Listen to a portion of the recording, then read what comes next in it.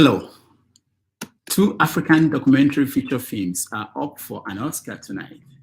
It is the first time African stories are getting this kind of spotlight. Director of Four Daughters, Kauda Ben Hani, and co-director of Bobby Wine, The People's President, Moses Bawo, hope to highlight African cinema on the big screen at the Oscars. In another brazen kidnapping, almost 10 years after Chibok, dozens of bandits on motorcycles stormed a school morning assembly in Kuriga, Kaduna State, and kidnapped over 280 Nigerian school pupils. The students were between the ages of 8 and 15. The bandits have abducted thousands of people in recent years, but this attack on a school and abduction of children is a first in over a year. While no further information has been heard from the kidnappers, typically those kidnapped are freed after a ransom is paid. The state governor, Uba Sani, told the BBC that 187 students were taken from a secondary school, while 125 were taken from a primary school. Out of that number, 25 had since returned. He vowed that no child would be left behind. One of the kids shot by the gunmen, a 14-year-old boy, died in a local hospital where he was receiving treatment. President Bola Ahmed Tinubu has directed security agencies to rescue the victims. He said his government will punish the perpetrators. According to a teacher who managed to escape, local people tried to rescue the children but were repelled by the gunmen. One person died in the shootout. One boy who escaped reported that the students were in bad shape and lacked food and water, among other necessities. It is 5:30 p.m. in Lagos, Nigeria, 12:30 p.m. in New York City, 4:30 p.m. in Abidjan, Ivory Coast, and 7:30 p.m. in Nairobi, Kenya. Wherever you are joining us, welcome to another episode of 90 Minutes Africa. My name is Kenneth Okonkwo. My co-host, Chido Onuma, is on assignment. On our show today is a veteran actor, lawyer, and media personality. Here is the profile. He did business administration at the University of Nigeria, Nsukka, but the acting bug he got during school plays made him famous. He has appeared in hundreds of Nollywood movies and represented the Labour Party's presidential candidate, Peter Obi, at the Presidential Election Tribunal. His voice is so distinct, his life so rich, and his interests so vast that he stole many worlds like a colossus. Kenneth Okonkwo is a man of many talents. He has danced on the entertainment stage and waltzed through the halls of politics with equal flair. Following his siblings' footsteps, Kenneth studied international law and diplomacy at the University of Lagos. As a lawyer, he is also carving his name in gold. As an icing on the cake, Kenneth studied theology at the Nigerian Bible School. Starting as a charming actor, Kenneth Okonkwo stole the hearts of many and lit up screens with his infectious charisma and versatility when he played the role of Andy Okeke in what industry experts called Nollywood's first blockbuster, Living in Bondage.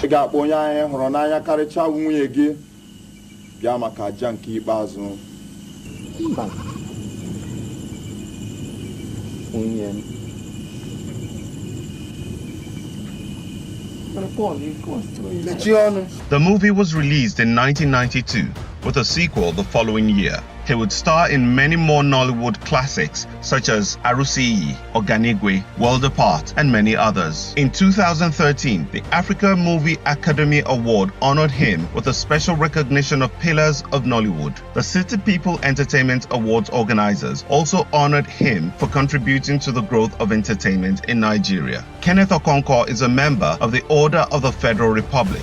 Kenneth's ambitions didn't stop with being an actor. Driven to make a real difference, he jumped into the political arena, aiming to shake things up and bring much needed change. His journey hit a crescendo in 2018 when he ran for governorship in his Enugu state under the ruling party, the All Progressives Congress, APC, rallying folks with promises of progress and hope.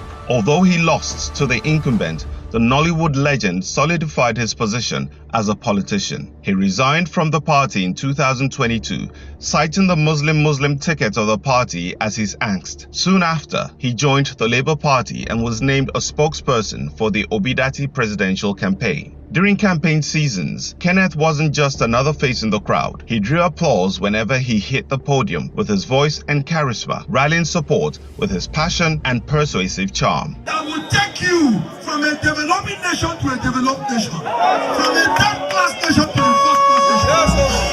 Is that not the man you want? Give me Obi! Give me Obi! Not known to be one to mince words, he is steadily calling out the current government slip-ups whenever he sees them. Why did you punish all the northern states? This is the most anti-people government I've ever seen in my life. But I have one joy.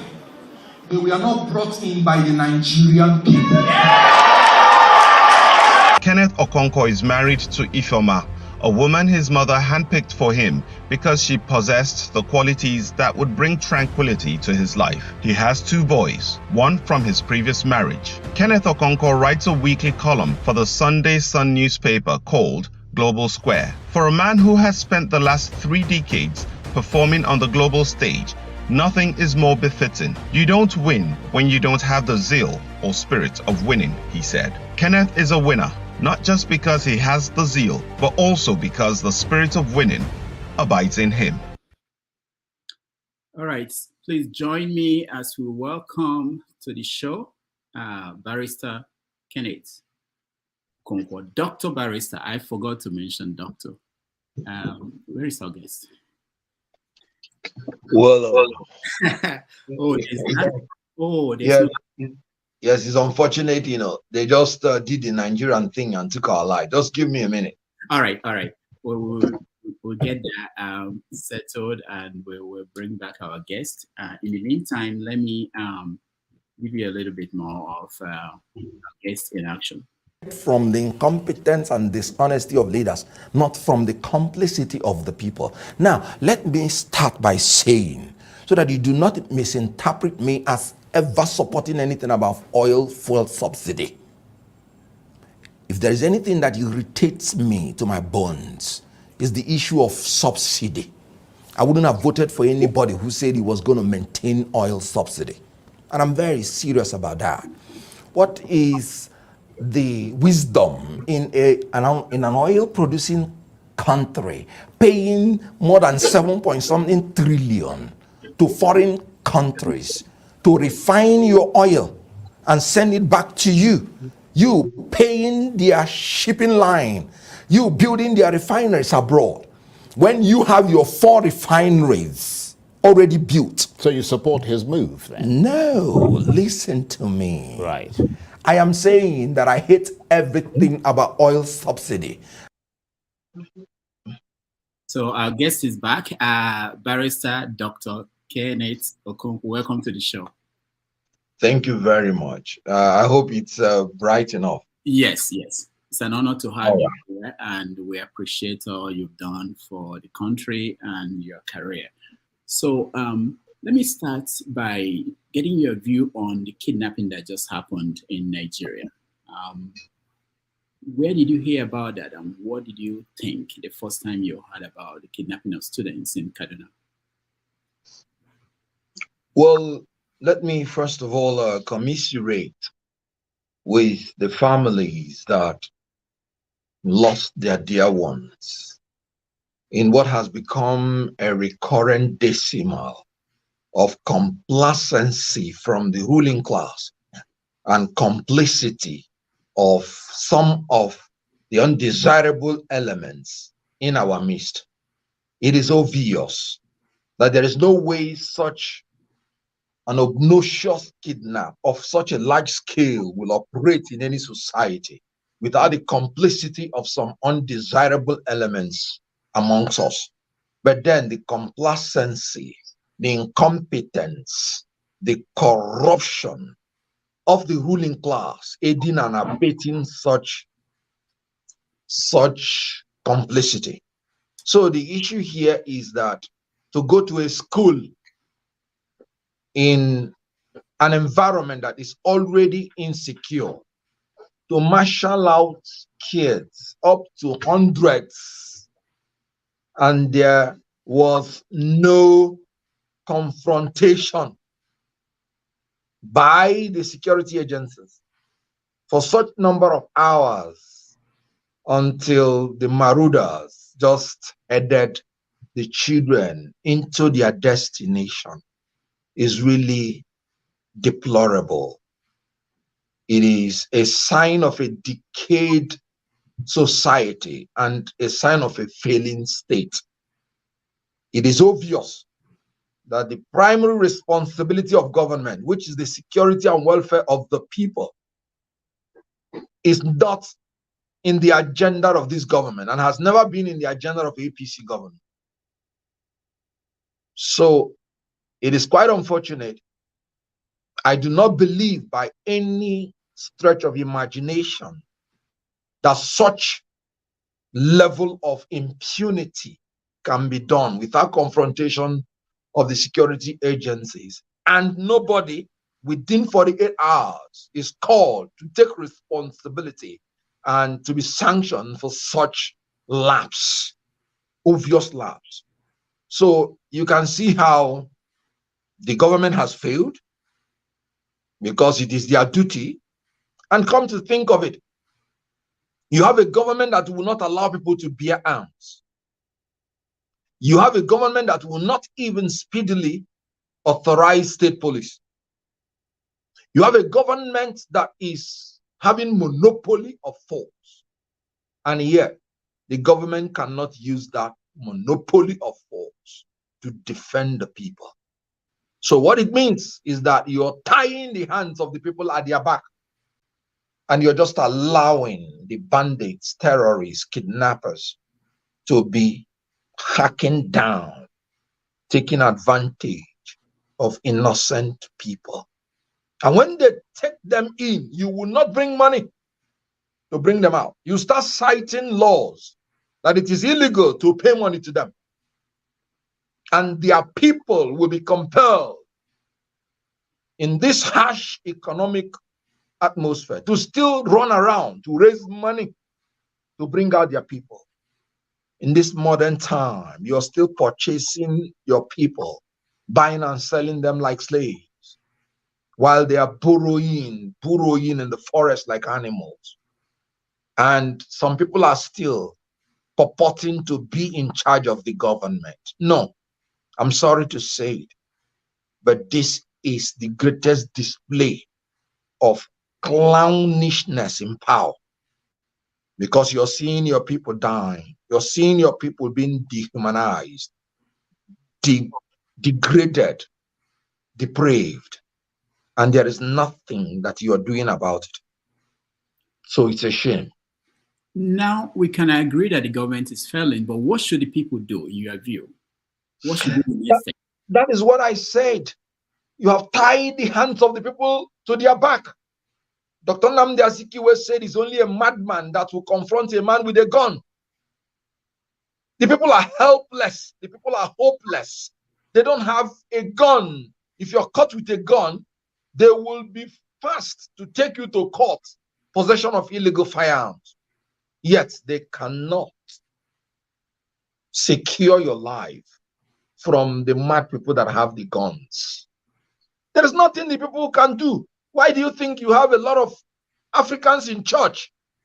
Because they are hopeless. What will you do? Use your bare hands to go and confront people with surface to air missiles that they can even bring down planes? There is nothing the people can do except to pray, and then to wish that one way or the other God give them good leadership, and then to wish that there will never be technical glitch again, that will glitch elections, that will enthrone people who they don't want. I asked this question yesterday on a different show. If this were happening in Lagos or Enugu or Edo, Benin City, would the reaction be the same? Would people just feel helpless? So what you're thinking is that it's not happening in those states. It is. The only difference, kidnapping of school children. It is. The only difference is that because there are no bushes in Lagos, it will be difficult for you to come to a school and marshal kids to the bushes because you can't find any. So you would have a lot of obstructions. But in terms of individual criminal activities that still disable and disarm people from going about their duties, it is still very high. Criminality is still very high in every part of Nigeria. Haven't you heard about Ikorodu boys? Haven't you heard about this cult group? This and that. Still killing and maiming people, in addition to the people that commit suicide because of hopelessness of the economy. Now, one of the common narrative out there is that people will say if Peter B were to be the president at this point, that he wouldn't do anything different. Do you agree? What would be the difference Peter would do? You judge a man by his antecedent. When Peter B was the Anambra State governor, the Inspector General of Police confessed to the whole world that there was not one single successful bank robbery in his state. He inherited the most terrible state in the whole Nigeria. As a matter of fact, the governor before him, Chinwoke Mbadunuju, was the only governor that was denied second term because of maladministration. Anambra State was coming last in WAEC and in JAM. And when Peter Obi came in, within 2 years, they started coming first. Anambra State, children were not going to school. When Peter Obi came in, people started going to school. When Peter Obi came in, kidnappers were building their nests and tents in Anambra State. Before Peter Obi came in. When Peter Obi came in, all the kidnappers ran away, including Evans. Guess where Evans found refuge? In the state of the incumbent president. He doesn't just know anything about security. And he was living among the elites as a billionaire. And he ran away from Anambra State and he confessed that it was because of Obi's security arrangement. Like I told you, it was the Inspector General of Police that certified him the best governor in terms of security. He established vigilante security system that was taking care of the communities and gave innocent Hillock's car to every of the communities vigilante that he established. Look, Peter Obi is incomparable, my friend. When you want to compare him, try to compare him with established countries outside Nigeria. In Nigeria, he's incomparable. Why would you be comparing gold with carrots? It's becoming an insult. Just check the gap. I've always said it. He's not an alternative option. He's the only option. And I stand to be corrected. If a man should take a state from coming last in school and start coming first, look at the gap. The worst secured state to the best secured state. Look at the gap. So if he takes the country, he would take the country from the worst consuming nation on earth to the best producing nation on earth. If he takes the country, he would take the country from the worst secured country to the best secured country. He has done it before, he would do it again. I think it's becoming increasingly insulting to compare Peter Obi with these, do you call them leaders? I don't know the best word to use. No, how can you be an oil producing nation, almost the sixth largest producing nation on earth, and you're importing 100% of your refined crude? Do you want me to call them leaders? I think, honestly, I don't know what to call them, but to call them leaders, I'm sorry. I think they are part of the bandits and part of the terrorists that is terrorizing us. That's just the truth. Now, some APC members, they've called on opposition members to give them ideas. That if you have idea that will work for this government, for the country, give us the idea. Let's implement that idea. So if they come to you and say, give us an idea on how to deal with this kidnapping of kids and how to rescue them, what will you give them? You know, there are certain things I wouldn't say publicly because, you know, I was in APC. Good. I gave them ideas. Even this current government, I'm a columnist. I write my column every week. And I don't just criticize. I recommend solutions. When this government removed ill-advisedly their subsidy, I call them to reverse it that same day. I think you played even some of the clips. Good. Did they reverse it? No, it's a government that even if you tell them what will save them, as long as it's not giving them that money that they will use to be living loose life all over the world, they will not accept it. It's the most anti-people government on earth. I told them, reverse this policy immediately, because you don't have the environment and the foundation that will secure your economy. If you leave, take away the subsidy, I said you will destroy your economy. And you know what? I told people, and I know these people, they will not listen to me. And they did not listen. Do you know the fallout of it? They are paying more in subsidy today than they were paying then. Yet, they have punished the people with paying 600, almost 700 naira per liter of subsidy. And they inherited 195 naira per liter. How is it sustainable? It is not sustainable because the economy did not plan for such a leap. And then you are importing this product 100%. This is the greatest destroyer of your foreign exchange. So why would you want to start giving palliative to people when you have palliative already that will help your economy and help the people, which is the subsidy? Why take it out when you are still buying your 100% crude? Why devalue your naira when the only thing you do is import? Now, advanced countries devalue their naira or currency when they are exporters, so that they will make their own product cheaper and make it more attractive for people abroad to buy. Then you that imports everything, you're devaluing your currency. I don't know the economic textbooks these people read. So why will you devalue it? What is the attraction? You're now making people now, when they have $1, they will buy up everything you have, meaning that oil subsidy you have increased because your currency has become so weak. It will still now be cheaper again in the surrounding countries because their currency is now more powerful than your own. And that thing you said you want to stop, which is smuggling of the goods, will resume. So these leaders, as far as I'm concerned, not just that they are dishing out very funny policies, they are not going to change because they don't know it. They don't have the knowledge.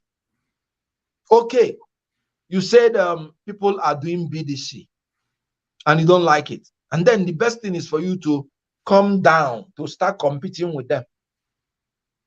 The CBN devalued their own currency from about 700 and something naira or 500 or something like that to 1,500. And now you're chasing the BDC, chasing them all over the place. You know, a bad workman quarrels with his tools. What do you do to show up your currency? Very easy. What is destroying your currency? You are importing more than you're exporting. So change it. Start exporting more than you are importing. And you have all it takes. You have your 4 refineries doing nothing, lying comatose. They told you that your refinery will work by December. And how deceitful this government is. By December, maybe they went to the villages and collected fossil fuel. And they put light in it. And smoke started coming up. And they told Nigerians, you see, it is mechanically finished. That it will be by January they will start. Now we are in March. Has it started? You look, when you have a government that is not performing and is not honest and does not listen to idea, there is nothing that you can do except to know that they will fail. Look at the expatriate employment levy. Can you imagine embarking on such policy without even consulting the Manufacturers Association of Nigeria? Can you imagine? I told them, you don't dictate economic problems out of existence. You have to plan for it. You have to organize for it. You have to direct people to do it. Then you have to control it. You don't sit down and say fuel subsidy is gone. You don't sit down and say sanctions against the Niger Republic. You don't sit down and say dual exchange rate gone. You don't sit down and say expatriate employment levy installed. No. There is what we call multiplier effect. When you are doing such a thing, it has multiplier effect, either positively or negatively, to the economy. Now your economy is distressed. So what you should be doing is incentives for businesses to survive, not disincentive for businesses to die. That's what they're doing. Everything they touch dies. Everything. No. Except Nigeria. Nigeria will not die by the grace of God. Now, under Jonathan, the same people who are running this administration protested against the removal of subsidy. And they mentioned what will happen if that had happened that period. And those things are happening now under them. Are you saying that they don't know that this will happen? Because they sound that way. They give the people the reason to believe that they were surprised that this was the outcome of what they were doing. Is it that they don't know that people like the central bank governor and the minister for finance, that they are totally ignorant of what is going to happen with these policies, or that they wanted it to happen and they are now promising Nigerians that good days are coming? Do you believe them? The truth is that they don't know anything. They just don't know anything. So when you say that one, you begin to imagine as if they know some and they don't know some. They don't know anything. Look at the security. They are still taking our citizens in hundreds, children, in a school. It's not a novel thing. It has lasted for more than 10 years. The Boko Haram aspect of terrorism started in Nigeria in 2009. That's 15 years. So these things are predictable. So it's not rocket science anymore. Yet they cannot stop it. So what do they know? That's security. Now, economics. You want to tell me, then how did I know that when you remove it, your economy will collapse? How did I know? I knew it because when you go to farm to plant a seed, there is a gestation period before it starts yielding fruit. What will you be eating between the time of planting and the time of harvest? It's not rocket science. So if you remove subsidy and the economy is distressed, what will be holding the economy before the benefit that you intended, removing that subsidy? What will be holding it before it starts yielding fruit? Nothing. Nothing. Now, if you have diversified your economy, that you're not depending on oil alone, you will now say, I will use these exports to hold the economy. But you don't have it. So what happened is that the first 2-3 months, like I told them, all the savings Nigerians had, they will use it to invest in oil, saying, okay, let's have patience, let's have patience. Now, after like that 6 months, and they have exhausted their savings, and it's not yielding any fruit. That is why they are running around, ransacking every warehouse, ransacking any truck on their way, because they are hungry. And a hungry man is an angry man. So this government has run out of ideas. If I were in their shoes, and immediately they did not listen to me not to remove subsidy. Immediately they did not listen to me not to damage Naira. I told them to resign because I knew they were not going to survive. Liz Truss of UK resigned after 45 days in office because of love of country. She genuinely thought that her policies was going to be pro-people, reducing tax, this, and that. But when it did not happen, she fired the finance minister, which they call the exchequer. It did not work. And within 45 days, she threw in the towel. The truth is that this government should contemplate and consider throwing in the towel. They have failed.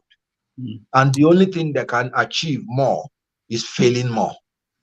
But we know they won't resign. And we know that hardship will continue. So what do you expect? What are we expecting in the next few months and weeks? What you're expecting is that people are going to be more hungry. They are going to be more radical. They are going to be more restless. They are going to be more revolutionary. And when these things do happen, God help us. Because when they are taking 280-something persons into the bush and they're asking for money and the people do not have money to pay, you must have heard about the Nabiha family, a man with lovely girls, beautiful, brilliant girl. The man couldn't pay and they killed the daughter before help started coming from outside. But that girl will never come back again. So these are all signs of a failed state, and it's unfortunate. What about the political class? What are you, your class, what are they doing? The opposition parties, what are they doing in light of what's going on? Are they waiting for what? Well, immediately after any election, you and I know that you start talking about policies and not politics. And I do not play politics with policies. So what we're talking now is policies. We all knew what happened in Nigeria in 2023. How the election was technically glitched and how it was unapologetically manipulated to proclaim a preferred candidate. And we are paying the price for it.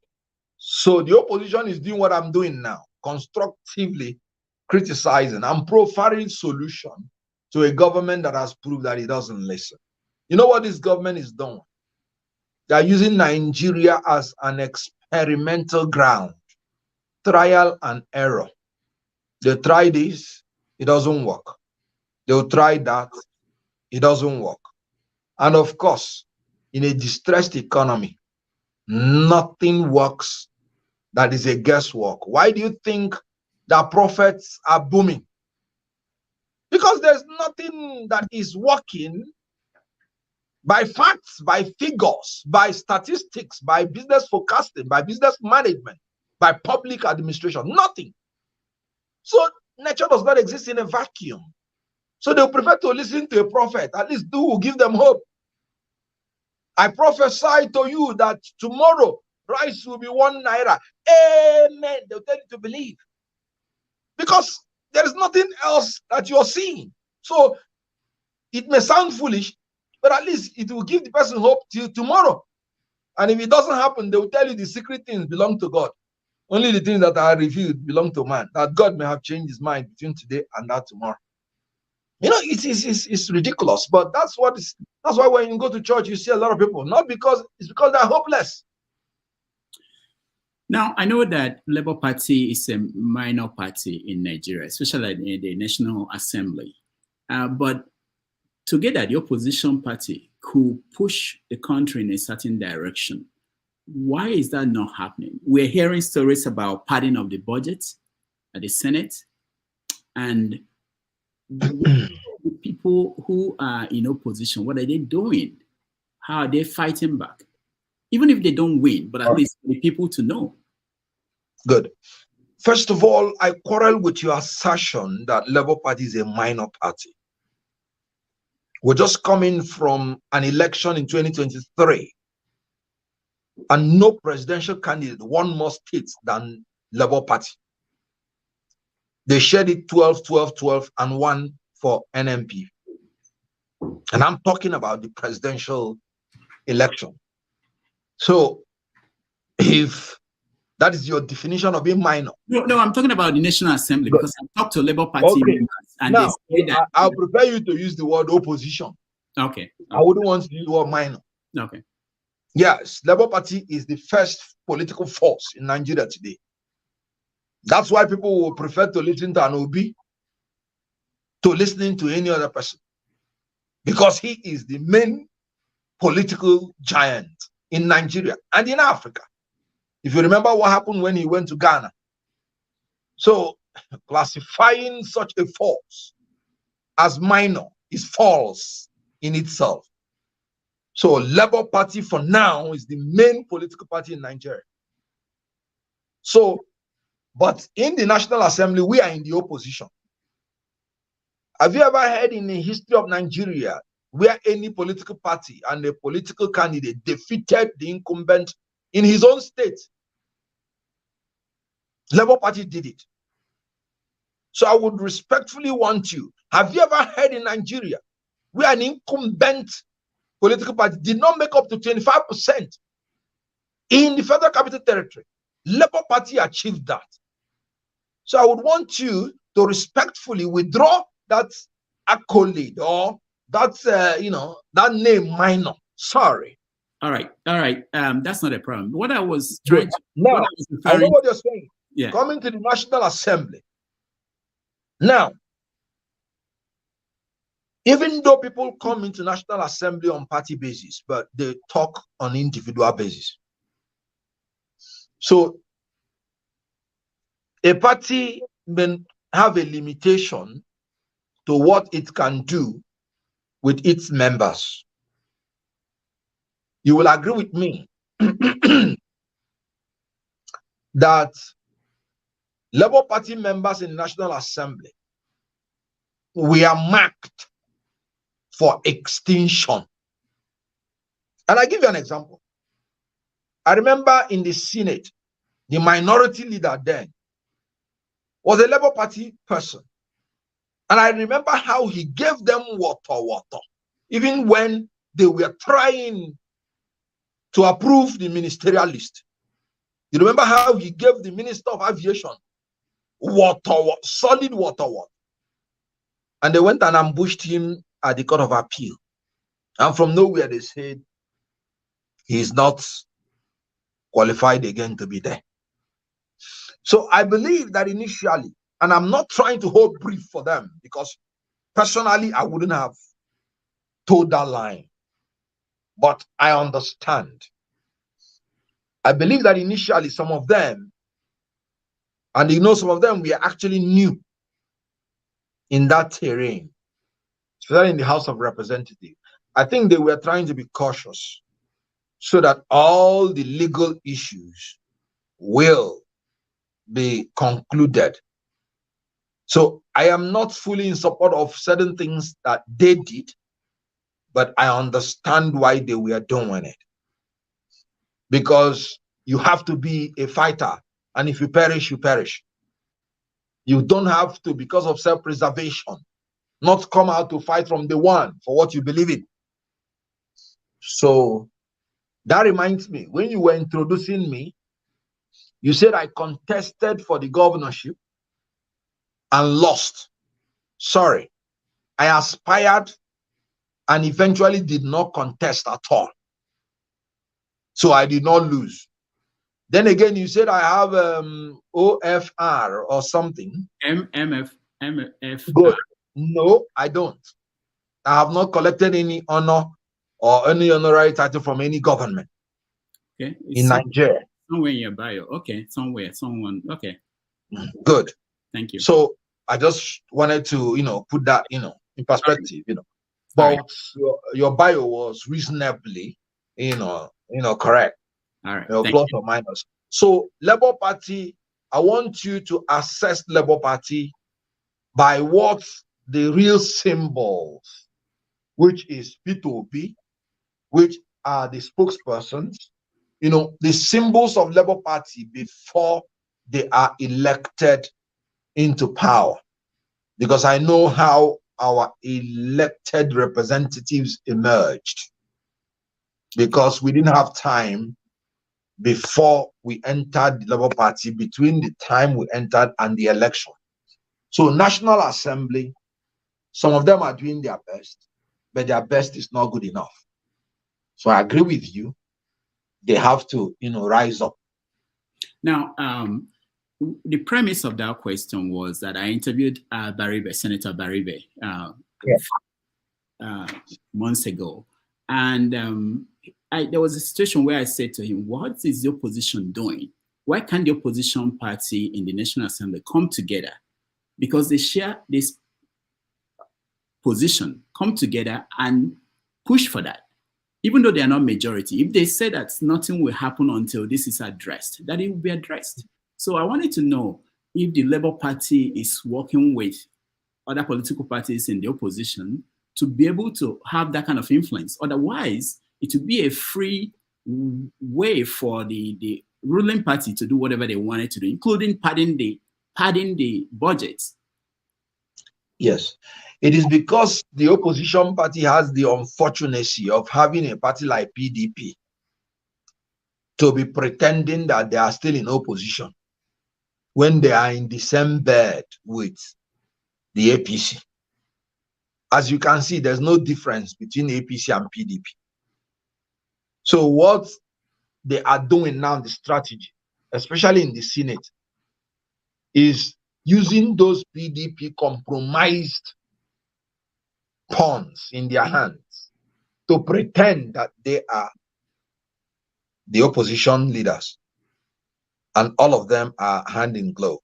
In the House, the minority leader is a known protege of the Minister of the Federal Capital Territory, who is now an APC minister, but he is still saying he's a PDP member. I don't have any word to describe such a figure. He said he's a PDP member.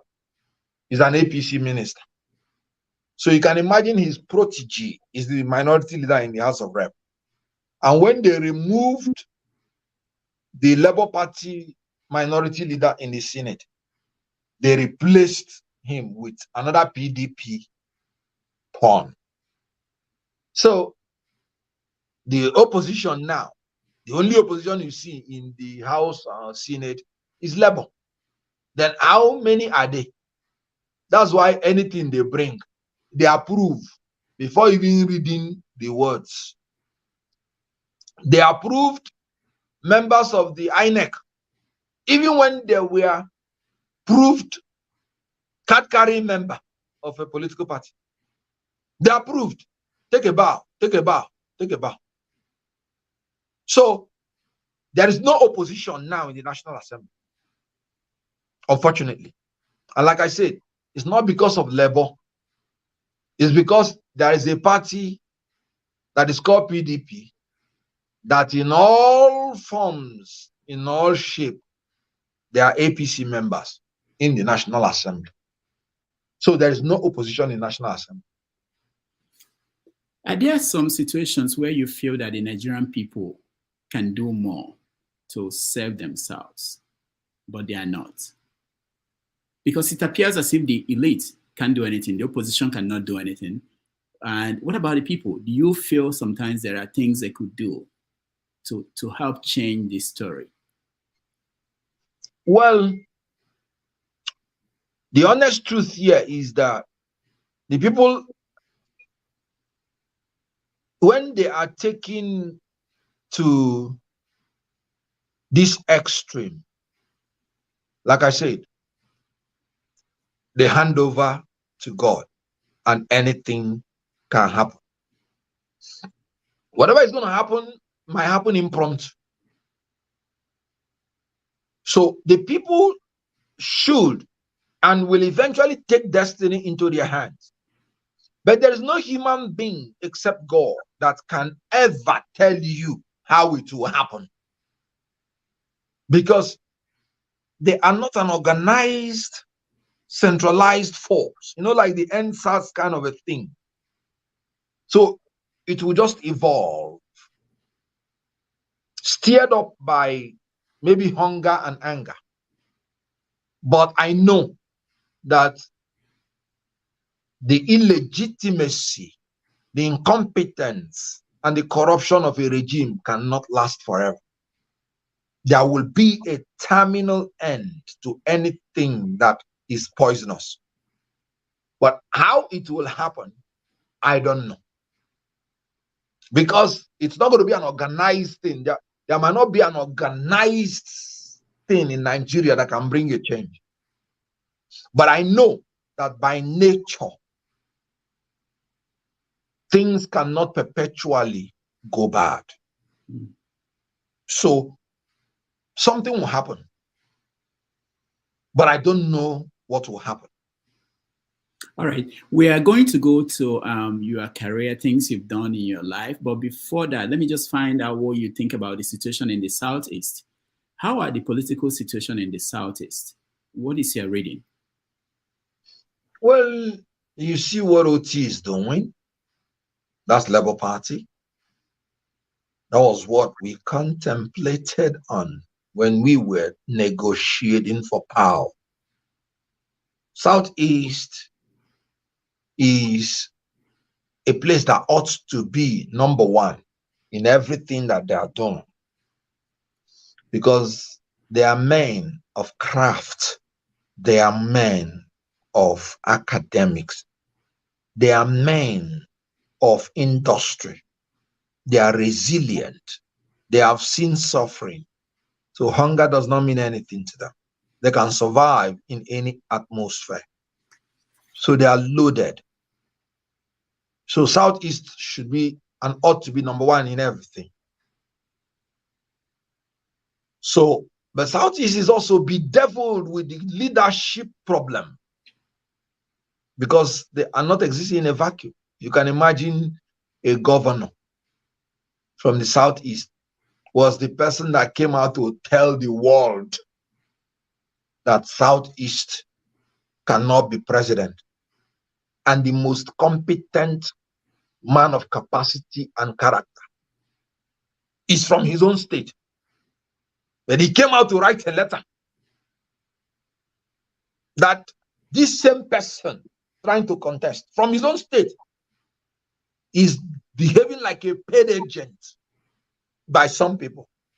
You can imagine a purported governor campaigning for other people that are less qualified than his own person from his own state.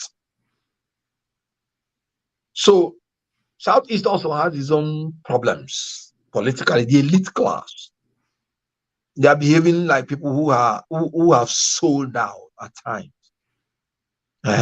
You will see some of them who will come and tell you their problem. Your problem from Southeast is from outside. I know of one of them that is going around telling people that when Shagari was around, that Shagari told them that his people overthrew him because Ekweme would have been the next president in line. I saw one Southeast man saying that. And the same person saying that was still supporting in that same year, when it was supposed to be a man from Southeast that should be president, was still supporting the same person from the same place. He was telling us that they would rather kill their own brother rather than a man from Southeast becoming president. Is that not funny?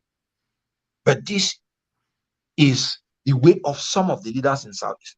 Don't even think that some of the Southeast elites are not part of the problem. They are. Some of them are corrupt. They are selfish. They are looking for power and relevance. So what the Southeast people should do, they should look inwards, look among themselves, and look at their best, like they brought out Obi, and continue following their best to show them the way. For the first time in Nigeria, the Southeast was recognized and respected because they brought out their best. They must find a way to shut down the worst and bring out the best. You know what? Forget this issue. There's nothing like tribalism, ethnicity, religious something in Nigeria. When you bring a man that has spirit of excellence, even if he is a slave, he will be needed in the palace, because there will be something he has that no other person has. Joseph was a slave and a prisoner, but Pharaoh had to bring him out from the jail to make him prime minister, because he said, you alone have the secret to what will save my country. I don't believe in all these. Oh, they are maltreating us because we're Igbo.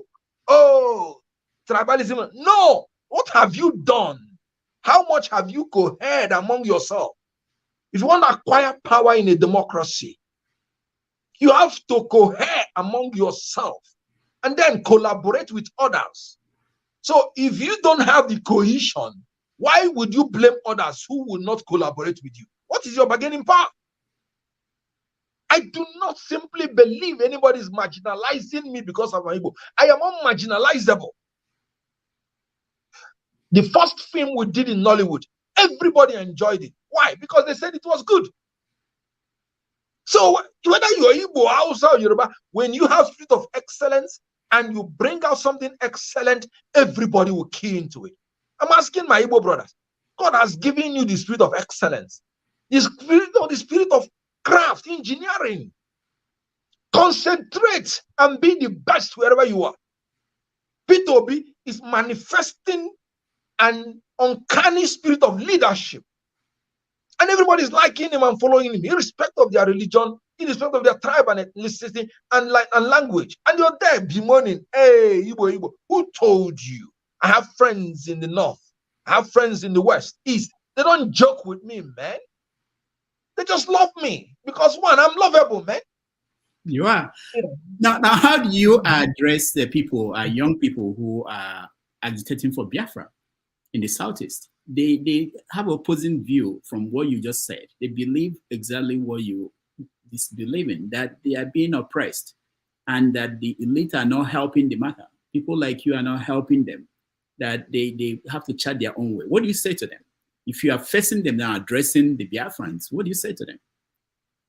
First of all, what I will say to them is that Nigeria as a country was predominantly the conception of an Igbo man. So I would rather, maybe because I am global in my reasoning, we are travelers, we are traders. And so by nature, we are expansive. I would not contemplate supporting anything that will shrink us. As a matter of fact, I would want Africa to be a country and I would want the whole world to be a country. Why? The world is the only country that is big enough to accommodate the Igbo man. By nature, you are a traveler. By nature, you are a trader. So you must go out.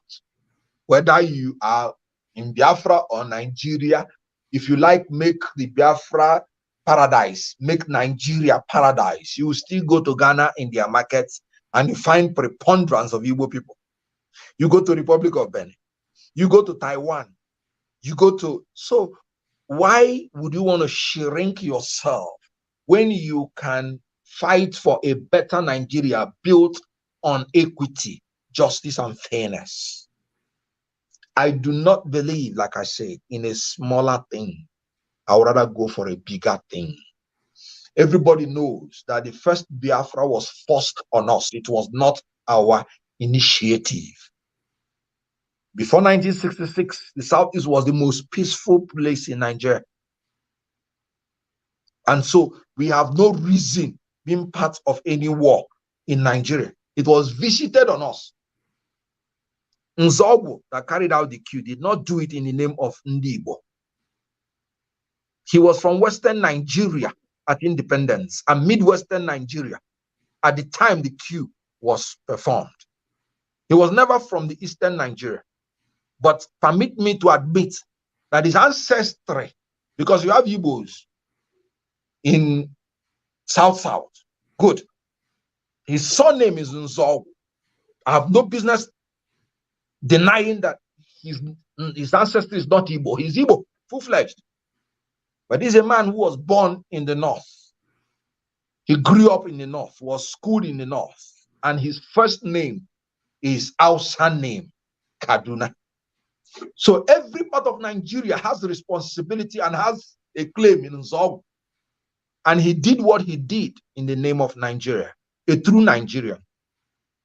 And he was looking for not an Igbo man to take over leadership.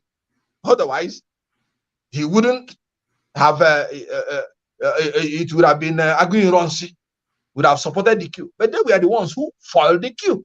Nzogu was detained and put in detention and was waiting for everything to cool down for him to be tried. And then when they killed Aguiyi, they would have stopped at that. Because if you are a military man and you come by coup and you don't know how to defend yourself, that's your problem. I don't have a problem with their killing Aguiyi. I don't have a problem with that. He ought to defend himself because he came by coup. But I have a problem with killing the innocent Igbos who are just trading in your streets, who are innocent people. And the reason you were killing them is because you said you want a separate country. It was not the separate country issue, was not Biafra. When the North did a counter coup, the reason is because they said they wanted to separate from the Southerners. Gowon had to be persuaded to reverse the policy. And Ojukwu never talked about declaring Biafra. They were talking about true federalism. And when they went to Aburi, they reached agreements which would have averted everything and averted the war. It was still Gowon who came back and reneged. And then the Igbo people that have been traumatized because of their being killed in the streets, what Ojukwu simply said is, well, I cannot defend you outside the place I have authority.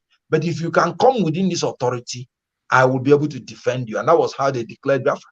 So Biafra was actually imposed on us. Now that it did not succeed, let us go back to our original intention, which is building a solid Nigeria. That was what Dr. Nnamdi Azikiwe did. That is what I want to do. Building a solid Nigeria that is free of discrimination, that is free of incompetent and corrupt leaders, that will be built on equity, justice, and fairness. Not just because of other people, but because it will benefit us more. Because we are traders and we are travelers. I have people who say that if we have someone like Oti in the 5 eastern states, that there will be reduction in the agitation for Biafra. Do you think it's true? I want to rather say if we have good leaders in the 5 states. So what Oti is doing in Abia State is fantastic. What if we say if we have people better than Oti? So I am very happy with what he's doing. I remember when he was elected, the text message I sent to him, the first one is, "Sir, you are the only governor of the LP extraction. Whatever you do will reflect on the image of the LP in the whole world. Please, even if it is for that sake alone, try and do well." And he's doing great and should be replicated. I mean, if not that they stole our mandate in Enugu State, open robbery, maybe Enugu State would have still been the same. And look at Edo State is coming. Edo is also an LP state. They should just go Lumidakpata and begin to have the LP experience. This is what Nigeria would have been having. So are you warming up for what will happen in Anambra State between Soludo and Val? You know what I think? Anambra State is settled. If not that we're in Nigeria, where election comes from abracadabra, I'll tell you it's settled. Soludo, can sit at this time? I mean, what is that? If you don't believe anything good will come from your state, you should take responsibility for that and give way, because nothing good can ever come from you. So the issue of Soludo's own case, I can tell you, go in Anambra State, meet 100 persons, 99 will tell you they don't want him. As a matter of fact, if it is abroad where people follow the opinion poll, he will not even contest. He will not just go and disgrace himself. He wouldn't even have had won in the first election. But from the propaganda, propaganda, religious, ethno-religious, But this time around, All right.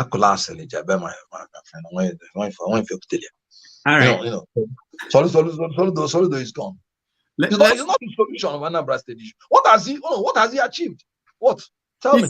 his supporters, they will point out at the roads that he. No, he's not his supporter. He don't have any supporter. He's workers. Okay. Because being an incumbent government, he will have people working for the government. Mm. So I prefer you to use the word his workers, not supporters. Who is supporting him? Are you supporting him? Your name is Okonkwo. Are you supporting him? I'm not supporting anybody. No, thank you for that diplomatic way of saying it. What it means that you're not supporting him. That's just what it means. you're supporting somebody, but let me not expose you. You're supporting OT. I'm not supporting OT. I recognize he's doing something good. If you're not supporting OT, don't let me expose you. You're not supporting OT. Why were you praying that he should be replicated? No. All this I said that's what people are telling me. Based okay, that's what people are telling you. Yeah. Good, thank you. Then I put it to you. Now, what people are telling you is that they should not replicate anything in Soludo in any state, not even in his local government. Right. Let's go to Nollywood. You've been there from the beginning for more than 30 years. How do you assess where Nollywood is today? Nollywood is in a fantastic place today. When we started this, we were not counted as a force. Today, Nollywood is about the number 2 in the world. And you can see how in Oscars, in everything, we are being reckoned with. Nollywood has gone deeper, both in quantity and in quality. We are now shooting on the best of equipments that can be found anywhere in the world. We're doing collabos. Hollywood is coming for us, like I prayed and like I prophesied when we started Nollywood. So Nollywood is doing great, and I thank God for that. Yeah, in America here, a lot of people, especially Africans abroad, I'm talking about Africans from the island, from all the way to Brazil, they all watch Nollywood movies. They devour it, they believe in it. What does that do to people like you who are the veterans, who are the actors? Do you feel that you're recognized all over the globe? I believe there's nowhere your face will show and people won't know who you are. Are you getting the reward? Very well. People always make the mistake of trying to quantify reward in financial terms. Do you know what people pay to have a name recognition around the world? You won't be able to afford it. So even if that is what Nollywood has given to you, you should be grateful to that.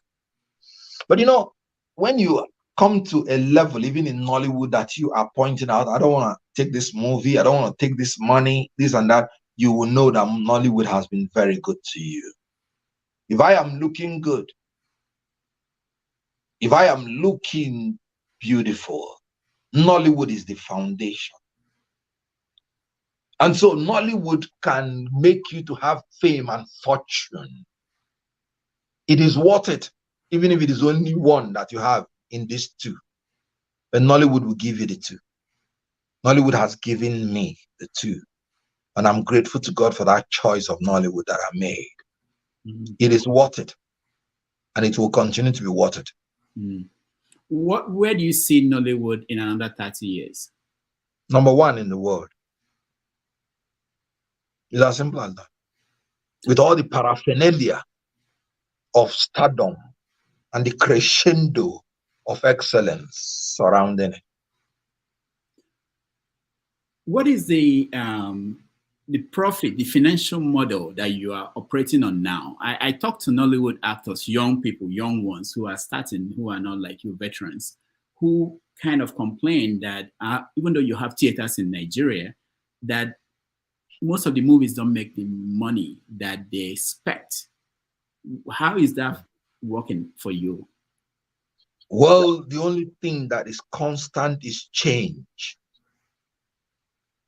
The world has gone digital. The world has gone online.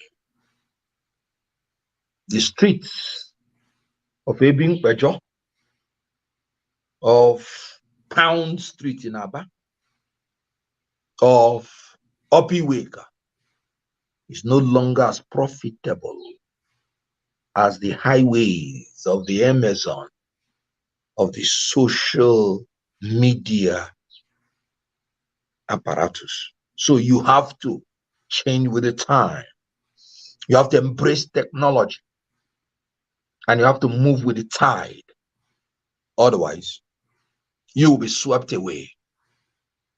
So they just have to change their manual way of doing things, analog way of doing things to the digital and to the electronic, and it will be fine. Okay, let me just play a clip of from one of your old movies, and then I'll ask you a question following that. Actor, Kenneth Okonkwo stole the hearts of many and lit up screens with his infectious charisma and versatility when he played the role of Andy Okeke in what industry experts called Nollywood's first blockbuster, Living in Bondage.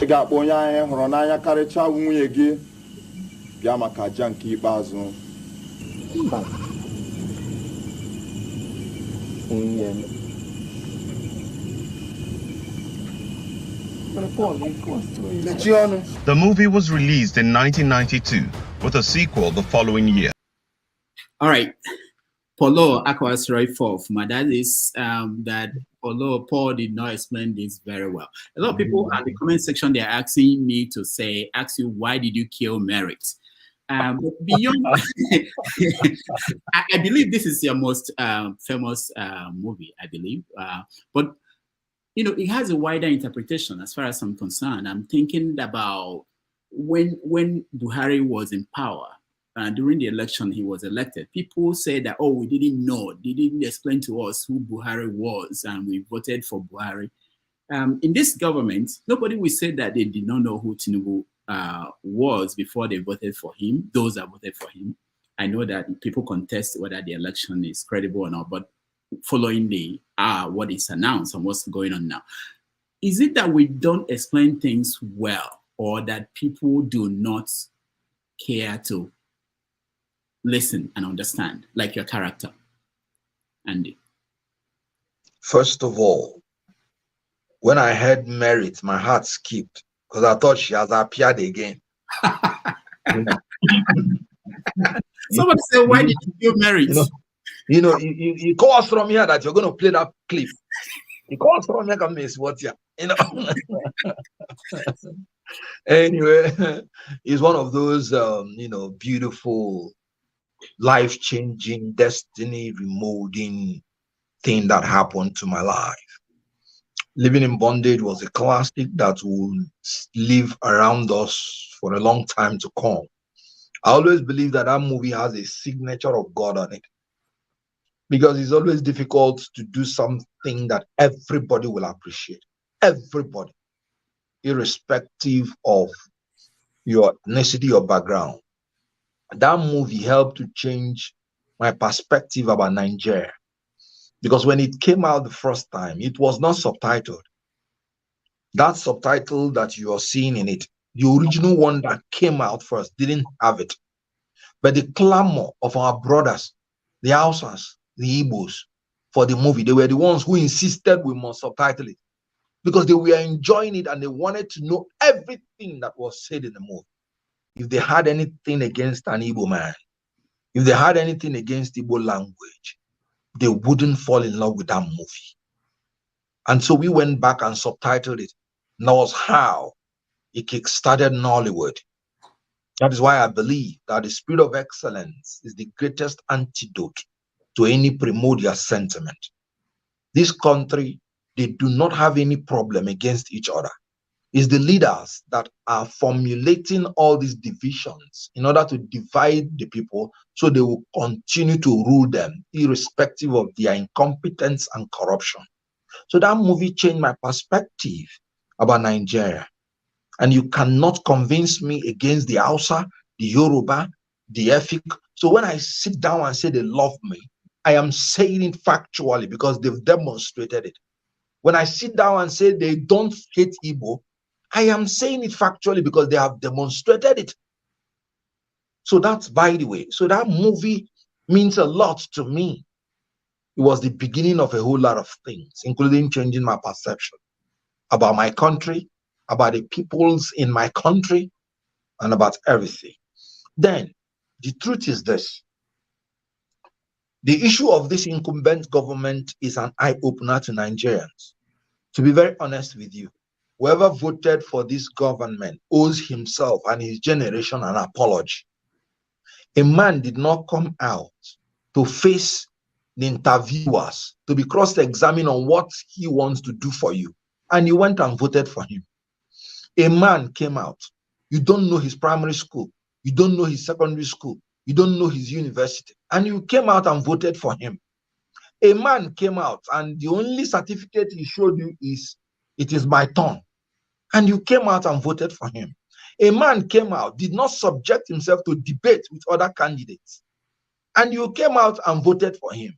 A man whose history is dogged with controversy, his origin, his academic qualification, his business dealings, everything about him is controversial.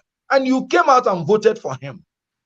A man who has not shown any success in anything he has ever done. Whatever he has put his hand, he wants to dominate. He wants to put it in his family circle and put it in his hand. And then you voted for him. And then you want to come out to start blaming who? Whoever voted for this government is part of the problem and should apologize to himself and then to his family and to his generation. I did not vote for this government because the truth is that I knew from the one that I don't know this person. I don't know him. I'm telling you the truth. I don't know him. Everything I've ever heard about him is controversial. I don't know him. Who are the classmates? I don't know him. So whoever voted for him, come and tell me who he is. And if you voted for somebody who you do not know, then you should apologize to yourself. Now, you're also a lawyer. I'm looking at the time. I know you have to go, so I want to give chance for people to join us and have a conversation. So how many minutes have we spent now? 1 hour, 12 minutes. And are you like kidding me? I know. That's what I told you, that you know when the time will fly, and we have a lot of people waiting to talk to you. But let me ask you this. I know your sisters, I hope I'm correct, your sisters are lawyers, and you went to law school and you became a lawyer. Now, what do you, where do you base your practice? Are you practicing law, or are you more or less an actor? And I know that you went to school of theology. Well, I am a litigation lawyer. Okay. And I've represented notable institutions. I've represented the IG of police. I've represented the army. And I've represented my clients. And by the grace of God, God has been helping us. In law, you're not allowed to advertise yourself. So that's why when people start saying certain things, I laugh. But I come from a lawyer-infested family, if you can put it like that. So, I'm sharing the same womb with 4 other lawyers. So you can imagine that. Oh, sure. I know of 2. Okay. Yes. I know of 2 because the light is gone again. Oh. And it's unfortunate. I know. Just give me, yes. Give me, yes. Just give me a little time. Okay, let's take a little break and then we'll come back and bring our audience to the conversation. Agree with anybody who says it's fraudulent, it's criminal, and has no business in the first place in the Nigerian economy. Like I said. Well, that's why he removed it. No. We should be as careful in coming out of oil subsidy as we were careless in going into it. we displayed recklessness and carelessness going into it in the first place. So when you are coming out, you wouldn't be as careless as you were going in. So what I'm saying is when you want to remove it, there are two fundamental bases, and I talk now as an economist, that you must fulfill in order to make sure that you don't destroy the economy before building it post-oil subsidy. And the two basic econometrics that you must achieve, you must saturate the system with fuel, and you must ensure there is no monopoly. When you saturate the system with fuel, elementary economics will teach you that when supply is excess, it maintains a cap on the price. However, no matter how supply is entrenched, if there is monopoly, the monopoly through Shylock mentality of making profit can still manipulate the supply in order to make sure that the price gets haywire. I give you an example with OPEC. OPEC can throw its weight around.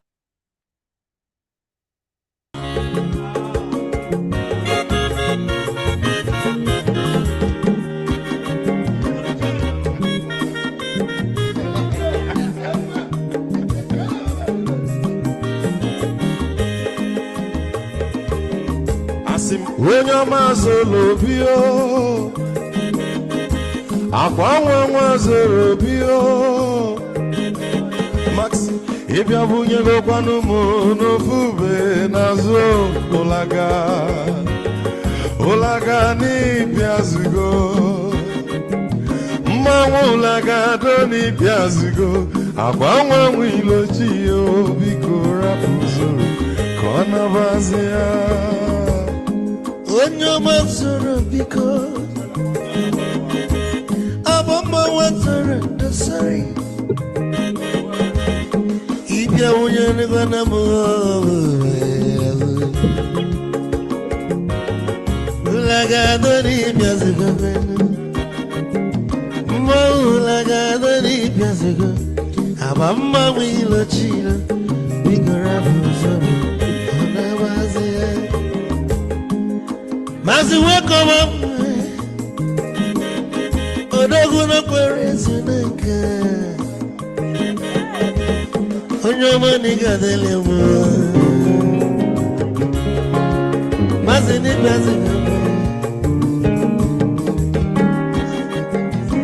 Ibu go with melody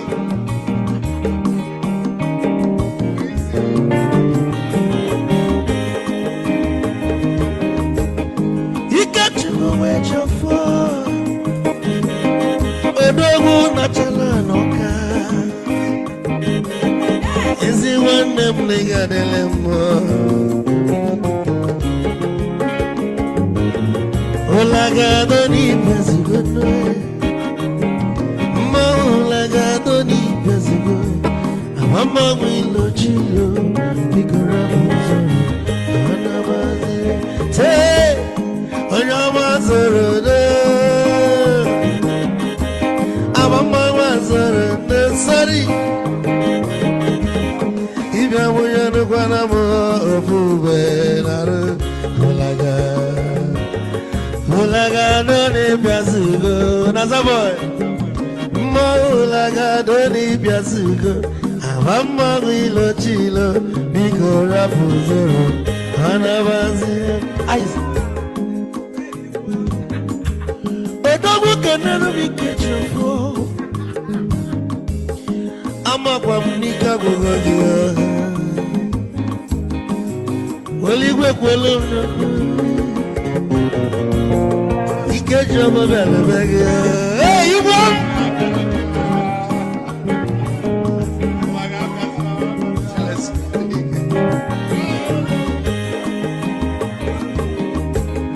Eku kampune kene Amago ndinso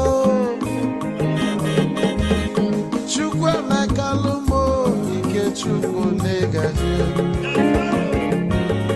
Esi nwanne m ekene ịlapụ ife niile na-eme wee bịa ka gosili na anyị na gị bụ nwanne wisdom ga-adị ka nye gị maịkị ka ogobanya bụ egwu maxi ọ bụ na-etiri egwu a malụkwa malụ n'imego m ife ọjọọ wee sị gị nwanne m ife ọkụ na-echọlụ na ngeme wisdom onume ekene gị gbamanwe iyo iyo biko labụ zoro zoro zoro zoro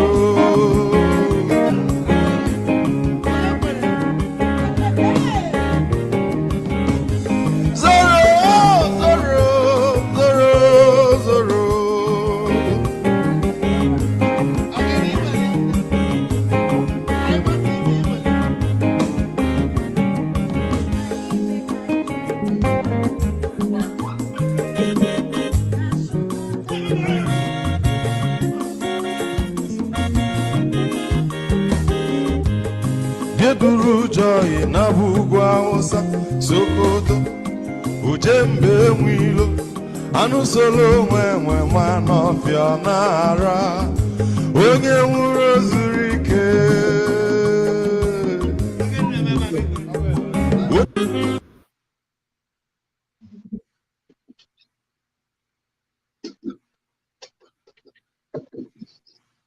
All right. Can we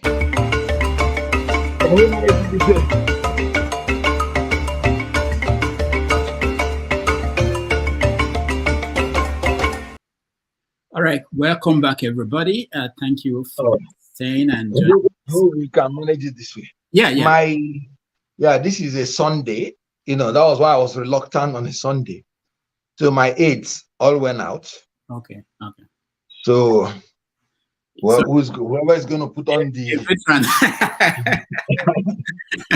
I understand.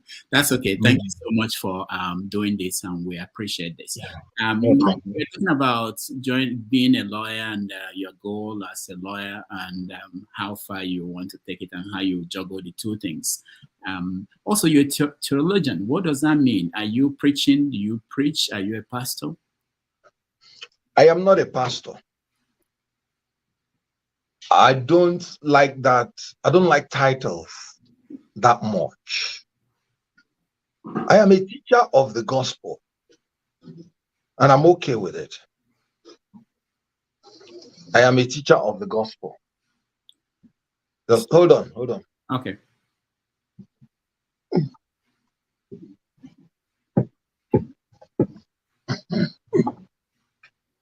So, I am a teacher of the gospel. And whenever you give your life to Christ or you change your position and you are a popular person, people will always want to hear from you why you took the decision. And then it is good for you to have knowledge, abundant knowledge of what you are professing that you are. So anytime you subscribe to anything in life, there's a need for you to learn more about such things so that you will be able to defend your position. I'm one kind of a person that when I subscribe to something, I want to understand it, learn it, and be able to defend it. So you can say, I'm a teacher of the gospel. That's why when people call me evangelist, I overlook it, because evangelist is just a preacher of the gospel. Now, there is a need for you to take stock in your life about who you are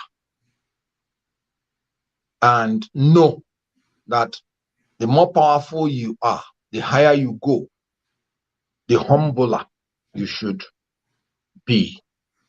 So what sustains you in life is not the abundance of what you have, but your ability to utilize even the little you have for the good of mankind.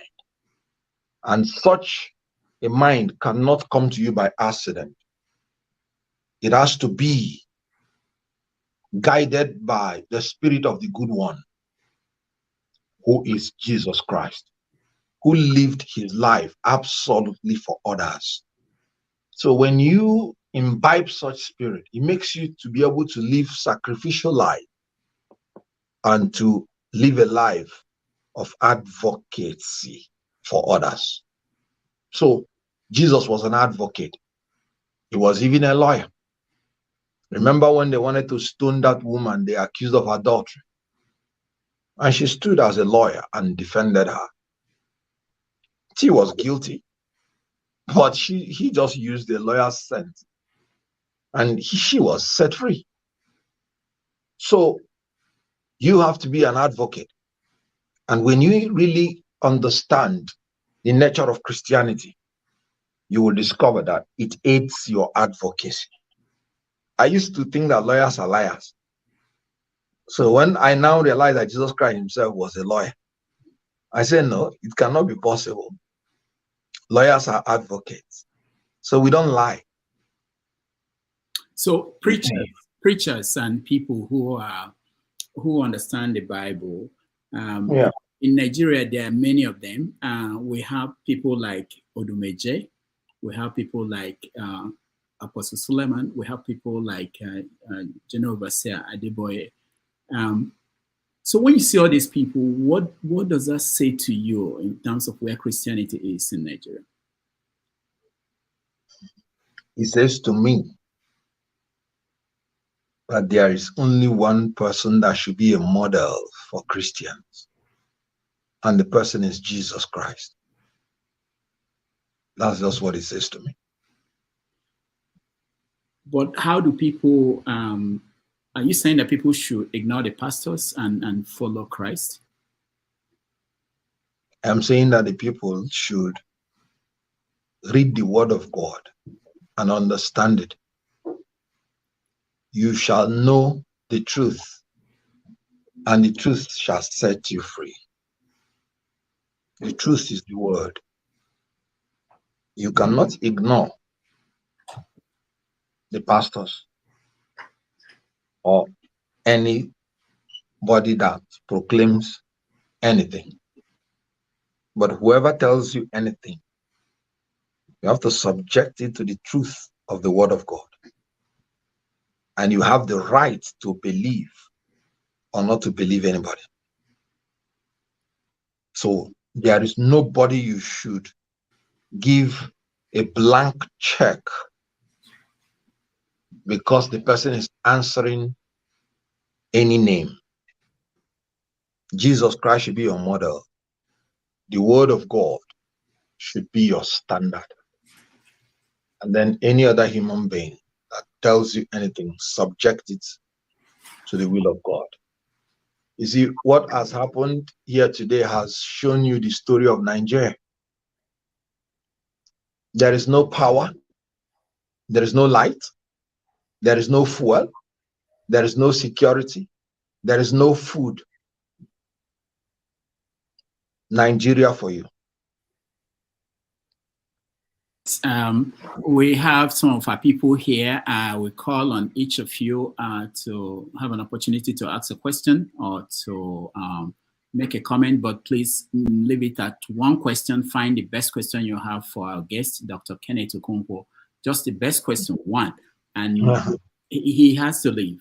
We agreed on max 2 hours, and we've done 1.5 hours. All right, let me start with you, Kolola. You are first. Go ahead. Hey, thank you, Dr. Damages, Rudolph Okonkwo, and thank you, Dr. Kenneth Okonkwo, for coming. You both have the same surname. You could be brothers if we are not mistaken. And good to see Dr. Kenneth Okonkwo. You're not living in bondage. At No, least I you're am not. you're a free man now. So let me quickly go to my question and give others the space. 287 girls were abducted on Thursday. When Jonathan was the president, 200 girls were abducted, and that made a lot of noise. It actually was part of the things that sent him out of office. And we saw the role of the Americans. Even the wife, the first lady then, took a placard and said, "Bring back our girls." Now, this man that is in power now, whoever he is, has tried to invade Niger, which he had no business doing, and is being supported by some Western nations like France and the United States. I mean, they actually sent their Secretary of States to come and give us a lecture. What do you think is the role of the French and the Americans in the 2023 elections? Did they actually pull some strings such that the electoral body, not just by looking at the votes, decided to play to the tune of their masters? Because, like you have said, one man is not that powerful.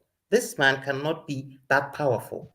So, what did the Western nations, and these particular ones, the Americans and the French, play in the 2023 elections? All right, thank you. Dr. Kenneth, I wanted to know, do you want to take one question and then, or you want to do three at a time? No, let me take it one after the other. Okay. The situation in Nigeria now will make you to forget the second one if they don't.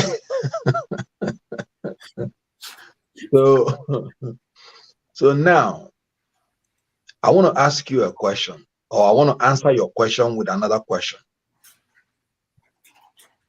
If you give the Russians the opportunity to take out American democracy, do you think they would do it or not?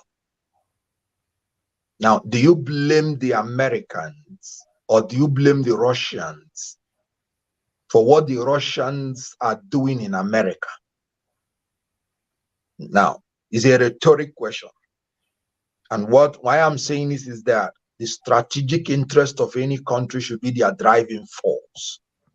And it's a sign of failure for any country to be apportioning the blame for its own failure to another country.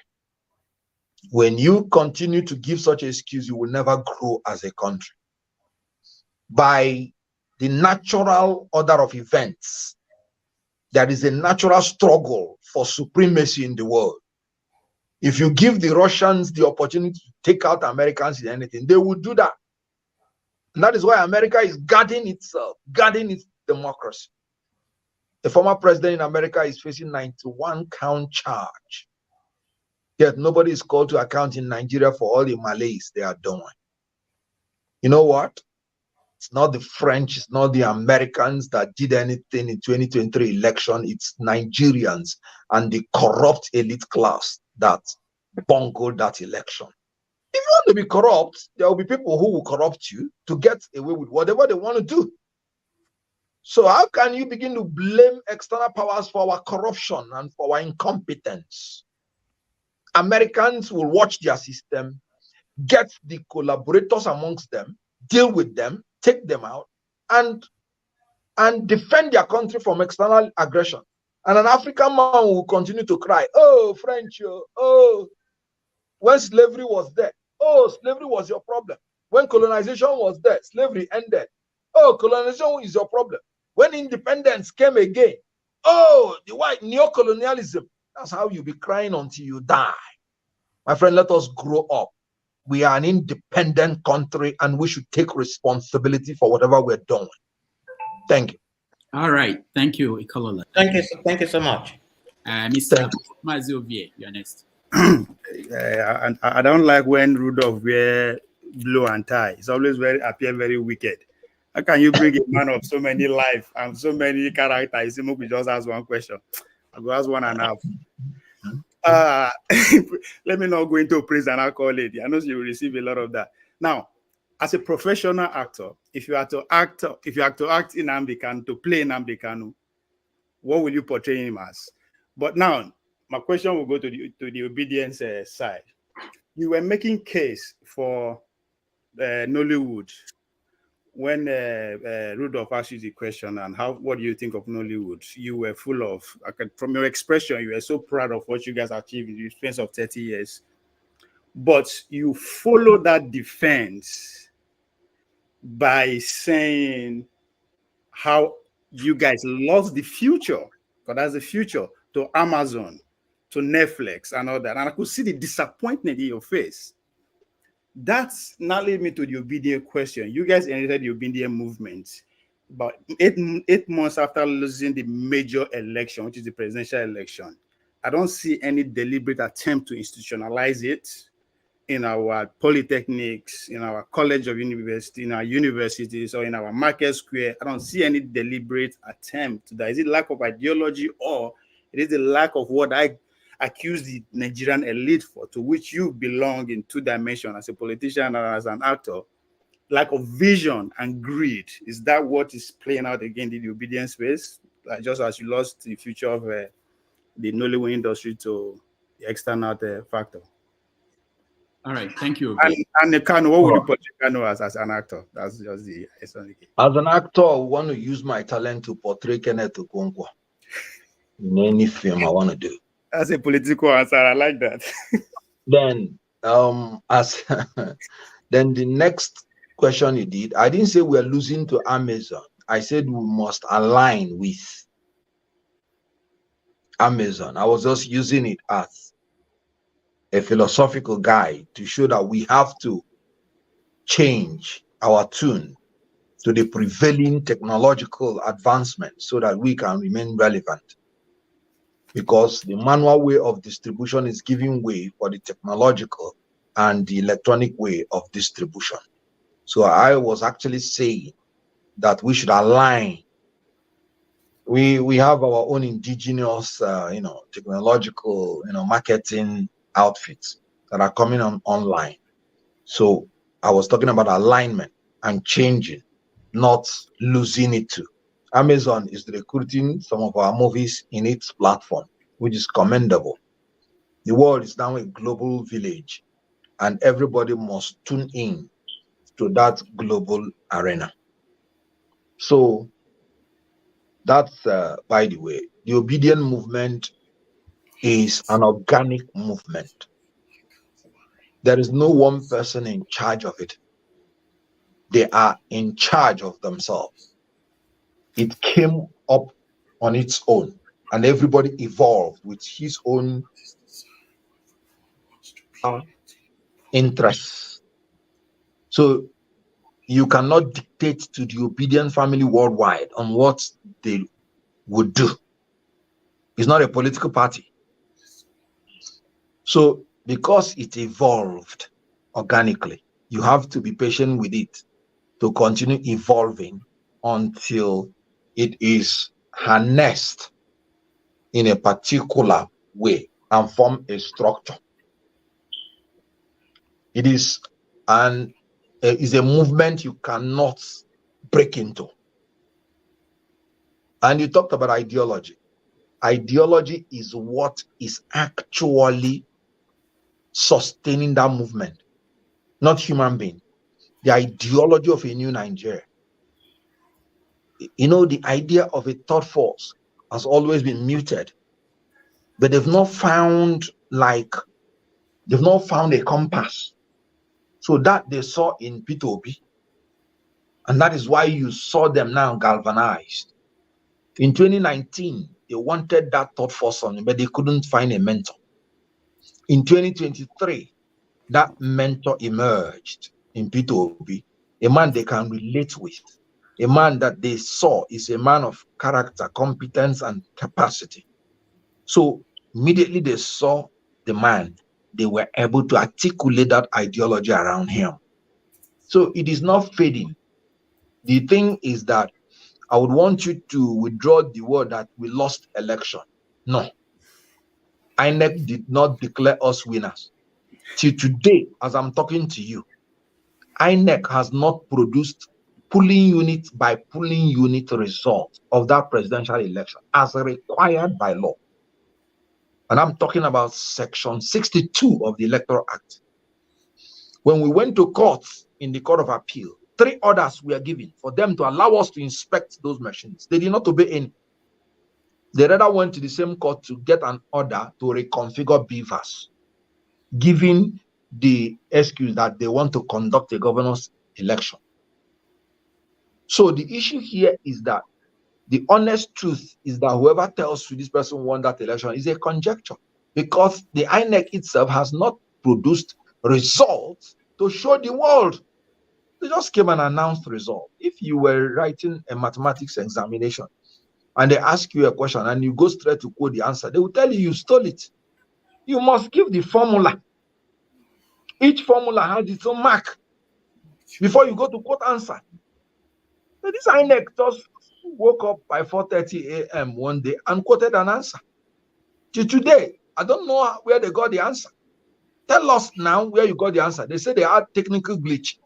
If you had technical glitch, then technical glitch has glitched the election. Organize another one. And you just came and just announced a result that will continue to haunt them forever. So that's actually what happened. We did not lose that election, but INEC did not declare us winners. All right, thank you, Maaziovi. You reminded me of a question that I asked the party chairman, the party chairman, when he came here. Dr. Kenneth, we asked him about your own agents' results, the ones that your agents submitted to the party. And he said that you got about 60% of agents returning their polling units results. And we said, can we see that? Did you tabulate that? Did you make it public? And he said he will make it, let us know, make it public. We haven't heard from him. Wanted to know if you know about any effort to put it together. Well, I was a member of the legal team, and I can tell you categorically that even from the results uploaded in IREF portal, we won Benue State, we won Rivers State. I'm talking about the results INEC uploaded in IREF portal, and we calculated it, and we presented it as part of the things we came to court with. Yet they said any evidence you got through stopping witness is not admissible. That was how they killed it. So even if you have those things, they would have found a way to kill it. No, I'm not talking about the court now. I'm talking about public opinion. Yes, I understand. Yeah. Now, most of those results were mutilated. When you talk about the agency something, let me tell you, when they want to give that agency something, they don't write it differently. They carbonate it. And you can imagine about 18 political parties. So at times, before you get the one that is on the bottom, it might be faint. You won't see anything. In any case, the law did not say that the mere fact that agents are allowed to be in the party ground, in the polling unit ground, it did not exonerate INEC from presenting the evidence which the law say they must present. Good. Now, the law recognizes that it's not every party that can or will be able to sponsor agents in 176 polling units. That is why the law did not make it compulsory on political parties to have agents in every polling unit. If you go to the law, they will say may. And if you don't have any agent, it does not nullify the election. Because the law recognizes. So it is INEC that conducts elections. It is the duty of INEC to conduct free, fair, credible, and verifiable elections. They don't have any excuse. And the mere fact that a party has or does not have any agent copy should have nothing to do with free, fair election. In America, I don't even remember whether they talk about parties having copies. So it's ridiculous. I don't even want us to push our electoral system to that side, because like I told you, most of these agents' copies, even by nature, they are faint.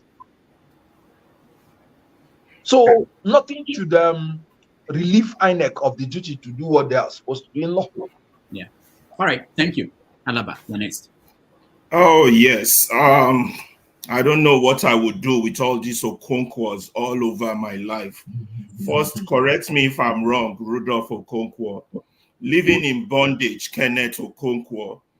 Things for, can you all hear me? Yeah, we can hear you. Things fall apart. Baba Okonkwo, no longer Ati's grandson Okonkwo. I tire for this Okonkwo. Mr. Okonkwo, for the purpose of today's question, I would have to give you a background. Please excuse me with my background. And I would address you the same way Reagan addressed Gorbachev.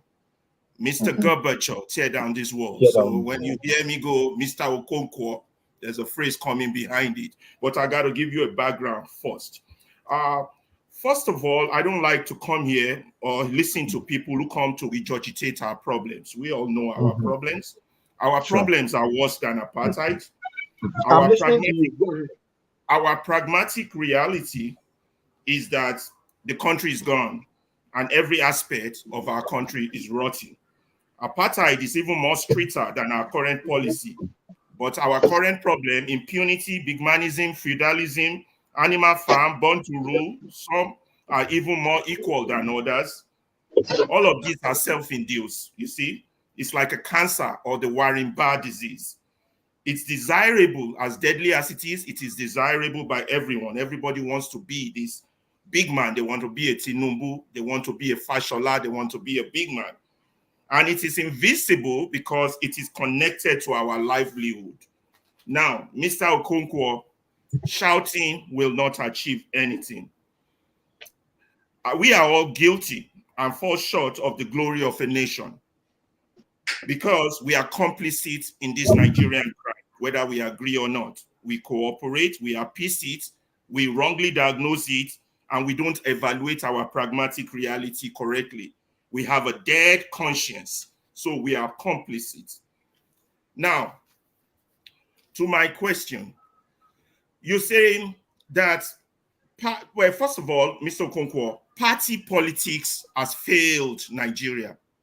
Party politics cannot win for two reasons. One, it lacks ideology, and two, the rules of engagement are rigged. So you just said from your speech a few minutes ago, talking to Rudolph, that the people are helpless. The people are hopeless. I agree with you, but it is the job of the elites to give hope to the people and to grant help. So we are not doing that currently. We are wasting a crisis because hope is not a plan. True messages is not the same as propaganda. We cannot connect. We have to connect with stakeholders, invest in the media houses, and then communicate vital information to our people to give them hope and help. We have to recruit.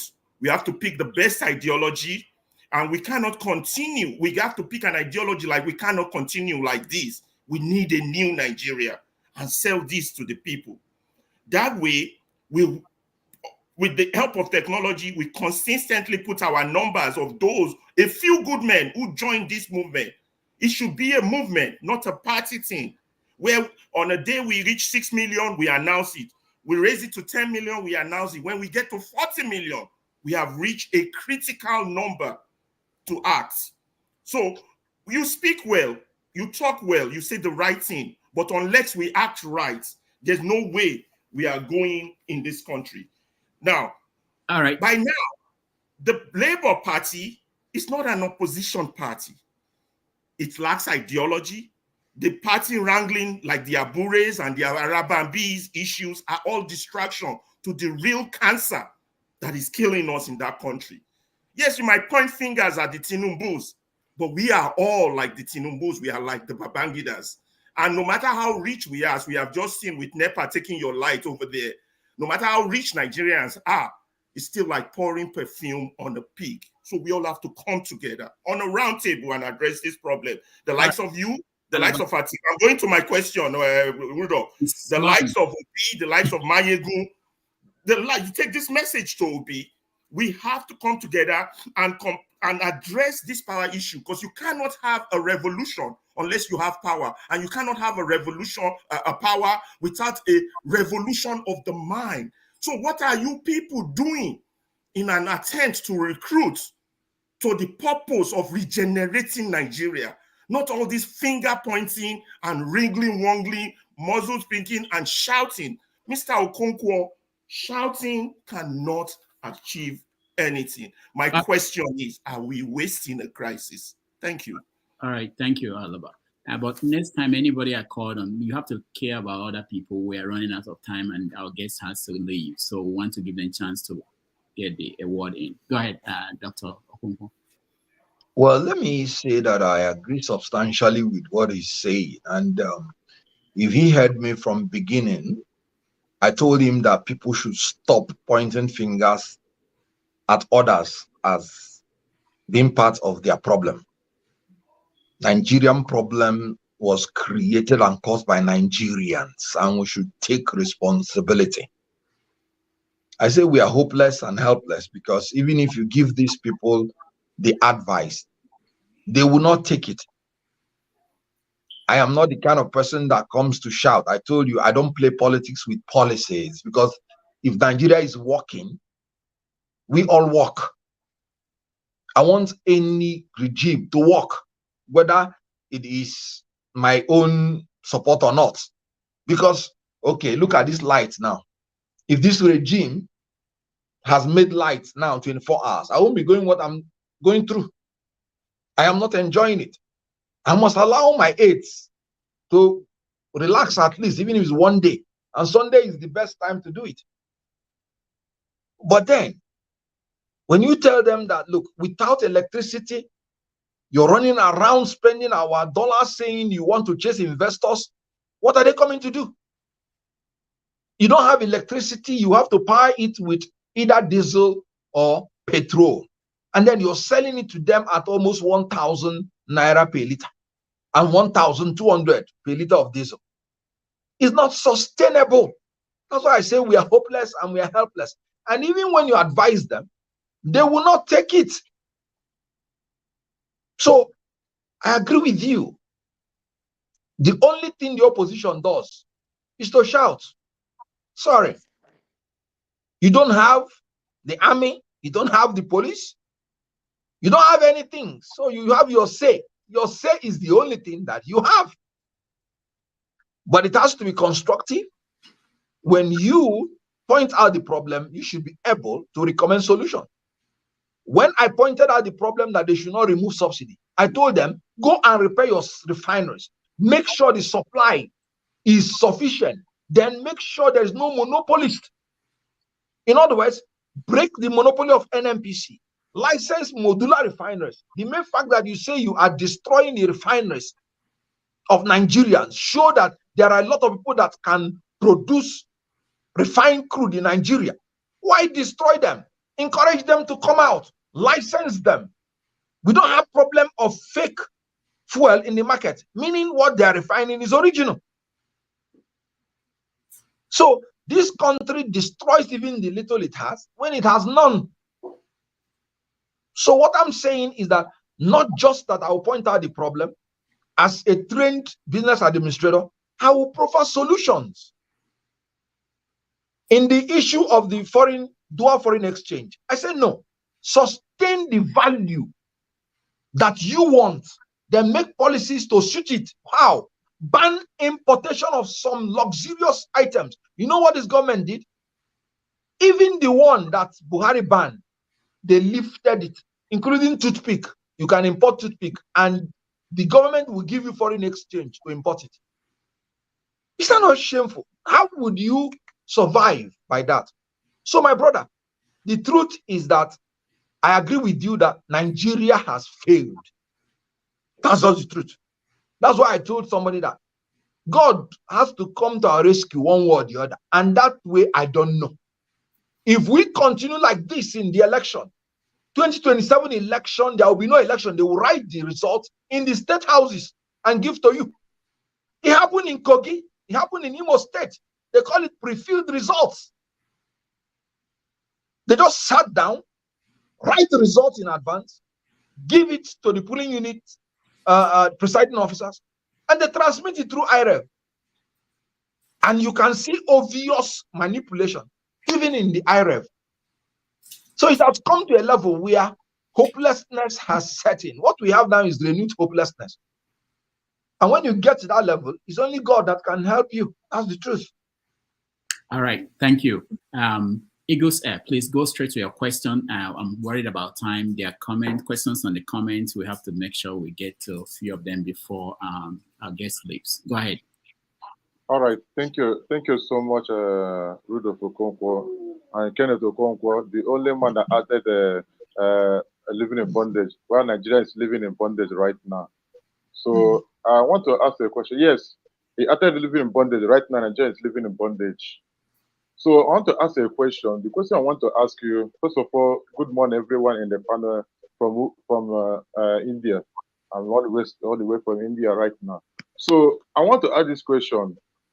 There is a application that Labour Party created during time of election period. There's an application they created that time that they want to use to organize all the obedient movement and all the rest of them, that they are going to make use of it that period of time. And when I heard about that application, I thought that the Labour Party wanted to use it to make sure that all the polling agents will use it to transmit their result direct to the Labour Party, so that they'll be able to get every information they needed, so that it will be easy for them to make it. But at the end of the day, I don't know how the application dies off. I don't know what happened to the application. Also, what is Labour Party doing concerning the insults they did to Labour Party chairman Julius Abure? What exactly happened to him? What is the movement of Labour Party right now concerning the insult the Labour Party chairman received? And what the PRO of police of Edo State called him a factional leader? Thank you. Well, as you can see now, the Court of Appeal has ended that controversy. I've always believed that they were political charlatans bought to destabilize Labour Party, and I've been proved right all the way, because they didn't have any legal grounds to even do what they're doing. But when the system gives them the air and the oxygen, they will start breathing, even when they were on life support. So now that the judiciary has come up with the judgment, the life support has been pulled away from their nose, and they have died naturally. They have even acknowledged that they are dead. Now, I do not have any problem. We cannot be talking about rule of law party, and we will be a party that will shield anybody that is involved in any criminal activity. So if Abure is involved in any criminal activity, let the due process of law be meted out against him. But trying to waylay him, to ambush him, just for the sake of getting to Labour Party, is unacceptable. So I've talked on it. The Edo PRO displayed incompetence and he displayed partisanship. And that's not the way police people work. By now, in Senna crimes, he should be somewhere in the backyard, not being seen again as a police officer. Talk more of being a PRO. How can a police officer be talking like that, factional national chairman? From where did he get? Okay, now that the court has settled it, what would he say? Now, why were you waiting for Abure to come to organize an election before you pick him up? Why? When the complaint was given to you months ago, why didn't you arrest him long time ago? So these things, for me, they are politically motivated. And you can see it. If you are in America, you will understand that even close to the election, they suspend all prosecutions so that it doesn't appear as if it is election interference. And this is 2 days to an important election, and you're arresting a national chairman in such a degrading form. They offended Section 34 of the Constitution. They offended Section 35 of the Constitution and did everything wrong. So the PRO displayed a lot of partisanship, and I condemned it, and I'm still condemning it. I believe that it is a political hit job, and it shouldn't repeat itself. But when you're in politics in Nigeria, you just have to know that such a thing happens. The opposition is always in a very critical situation. All right. Thank you so much. What about that application? The application created by Labour Party. Well, the app is it not what you receive from INEC that you will feed into it? If INEC does not release, what are you going to feed into it? So it is just like an app meant to help you in order to broadcast what INEC, has uploaded. So INEC is the only institution authorized to upload results. So even if you take your own copy, which may be faint, and upload, and INEC upload another one, they will tell you to go to court. So the issue here is that once INEC does not do the right thing, there is nothing that app can afford you. That app was created when we thought that INEC was actually going to do the right thing.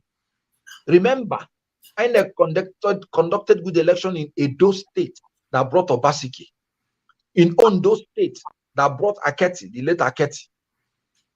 So they used it in Anambra State, these 3 states, before the 2023 election.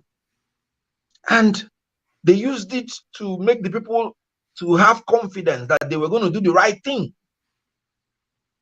But then they came in and failed. Everybody was taken unawares. So there is nothing the app can do for you if INEC does not do the right thing. That's why I'm telling people that let us focus on INEC. Otherwise, our secondary inventions cannot help us because it is dependent on the primary attitude of INEC. All right, thank you, Eagles. For the next, we've exhausted the time. This is 2 hours. Whatever time we have is extra time now.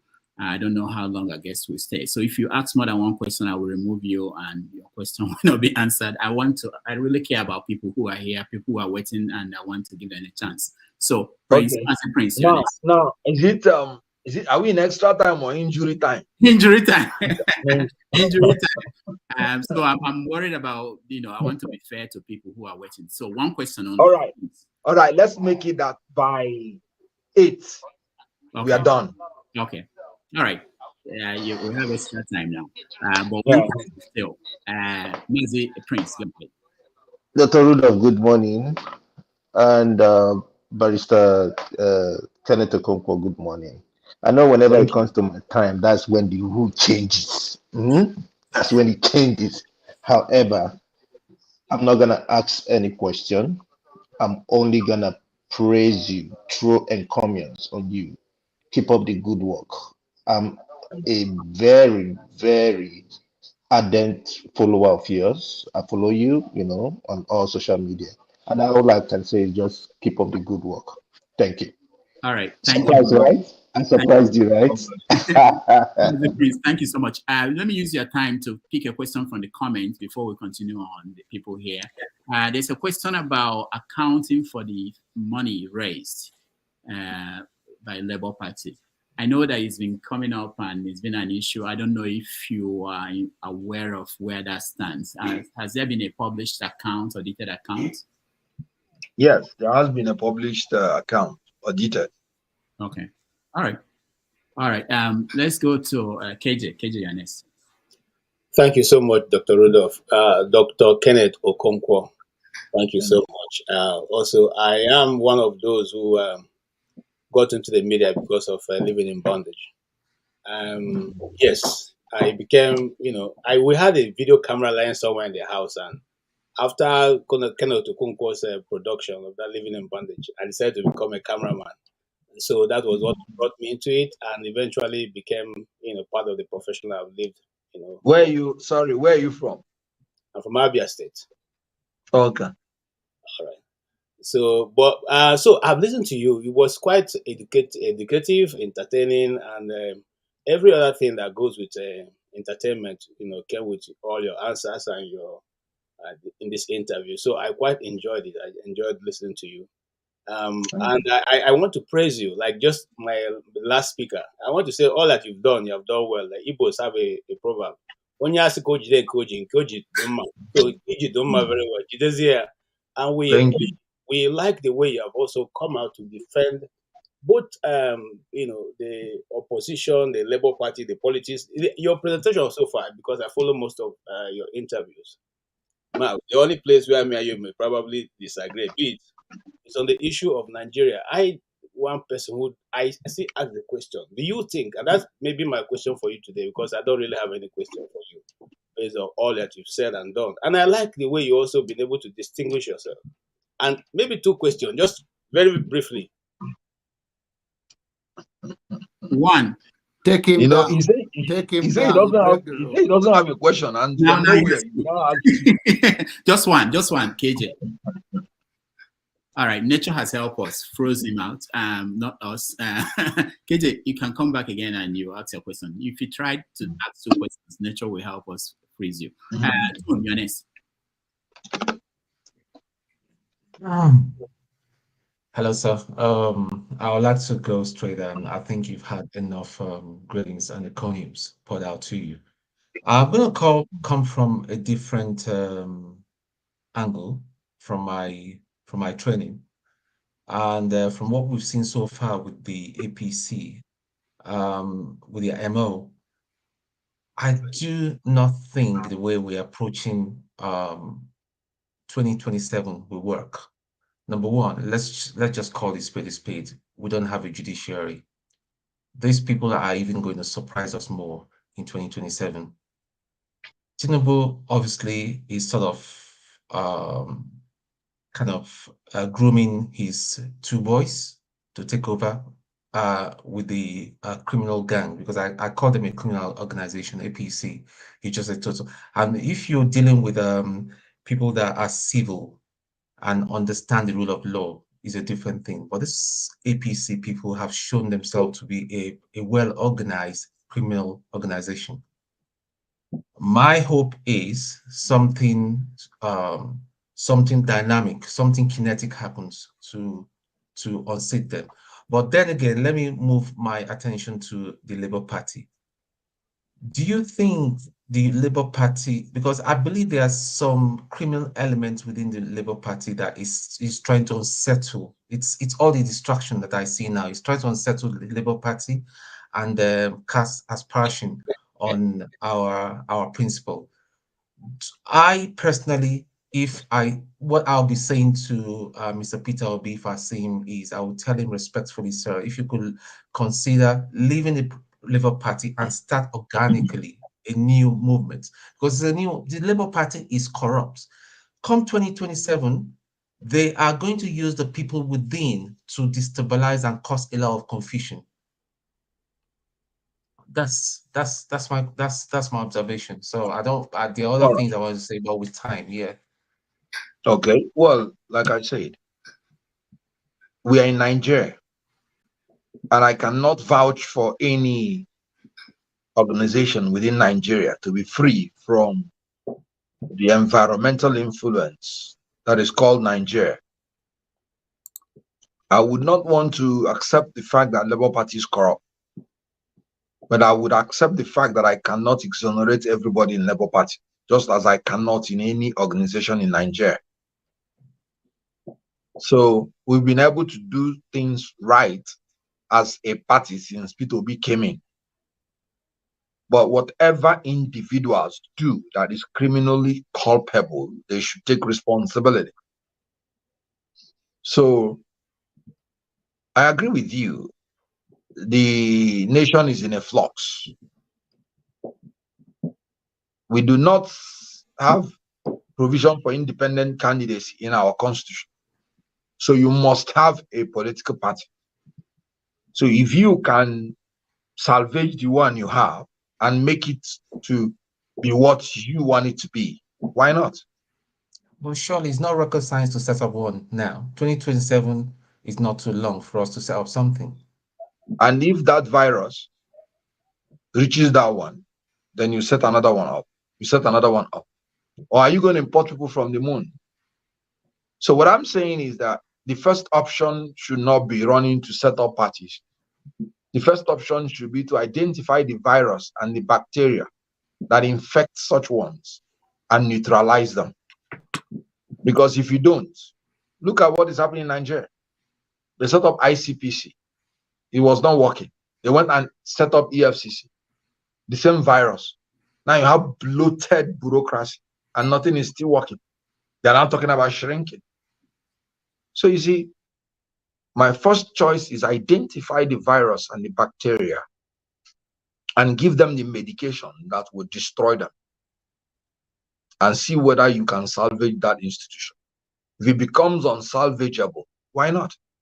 Just like as human beings die, you allow it to die and then you give birth to a new child. But if you don't destroy that virus and bacteria, it will infect the new one and the whole idea be defeated. All right, Tone, thank you so much. Let's leave it at that. Let's go to the flagship. Yes, KJ. Okay, KJ is back. KJ is back. Okay, KJ. Let me. KJ, go ahead. Let him finish. Let him finish. Not repeating. Guys, thank you, Dr. Okonkwo, for saving me from Rudolph. Yes, I wanted to ask. You have done so very well. Is that everything you have done, as an individual, you have been so successful? Because we don't know much of your background, but we know when it came to limelight, everything you have done has turned out to be, it's like a mother's touch.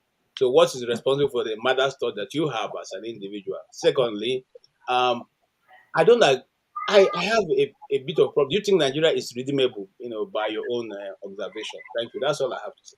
Thanks. Good.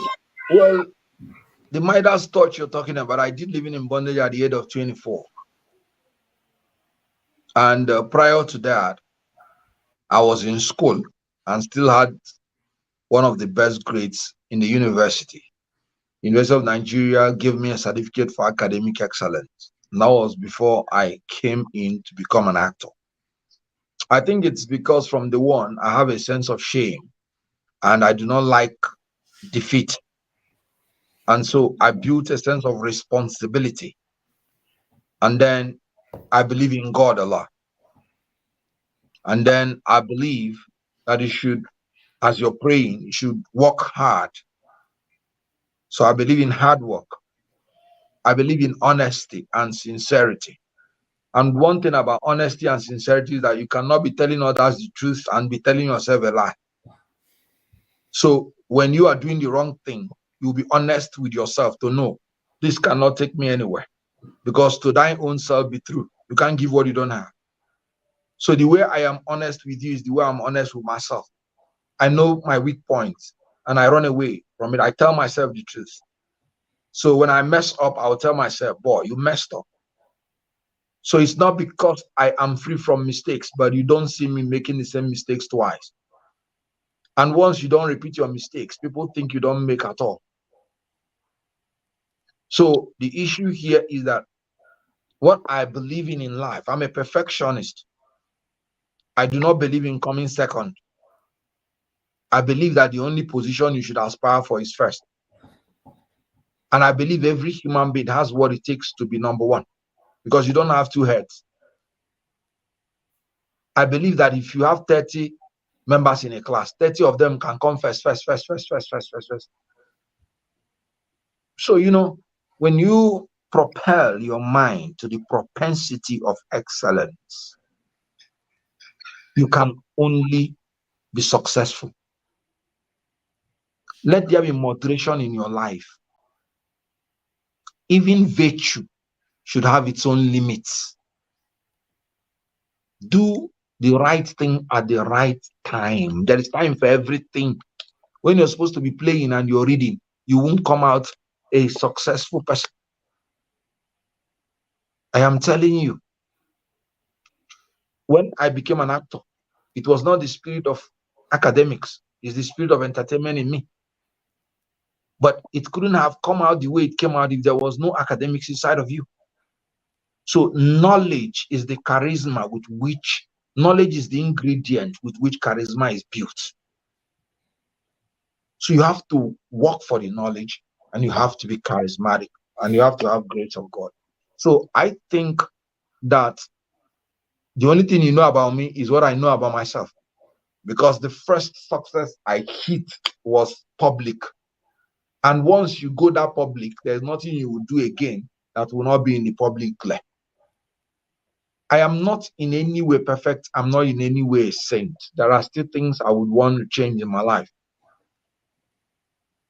All right. Thank you. Thank you so much, KJ. Flagship. Yeah. And for what you said about Nigeria,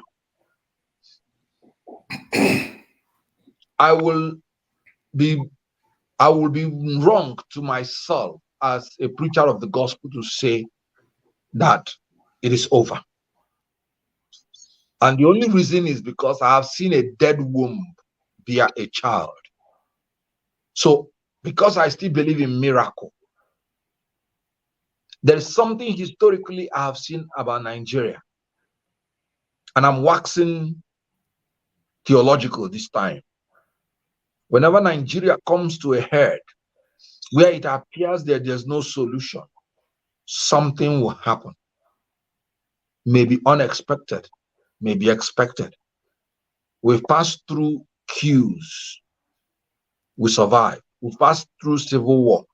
We survived. We passed through cancellation of June 12th. There was a time after that cancellation, it was as if we can't come out of this. Now we're heading towards disintegration. I was in Nigeria all through. One way, within a space of 30 days or thereabout, or 40 days, we survived. Something happened. Whether it was contemplated or not, I don't know. So I believe that when every other thing fails, and that, like I said, I'm waxing theological this time, God will come in and do something. And I believe that soon God will do the one that will make him God. So that's just my belief.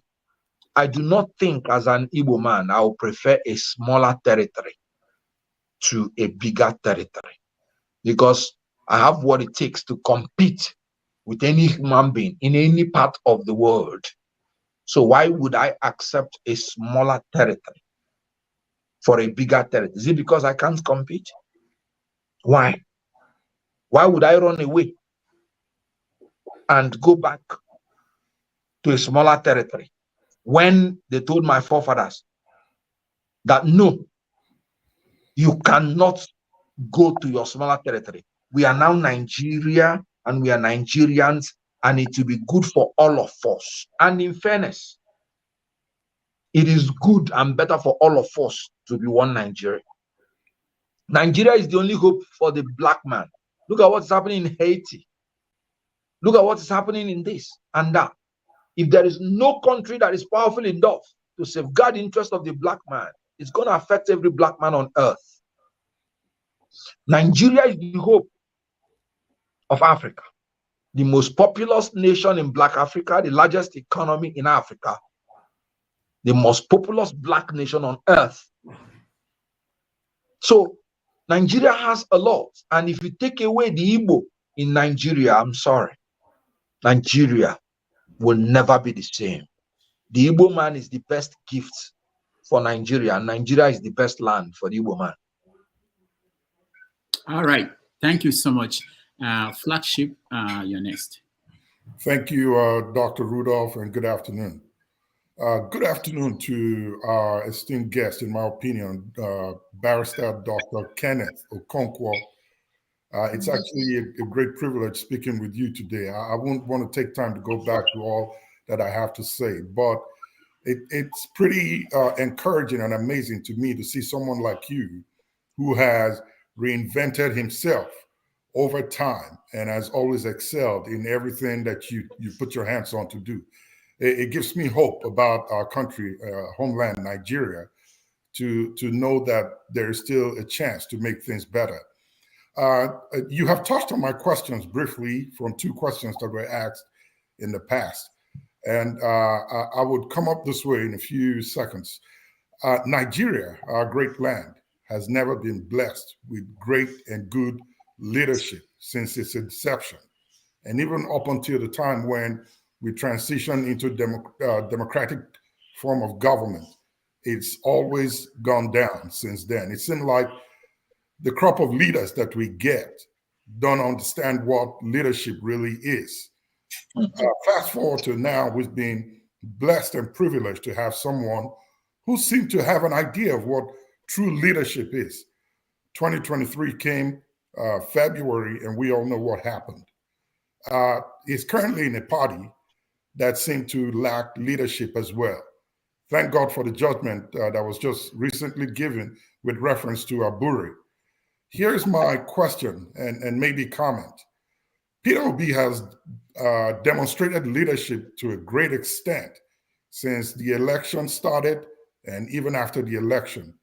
Isn't it time for him and Dr.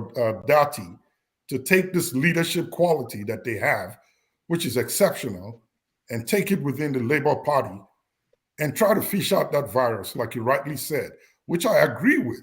A new party is not the option because it will also be subjected to the infestation of this virus. Can they apply this leadership skill that they have in the Labour Party to fix and restructure the party as soon as possible to get it ready for 2027? Because it's just right around the corner. We may think it's 3 years away, but really there's no time. So can both of them apply this skill that they have that we seem to find rare in Nigeria and get the Labour Party ready for 2027 to give us another fighting chance? Thank you. Right. They have what it takes to do that.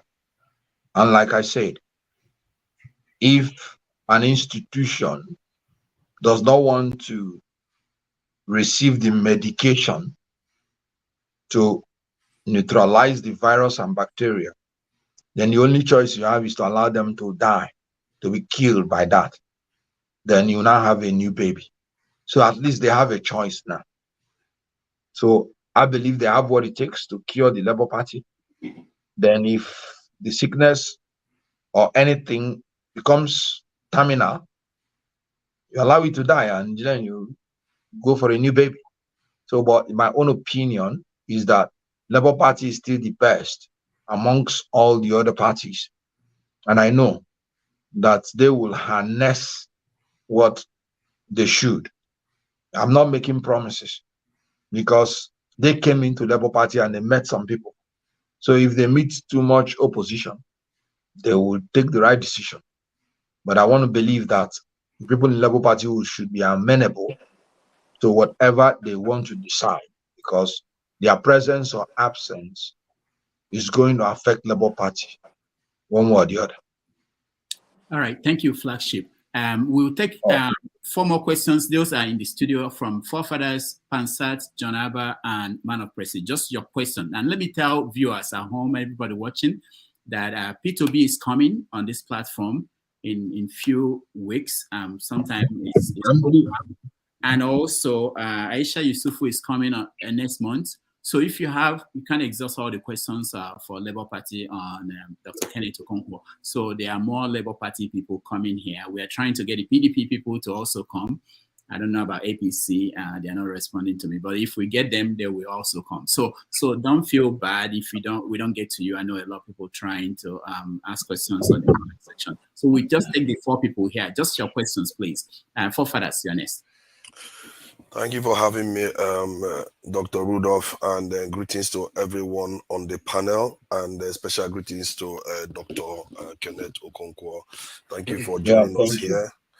And, I'm looking at the Forefathers again. I thought it would be the oldest, but it looks like the youngest. Even Dada head. Dada, no. So sorry, I'm not at my best. I'm not feeling very well, but I think I wanted to start with the question that Okalala asked, and you said something about us taking responsibility, ultimate responsibility for our own distinct affairs, which is true. But that said, there are multi-dimensional approaches to everything. Multiple things can be true at the same time. If you have a problem, you have to recognize that problem. Otherwise, your people would not recognize it. And if there are forces out there that we are up against, you have to let your people know. If your people are not aware, they walk around like headless chickens and they are vulnerable constantly. Every nation defines themselves according to the threats that they face. And I fear that we as a people, our threat assessment has completely broken. And when you it kind of shut him down for asking a question about the effect that the West had on our elections. In a way, you are doing similar stuff by shutting that venue down for us to recognize that there are actors here. It doesn't mean we are still not ultimately responsible for our fate, but you have to alert our people to potential dangers that we face out there. And this is one of the biggest problems in what I find in Nigeria. We think we can outsmart people by somehow pretending as if they don't exist. We have to define people according to the danger they pose to us, because even America defines itself against Russia and against other people. China, the same thing. Any people that want to emerge have to recognize the dangers, and everybody has to be signed on to it. And what I fear is that Nigerians are completely asleep. Fela sang about this type of problem a long time ago, saying that they freed us, but we not freed our minds. And for some reason, we seem to feel as if we are afraid to call things for what they truly are. And if we keep doing that, we are passing a kind of greater sacrifice to the next generation to have to make that sacrifice and call these things out for what they truly are before we can truly be free. You talked about this in the religion earlier on. I'm sure you are very much aware. Even Israel, when they left Egypt and they saw the land of the promised land, because of lack of courage, they were sent into the wilderness for 40 years. Sooner or later, you have to confront the challenges that we face. And because of this, our weakness, our people have suffered all over the world, and you spelled it out perfectly well. And what is missing is our ability to decloak ourselves of the final, a kind of charade, to actually call things out for what they are, so that our people can actually deal with these problems. And when they see their leaders betraying them, they can tell. Okay, look at now. You said Tinubu and the government have run out of ideas. I don't think they've run out of ideas. They are doing exactly what they were meant to do. Keep our country strong enough not to collapse and weak enough never to develop. They are completely destroying our future. Every single time I watch them, the pattern remains the same. And everything you describe is exactly what that is meant to do. Now, the question I want to ask is, if you got into office strategically, because strategically we have not changed position since 1960. We are just as weak as we are in 1960 to today. Maybe economy change here and there, but in that our ability to define our destiny, we haven't changed anything. People can come tomorrow and just roll us over and say we should become slave or whatever they want to do with us again. They can decide that. So what is your own strategy to get us out of the position we are in strategically? Like, let me give you an example. Look at what the 3 Sahel nations did. They formed a defense pact to be able to be stronger, and they pull out of ECOWAS, and even ECOWAS had to call them back now with bribing them and all the rest. What is your own strategy to get us from where we are right now to a place where we can actually represent ourselves in the world freely and also secure the black race? Because you said it yourself, we have about 1.3 to 1.4 billion black people in this world, and there is nobody representing them. So do you have any strategy to get us to that position? How do you position Nigeria to get us to a position where we can determine our destiny? Thank you. All right. You are subscribing to another person's idea because you don't have any idea of your own. So the only reason they are taking the ideas of the West is because they are bereft of their own idea. The West did not come to start taking out our leaders after independence. They used our brothers to take out our leaders. Why I'm saying this is that I understand what you're saying, and I am pointing it out. But once you outsource the problem to them, it will never have solution. I said it is permanent. A nation's interest, strategic interest, is permanent, and they will go to any length to continue to perpetuate it. So it is not the duty of the America to save you. It is the duty of the America to save their own interest. And if their own interest is destabilizing you, you cannot blame them for doing what will be good for their people. That is why I'm saying, why don't you grow up? Nigeria has been independent now for going to more than 60 years. And then you're still saying it's the foreigners that is your problem. Okay, your practice parliamentary system, you failed. You've practiced presidential system, you failed. Because the Second Republic failed. Americans, they are still practicing presidential system. They are the most powerful nation on earth.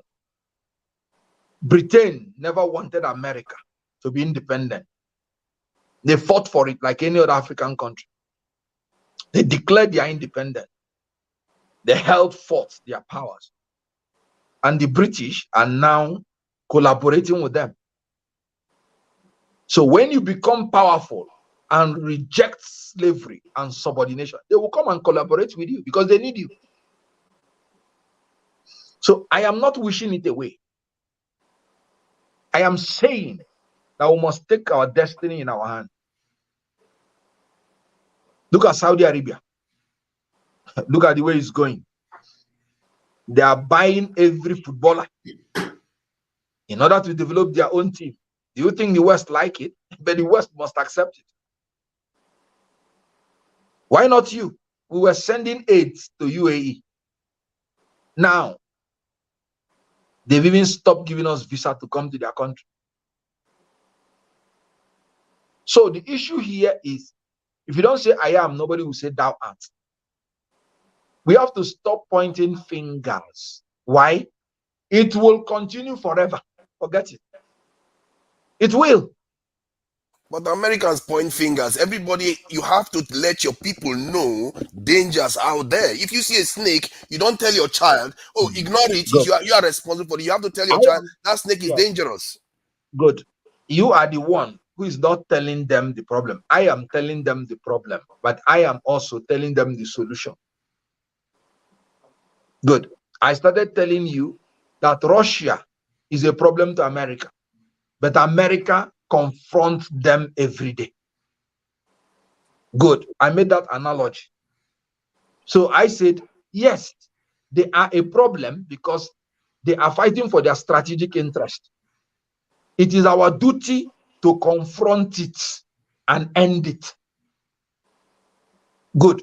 If you are expecting them to bring the solution to you, then you will be in that eternal problem. So that's why I'm telling you that it is your duty to take off their legs on your neck. Because if they need to keep it, is serving their interest, it will be there. So how can you be looking for solution from the hand of your oppressor? No, I'm not looking for solution from them. I'm saying that we should let our people. Forefathers, I'm sorry. We really have to care about other people. We're running out of time. I can arrange a different conversation. I'm sorry, forefathers. Let's go to other people. The people already know. So we are not going to tell them that. I mean, in the Francophone countries, you can see how they take the uranium and they are giving them nothing for it. In Nigeria, most of our solid minerals, they don't even know who come to mine them. Look at our oil. You have your 4 refineries, it's not working.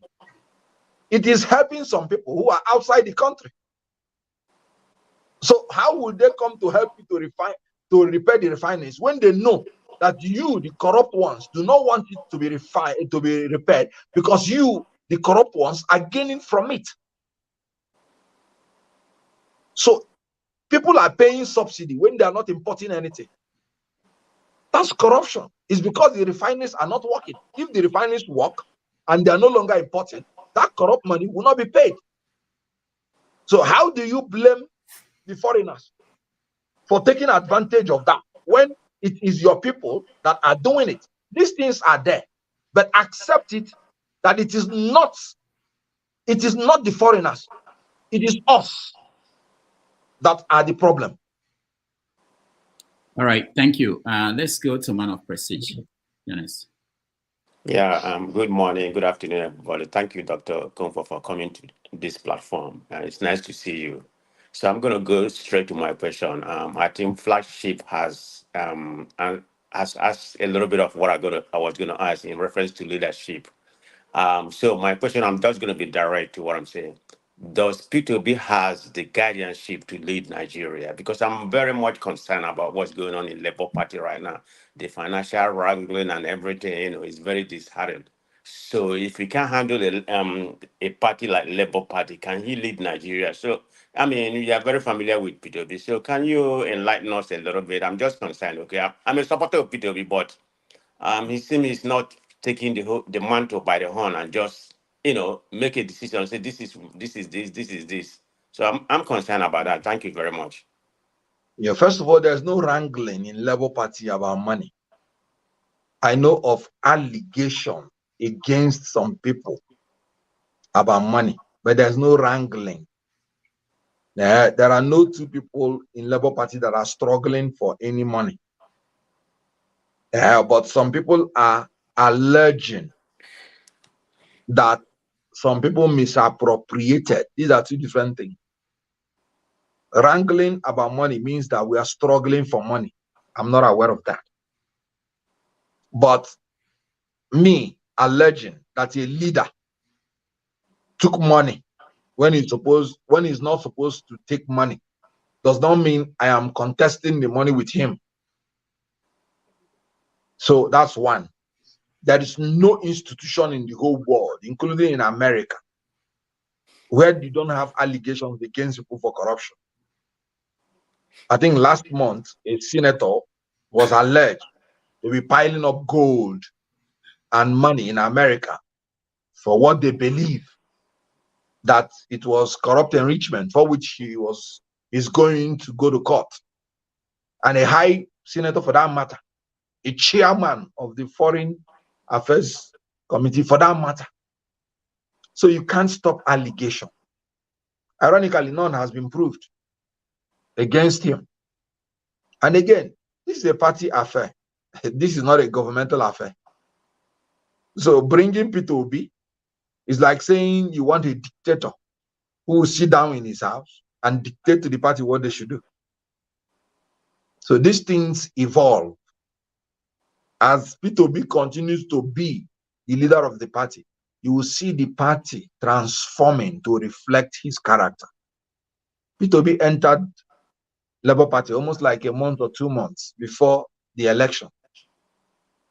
So these things do take time. And we've not spent 1 year. P2B had not been in Labour Party for any convention. No convention has held since he came to Labour Party. So these things, as they keep coming, things will keep falling in shape. For now, Labour Party is the healthiest among the three parties. In Edo State, APC trumped up 3 candidates and they had to cancel the election in Edo, with the godfather in Edo supporting the candidate they declared winner. And the APC as a party had congratulated the winner in that first one, but they cancelled it and had to do another one. PDP, the same thing. You saw the deputy governor, declaring himself winner in one faction and another winner in another faction. Labour Party is still the only party that organized one election and produced one winner. Forget the other people that will sit down in their house and write any letter. So Labour Party is still the best. As a matter of fact, the worst of Labour Party is still the best, and is still better than the best of the other parties. Quote me. All right. Thank you so much. Jonava, you're next. We're rounding up. Pansat will have the last question. All right. Thank you, Dr. Rudy, and thank you, Dr. Kenneth Okonkwo. We used to meet in Chopstick on Pebia Lane many years ago in that Chinese restaurant, but we are all old now when you used to act. My question to you, I just want to thank you. I'm sure that time I have not become born again. That time, every nightclub in Ikeja, without no exception, we'll go from this place, we'll end up in Felash Shrine. Can't you thank God for my life? You are still struggling. You're not perfect yet. Just joking. Yes. We go to Thank God for your Shrine, life. And also thank God. and they'll be telling us about there is the one was the one street for Lagos. I call her Moju Elegba. Then they never bought my house. All those things, you'll be enjoying it. Yes. And You will not smoke. thank You will not smoke Igbo, but before you leave Shrine, you be behaving like the person that smoked Igbo. Yes, thank you so very much for what you do and your voice. To you have spoke well of everything, and basically you have a knowledge of what is going on in the country and around the world. One of my thing with you is that you are a very forceful man. That is a good thing. I don't mean it in the wrong way. You go for whatever you want to get in life. Do you think Peter Obi should pick another vice if he have to run in 2027? Now, that's a hypothetical question. A lot of things do happen along the line. And so I would be playing God for me to know what will happen in 2027. And then that is in our constitution. The choice of whoever is your running mate is an exclusive privilege of the presidential candidate. So thank God they say Peter Obi will be coming on this platform, the stand time. I would be a prophet to know what's going on in his mind. So please, when he comes here, remember to ask him that question. Yeah, but my question to you, I'm not carrying twice. But another thing is that you are a very I think you went to Bible school. You are a clergyman, and you use in your own word many times about Nigerian. They failed church because that is where they get their hope from. Do you think that their religious being gullible is also affecting the way they do things and why the politicians and the elite are holding them hostage? No, put it this way. Because of the hopelessness they're experiencing from their leaders, they are seeking solace in the church. These are two different things. People always think that it is because of our going to church that is our problem. No, it's because of our problems that is pushing us to the church. Let me tell you, every Nigerian would have had mental problem if not for church or mosque. I'm telling you. Can you imagine abroad if this level of hunger, distress comes upon them? All of them will kill. They will carry gun and kill everybody. Will kill everybody. But when you go to church and they will tell you, have hope, don't kill, don't commit suicide, this and that. You discover that that is the only last hope, because nothing is working. Nothing. No food, no water, no electricity, no fuel. Everything, nothing is working. Insecurity. You're afraid to go out to look for food. Farmers can't go to farm. So hopelessness. Then you come to a place where they're telling you, hoping against hope, still have hope. And they will cite Abraham for you. They will cite Sarah. So you now say, oh, even if all these things, they are not working, even if everything is dead, there can still be birth even from a dead womb. Such impossibilities will make you to at least be able to sleep and see a new day. So while we are thinking that the church is a problem, the church may just be a city of refuge. Things are hopeless in Nigeria. And if you want to take the church or mosque as a mental home, fine. But I'm telling you that Nigerians are not being churches because they want to use it as part of the problem. They are being churches because they want to use it as an escape route because nothing else is working. All right. Before we go to the last question, I want to ask one question from the comments. That's somebody wanted to know if you are going to serve Enugu State in 2027. That is, if you are going to run for governor. That's my own understanding of that question. Are you going to serve Enugu State in 2027? Being honest with you, what I want to focus now is securing the ground before looking for the mats. We have to have a Nigeria first before we talk about our own individual opinion and ambition. It's dying. I sleep now to think about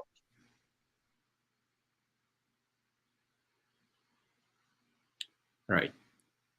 I was happy that I asked that question, and our guest is Ansat. I'm very sorry to say that. It's unacceptable, so we'll just have to wait till he gets back here. Yeah. Can you hear me? We can hear you now.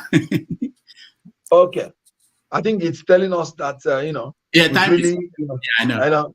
So I do not sleep and think about my personal ambition now, because Nigeria is dying. If you are genuine that a new Nigeria is what you're looking for, that the interest of your country is what you're looking for, and everything is collapsing, insecurity is not abating, cost of living not abating, you can see how we are in darkness. Good. If this thing had not happened in your eyes, somebody will say the opposition wants to blackmail government. And if you know the billions of dollars that have been invested in electricity, you will know how hopeless our leaders have become. We have no business being close to poverty. So what is aching my mind now is, how can we get competent and men who have character and who have capacity to govern us? And when you distract yourself with your own personal ambition, it may be difficult for you to combine these things. Do you know, if I had been running for any office in 2023, people will say why I'm supporting Obi is because it will help me to win that office. Because the opposition will be there to water down what you want to fight for. So you don't give them too much rooms. I want a new Nigeria. I want men of competence, character, and capacity to be in power. I am in politics. We all should be in politics now, but we all cannot be in power at the same time. So I want us to secure the ground, secure Nigeria. When Nigeria is working, then I'll begin to think about, there is a lot of pressure on me to contest. Let me tell you, in the 2 occasions that I wanted to contest, immediately I saw that what they were doing, I didn't like it. I stepped down. So I've not run any election in Nigeria. Not one. So I've not failed. So let there be a favorable environment.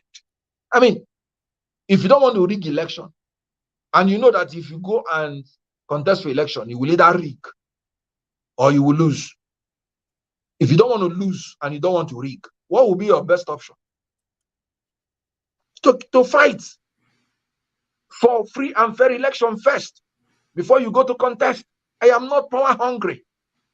One of the reasons I entered politics is not for self-aggrandizement. God has blessed me enough. You know who I am without my entering politics. I couldn't have been entering politics to make a name. I am comfortable. I've never lobbied for any political office in my life. Not once. I've been in PDP, APC, I'm in Labour Party. I've never lobbied for any political office in my life. What for? That's not why I entered politics. I want to see Nigeria work. So basically, like I said, in 2027, the hands of God. But I would have a preference to see that Nigeria becomes a new Nigeria, to any personal ambition that I may have. All right. Thank you so much. Last question, we go to Pansat, and he has... okay, I thought that was the last question. What happened? Oh, no, Pansat is the last. No, that wasn't the last one. Pansat is the last. Over here. Was there any padding? Was there any padding? was no padding. So he's an elder, and we have to give him. We respect him a lot here, even though. Okay, during that time there was a technical glitch. Was there anything small? There was there's no Akpabio is not here. There's no Akpabio here. We didn't pad anything. Okay. No, the let's question go. was from the on my the mood. chat. I think that's what was confused. Yeah. About. All right. So welcome to our platform. Thank you, sir. I want to say, if you glance over the private session, you see me asking Rudolph, Mr. Okonkwo, the host, for a little bit more time, because we're plagued with some all kinds of stuff when we are on this platform regarding Peter Obi. I just wanted you to, I know you've been here a long time and you have commitments. If you would overrule him and give me like 2 or 3 more minutes so that we could flesh out some of these issues, right? Hold on, Rudolph. I'm asking him, he could overrule that. Can you, sir, give me a couple of more minutes to help things move along here? We have a lot of problems in the country. So I'm a Labour Party supporter and all that stuff, but my questions are going to be based on the facts. Basically, I'm going to be methodical. For those who are not on this platform, on this comment section, and those listening from Nigeria, there are some things that we need to ask you. You are most able to answer these questions, not only because of your eloquence and magniloquence, as a matter of fact, articulacy and all that, and then all the stuff that you laid a foundation for. You're a lawyer, you are an actor, acclaimed actor, and so many things, and a patriot. So please give us 2 or 3 more minutes. For me, 10, I'll begin. I haven't started yet. I'm just trying to, I'm asking for permission to. So, Dr. Okonkwo, I told him no. I know him. He's one of our most prominent. No, what I'm saying is, when he's saying 2 minutes, it's only him, isn't it? Only him. Yeah. Only him. Yeah, let him. He shouldn't have used the 2 minutes to ask for the 2 minutes. So just go straight. All right. Thank you very much. Now, let me begin by saying that in Igbo language, we have a proverb that says, "Agwo emeghị nke o ji bụrụ agwọ, ụmụaka chịrị ya hie nkụ," right? It's good to be nice and to be hopeful here, the way you're describing Nigeria. But we have to face reality. There's been no other country where you have this intersection of the 2 traditions, Islamic tradition and the Western tradition. We'll call it Western, what we mean by the jurisprudence, anthropology, and all kinds of things, right? So nobody else has figured it out. In India, with Pakistan, they had a problem. They had to divide, and then India is run off to the races. So it's tantamount to saying to us, now I speak to you as a Biafran, right? As a Nigerian, as a Biafran. You cannot say to Israel, okay, hey, look, get along with Hamas, make a bigger country. It's almost, you cannot do it. Now, part of the problem, obviously, is from even though the Jews, they're no saints, but the problem is from the Islamic tradition. We have an Islamic problem in our country. It's not culture to say it. But when you come here as a lawyer, you know that we have the right to self-determination. Now, it's better if we're a unit. Even Africa as a whole should be one unit, integrate. Okay? But it's not easy to do. But we reserve the right for self-determination, according to the UN Charter and so many other. Even it's a right given to us by God himself. So for 64 years, we're in a country where we're marginalized, our people are getting killed. And their people are getting killed, which also concerns us, Northerners. A couple of days ago, we had almost 500. They go to secondary schools and they load up girls. But more maddening is that we had an election in 2023 that started off all the way back. In 2022, we had a electoral act that everybody worked hard to get this here. Now, I want to rush through this as a preamble so that then when I ask you the question, we'll be satisfied with it. I'm the last panelist here. So what I'm saying to you is that when you look at the election with the Electoral Act, you look at the clause 38 of INEC's own publication, showing how it's supposed to be done. You're supposed to upload it from that unit, from the polling unit right there, so that at least it will be credible, it will be live. I don't think we have to pass through that. In essence, we have to go back to that. You the same actors with Mahmoud as INEC, and you've been quite hostile towards INEC here, calling it the way it is. You're unhappy with it. But then what's supposed to change? If we have another election, as we did in Imo State, it's even worse. So I'm saying that it's futility, fruitless, pointless, worthless, ineffectual, go into another election knowing that the same thing is going to happen. It's credulous. It will be gullible, right? Dupeable. You'll be duped if you go to another election knowing that the same actors are going to do the same thing. So now with your eloquence, and of course, we know that Peter Obi is the best human being that Africa has produced, right? He's not a panacea. That's right.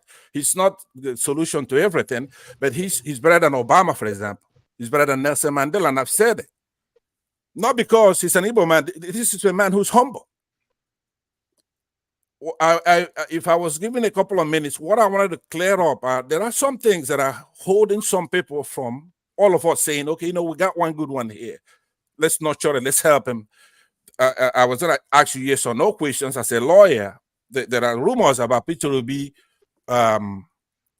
opening some accounts, depositing state funds here and there. I don't think it amounts to a hell of beans, because even looked in the scope, in that aperture of those critics, right? Even if he did those things, he's still far better than the rest of them. Like you said before, that your best, quote unquote, your worst is still better than the rest.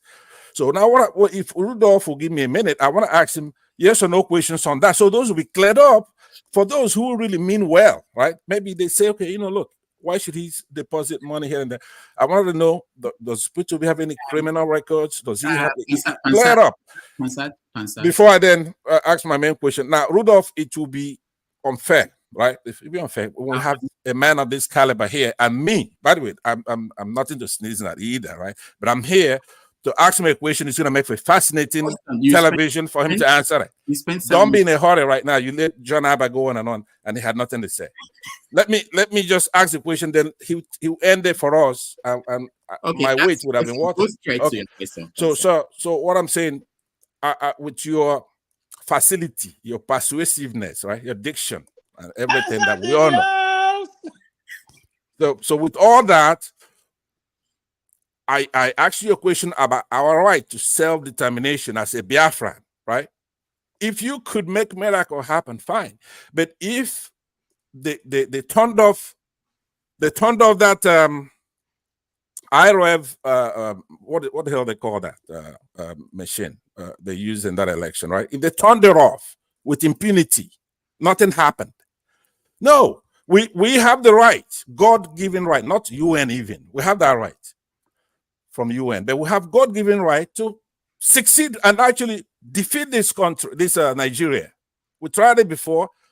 It didn't work because some actors, some allies who have not opened their eyes, they're too stupid to come and apologize and admit it, right? The Yorubas, they even South, right? They were wrong. All right, they should all fight with us to go after them. So my question to you is that without being afraid, right? Work, I conclude with this. The element of work is force times time. That's W equal to F times S. There has to be a displacement. There has to be force. If we do not displace these people, Muslims in the north, how are we supposed to go the same circle that we've gone for 64 years? Now, I like you. I like what your party is doing. I like your confidence. But don't tell me to go through this again only to end up what they normally do, which is what they're gonna do. All right. How do you resolve that? Thank you, please. And thank you for being here.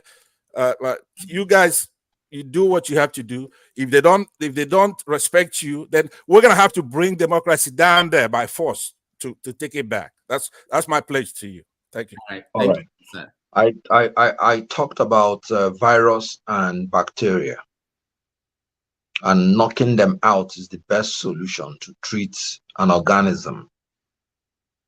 Whoever tells you that Igbo people are free from the virus and bacteria of what is happening in Nigeria is telling you a lie. Now, when Peter Obi came in the first time to become governor, his election was rigged. Who rigged the election? Because somebody came out openly to say, I want to confess I was the one who rigged the election. It wasn't a Yoruba man, it wasn't a Northerner.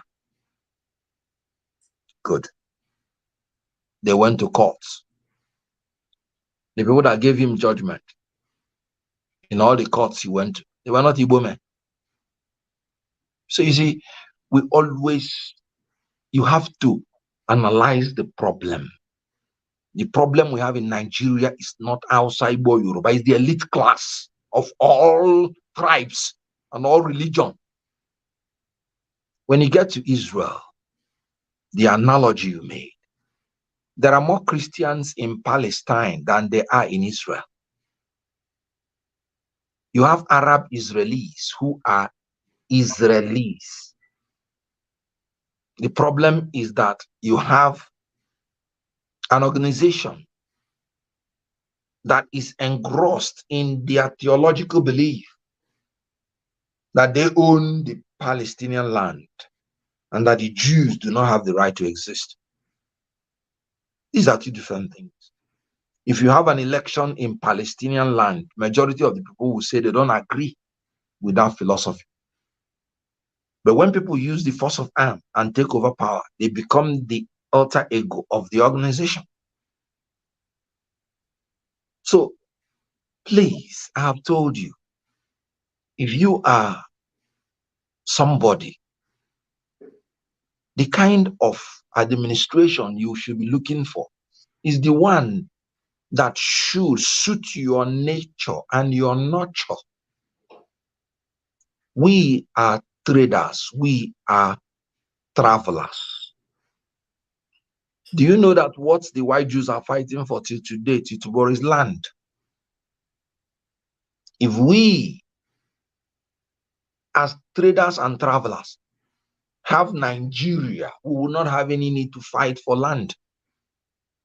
Even if you are the greatest inventor, you will need space, you will need land. If Nigeria is ailing, the Igbo man will not be the first to suffer it, because we have the street and we eat off it. We have the technology and we eat off it. What I'm saying is that for the sake of the black man, for the sake of the African man, the Igbo man is needed in Nigeria. I maintain it and I'm saying it. The best gift God has given to Nigeria is the Igbo man. And the best land God has given to the Igbo man is Nigeria. So both of them are symbiotic. I have analyzed these things and I can tell you that if I can extricate Igbo people completely from the Malays of Nigeria, then it will start making sense that if we go back to our own as country, such virus or bacteria would all come to us. It is not true. We are also part of the problem of Nigeria. And being honest, I disagree with you, but I don't have a way to do that. I would like to have a debate with you. I have told you, using Peter Obi, using when he contested to be a governor, his election was rigged. And somebody came out openly to take responsibility for the rigging. And that person is an Igbo man. Who is it? Oh, you don't know? No, don't let him answer. Who is it? Who did it? No. Who said that he rigged it? Yes. If you don't know, then that means I now understand why you are thinking that all the problems that Igbo people are facing in Nigeria are imposed on them by non-Igbo. So I'll give it as an assignment to you to figure it out. So that's by the way. Now, what I am saying is that what we and every Nigerian should be fighting for is a land free of corruption, a land of equity. Okay, now, if I am telling you the gospel truth, if the person leading us now had been a northerner, everybody from the south will be saying it's because south has not been given a chance to govern. I am telling you, people thought that when the south, is given a chance to govern Nigeria, it will be El Dorado. In this fourth republic, the south has governed more than the north. Obasanjo governed for 8 years. Goodluck Jonathan governed for almost 6 years. So calculate. Tinubu is governing now. Yaradua governed for 2 years plus. Then Buhari governed for 8 years. Calculate. A man from South has. Could I ask you a question on that point you're just making right now? Because that's what I mean. Let me land. Good. So what I'm trying to tell you is that there are people in Igbo land that if they come out to contest for the presidency, I will vote against them. Good. If you go back to your Biafra, I am telling you that that in itself is not a guarantee you would have the country of your dream. I do not support, I have said it before, shrinking myself when I can get what I want in a larger space, because I have analyzed it, and the problem of Ndi Igbo in Nigeria is not because they are Igbo. In other words, nobody is maltreating you now because you are Igbo. Why am I saying that? I disagree with you on that too. So when do I get a chance? I have to have a chance to. No. Let me finish. What I'm saying. I have given you an example. I made a success out of Nollywood. I am still Igbo. If it is only the Igbos that patronized me, I wouldn't be a success. In the last African Cup of Nations Cup that we went to compete on, there might be up to 12 Igbos in that lineup. So what you are saying, that is marginalization in a democracy, is lack of unity amongst you. And I, being a member of the 2023 campaign team, the first problem we had was the elites of Igbo land. They were even telling Igbo that if you vote for Obi, it will be a waste, that they will waste their vote. Igbo elites, right from his own governor. So seeing all these things, how would you convince me that a majority tribe is not doing well politically in Nigeria, and you want to point accusing figure on others? No. We have what it takes, if we have unity amongst ourselves, to achieve whatever political thing we need in Nigeria. When you talk about spread, it is only Igbo people as a tribe that can have the spread to influence election in every state in this country. So if you are not united, sorry, you cannot blame other people. That lack of unity will follow you back to whatever smaller country you want to build and still ruin it. So me, all right, please allow me in here a little bit. Hold on, sir. I do not have extra time because I need to run. That's what I'm saying. Be conservative. Give me a little. No. Answered. No. Let me respond to what you just said, because no. It's not. Rudolph, stop meeting me now. Yes. What I am saying as a way to conclude is that my own opinion is that we are better off in a united Nigeria based on equity, justice, and fairness. If Nigeria is going to have any problem, it will not be and should not be Ndi Igbo that should be in the forefront of saying to your tents. So, but as far as I'm concerned, I prefer a united Nigeria based on equity, fairness, and justice. All right. Thank you. Thank you so much, Dr. Kenneth Okonkwo. You're wonderful. You did very well. You stayed more than an hour extra or two even. But thank you so much. We appreciate you. And hopefully in no long distant time, you'll come back and help us understand what's going on in the country. We appreciate you. Thank you.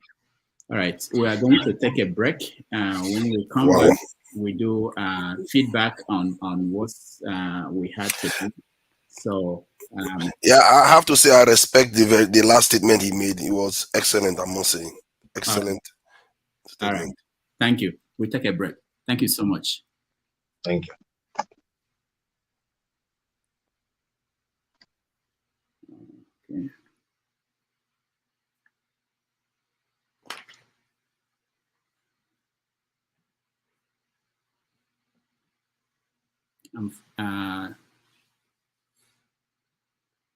My system froze.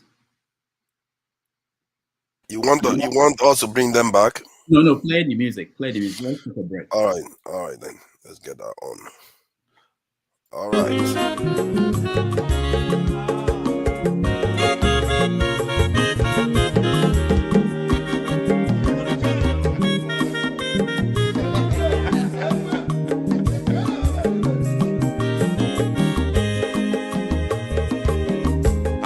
Onye ọma zoro obi o, akwa nwa zoro obi o, Max ịbịa bunye gokwanụ m n'ofu ube n'azụ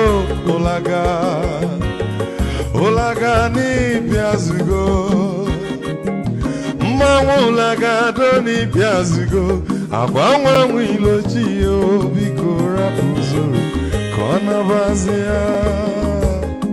Onye ọma zoro biko, abọmma watara ndasari, ịbịa wunye n'ịgwana m ụlagado n'ịbịa zigo, mma ụlagado n'ịbịa zigo, abọmma ilochila, biko rapụ zoro ọ na-abazi ya. Mazi welcome up. Odogu no kwere zineka.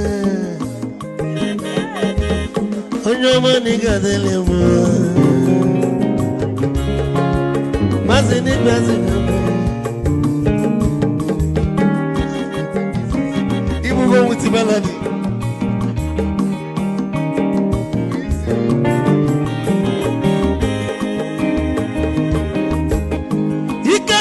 Where's your phone? Odogu na chala noka. Is it one them nigga delemo? Olaga ni pesigo no. Ma olaga ni pesigo. Amama wilo chilo. Bigora muzo. Anabazi. Say. Onyama zoro de, abama zoro de sari. Ibya muya no kwana mo ofube naru ulaga no ni biazugo nazaboy. Ulaga no ni biazugo, abama wilo chilo biko rapu zoro anabazi. Odogu kenenu mikechofo, ama kwa mnika gogogia, waligwe kwelo ikechobo bele bege. Hey, you want?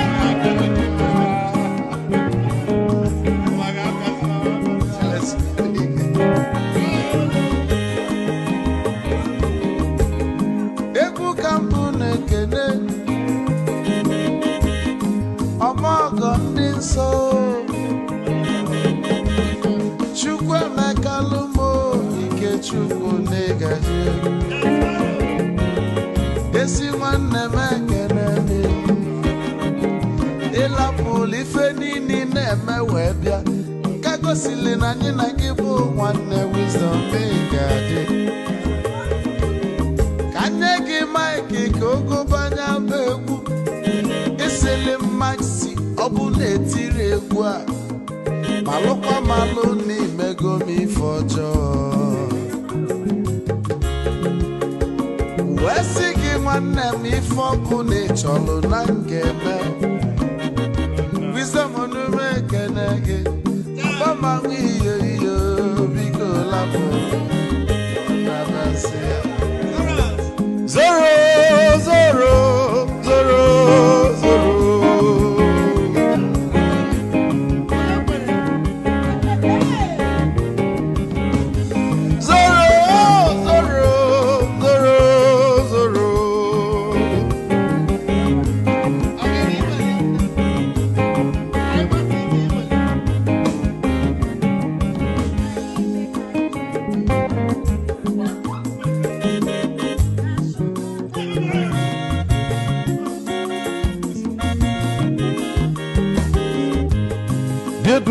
joy na bugwu Hausa Sokoto ujembe enwilo anụ solo nwe ma n'ọfịa na-ara onye nwụrụ zuru ike.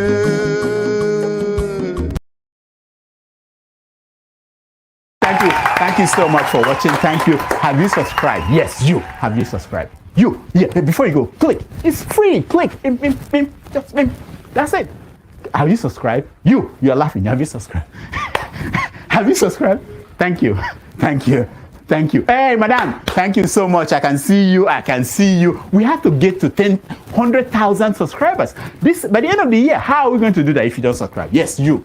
Yes, you're about to click off. Why? Have you subscribed? It's free. If you don't, ask your son. Ask your daughter. How to? Just one click. Thank you. Thank you. I see you. Aha. Thank you very much. Thank you very much. I'll see you tomorrow. I'll see you tomorrow. All right. Thank you, everybody, and welcome back. I'm sure that you all have a lot to say about that your advert video. One would think you are trying to get your ex-girlfriend back. Jesus Christ. I don't know where I'm May tell her so many subscribe. It's been long. You can join the conversation too. All right. Thank you. Let's get your feedback. I want to hear first from Concert. And let me just say that before you start, Concert. So P2B is coming this month, I believe. I will let you guys know once it's announced. I concluded, not announced. But I just want to make sure that on that day we will do better, because this idea of saying one question, people will ask 2 questions, 3, and it won't work that day. And maybe we will just pick the people that we are going to call up based on how they will perform in terms of abiding by the rules, not arguing with guests the way we sometimes do it. It's not every guest that you can bring here. I mean, you have to think about this. Think about this as a professional setting, and we have to do better, really. So I just want to say it now before we continue our comments, but we have to, there has to be rules for guests, because I give them my word and I say, this is what we're going to do. And then we come on air and we are live because we don't have a way of controlling people. And, people think they can take it in a different direction. We can't. Otherwise, people will not listen to me when I tell them anything. All right, Pansat, go ahead. All right, thank you very much. And Rudolph, congratulations. You brought a very good, patriotic Nigeria who's accomplished, who's fair, who's enlightened. All of us will like Rudolph Okonkwo and your guest as well. So now what I'm going to say to you, though, is that it's futile if even if you brought people to be here, it has to come here ready to enlighten us, give and take, right? Where do you see give and take with the audience? Where in TV world do you see where the audience will do give and take with the guest? You are brought in to ask a question or a comment. I understand, but it's not really like that. What I'm saying to you is that it's not everybody that belongs on a panel, right? If you're short on time, then you're gonna have to cut the panel down.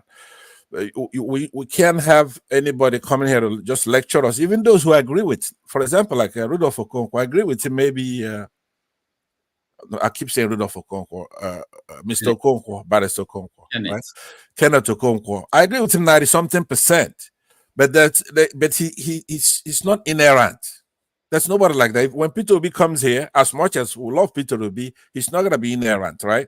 They need to take back stuff from us and go back, right, and do the right thing. But let me not waste a lot of my time on this because it's something you already know. You got a show to do, so you and I have totally different interests here, right? I'm not here for you to have a good show or to make your guests comfortable. It depends on what we're doing. If he comes here and he gets everything right, but he takes away our right for self-determination, then that's not going to work because with the kind of animals he's dealing with, animals is, I don't mean it in that sense. I'm talking about the nature of people he's dealing with, right?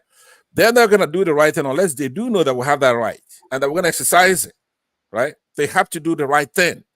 It has to be fair there. You cannot turn off that beavers with impunity. That's the issue. The issue is that we give you chance to ask a guest a question. Right. What question you want to? Well, I've never said to anybody, don't ask any question. No, but if in the course of that answer, and I remember a lot of us, hold on, Rudolph, I keep telling you that you would disagree on it. There is no hierarchy created here. Even you as a guest, you do not have the right to determine what is true or false. You don't. You could manipulate your buttons there, remove me or bring me in or give me time, but Mr. Okonkwo or even P2B has the right to determine what is true or false. We got a country that is in the total mess, 100%. Inflation is over 30%, and that's what they admit. It might be hyperinflation by now. People are getting, you get 450-something people kidnapped. What did he say about that? Nobody asked him about that, right? He's not a government. But I'm saying to you, though, and a lot of Lagos Igbos, okay, or in his case, a Northern Igbo, I don't know, right? People who grew up out there. And I grew up in the village, right? Let me learn. There's a difference between you and I. I'm not here to make friends. We are Igbos, and we're not gonna have genocide committed on us. And you Lagos Igbos, you wanna eat amala and get along with those people. I don't eat amala, right? I'm an Igbo man. I don't want a big country. If I'm marginalizing it, I'd rather have a small country where everybody's equal. Do you understand? So that's where we begin to have that disagreement. It's not written in gold that we have to be together. It's better if we're together. It's better if Africa is one country. But if you're going to ask a bunch of Islamic terrorists to turn off the beavers when you have such a good leader, the best and Africa has produced, right? This was a once in a lifetime thing, Rudolph, right? As you only see Sotaranoko, yes, yapata, ya totorea. A lot in near opata. Do you understand? You're a blind person, you're looking for snail, and then you accidentally your feet touches one. And you say, okay, no, I'm gonna leave it here. When I go and come back, I'll pick it up. Who's gonna show it to you when you come back? We'll have a chance. Now, here's where I begin to get upset. Okay, so we have an election. Who knows? They make their case. They pitch us. But after the election, now that you know that you elected a criminal cabal, and everything is gone haywire, there's no consequences. You're not upset about that. You're not ashamed of yourself, even if you sat on the fence like you did, Rudolph. How do you have a guy like me here, and you're not gonna let me get a word in here, and you're disrespectfully moving me to the background? All right, thank you. I really don't like that. Usually I don't get offended easily. I'm not irascible, but I'm not gonna be taking any more insults from any of you guys, including forefathers here. When I come here, I'm here for a limited time, and I'm out of here. I have to have some respect here. Pansat, we've given you the best we can, which is give you the chance to ask a question. Okay. And Okay, that's what we give everybody else. If I you appreciate you, Rudolph. I appreciate your guests. You are if way you above everybody else. But if as I you leave, if, I want fairness and respect for the panelists. I don't care who the guest is. When they come here, they're not going to dictate it. I'm here in the United States with $30 trillion economy, right? Kenneth is in Nigeria with, I don't know, what is it, $26 billion. Here's the cradle of but that doesn't democracy. that doesn't abide by the rules and the guidelines we give on this platform. Because in America, I'm also in America. I'm sure New York is in America, okay? Yeah, that's true. No, but Rudolph, the question I wanted to ask him, maybe I better leave, but maybe somebody needs to deal with it. I was gonna let him know that we do know now that Northern Muslims, right, especially the conservative ones, they believe that democracy is haram. God to them, and you know, but the problem is, whose God are we talking about? We're a secular country. They believe that God is sovereign. So how do you try to be one country with people who are not listening? Ansat, hold on. Yes, You're sir. actually more effective if you go straight and ask a question. Instead of rambling around at the end, your guest is confused. The person you are trying to question is confused. You don't make any impact by doing that. And it assumes that they don't know. I think to some extent, I can tell you that Dr. Kenneth Okonkwo knows, I won't say I don't know how much you know, but he knows the background of Nigeria. You don't need to tell him what happened in the election. He was a lawyer that went there to defend you don't need to go into those details. Okay, I'll take that under advisement. I would see, but please, when P2B comes, try to cut it down to like maybe I won't even call you at this point. Four people. Hold on, no, I won't do that. I won't do that. That's not right. I'm not even going to your show is not going to be anything unless you call me. Let me just tell you, you don't know that, right? If I'm not here, like there are platforms I don't go to now, they're gone, right? Yeah. If I'm not here, your show, you're gonna have people to be here, and nobody's gonna even care that you did. Yeah, it's okay. Right. You know, even if it's only one person, I can talk to P2B without audience. That's what you did here. You spoke to Mr. Okonkwo for a very long time, right? Yeah. And we got everything. You did a good job. Last time I checked, Pastor was giving an offer to come and be a guest on this platform, and he chickened out. No, I didn't chicken out. I was humble enough to say I'm not big enough to be a guest. The offer is still on the table. The offer is still on the table. But when I come as a panelist, right? I want to be respected as a panelist. When are you going to be here as a guest? Thank you so much. Let's go to. When are you going to be here as a guest? And bye bye to everybody. Right. Thank you. Thank you, Pansat. Fathers. Yeah, man. I must say the last statement he made, addressing Pansat's question was one of the best I've ever heard. Regarding the way the Southeasterners should approach Nigeria. Very, very compelling. And he actually used his own life as an example of his experience in Nigeria. And he actually went on to give Pansat an assignment to go and figure out. However, the question Ikolala asked him, I felt like the way he dealt with it was part of the narrative that I saw as a problem in Nigeria when I started observing the space, where they pretend as if we don't have enemies, we don't have people we define ourselves against. Like everybody loves us. Everybody loves us. Look at us. And it's like, I gave him an example where if you have a child and you see a snake, you don't exactly say, child, it's our responsibility to protect ourselves against a snake, but which I shouldn't define what the snake represents to you. You have to define what that snake represents to that child as a threat to the child. Otherwise, the child will not know any better. Tomorrow, that child will go and pick up the snake.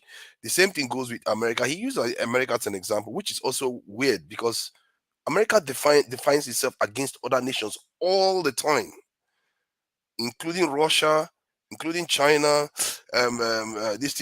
terrorists, and all kinds of different. That is how nations emerge.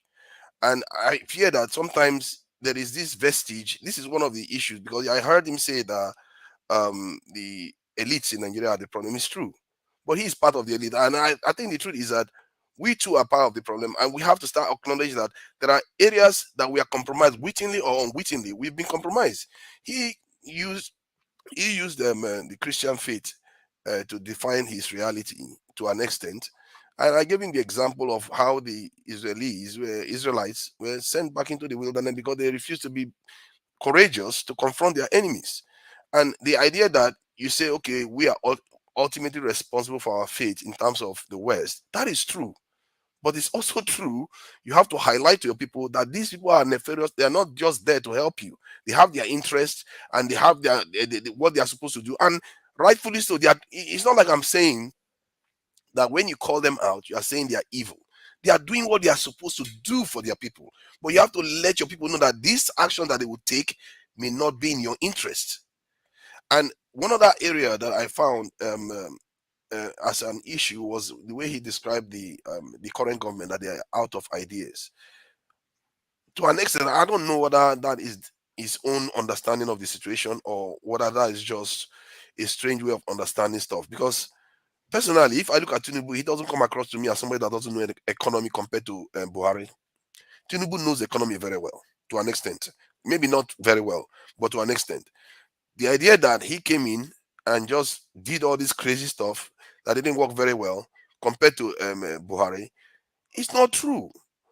You have to acknowledge, because there's a little bit of a stunting of our knowledge of things. They don't make the leap to say, you know what, these people are not acting normal.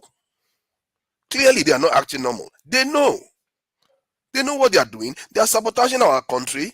They are ensuring that things work today. Tomorrow it doesn't work well. Tomorrow it works. You heard them listening to IMF, World Bank, and every other people around this world, to the point whereby British Council is coming to tell Nigerians how to tap into their citizens overseas to care for Nigerians, while the president of Nigeria is saying he doesn't care whether Nigerians travel overseas. They all know these things, and my reluctance to, I guess my concern is that the way he treated it, like they are out of ideas, seems to be patronizing to us. Because I don't know whether he can see it. Maybe because when you're in Nigeria, you don't always see this thing. But I would like to think that he can see it, but he's just not making the leap to call it out for what it truly is. Because these people are betraying us, and they don't call it out for what it truly is. And in the end, our people are none the wiser. So I felt very bad that he didn't call out some of the nefarious actors. Sooner or later, our leaders have to start calling them out, saying we can't listen to these people. We have to do our own thing first. This is how nations are built. Otherwise, your citizens will just walk around not knowing people that are their enemies. You don't know it's like you have a family that's your enemy. You don't know. And tomorrow you go and eat in their house. What kind of parent does that to their children? You have to tell your children to be aware that when you go to this house, watch the way you drink their water, watch the way you eat their food, because you don't know what they're going to do to you. That's all I'm saying. Thank you. All right, thank you. Ikola, if I come to you, that would be a chance to speak. Please. I just want to add to, in fact, I waited to add to what Forefathers was about to say, because I don't always agree with him.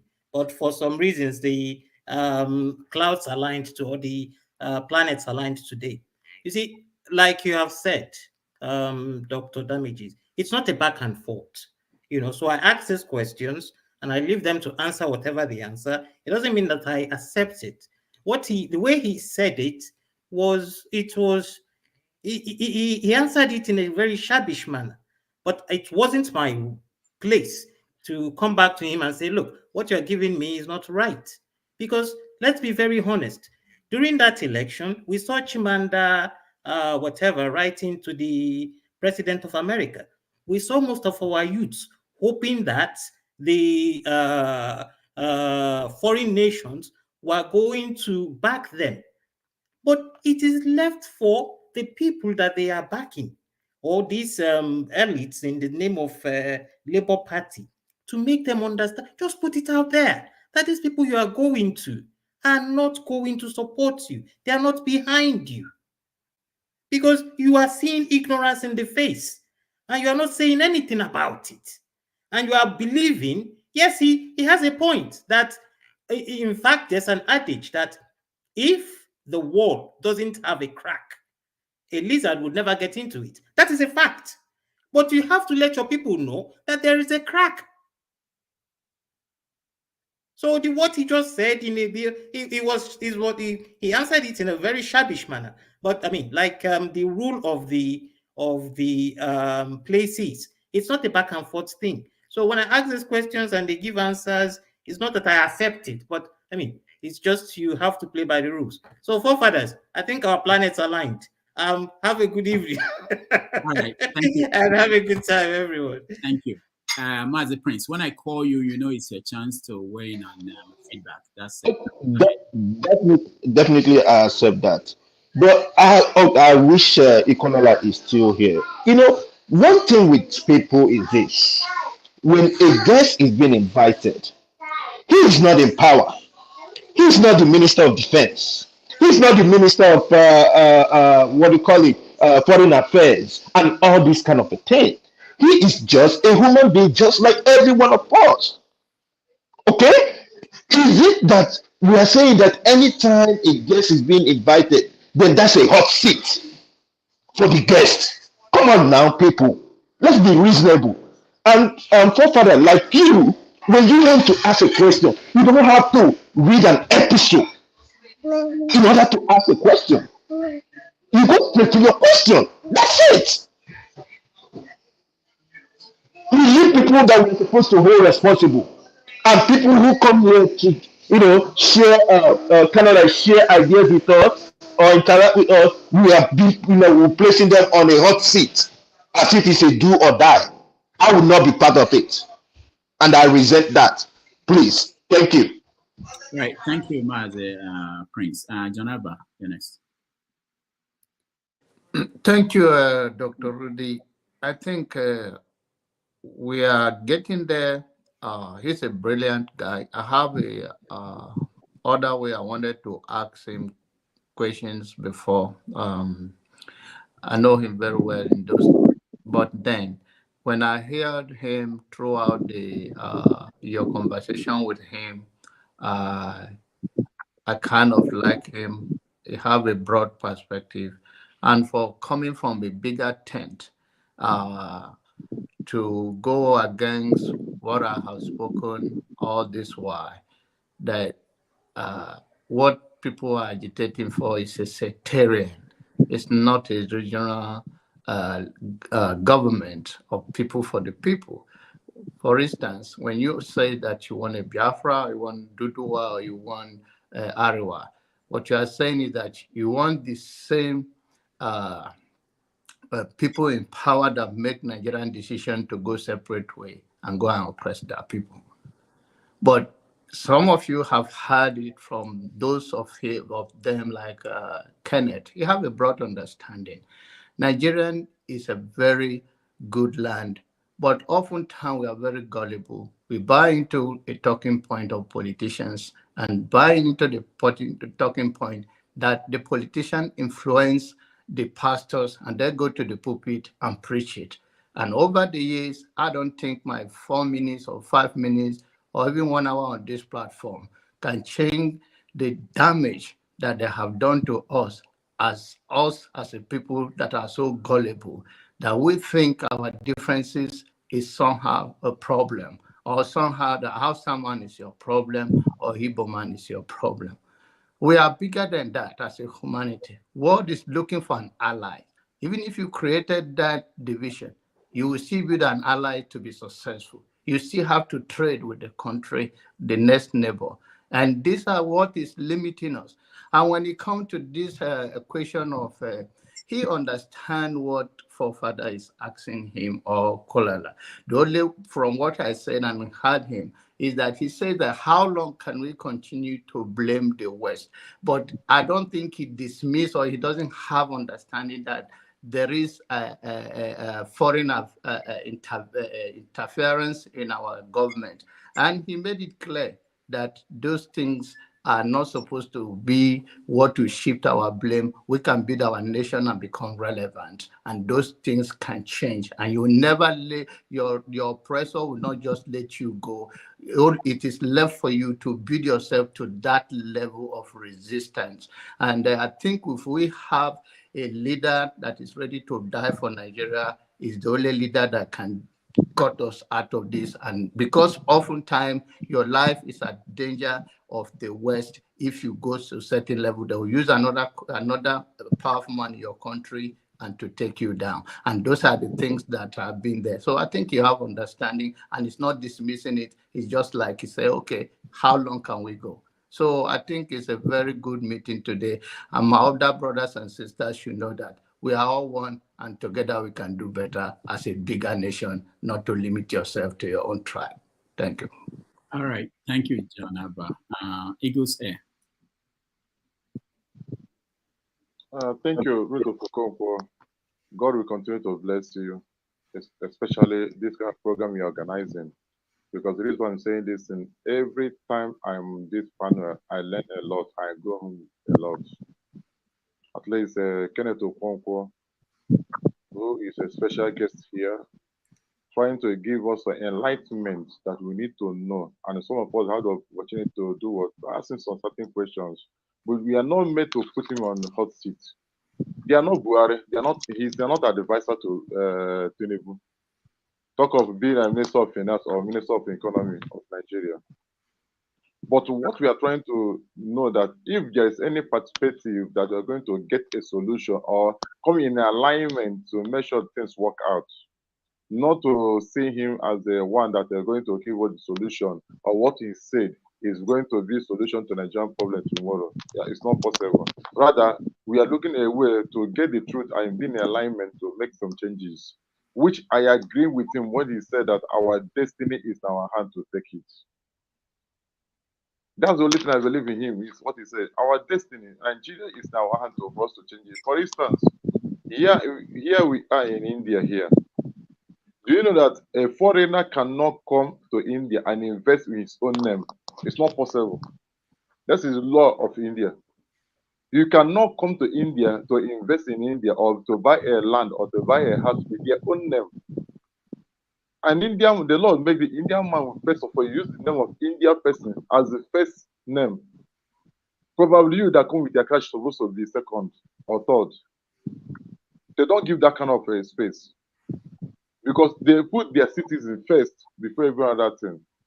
The problem of Nigeria, our citizens are not putting first. Rather, we put our citizens as second. Then put foreigners first. That's the problem. That's where the Nigerian economy fell. That's why Kenneth Okonkwo trying to make us understand that we need to take our destiny in our own hands. And how do we take it in our own hand? It's you and I make the right decision, not the wrong decision. That's why he said that people that voted for Tinubu supposed to apologize to themselves before other people.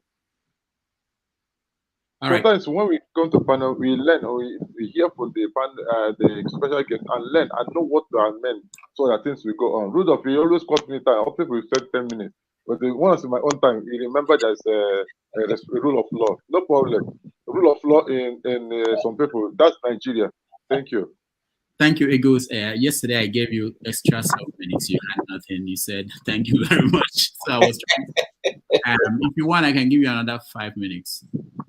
No. All right. Thank you. I'm sorry. You know, sometimes I want to run through everybody. There are people who are just get a chance to say anything to the guests. I want to hear them. Okay, KJ, honest. Okay. Thank you very much, Dr. Rudolph. And I totally agree with you. When a guest is invited, it's not a schoolboy. It's not he has not come to mark your register so that whatever he says, you have to swallow it. You can hold your own opinion. That person is expressing his own opinion. It's not for you to try to, force the person to believe in what you believe. It doesn't happen anywhere, no matter what you call yourself, whether you are a super, panelist or whatever. And the person who has been invited wasn't invited because you invited them. There are people who go out to try to, get these people to come to this panel. It takes a lot of time to bring a guest to to any panel at all because they are coming and putting all their credentials on the line. Not everybody wants to do that. So please, the more we understand that when people come, we should accord them a lot of respect. The better for us, and the more people that are willing to come here. Sometimes if I'm a guest and if Rudolph comes to invite me, I will go look at what I've done before. And if I don't like the approach of the people on the panel, I will not come. I'm not coming to sell. Are you going to give me money or promote me after the show? No. So if people come, let's make it very civil. Let's make it enjoyable because it's supposed to be entertaining and at the same time educative. Okay, that's what I would say on that. And then, there's something he said. The Lala asked that question, and in fact, forefather also went on to say, look, there's something we say in theater. That is, how do you define a character? What people say about him, what others say, and what he himself says about himself and others. So, if we look at what Tinubu is been doing and what people have been saying about, does he look at somebody who understands what economics is all about? So far, by rating him by the policies of his government, it doesn't show as somebody who has a good understanding of what policy is all about and the economy is all about. And it doesn't matter whether you support him or not. The question is, we're looking at what he has put on ground. Does this show us that he understands what it is all about? Okay, if we go just suppose that with the statement made that is one who developed Lagos, and for 1 year now we have not had any needle shift towards the north. Rather, it's shifting towards south. Everything is going towards south. So that means that there's some things that are wrong with his policy and his, whatever he's doing. And if you look at his peaks, so far we don't see those people who are supposed to be, re-engineering the economy to bring it to the place where Nigerians will enjoy it. And that's for that. And I think I enjoyed every bit of what he said. There may be some areas I don't agree with him, which is the fact that he says that the Igbo man needs a bigger space. I don't agree with that. Much as I do not, outrightly say I agree that Nigeria should divide.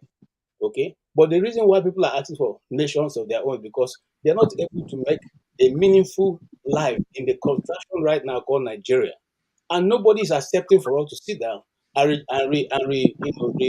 re-engineer the system so that everybody can benefit. It's become an impossible thing.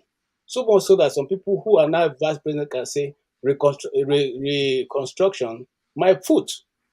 Okay, so if somebody who is in power can say that, if anything, you have to call for a national debate on how to restructure Nigeria to come to the place where it will serve everybody's purpose, and he says it's his foot, and that person seems to be one of those benefiting from the way the setup is right now, then we know that we are in trouble. Because in the first place, you didn't ask me permission to create the 19 states which you created. And if you did create 19 states, why is it lopsided? Why is there more people in the north? Why is there more posts in the states in the north? Why is there more representatives and legislators in the north than you have in the south? So there is something wrong with the system. And until we come to that point and agree that if we are going to be one people, even though I've not seen, even America is not one in any case, okay? That's why they are still singing it every day and every day and trying to make their nation better and better, even though it's almost near perfection. Yet they still tell you there's something that should be done to get it to the point where everybody is able to realize himself in the contraction called America. Now, for our own, they were not even close to being a nation yet, okay? And then we keep refusing to sit down and have a meaningful conversation. And whereas in the way these things are set up right now, many people are not able to realize themselves or their goals or their aspirations in the where it is. And when such people call for a national dialogue, we say no. Now, are the Igbos saying when they get their Biafra, or the Duduwa saying when they get their Duduwa, means that everything is going to be good? No.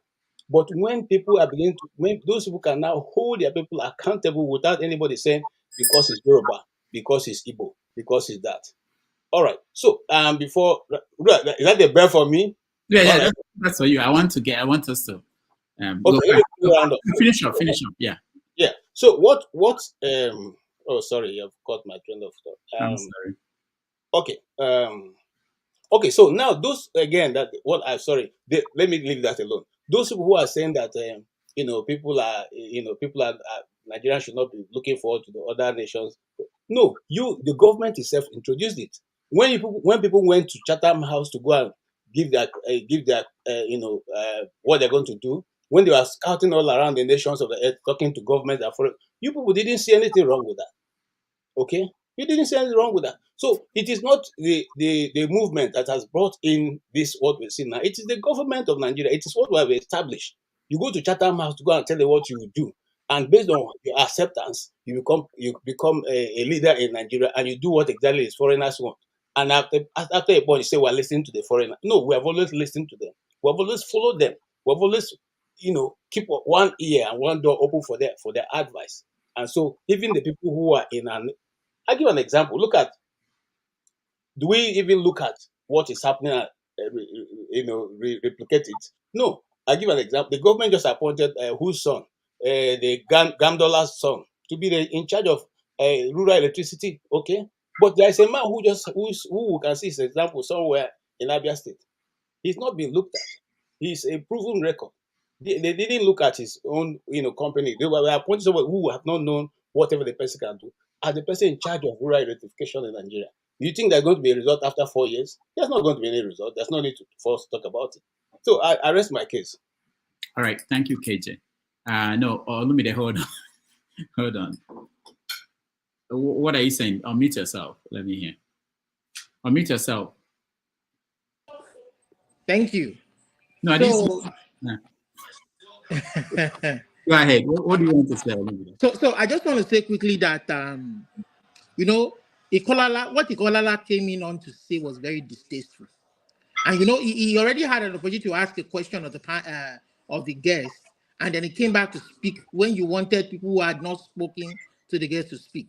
What he said was very distasteful, and I find him to be a mannerless human being. How can you come and say that the guest gave a shabby answer? That's an insult. The guy answered your question. What did you want him to say again? The guy said his own question about getting support from the West. What do you mean get support? The guy is saying that you Nigerians have to take responsibility for your fate and your action, and you are saying US and Britain should come and do what? To conduct your elections for you. And when the person that they supervise to win the election gets there, you think they won't control that person too? Are you? And this guy, this is that is not what he says. Stop maligning somebody that didn't say anything like that. This is a guy who makes statements and facts based on conspiracy. He doesn't bring facts to the table. I mean, he should be careful of his and with his fake American accent. I don't even know where he is. Is he in America or where? Prophet, I'm coming for you now that Dr. Rudolph is here, because I know when I come for you, you take me backstage. That opportunity is not here for you now. I'm going to come for you with you come here telling me that all I come to repeat myself about elections. Meanwhile, all you come to here to repeat yourself is nothing but security and nonsense stuff that don't matter to the people. Yeah? And the guy was telling you, the guy answered your question, and you're saying he didn't answer your question. He said you have to, you Nigerian elites have to take responsibility. The ruling elites take responsibility for your own security. The way Senegal did, the way Mali did, the way Burkina Faso did, and took themselves off from the you are saying things that French. are completely not what he said. Ekolala said, if there is a crack in the wall, you have to let your people know that there is a crack in the wall. You see how he's running away from the truth. You won't be able to get backstage. You have no saving grace today. You know what? Ekolala, I'm done with Ekolala. I'm here for you now. Let me tell you forefathers. No.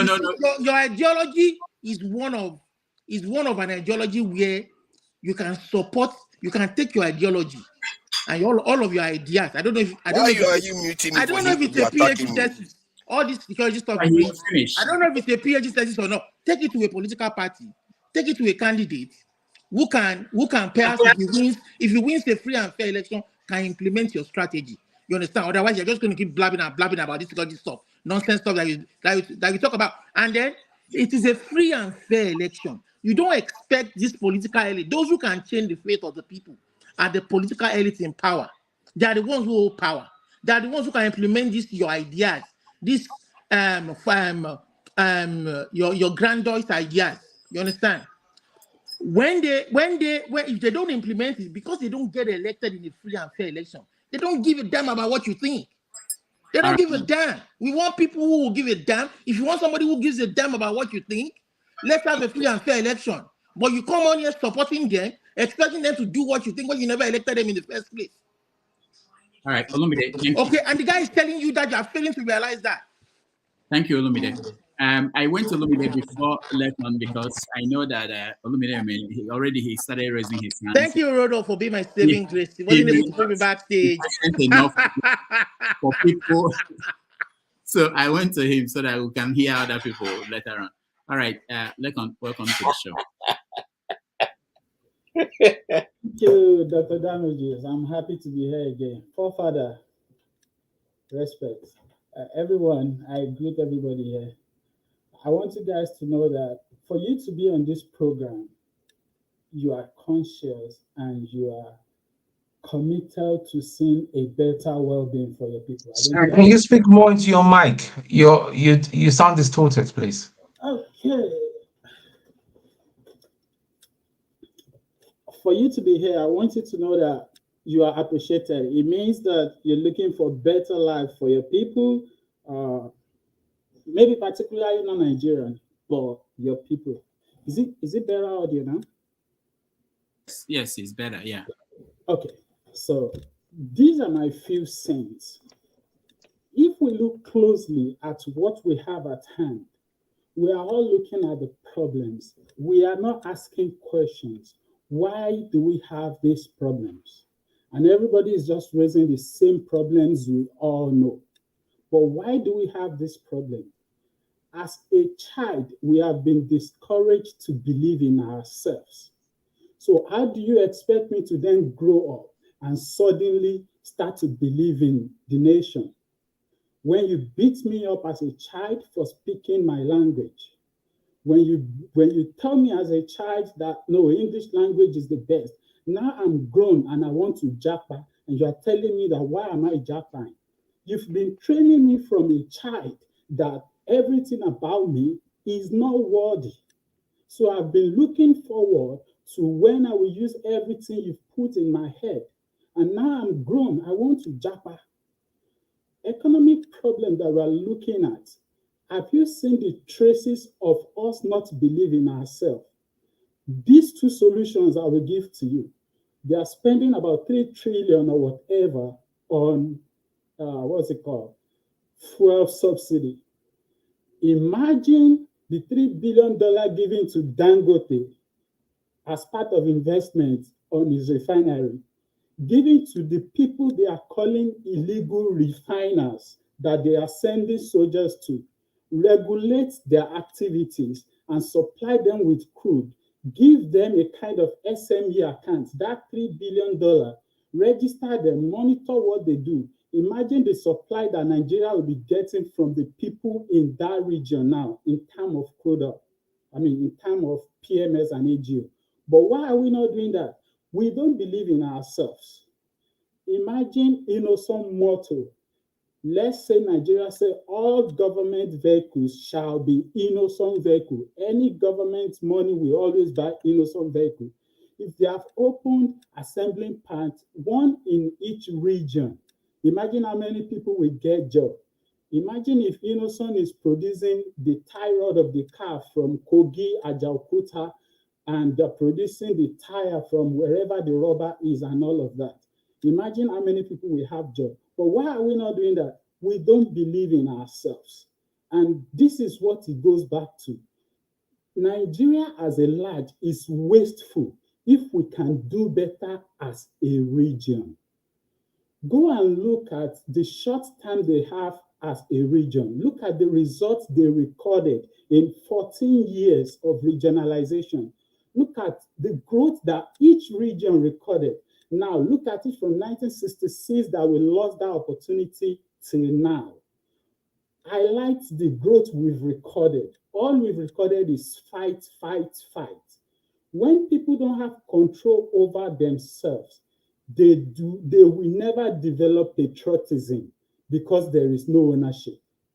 When you have a president that said Nigeria unity is non-negotiable, when you have a vice president that said reconstruction or restructuring my foot, you have taken ownership away from the people and you turn around, you are asking them for patriotism. That's not how it works. If things will work, the minimum is Canada that we are all running to. We have French speaking, we have English speaking. Why are they not forcing everybody to speak one language because they want to be big?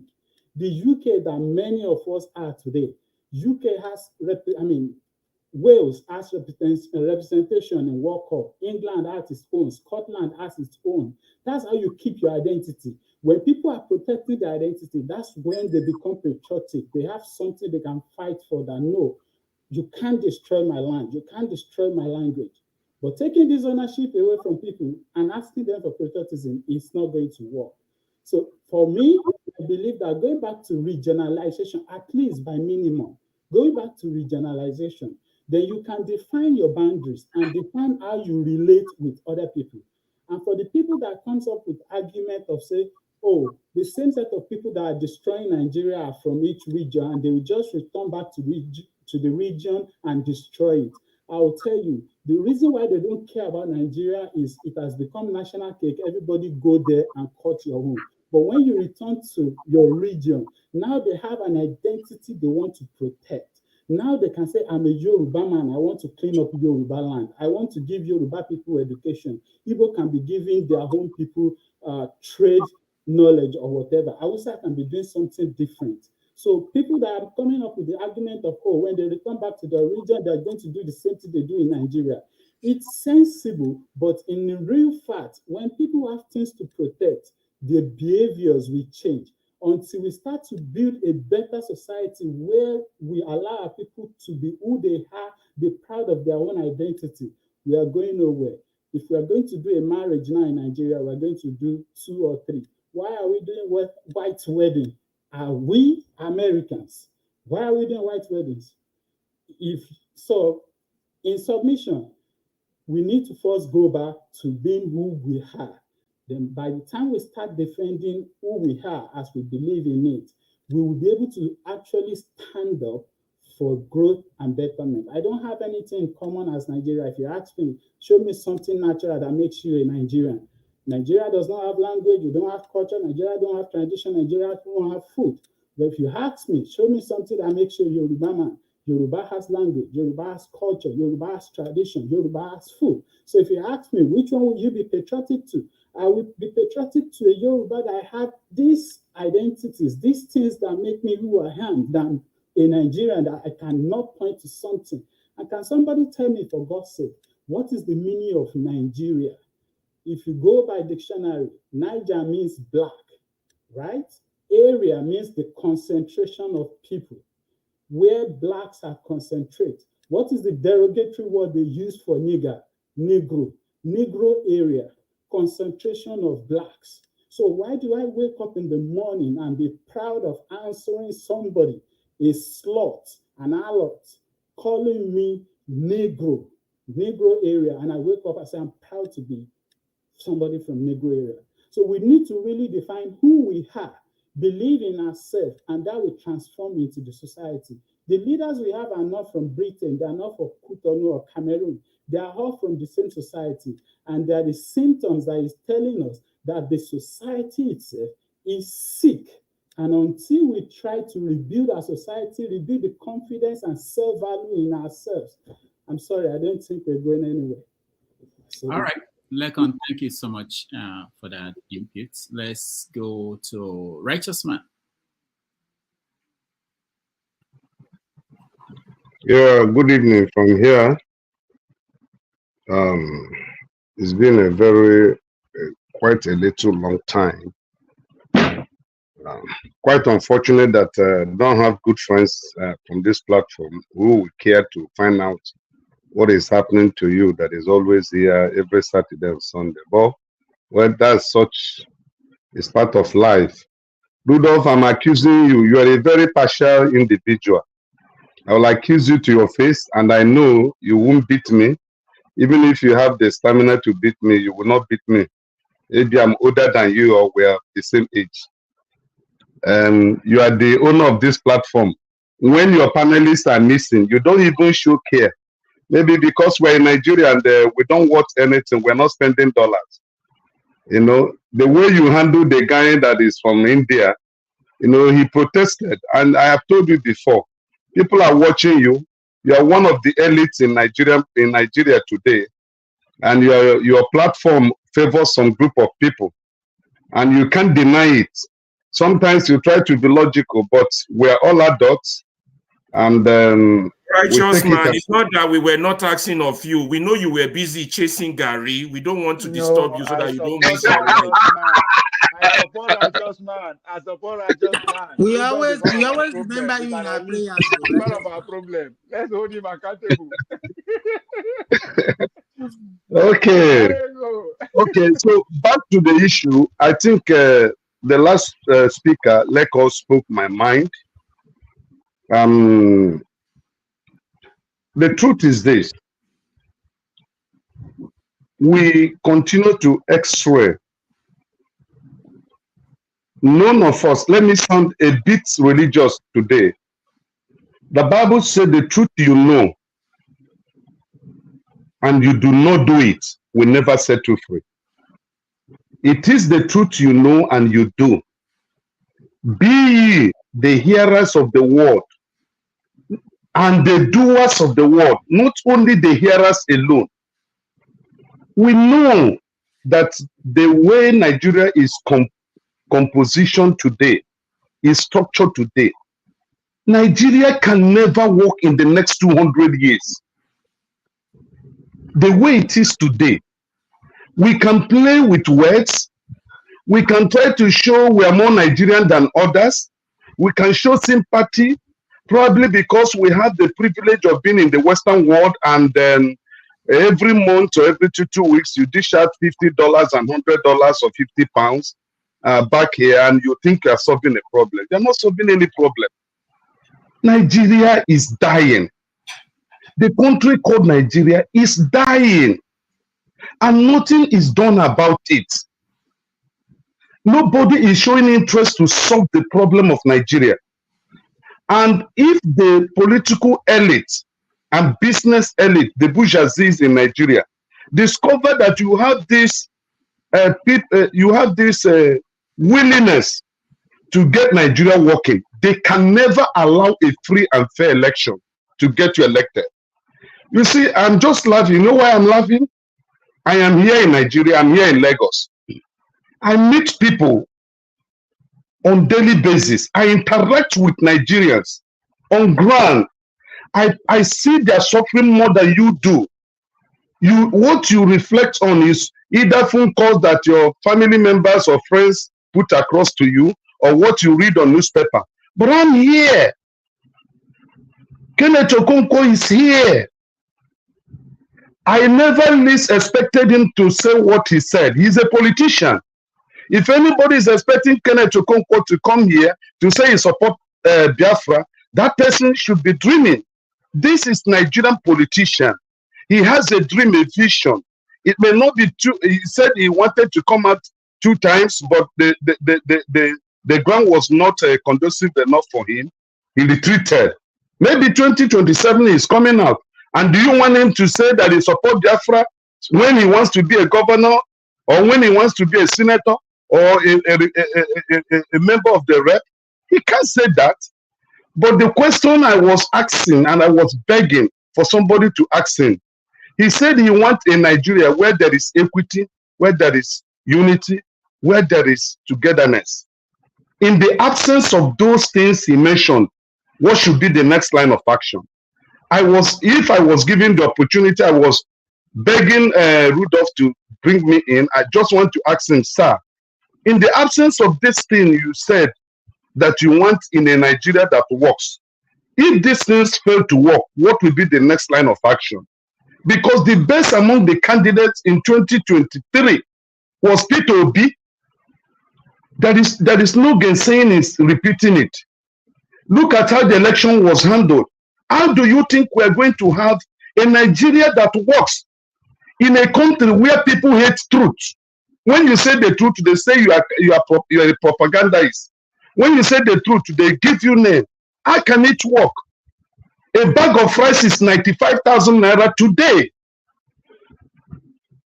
That if you go to at Lagos today, unless those people who had already stocked what we call frozen chicken and turkey in their refrigerators, if you go to any market in Lagos today and see turkey or frozen chicken, call me a thief. I went through 3 markets today looking for frozen chickens to buy for my family. I couldn't find any. A little fish Titus fish that we normally buy 350 naira. I bought one today, 2,700 naira, a little fish.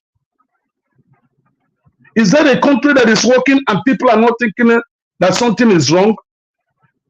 Forefather is saying that he thinks Tinubu knows what to do. Who told you? Why will you be in Britain and be defending Tinubu? You think he knows what to do. He doesn't know what he's doing. He has run out of ideas. APC has destroyed Nigeria. APC has brought hardship.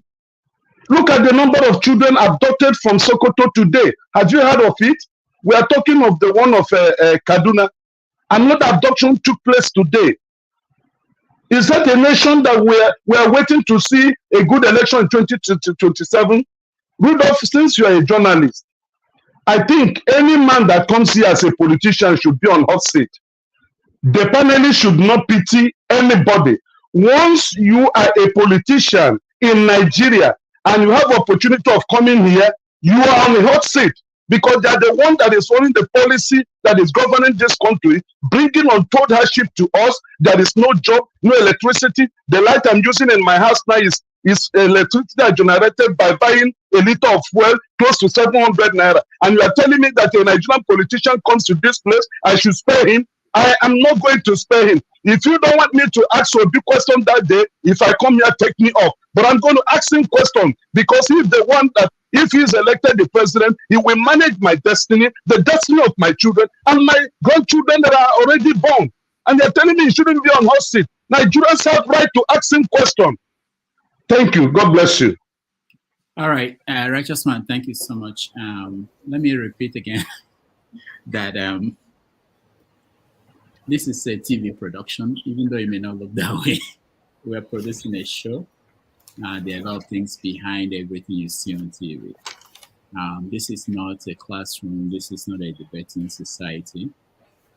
Also, I've never stopped anybody from asking any question. What we are saying is just follow the guidelines. If you want to ask a person here, are you a thief? That's okay. Nobody's saying that you shouldn't ask any question. I've never stopped you. But don't start preaching and don't start interrogating and think that we give you 10 minutes to go back and forth. Are you a thief? Okay, you are not a thief. Are you going to steal tomorrow? That's not what we're saying. It's a privilege to have these people come, whoever they are. There's a reason, I said this before, there's a reason why Channels TV is not opening up their platform for anybody to come and question their people, the people they invite. You know, there are many aspects of this. There are some legal issues involved. So there are so many things. People think it's just because we are in our homes and we can just go and click on a link and talk to these people and say anything we want, and then it's just that simple. No, there are other implications. So I have never stopped anybody from asking any question, no matter what the question is. But make it one. Think of the best. Think about other people. That's the one that bugs me a lot. We have 10 minutes left, and you are called. You take 10 minutes. So what about the other people? These are your friends. Yeah, Dr. Damages, I understand that. No. It's my turn. Be quiet. No. What? I'm just trying to make it short. No. Okay, fine. Go ahead. Since you want to talk. It's my turn. Yes. First of all, thank you very much, righteous man. You just hit the nail on the head. You come here, you are on hot seat. Because we here, some of us know better, and those who come here, they know better. And when you're here, you have a podium, you are on the hot seat. There's no kissing of ass. He's not the one in politics. He's a political opposition. They have a job to be doing right now that the country is fucked up. If not, you cannot only be saying Tinubu is not doing his job. They themselves too are not doing their job. Some of his comments, while he's a great man, like I said, he speaks well. You were wrong, righteous father, that he didn't answer that your question. He did. He told you point blank, the situation is helpless. The situation is hopeless. It's up to the people. Then why are you asking the people to participate when you know the situation is hopeless and the situation is helpless? That means you're gaslighting the people. Labour Party, if you're a Labour Party member, they are gaslighting you. You better wake up. They know the problem. He just said it. No solution. These are his words. I wrote it down. He said, we are expecting a miracle.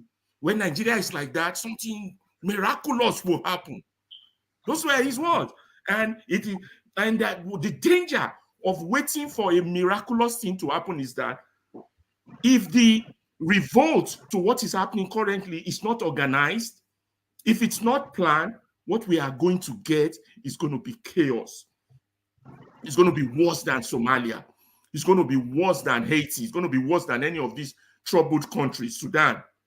If we don't plan, those of us, intellectuals, intelligent people, if those in politics know the situation is hopeless and they redirect you back to God, God will come down and solve it. Then they are gaslighting you. You all better wake up and stop all this gaslighting and fully fooling that you're all fooling yourself.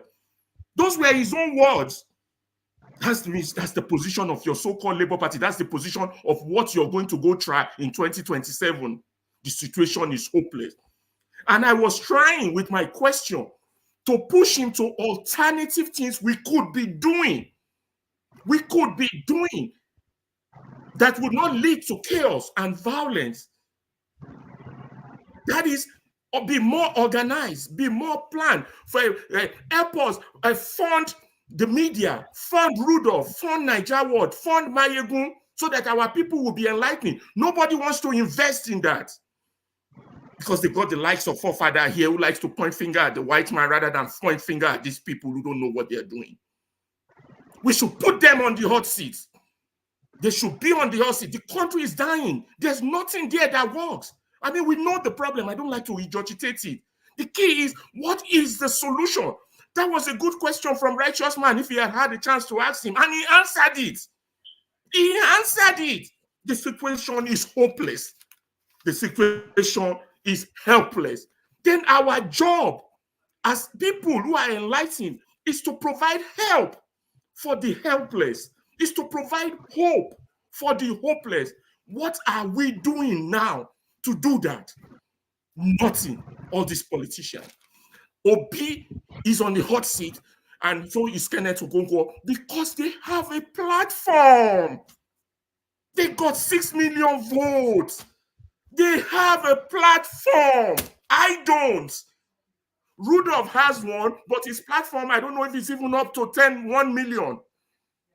Niger Watch has, it's not up to 1 million. We're talking about a 200 million population. We need people on the side. I have at least 1.2. I have 1.2 on my platform. I have 1.2 million on my platform before December. I have 1.2 million on my platform before December. So, okay, good. How many turning? You know, how many are hearing the messages of hope? How many are listening? 1.3. You understand? Hearing comes, they say faith comes by hearing. Hearing comes by speaking words. None of this is happening, and these people keep gaslighting us. Go and contest again. Let's ruin. You know the system is not working. That's why another point I want to make. Let me stop on there. Second point I want to make is that these people are not on the same level as they have as you and I or the followers. They are not. Why did I say that? A typical Nigerian rich person think that is insulated, like Ovie always say. They don't live in that country, not just physically. They don't live in that country mentally. Yes, NEPA took his light. He was adjusting to electricity. But mentally, he is not thinking like a typical Nigerian who has to go and buy Gary.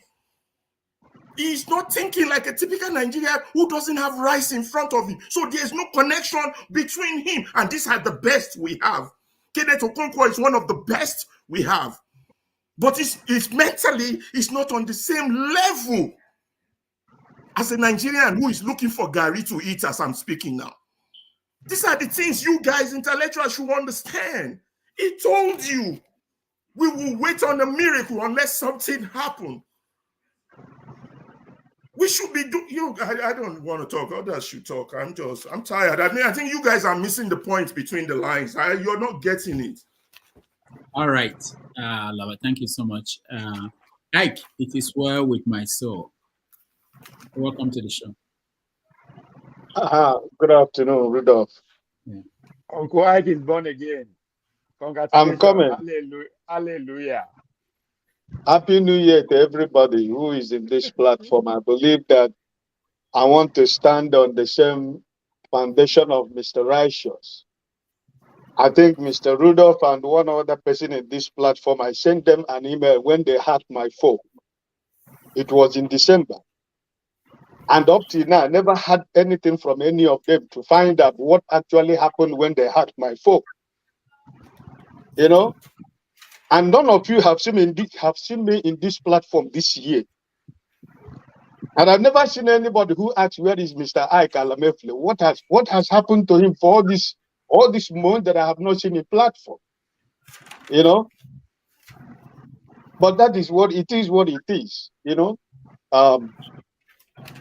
Rudolph is an elite. We cannot build a common friendship. We cannot build a common friendship, but we want to build a nation. We can't build a brotherhood, but we want to build a town. I don't see how it works. But it's all good. The joy is that everybody is okay. I'm happy to see everybody on the platform, you know.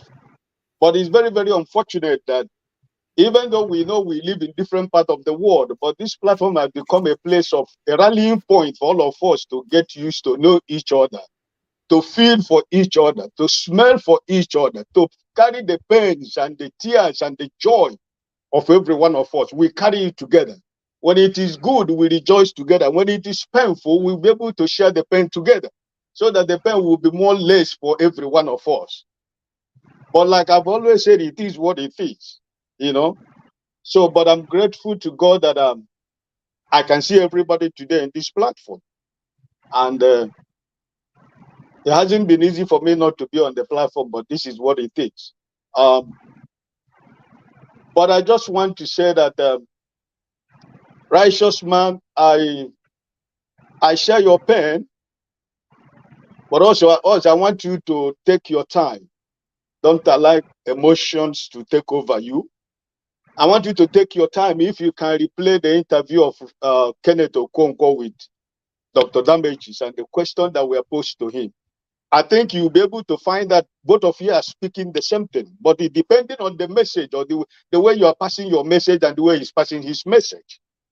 But I think that both of you are saying the same thing. Even my brother Alaba is still saying the same thing. But it's always the same way, the way we want to say the same thing. You know, let us be honest ourselves here. Kenneth Okonkwo was a successful man before he ventured into politics. You don't take that away from anybody. He worked hard for his whatever he had. It's not because of politics that he's successful. He said it here. It's not politics. It is Nollywood. He has worked hard for his wealth. So don't attach that to politics. It has nothing to do with politics. He worked hard like every one of us is working hard to make a living. Wherever you are working hard. So if tomorrow you become a politician, I am not going to antagonize you because tomorrow you become a politician and you have a political post, then I'll forget that you've been working hard all your life trying to make a living. So when you say that he is in Nigeria with righteous man, but he doesn't feel like the way a common man feels, I don't think, Mr. Laba, with all due respect, I don't think I expect that from you. Because you were watching him, his light went off. The light goes off in Nigeria he has no name, whether big or rich or poor. There is no electricity, there is no water, there is no gasoline, there is no gas, there is no petrol. It's everybody. So let's remove what somebody has worked for. And before he gets to somewhere, you know, let us not diminish the suffering or the hard work somebody has put into his own personal life. You know, so let us not diminish that. I don't want people to diminish that. And I wouldn't want anybody to diminish my own because I've worked hard all my life. Ike, it's not So being none of us diminished. none of us here It's not being diminished. all of us The are not issue is, politicians. Ike, it's There are not so being many. diminished. The issue is the situation is the same, and they keep asking us to do the same thing over. Only insane people does the same thing over and over again. With like I'm coming. righteous man asks, you know, what would they be doing different? We all know the problem. Let's stop beating around the bush. That's what fella calls parabolation. We go just the beat around a bit and see the same place. I don't think Parabolating. listen, It's I got don't think nothing that to is do with beating, his achievement. It's to refocus. I don't think that he's beating about the bush, my brother. He is not in power. He is an opposition. You go back to the interview. He put down the genesis of the opposition in Nigerian political scene with Rudolph when he was interviewing him one-to-one. I listened to it. I was coming from the church. I was listening from when I left the church, but in church house. He gave reasons why the opposition is what it is in Nigeria. Kenneth Okonkwo is not a member of this government that is in power. So if you need anything from the government, you go to APC and their government. But as opposition, what he is trying to tell you is you have to be constructive in your criticism. Not only do you have to criticize, but also you have to provide solutions. But the problem is that the people that are providing solutions, are they listening to you? Because it is easy for me to say, KJ, listen, I want you to do this and this. It's left for KJ to do what I said. At the end of the day, the decision remains with KJ, not with me. But I'm giving him what I think, right? So the decision for KJ to do that is left for him to do. So I think this is what it is all about. So please, let us not think as well, like somebody said, when we brought somebody here, it's like he's not the minister, he's not in the he doesn't have any political position in this government. But as opposition, he is trying to tell you what they are trying to do.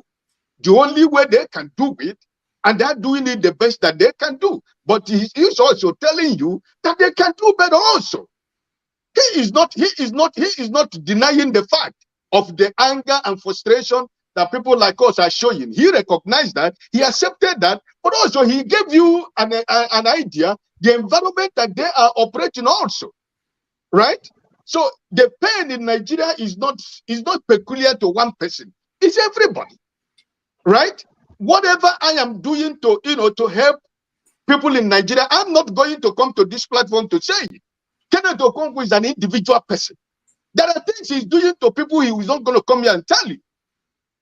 Maybe he's reaching out to the people in his village, in his kindred, the people that are closer, the people that are very close to his village, the people that he sees every day.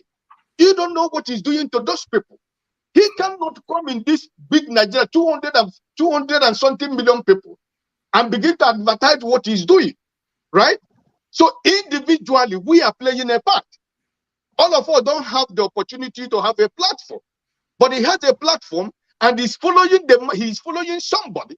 You should also look at Mr. Peter Obi, what he says every day in Nigeria. Peter Obi is acting like the president of Nigeria today. So exactly the government in power we know that have failed, but what can the oppositions do? That's the point, that's the question. They don't have the army, they don't have the police, they don't have the judiciary. The government controls everything, but it has not stopped them from doing the little that they can. So please, I want us to, whenever we are trying to say certain things, understand before Rudolph Okonkwo have this platform, he was somebody before. He was doing something before, and before he get into something. All of us are looking for privilege and opportunity to be in a better life, but we have to work hard for it. The pain, the anger in us as Nigerians is that most people that are really not never worked for anything. They stole everything that they have. That's the pain. I am not angry that somebody is a minister. I am not angry that somebody is the president of Nigeria. But the question is, did you work to it? Did you work? Did you work to merit where you are? That's the problem. If I work hard to merit to the place that I find myself today, I don't think that anybody should say something that is not good against that thing, because I believe that I work for it, right?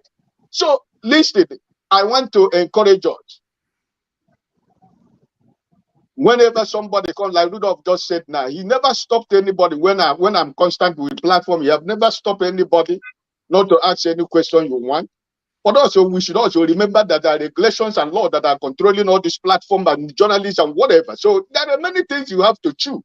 We don't just throw bombs and throw anything you want because, like he said, I'm in my house today is Sunday. I'm in my sitting room. But my internet is giving me a problem. I'm moving everywhere. I'm now using my phone to get where I can have a very good internet. But there are rules and regulations that is controlling his platform. There are certain things he wouldn't want to do. And so let us remember that those people who take the opportunity to come to this platform, put them in hot seat, put them in water seat, put them in cold seat, it doesn't matter. But whatever you want to ask them, remember that there are ethics, there are rules and regulations that is following on every platform. So you should also respect people that are find themselves to come here that we can share and they can tell us what they think about Nigeria, right? Because all of us, at the end of the day, we are pursuing the same goal for a better Nigeria for everybody, right? Anything we are doing here is for everybody to have a better country. That you can go home tomorrow and say, I am proud to be a Nigerian, or wherever you are, the people, your family or your friends in Nigeria, that they are having a better life. Look at what the righteous man just told you right now about the bag of rice, about chicken. It's not only him that is feeling it. Even Mr. Kenneth Okonkwo, who come here, he's still going to buy that chicken at that bag of rice at $92,000 or $96,000 naira. But the difference is maybe you said that he have the money to buy as many bags as he has. That's what we think. I cannot be thinking because I am not in his financial pocket. All right, Ike. I'm not the one that did it. It froze. But thank you so much. He might not have come with financial, backup. But he's not regretting his popularity because that position and that popularity he has gained has led him to get connections and contacts in so many fields that he has, engaged himself. So everything should not be all about money. Somebody you are looking at thinking is that money, but if that person tells you his or her problem, you will discover that you and that person are equally in the same field. Most of us who are living in this developed world today, if you are in Nigeria, the same money you think you have now, if you are in Nigeria, you will be saying the same thing righteous man is saying, because it's not enough. So please, I am going to end by letting us to know, please, be your brother's keeper. When you don't see people that you used to see every day, let me not say every day, every week, try to find out why. My pain, my anger is that I told Rudolph the day that I sent him a message, I told him that my phone was hacked. And I sent one other person in this platform up to today. None of them have never received any message or any kind. Say, hey, brother, hey, how far has he gone? But I just came in today and everybody said everybody's happy to see I. But what of all this month? If I have died all this month, none of you would even know. And at the end of the day, we are fighting to have a better Nigeria. Why we can't even love ourselves, even though we are not sitting face to face, we are not close to each other. But this platform has made us a family. They have made us friends and family. So why can't we really be there for your brother or your sister when you don't see somebody? You can say, hey, even though you don't have my contact, you don't have my contact, you can ask one of them. I've not seen Brother Ike for a very long time, or I've not seen Brother Alaba for a very long time, or Mr. Righteous, I've not seen him for a very long time. I mean, what is bad in asking about somebody that you see almost every week? Sorry, can I request, Rudolph, that Brother Ike, you post your phone number on the private chat so we can all have it. No, let me answer first before the okay. There's no good way to describe this without sounding bad in a way. So I don't remember. You said you sent an email to me. Unfortunately, I don't remember reading. I don't read most emails. I'm sorry. It doesn't look very good, but there's just so much I can. I thought that we communicate through the phone. You talk to me outside this. And for the panelists, everybody here, I gave out my phone number. I did something recently. I started checking how many people have appeared on this as panelists. They were up to 60-something people. And I tried to gather everybody's number. so that I could, maybe send messages to everybody. But I always... It was on WhatsApp it was on the WhatsApp I sent you that message, because when it happened on that 25th of December, and the company that I am using their network, this place, they are closed, and there was no way I could reach the company to block that number. But I was advised by the ICT of the manager where I work to remove my SIM card and re-download my phone to factory, download. So I kept my SIM card away until after about 4 or 5 days when the company opened. So they have to block the number, and they gave me a new number, right? So, all right.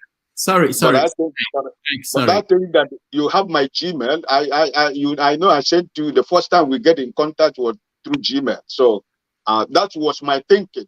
Because why I sent you that, why were you the first person that I sent that message? Because I believe probably somebody maybe would ask of me in the platform. You can be able to tell them, hey, maybe I've had a little problem, but soon it's going to resolve that. So didn't send it that I'm angry to you, but I just want you to understand that this your platform and your position is a very powerful position. You are working with people. Your common how are you means a lot to a lot of people who are on your platform. Or you wake up in the morning and say, hey, Mr. Ike, how are you doing today? It means a lot to a lot of people who are here. So I'm not angry. I recognize all of us are in this part of the world. Sometimes we walk our way that we don't even remember to eat sometimes. But, I'm just saying it that we should try as much as possible to, be your brother's keeper. Let's keep this contact. It's not about killing ourselves here. At the end of the day, we can be useful for each other in so many ways and in so many forms. That's my point, right? Thank you. I agree with you. And then speaking to Dr. Damage's point too. Can I have my turn, please? I think you go off your point. I think we should be fair on the guests when they come. When Damages is saying ask your question, there will always be reactions. Even sometimes I'm tempted to want to follow up, but let's be respectful. I'm also guilty in the sense. Let's be respectful. Ask our questions. After the guest is gone, look at us. We are all reacting now to some of his answers, and with some we agree, some we don't agree. I'm sure he's even listening at the back and watching and hearing somebody say, "Oh, that answer was shabby." Was this? I'm sure he won't be happy with that, and some of the kind of feedback we're giving. So when he says one question, let's be respectful. You understand? And he can give his answer, his own opinion. You don't have to agree. You understand? He himself was kind of lost when he said, like they needed help. Is a call Can we for also help. learn how to use our time to complain? That no matter what you do, at the end of the Olumide, day, you just interjected and you won't stop. Can we learn how to INEC declares the result. INEC declares at the end of the day, no matter what you write, they need help too. Who's going to help them make INEC do the right thing? All right, Olumide, thank you. So let me finish up. Can we learn how to use our time to complain? That's also the respect that we are asking for. Respect each other. Use your time to complain. Okay, Ovia, hold on. Let me just finish up. So, Ike, sorry about that. And then, righteous man, I can't promise. I'm really sorry. I can't promise that you have my number and I have your number and we talk outside this platform. And for most people here, I talk to them outside this platform. And I always think that if there's anything they want to let me know, they will let me know. And sometimes the messages are, if I see a name that I'm familiar with, I make sure that I respond. But sometimes something can depending on the day, so it's not anything personal. I care about everybody here, and even the people that are not here. But I can't promise you that if I don't see anybody for 2 months, I will start. People can travel. And I do notice that people are not there. But there's no commitment. I can't make people come, and it sounds bad, but it's the way it is. It's just life. We're doing this. It's very difficult. I don't know if you guys know. It's really very difficult, and the kind of things we juggle. But I always think that if Ike needs me, Ike can reach me, and I've reached Ike in different situations, and we talk about something different from this platform, and the same thing with Righteous Man and everybody here. So I think that line is open, but and I believe that, you know, I just so, but I appreciate you guys. It's not nothing personal. Okay, I can count more than 40 people who have not seen here in a year. I'm not going to be. I mean, I think that any day they want to come, they will come. I don't know what's going on. I hope everything is good, but you know, it's difficult. I wish I can promise you that any day I will do it, but it's difficult, you know. But that's No honest. problem. Rudolph, listen, I'm not signing up, but I want to switch over to my laptop, to my house internet. So because I'm using my phone, the battery is down. I want to charge it, so I'm going to switch over. So I'm not signing up.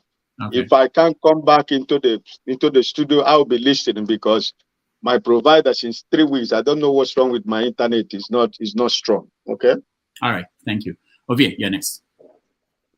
Oh, I skipped Tone. Hold on. Tone don't talk now. Tone, did you speak? I said it can't be Ovie. That's what I said.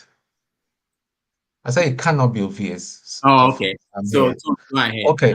Talking about skipping, I've been skipped, and Dr. Rudolph, with all due respect, you know, I try to be respectful. The only people that I just turn my other side on, it's all these Agbado people that come here and spew lies.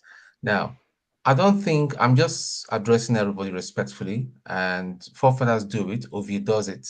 When you get your mic, please, if they say it's one question, please go straight to your question, that spending 10-15 minutes for preamble, and you're not penalized. Today, I even hardly finished my first question and all that. I was even put muted and all that, and I was just placed and banked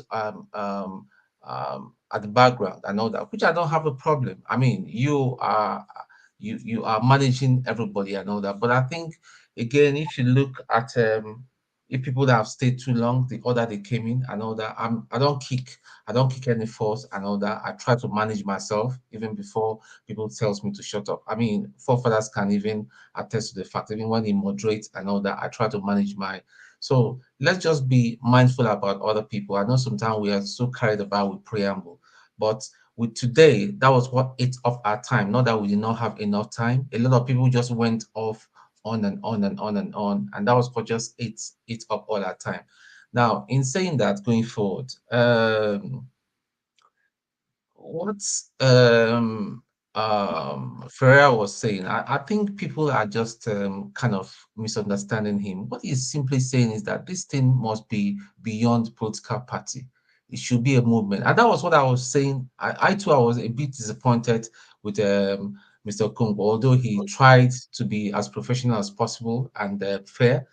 I addressed that of Abure. The case of Abure is worrying. It's worrying to a lot of people that are opinions. I mean, he just swept on at the carpet saying, "Yeah, it's not that it's being set up and all that." But we have not seen the transparency and all that. People are worried about the integrity. See, we're talking about we're criticizing Tinubu, his sons, and what they are doing in APC and all that. We should get our our house in order. If the national party chairman is not in order, I mean, we have no right calling other people like Bado or that Tinubu is a thief and all that. We should get our acts in order, you know, before we move forward. So I, for one, but Dr. Rudolph, you know what I'm talking. I'm not trying to advocate anything illegal, but I personally I don't have any faith in democracy, in changing anything. Something forceful will need to happen. You know what I'm talking. Something until something forceful happens, all these people are pushed away, and somebody will enact something better, and then we can start organically again and start building. Although we're saying that we don't want any military rule, but the truth is, at the end of the day, this is the only thing that will work at this point in time that we find ourselves, because Tinubu is not letting go. 2027 is going to be the same story. Again, I would mirror Ferreira about what he said and all that. You can't tell us to, yeah, everything is fine. Then you take us through the emotions. Or do you know how much emotional stress that we all suffered? We thought, okay, Mahmoud, that Mahmoud scammed us, Tinubu and his talks scammed us. Then the judiciary hit the nail on the head. So the judiciary are still the same. They've not changed. They're being controlled and being and on payroll of Tinubu. The chief justice of the country is being bankrolled by Tinubu. Is being controlled by Tinubu. And we're talking about 2027. We're having a laugh. We're having a laugh. This thing is going to continue, but in a way, I will say let the hunger continue. Whether it will reset some people's heads, some bigots' heads, and that's it. Thank you. All right, thank you, Tone. Let me echo what you just said, which is important. A preamble, the idea of laying the background to your question. I think that's what takes most of the time. I want us to always assume, and I think it's true, most of the guests we have here are smart enough, they understand the issues. So you can ask your question as much straight and don't give a lot of background. They are not like people who do not know the issues. All right, Ovie, go ahead. Thank you. We are still on our guest, right? Yeah. Yeah, I think. I got what I wanted from him, and I think I got more. I wanted to know where he's at with Nnamdi Kanu. Obviously, is not with him, and I wanted to actually, see sampling around what Wale Soyinka says about the obedient that it's an anarchy organization. So I tried to get that away from him, but from a different angle, and I got the answer that I wanted from him. But I think I noticed one thing though. I think because we are so much in love with our problems, that's why we talk about them every day. That even when solution is right before our own very eye, we don't recognize it. Just one thing I appreciate Okonkwo for is that he said that the problem is not about tribes, not religion, but it's a class thing. That's new. I've been saying that it's a class. Now, what class does he belong to? I classify people like him as those people who they are the emerging elite, those who want to belong to the class. Yes, he said something. It's not looking for popularity. He's already made it in industry. That's a fact. But guess what? It doesn't have power. In order for you to solidify all those your achievements, when I mean solidify, if people are not going to forget you or your words are not going to be gone 5 years after you are out of this place, the best way to avoid that is to seek for power. That's pretty much what all these success people from every walks of life are coming into politics. That's what they're seeking for, nothing else. How do they make sure they solidify their power? That's what Tinubu is all about. That's what Obi is all about from the one of his politics. He has nothing to. So if you are trying to get any other question that will satisfy from this kind of people, that lie. The emerging elite are the most dangerous one. They will go with everything, all the established rule before they go. They will garnish it on their way there just to get in. So the idea that you are expecting you to believe that Biafra is a good thing, or it's not going to come from him. It's like he's good at what he's doing. He's somebody who has a soft power, what I call the persuasive power. His profession speaks a lot about him. So hence, when you see him, they tell you have to give it to him, and he decides to go and study law to understand all the rules before he can get it. And once you get in, you can. So there are some questions you will ask him. You will not get anything straight away from answer from him. So you need to recognize where this person belongs in this hierarchy of class and what is ahead of him. Then you know how to take. Then you can analyze whatever that comes out of that person. So it's somebody he's dying to. I mean, it's clearly said he's a star of every standard. You cannot take that away from him. He's very successful, but you can ask nothing when it comes to power. There's nothing. Dangote is the richest black man in the world. Where Akpabio will fit enter? Dangote no fits. That's power. They no fit. Now only money get. I go ask Elon Musk. They always scream. So when they expect some country for those kind of people, they are very dangerous. They will do everything they can to get them, especially people like who is very exposed. You know everybody, you know everywhere, but it lacks that power. It's very important. Even Maslow got it wrong that the top of the hierarchy is self-acclamation. Yes, after that, then what next? Go on, So, ask Abiola. Ovie, you said that Maslow got it wrong? Yes, I won't say got it wrong. It excluded the power aspect because the top of the chain is self-acclamation. Then what after then? You know, When you get to before you say something like this, you have to write a book. Yes. You don't just say it and throw it out there. I have to write a book. Write a book. You don't say it just like that. Someone spends lifetime coming to that conclusion. They teach it in school, and Ovie came out. No, I am not. No, sorry, that's why I corrected myself. I said he excluded that. Let me not say he got it wrong. I get your point now. Self-actualization is also you looking to be somebody in the society to contribute to. So it's part of it. He didn't exclude it. I agree with you, Wale. I put it that way because the guy, all the politicians that will come here, I'm already successful, I already make money, I'm not coming here to steal another. Obi will tell you that I'm not desperate to be president. I just was in Nigeria work. Phrases like that, they are telling you that they've already established, they've got to their hierarchy of needs. That's what they are telling us, right? But what else do you want again? Go and sit down and just watch you and enjoy your success. But no. So they are very dangerous, right? Now the class of that same class, Rudolph below. That's why you understand where I'm going with it. But Rudolph is neutral now because he's still young. Give him 10 years from now.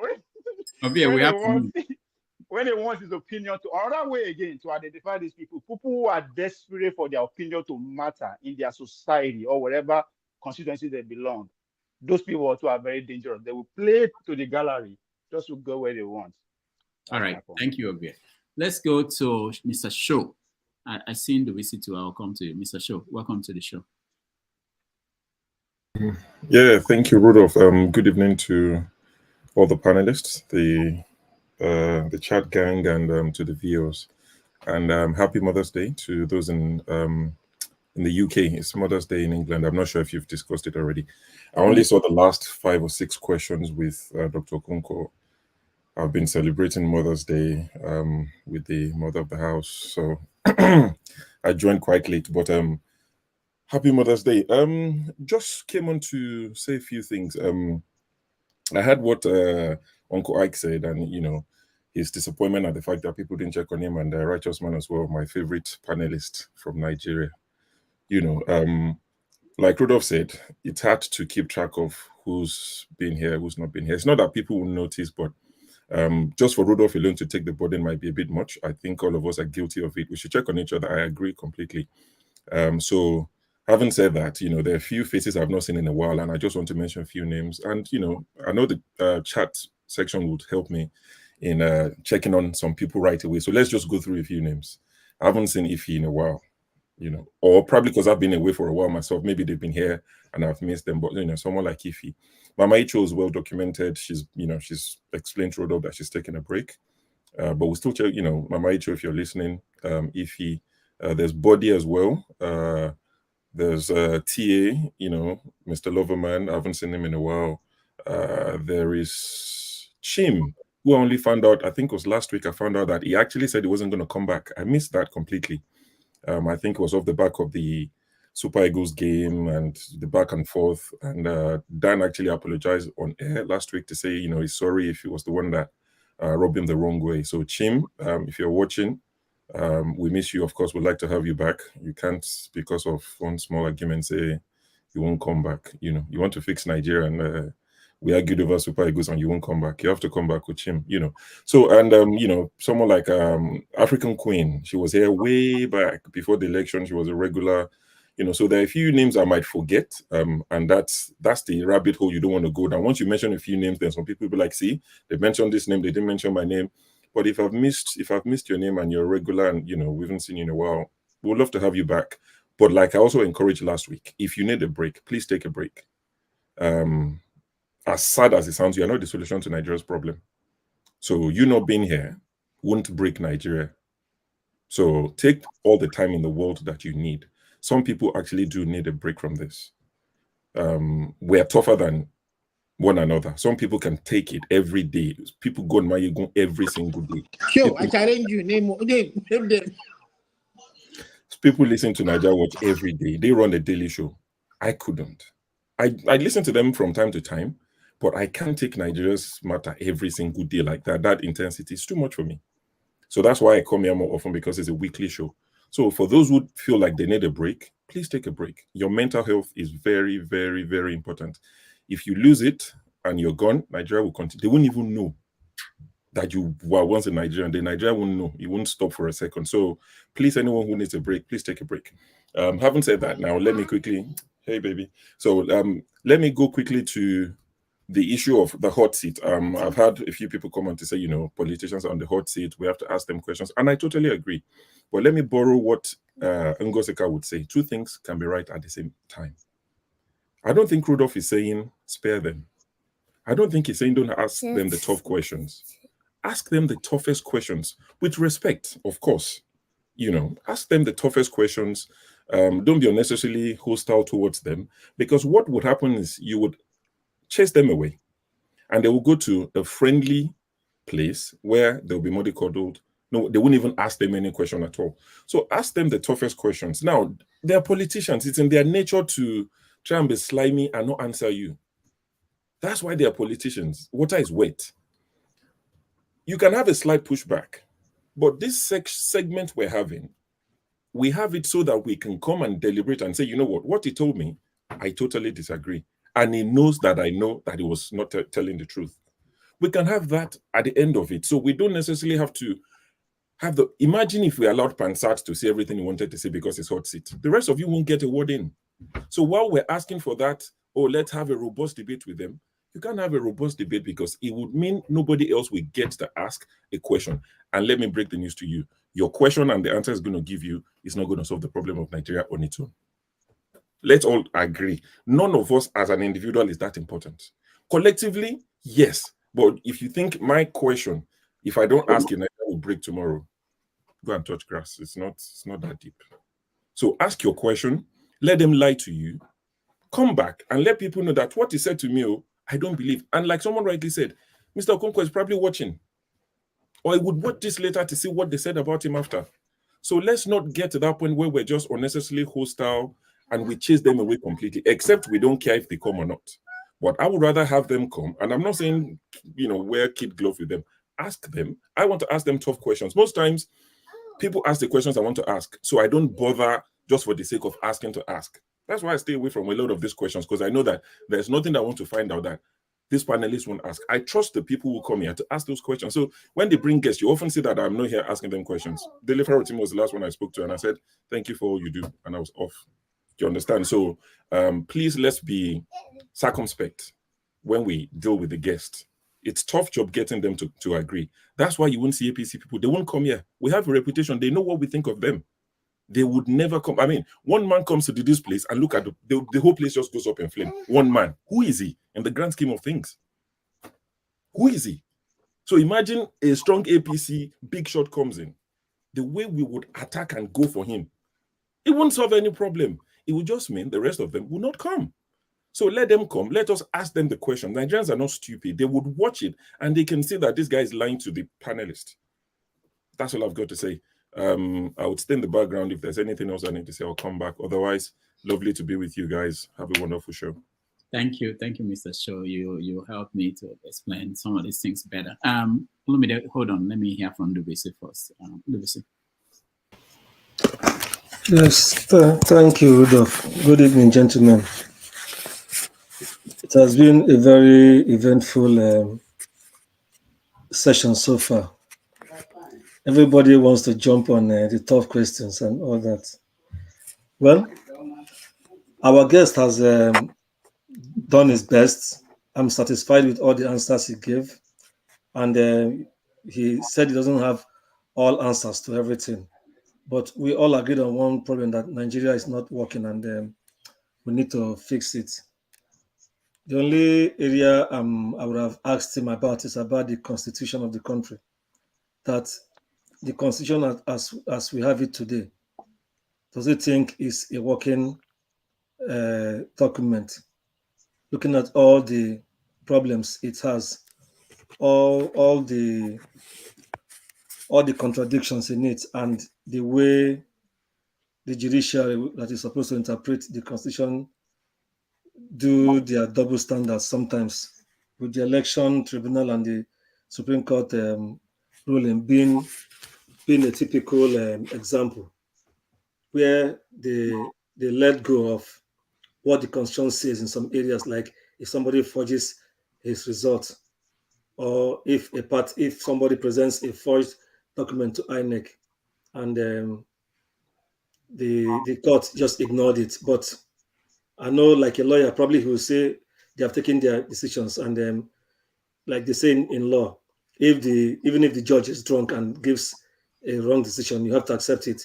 The only option you have is to appeal it to a higher court, and if it's justices of the higher court that give that kind of ruling, you can't do anything. So going forward, I will want to come back to what Alaba has been saying, and which some of us, I think, Olumide share that opinion too. We can't have true democracy or a working country with the kind of constitution we run and with the kind of electoral system we have presently. Is it the present INEC that have conducted further elections after this one? We saw how they did the elections in 3 states recently.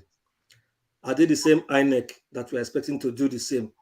These men in power will double down on what they have been able to do so far. They now control the judiciary, and of course, INEC has been in their pocket.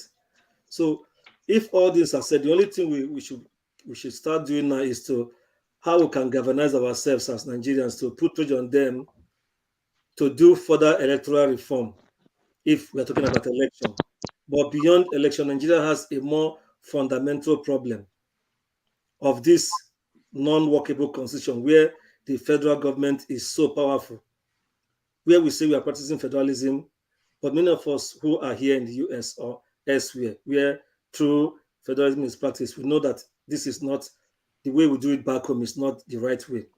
Where every month, governors send their commissioners to Abuja to get their share of the federal allocation, where some states cannot take some decisions to manage their state without referring or getting permission from the federal government. We are, in a sense, practicing a dictatorship or a unitary system where the center runs everything. So, and that is why INEC will have the influence to do what they do. So the system is not working.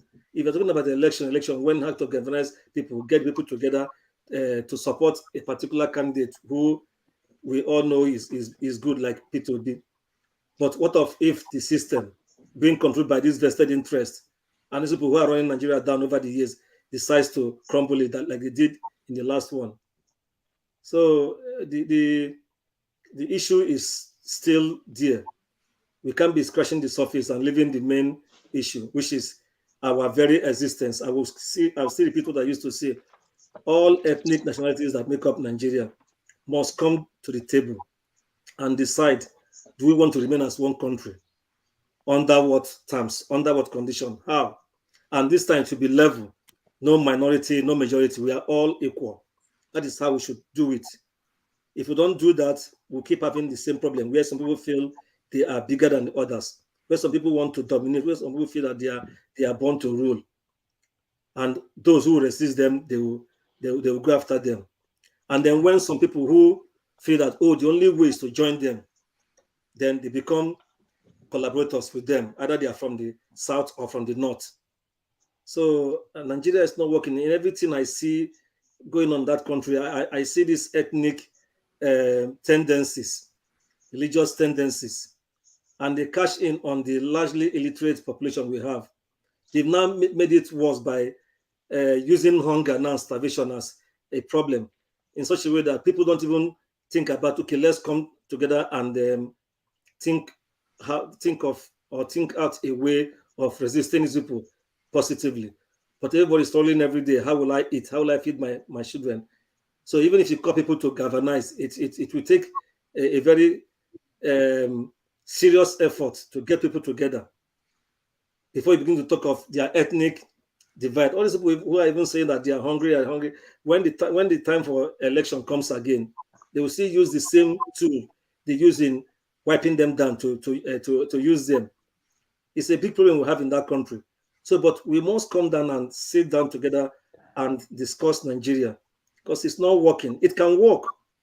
Nigeria can be one of the greatest countries on earth. We have resources. We have human and material resources. Here, people are making waves all across the world. Even young people, when they from Nigeria, when they send them to school competitions abroad, maybe mathematical competition, they excel over there, even with the little effort their teachers are putting in. So, what if we keep allowing mediocrity to run the country, because we don't want to break down the system by coming together and sitting down, it will continue the same way. So I don't see, if next election comes, if we get to that time, these people, they will double down on what they are doing. The present National Assembly can't even give us a new electoral law that will give a level playing field. They won't. They will put in measures in such a way that they are at one point the judges will see a loophole to say, oh, this INEC can do whatever they want. Before 2023, we thought it is all said that we are going to have electoral. The election will be electoral. They will use electoral devices. I mean, that IRF or whatever will work. It will be raised as INEC promised us when they did some state elections earlier. But lo and behold, they now went there and they saw some loopholes and they used it. So it's a problem. We have a set of people who want the system to crumble, who want to keep running the system the way it is because it benefits them. Now they are now pushing their children gradually, both from the judiciary, from the legislature, from the executive, at the expense of the general public. And some people will keep supporting those kind of people.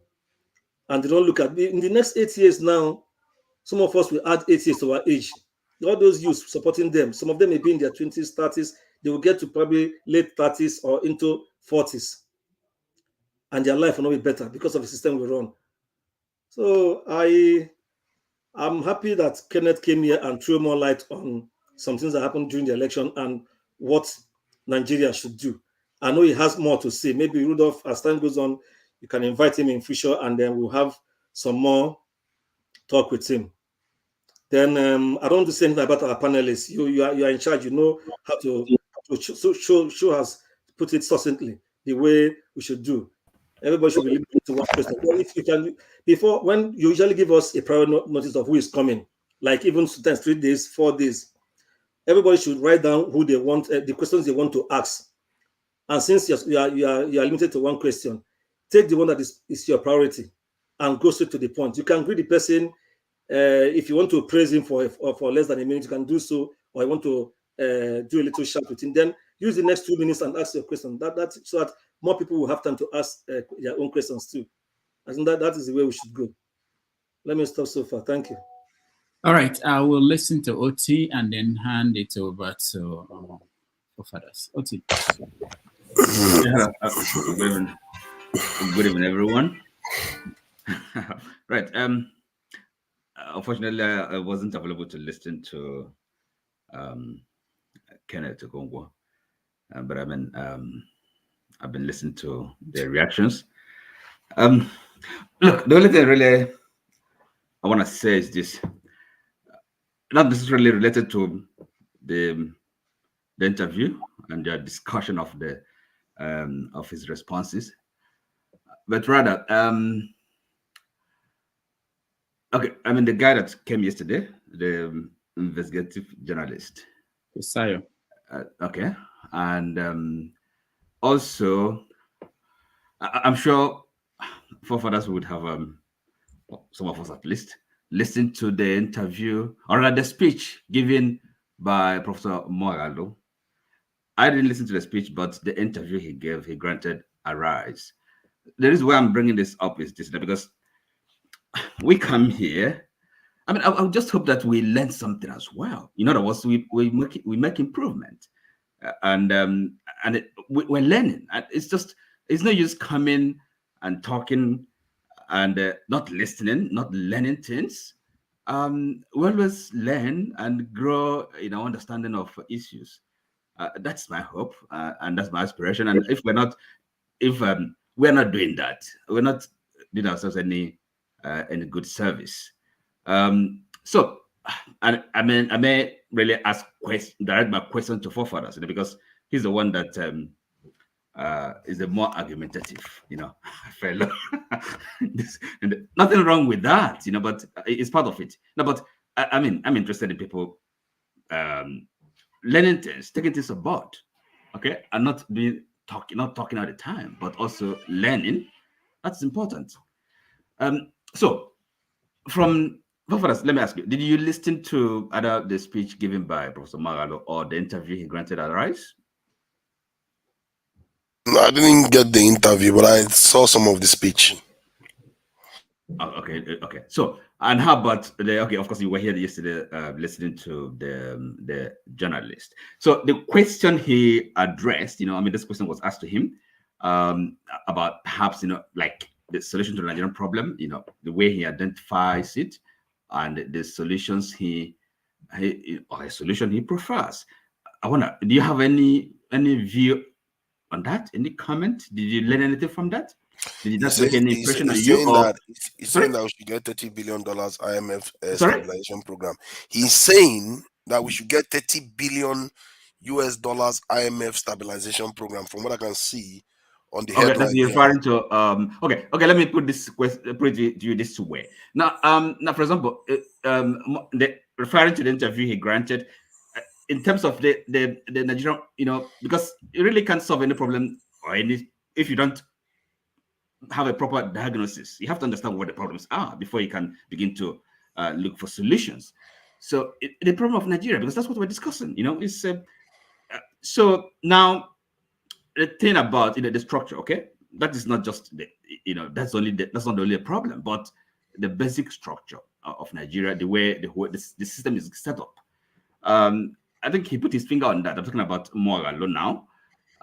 So you didn't get rid of that from his speech, since you said you didn't listen to the interview. I listened to the interview, so I can only really speak to the interview, the way, because the question was put to him, and then his analysis and the solutions he profiled. So did you get that? Yeah, I got some of it from. If I'm going by the headline and some of the some part of his speech, he is very articulate and he does make some distinct points, but I'm not very clear. Right. Okay, let me go to yesterday's discussion. The journalist, he was asked this question, and he kept on, focused on leadership, right? Do you have any? Does that make any impression on you in terms of your understanding of problems and Nigerian problem and how we can go about solving it?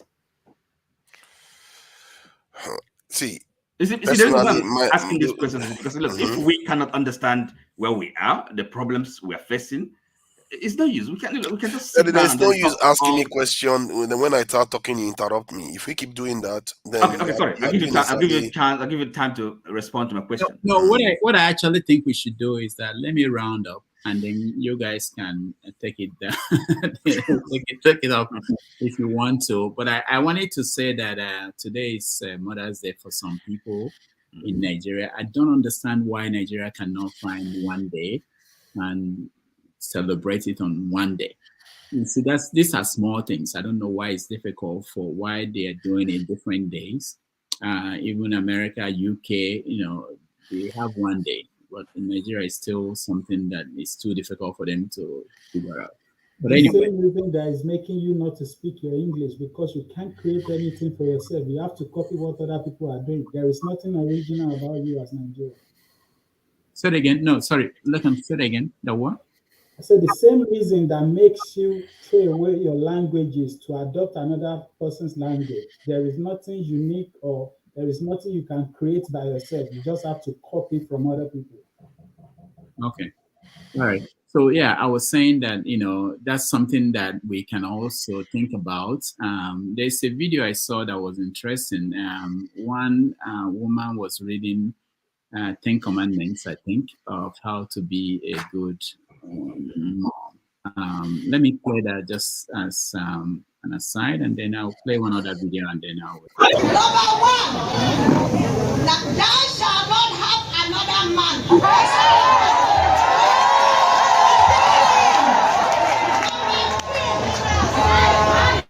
Number two, thou shalt get up early in the morning and say, Daddy, good morning. How was your night? With a kiss. Come and let's pray. Daddy, good morning. With a kiss, come and let's pray. Number three, thou shalt manage any food money given to her by her husband. Thou shalt not call the daughter, Mary, okay, Papa Chop. Number five, thou shalt serve the husband for 3 times a day.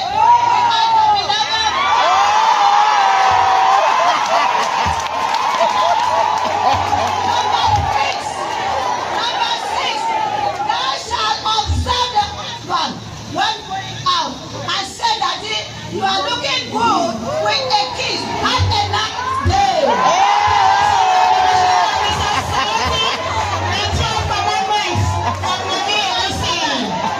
Number seven, thou shalt not compare the husband with another man. Thou shalt not insult the husband in public.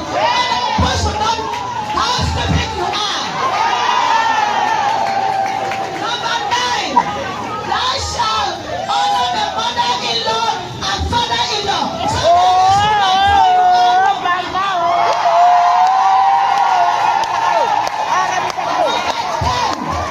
Number 10, thou shalt not wear kola when going to bed. All right, I found that funny, and I thought about feminists all across Africa if they were listening to that woman, and the distance between where our people are probably in this rural area, and then people who are in places like Abuja and Lagos, and then of course our people who are abroad. But anyway, I just wanted to play that in recognition of Mother's Day that is going on in Nigeria. But we're talking about things about power. What is the nature of this struggle, and what's the importance of this struggle?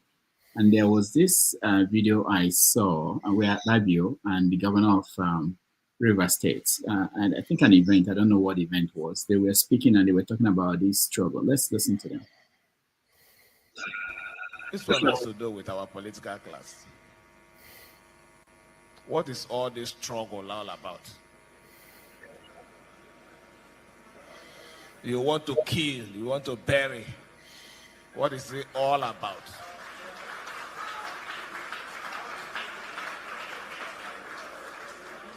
What is the struggle all about? I will answer you. The struggle, we are not talking politics. In 2006, I wanted to be a deputy governor. So the then deputy governor invited me and told me that this office has no money. There is nothing in it. I don't know why you still insist on moving me from here and taking over. So a woman who went with me said, Your Excellency, then don't wait for impeachment. Just resign since there is nothing in it. And he stood up and he started punching the woman. And I told him, Your Excellency, don't punch her. She's telling the truth. There is nothing in the office. That's why I want it, because you are too big for it. So, Your Excellency, Governor Fubara, if there is nothing in the struggle, don't struggle. I know that we will like this, but I like her, man. I like when Eddie talk to the sense, you know. See, they don't give a fuck about us. He said, if you don't like the struggle, man, resign. Tell you Fubara, resign. It's in the power, no sweet. That's their problem now. You see, we find our own. There's nothing in it, but there's something in it. I mean, the occasion is not the right. I mean, they shouldn't be having this kind of spat in a solemn occasion. Exactly. Exactly. They could have their disagreements, you know, and either at political level or philosophical, but it's not, you know, somebody's burial. Yes, they were so disrespectful. It's the wrong That's place. very disrespectful. It's, That was disrespectful on so, their own part. It shows you how petty these people can be, really, you know. They don't send us. All right. Forefathers, are you with us? Are you away? I'm here. You see, I seem to be the favorite, most interrupted person ever. Father, sorry, I heard you are sick. I tell you, maybe eat that breakfast where Agbado people serve when they want election on the February 23rd. You say no. You are waiting, and now you chop up. You are feeling it now. All right. Don't chop up, please. Mommy, So, come on. thank you, everybody, for joining me. I have to take my leave, and next week we are going to have other guests that will be interesting on. You just interrupted me again. It's unbelievable. Some No, of the things we do, we don't notice it. Every time I want to say something, 3 people want to say something else. I called It's unbelievable. When I start acting strident, people say I'm acting strident. If I say quiet, nobody cares that people keep interrupting me and doing exactly what they accuse me of doing. I called Forefathers to say something. Forefathers. They won't leave the platform for you. Why you they cry? They want to leave the platform. Oh, stop it. That's not the point. The next 10 hours. Point is that people are talking. That's a totally different session. All right. Forefathers, say what you want to say so that I can. Yeah, the point I was trying to make was that I've heard of some of the statements that people have stated here. I can't address every single one of them, but what I heard from Fubala was something different from what everybody else had, which is, again, he's basically saying all this struggle we struggle because he's in the burial of somebody. What are we fighting for? Does it have meaning? He was asking that question seriously, and Akpabio, the fool, comes on and says what he says. I think we're just speaking different languages, and sooner or later there will be reckoning for all these people that just think everything's a joke. It's okay. Sometimes they need to understand how the elites communicate. They don't talk to you; they talk to themselves. But I heard him. I heard him differently from what you are hearing. But he's not talking to you. For the past we hear, elites are human beings too. You can even consider us an elite somehow. Ovie, you have this. They are talking to themselves. You have this respect. Ovie, you have this respect for these people you call elite. Some of them are not smart. What did Akpabio say now that is smart? No, hold on. Who said he's smart? Okay. No, hold on. Let's talk about respect. I have respect for them. Yes, they are winning. Let's face it. And they're winning. They're winning. They're getting their share of the cake. We ain't getting nothing. So yes, I respect them for that. Well, they may be winning for now.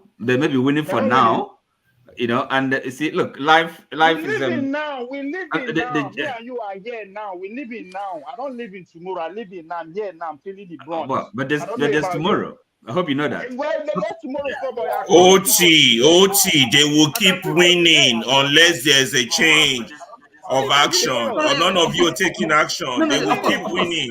No, of course, I get you. We can enact that change, and as I come here, is as I said, I don't really enjoy talking. You know, that's the reason. So sometimes we have to understand, have clarity about the problems we have, and then we can maybe focus on the solutions instead of just having people just speaking and repeating themselves. He asked me a question, why do I respect the elite? And I'm telling you why, but you don't decide. Should I tell him your own reason? I can only tell him my reason. I'm not telling your reason. And I'm telling that my own reason for respecting them is because they are winning. You can disagree with that, but you cannot challenge it. That's my reason. What is your reason? Okay. You can't say because somebody is winning you respect them if what they are doing is not this productive or helping in any way or for the greater good. You can't say, oh, I respect them because they are winning. You should be trying to dislodge them, not saying I respect them because they are winning. Yes, I agree with you, Forefathers. I agree with you. Hold on, you need to recognize what you want to destroy. You need to study what you want to destroy. Don't go there blindly. You guys know what are you talking about? No, that's a different point. Ovie. They are winning. Where are they not winning in the world? You make it look like it's something wonderful they are doing, something extraordinary. What country in the world are the elite are not winning? Success is Exactly. you getting what you want. These men are getting what they want, whatever it is. I don't have to agree with them. I I'm have not to recognize disagreeing that. with you. I'm just saying that they are winning is nothing special because all over the world they are winning. Even in Haiti, where there is no country, the elite are still winning. True. Yeah, Exactly. So that's what I wanted that to is say. why That's what I want to say. I respect them. No, Okay. sorry, I have to recognize them. Ovie.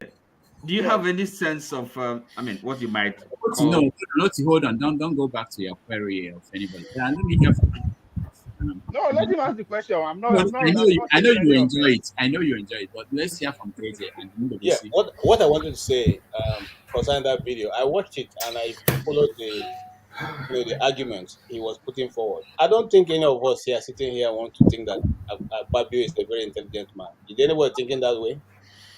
And so his answers didn't make any difference for I me. actually do. I do. He's Okay, intelligent. I don't think so. But on lashing on to what you've said, I will agree because he was a deputy governor. That's 8 years. He has become governor, and that 8 years, 16 years, he's now in the Senate, and he may be there for another 8 years, or that is 24 years out of his life, which has continuously to enjoy government largesse and living in the fool's paradise. The truth of the matter is they are making progress for themselves, and And destroying lives. as it is That's all a around different the world. conversation. Hold That's on, a Yes, sir. different Hold destroying on, conversation. hold lives. on, Want to beat Mr. that? Hold It's on. important. As it is all around the world, all of them gang together. The elites, even the United States, it's not spared. They go for their interests and they keep their interests to themselves. Now it is for us to organize ourselves and know that these people are not doing anything for us.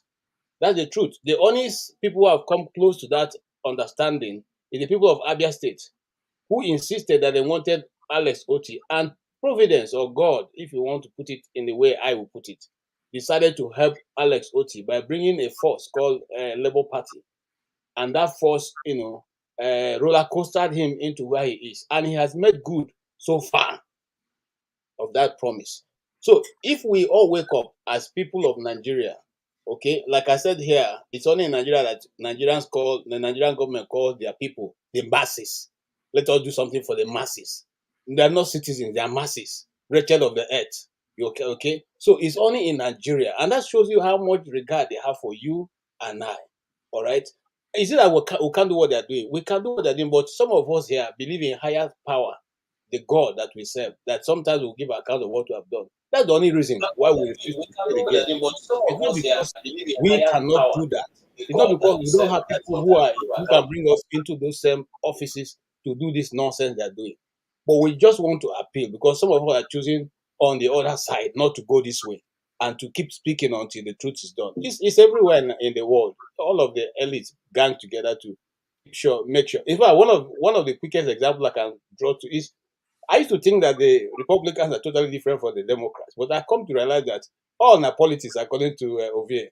Okay, they tell you, they make it look as if they're going to take care of this issue very soon, very quickly. Everything is running towards the end, and at the end, when it gets to the point where they will have to cross the T's and dot the I's, everybody just slows down all of a sudden, and then the thing just fizzles out, and then you don't hear about it again until when next there's an election. Then those topics, spring up again, and they start shouting all around and making it look as if, which is what is going on in Nigeria, And one of the things I wanted to point out. I just think Hold you on, are sir. getting it wrong. You keep saying elites Hold are on, in sir. charge. Hold on, sir. One of the other things that oh God, you have tried to. One of the things I want to, also touch is okay, go ahead, sir. I can't seem to put my.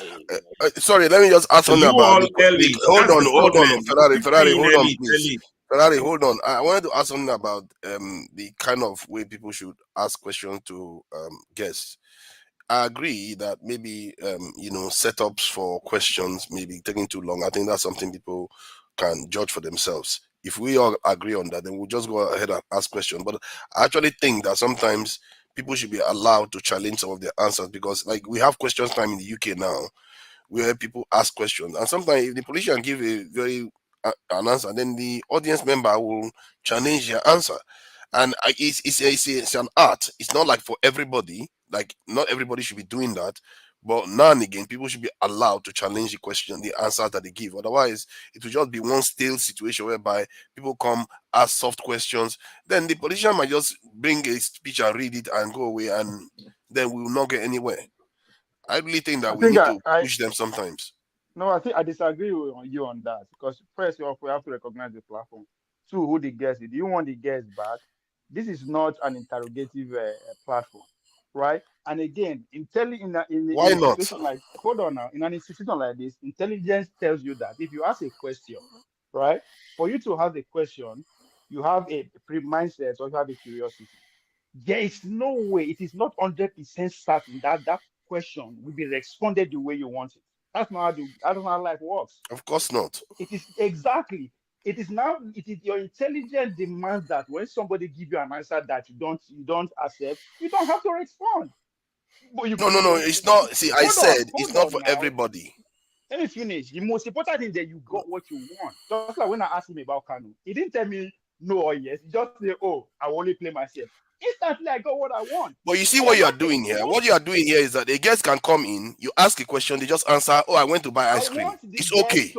No. But forefather, what Let me hold on, you also got jump into the issue. You don't want to. There is a balance somewhere. There has to be a balance somewhere. You cannot make my point for me, right? But you jump into other people's stuff too now. You jump in also to other people's comments. Go ahead. Okay, now for me to talk, I gotta say what I gotta say. If you know my point, make my point. Let me see how you want to make my point for me. Anyway, I gotta say what I said. You all keep talking about. Listen. Let me finish my point. Okay. I mean, that's the problem with that. That's the problem, right? Sometimes I like to remove myself and see how it will look like without a moderator. And the reason why we have moderator is so that we will make sense. But you guys don't want the moderator to do the job. Everybody wants to talk, and then it wouldn't make any sense for people watching at home. So once again, I'm interested in this topic just to hear it before I go. Forefather has this proposition about the way to do this. Ovies, finish your thoughts. Let me hear.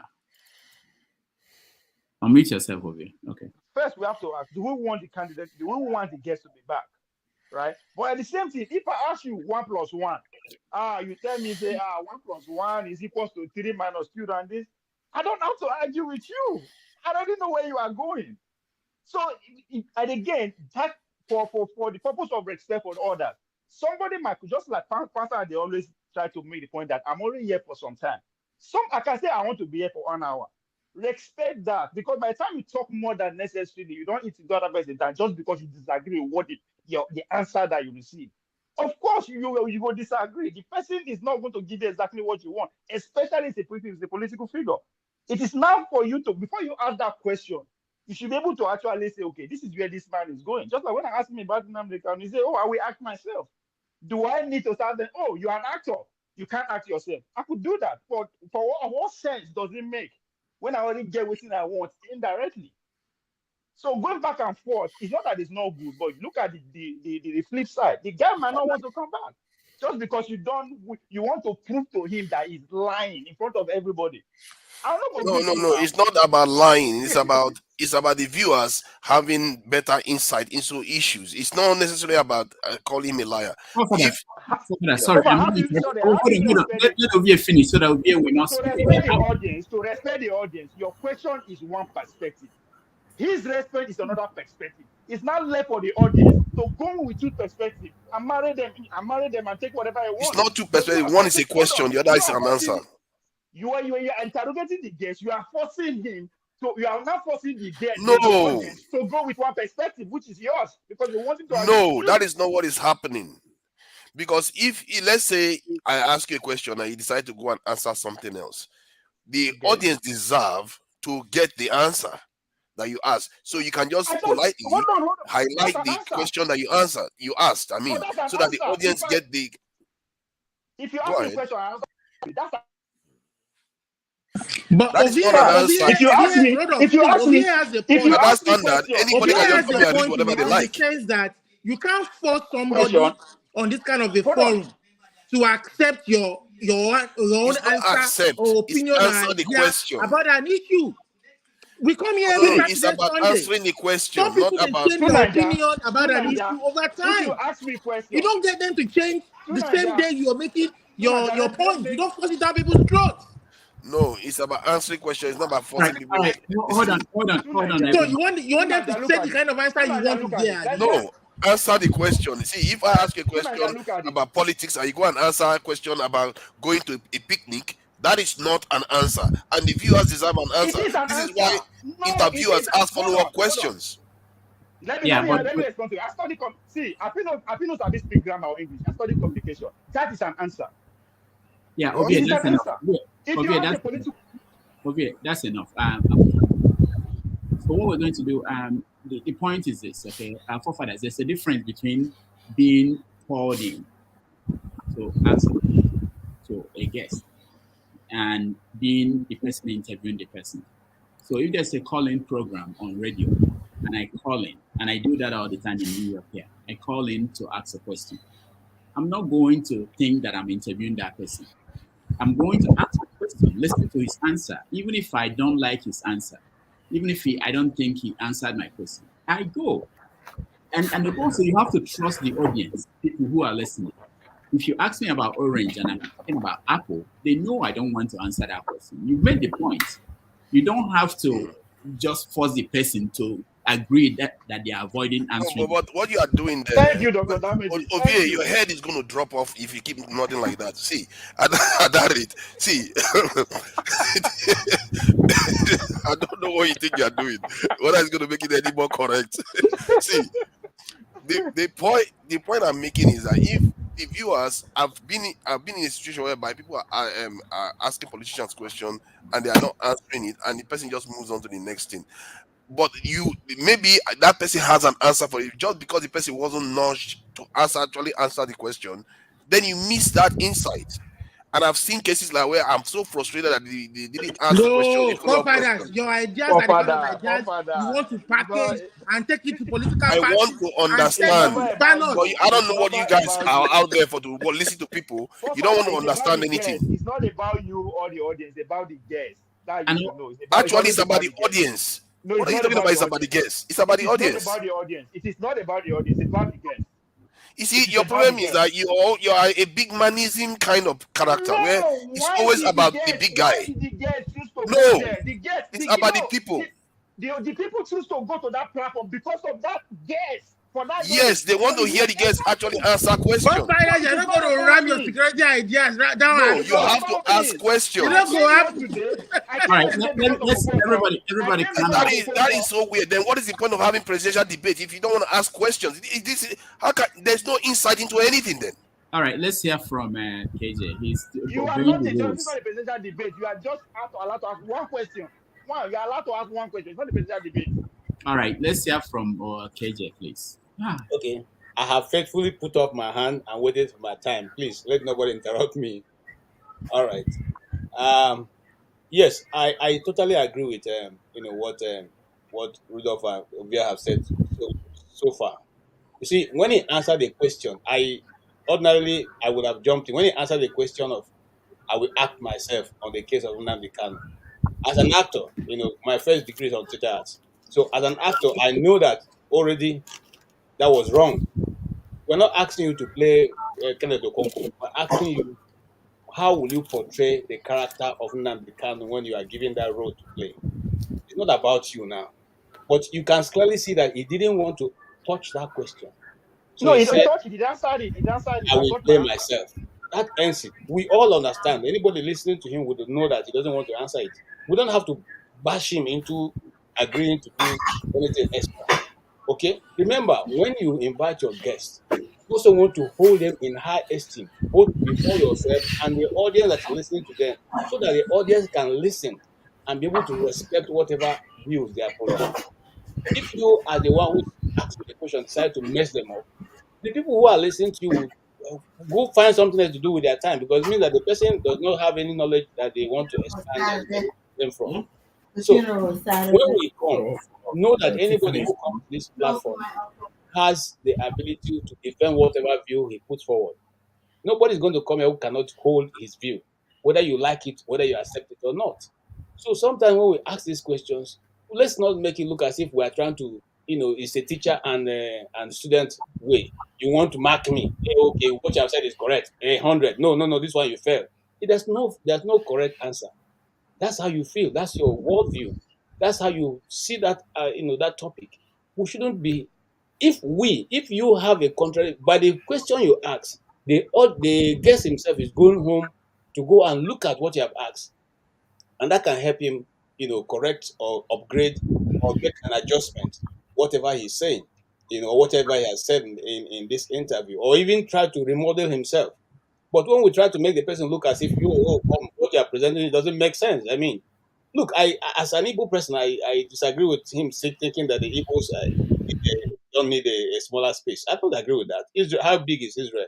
How many people have won the Nobel prizes in the world, in science, and how many are not Jews that have won it?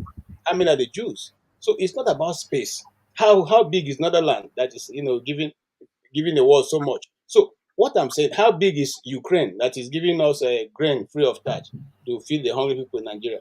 So what I'm simply saying is that we should know that when somebody comes in, let's give him that distinct opportunity. If you want to be a guest, you can tell, I want to be a guest. Did you have any space? Then we can equally ask you the question. You have all the time to explain your ideas and beliefs and worldview, and we all accept it. At this point, because we're introducing you as a guest. But if an audience is given an opportunity to present, to ask questions, you're not going to take over the program and begin to interrogate the person. It's not your guest. It's just a guest of the program. You are just given the opportunity to do that.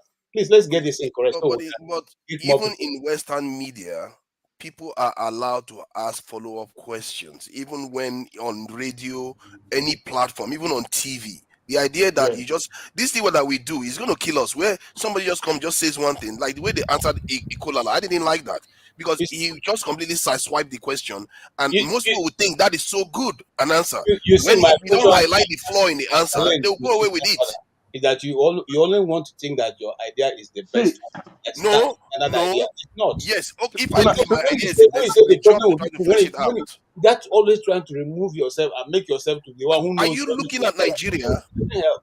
Tuna, Okay, I let me actually ask, believe my let me idea ask one question. is hold on, better. Tuna, hold let on. me ask you a No, question. And it no, Let me wasn't no. let me even He, ask me you that a he asked the said, question. question. okay, hold on. I see Kolola. I want to hear from him.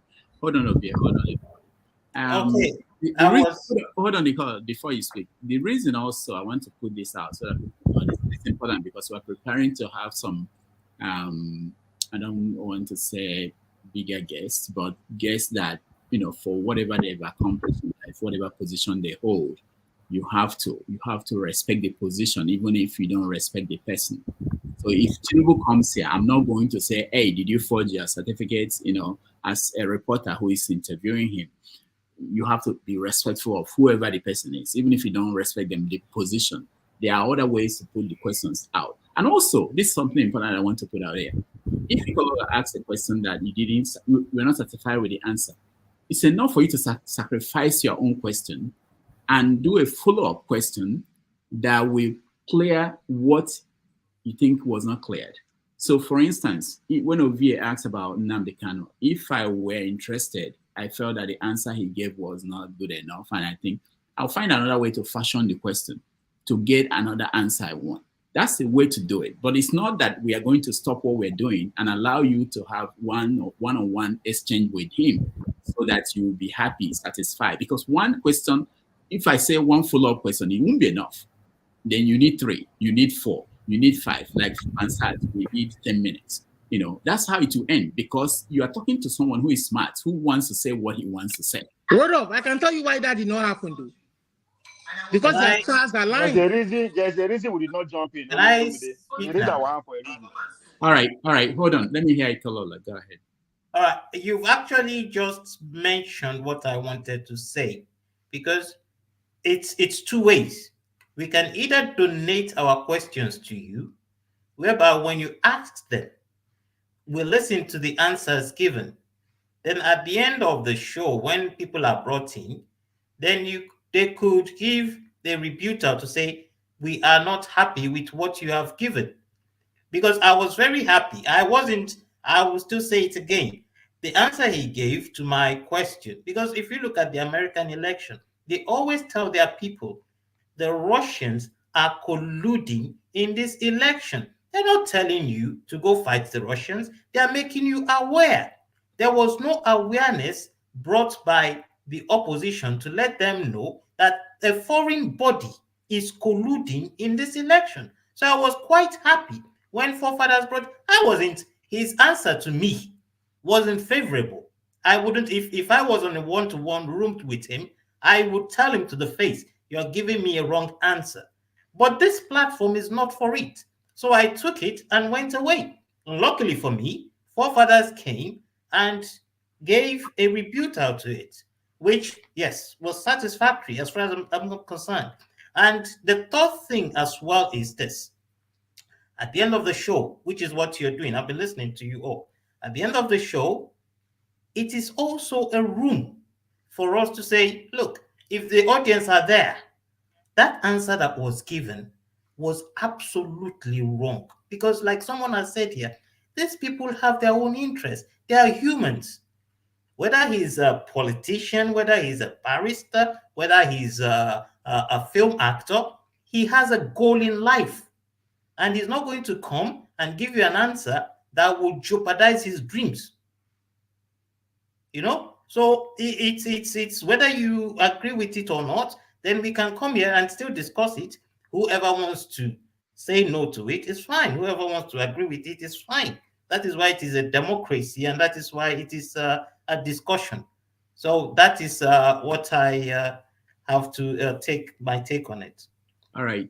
Thank you. All right. Thank you so much. Smart in here by Rudolph on the importance of who is more important, the guests or the viewers. One thing you need to ask yourself is, whom did you invite? Did you invite the viewers or did you invite the guests? Yes, your wish is viewers to come in their millions, but that's just a wish. That's just hope. But you invited these guests. You went through all hurdles. I'm just saying, because that's how you get the audience to come. The least you can do is to respect him enough to come back. Right? So the audience are not as important as guests on that day, especially this particular show. And the Forefather said in Europe, you are allowed. The word here is allowed. On this platform, you are not allowed. The word here is not. So there are rules to everything. We understand. We want to, as I said, the man a politician. I don't expect it, just like what the Corolla said. I don't expect to come and tell me the truth. We're not going to take it to the next level. The man won't be long. You see me, he can't tell you the truth. So it's not left for you to actually figure it out that what this man is saying. I understand why he's saying this. Okay. On a good day, if you meet a one-on-one inside room, if we all these questions that we're asking, you will not get the same answer. I will tell you exactly what you want to hear because by you and him. But it's in a public space. So that too also has to be put into consideration. But the most important is the guest is very, very important. It's the VVIP. You have the whole world upside down, but it's all good for you. Now you can keep on thinking like that. The world is run by rules. Hold on, let me finish what I'm saying. You just finish what you are saying, please. You jump into. Can I just? No. You've had your time. The point is that the reason why he's inviting the guests is for the viewers and to sensitize people. There's a purpose for this. It's not for him to. If it was just for him to sit with the guests and talk, then the purpose is defeated. What is the purpose then? The purpose is to share information and enlighten the people and deepen their understanding of their situation. And if questions are asked and those questions are not answered, sometimes, like I said, it's an art. It's not a strict rule. You can ask follow-up questions to get deeper answers, because the reason why I think that is very important, because the psyche of Nigerians, I find it very limited already. It's stunted. And it's because of this type of statements. That's why you don't have a Malema in Nigeria. That's why you don't have Lumumba in Nigeria, because they have this attitude of pretending as if the Westerners are our friends. I disagree with you. Hold on. Let him finish. Let me finish my point. He don't know. They don't know what he said. Let him finish. Okay, good. Let me do it to myself. So the point I'm making is that that's why we don't create those type of people, because we have this mentality that we have to talk smart, act as if we don't have people that are challenges to us. Instead of us to call things as they are, we pretend as if it's going to jeopardize my career, it's going to jeopardize my visa to US, it's going to jeopardize this. It's about the people, it's about our survival, it's about the next generation. It's not only about you. there has to be purpose to our life. And that question that Fubara is asking is deeper than that. That's why people don't understand. When he's saying those things, he's saying, what is this for? Because he's in the presence of where they are burying somebody and the family. He said, what is all this for? We don't ask ourselves, what is the purpose to our lives? The previous guest that came here yesterday actually said the same thing. He said, sometimes we just do things and we don't really consider what the purpose of life is. That sometimes we fear so much as if we are not going to die. You have to have a purpose in this life. And when you ask people questions, you want the audience to get deeper understanding. It's about enlightenment. It's not just about bigging up the guest and the guest comes here and talk down to us. Otherwise, he might as well bring a speech and read to us and we all go home. It's an art. Okay. No. We have to end it sometime. I have to go. At least that's the most important thing.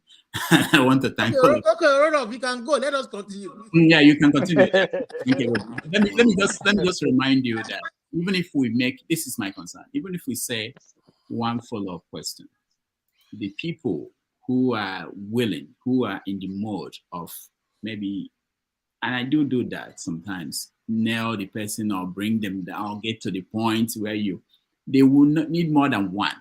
They will need more than 10. 2 will not be enough. 3 will not be enough. 4 will not be enough. And then it's no longer defeats the purpose. It's no longer what you are doing. And nobody does that. I don't think there's anywhere on TV where you bring in members of the audience in an interview session and say to them, because there are things we discussed before. I've been talking to Kenneth Okonkwo for more than 6 months to come on this show. There are several conversations you have with a guest before you even bring them here. And then you now put them out with somebody who you didn't vet. And I always say that we don't vet anybody. Anybody can come and ask you any question. There's a lot of things at stake. You can't expose a guest to that kind of conversation. Dr. Rudolph, there is one other thing you could do. No. Let me just. Can you just stop? You can't stop me from talking. You can't. I didn't stop you from talking. You don't do that. I didn't stop you from talking. I didn't stop you from talking. Don't stop me. I will give you the chance. See, one thing you can do is sometimes when they ask question and the guests answer this question, then you can ask the person that asked the question, are you satisfied with the answer? What do you think? That is one of the what do you expect? Way of dealing with it. No. Some of them will say they are satisfied. No, I've seen it happen. The reason why I'm saying that, while you are saying those things, I thought about cases where they do that in audiences, where they will ask, what do you think? Like a politician now in town hall meetings. When an audience member asks a question, then the host will say, what do you think about the answer the politician has given you? You see what I mean? The audience member will be able to shed light on what they think about the answer. Are you serious right now? Yes. Hold on. What about other programs you have? What is wrong with this guy? He's real. Excuse me. What about I hear all of you. Rudolph, hold on. What about other programs where you have gone to? You as the audience, you ask your question and the moderator overrules it. Have you seen that before? The moderator says, "Oh no, that question is not allowed." Have you seen it? Yeah, of course. Yes, the question is out of this thing. Look, every program has its own rules. Let's just take the rule for this one. Let's just hold it that way. Simple. All this is not making any sense. Because anybody can overrule it. You can ask a question and say, no, I don't accept that question. Overruled. And that's it. See, you guys say you want a country that should change and you don't want to go deeper into understanding things. You guys scare me sometimes. All right. Your moral code is fucked up to Nigeria. Your moral code is fucked. How will you are talking about where you see how they go. You see how they go. They start doing personal attacks. It's okay. Go ahead. No, that you said it now. You said the way the way we view life is upside down. I just repeated it. Your own. Exactly. So I just responded to you that now you see how upside down. Why? You said the people are this thing. Okay, fair point. Go ahead. Go ahead. So I'm not responding. One thing you should understand at times, you also need to actually categorize the guests who come here. Who the hell, excuse my language, is Okonkwo? He's an ordinary citizen like you and me. He owe you nothing. Nothing. He is not public official. You did actually not does anything. It's a free citizen. I don't know what's wrong with you, man. Hold on. You are talking about educating the audience. I told you, if you ask somebody 1 + 1, he say now 10. The audience know that this person failed out. So that is education. What is not right? It has no start a hand with you alone. People agree with him. Follow the way you view life. That is why there are rules. That is the simple reason of rules. because me Of and you they course, see things differently. I said, hold it's on. an See, art. you are interrupting me. You see, I'm talking Go about ahead. your educating audience. How do you Go educate ahead audience now. when they interrupt me? Go ahead. So for the fact that me and you they see life differently, that's why there are rules to keep all of us in synergy. The rules here says that you have to ask one question and just no follow up. You are bringing where it's been done. Town hall meeting. This is not a town hall meeting. You live in English, the English that they speak. Rules and regulation. Follow it. Ask one question and leave it. I am proposing that if you have a situation where you just ask questions, so especially soft questions, some people are even saying don't even ask tough questions. You just ask soft questions, then they read out their own answer. Tunanja, you are speaking English. If you have a situation, the situation there is the word. The situation here states that ask one question and go. But I am You are proposing speaking English, something they else. contradict Did you yourself. listen to what I just said? I said I was proposing something else because I feel like there is a poll there coming on where people are being censored from being able to You are challenge proposing something, but decisions. you are telling others we have our own way of life screwed up. But you are No, you that's are the way. thinking that You see, you are a the leader. You are interviewer, proposing something. Because I'm not getting it, you have to force it. That's your own way of leadership. You said the interviewer is more important than the people, and He that's what I is. think you In this have situation, he you have your is. priorities Then beg upside and down. come here. In this situation, the interviewer is more important. I'm The sorry. interviewer He is did not not beg more to come important than the here. people. One individual is never more important than the people. No, you have to put this in context. We are speaking English here. Put this in context. What context? Here, at this point, he is more important because he was invited. He was begged to be here. He doesn't have to be here. All right. He's still not more important than the people. You on the other side, we hope for you to be here. We are not begging you to be here. We are not begging the audience He's to be still there. not more important than the people. All right. No, that's not what I said. Can I quickly You have to contextualize everything. That's what you said. You said in this context, it's more important than the people. I still say it's still not more important than the people. The most important thing is this. You know, the biggest enemy that we have on TV. We are lucky this is online. On TV, the biggest enemy you have is time. There's no TV that will give you 3 hours to do all these things we do. Especially when they call you to ask a question and there are 7 people lined up behind. Have you gone to events where there are 10 people lined up and the event is 30 minutes, they have 15 minutes for questions, and you want to stand there and have back and forth with it? They will take the mic from you. It's not because they don't care, they don't like you. They also know that it doesn't matter. Whatever confrontation you have with that person will not be the end of this discussion. I go to conferences where they discuss issues like, why did Okonkwo have to die in things fall apart? You think you can resolve it in that hall? No, it will be discussed for the next 100 years. And they are not going to sit down there and wait for you to finish that conversation with the presenter because that's the end of the argument. No, the same thing with politics and life. If you bring Tinubu here, there's no way you can finish everything and get him to give you the answers you want and solve the problem of Nigeria. No. But we have to care about time, care about other people. We don't have ranking of panelists or people who watch. And I don't want to say, oh, because maybe this person will do this or do. People can ask tough questions depending on the guest. Hard questions, soft questions, it's okay. Your job is, if you don't believe, agree with what other people questions they're asking, when you get to your time, find your own question and throw it at the person. And that's it. And they just ignore it and you walk away. Please let me quickly say this. I beg of you go ahead. I wanted to say to give that idea of time, whereby that will take a lot of your time as well, whereby you say, okay, how many people asks a question? How much time do I have? How much time do I delegate? Such that if that person goes to read an epistle and his time ends, you ring your bell, he's gone, because you see that sort of attitude of reading a whole thing and the time goes. And secondly, another thing we are missing is, I don't think the thing is there's a fine line between the panelists and the audience. Look, we that ask the questions are also audiences, because when you bring some persons, we come in not only to ask a question, but to listen and maybe things we don't know, So, and that then leads me to my third view. What is the goal? Is the goal to bring in people, or the goal to make the show entertaining? Because if the goal is to bring in people, then if you don't have the audience, I mean, then the show is just headed for a natural death.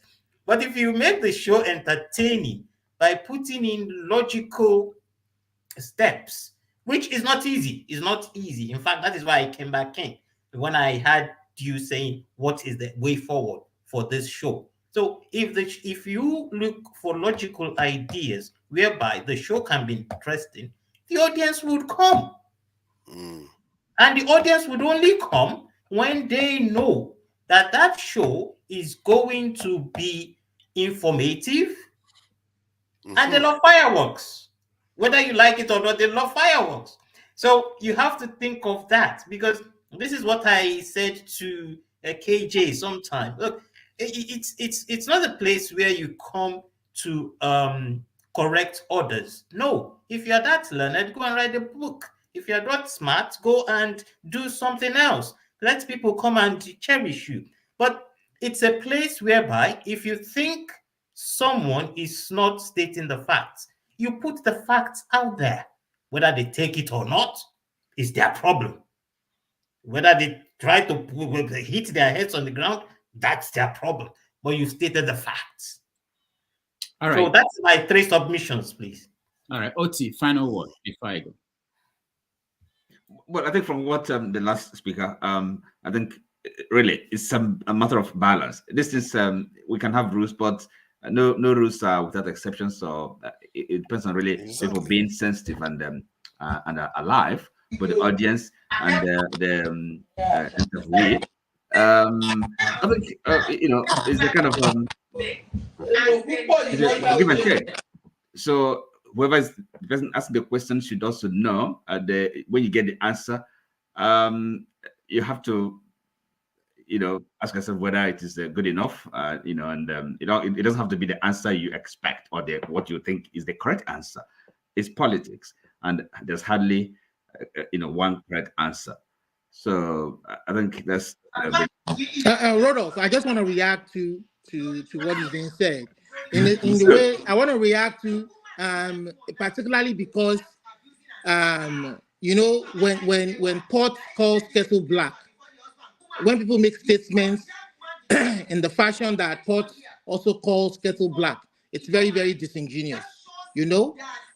For somebody to say that the speaker was shabby, that's insulting and disgusting, distasteful.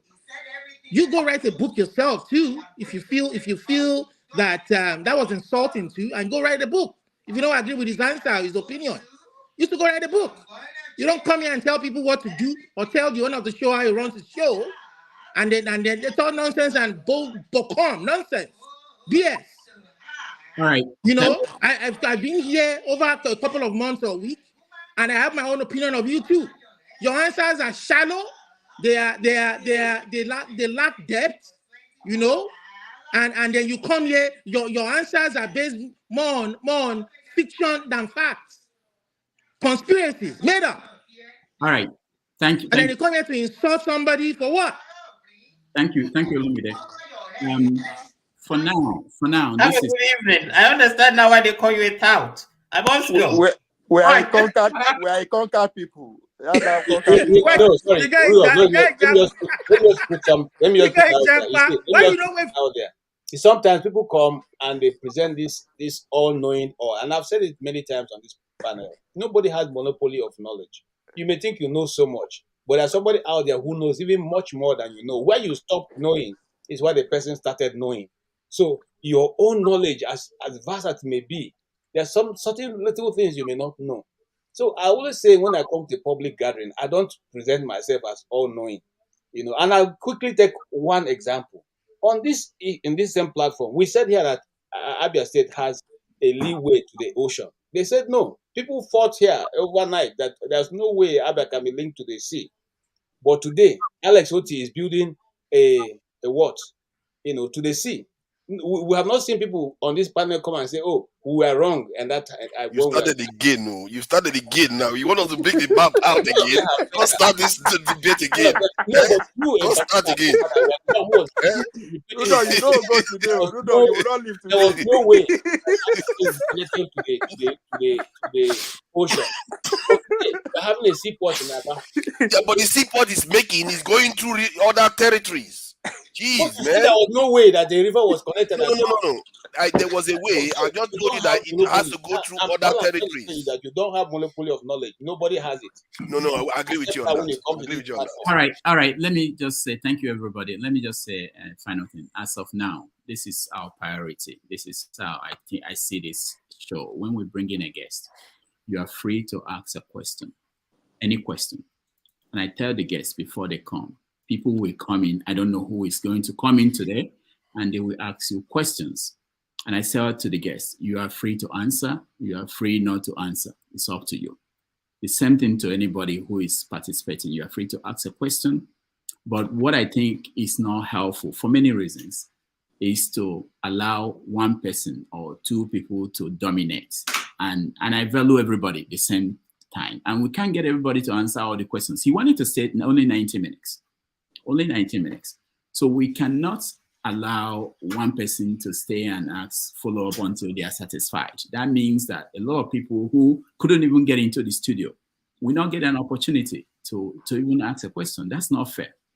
I think we should try to fight and come back another day, because it's not going to end today. And that's why I said that Aisha Yusufu is coming, P2B is coming. You can reserve some questions for them.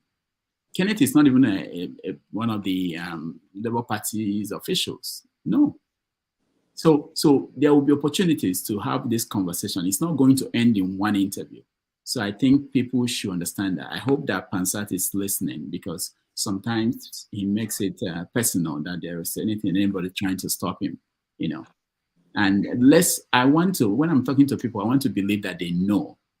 And every guest we have here, they are here as a guest for a reason. So I reduce the number of backstory that you tell them. They have more stories to tell than we do. They are in the field.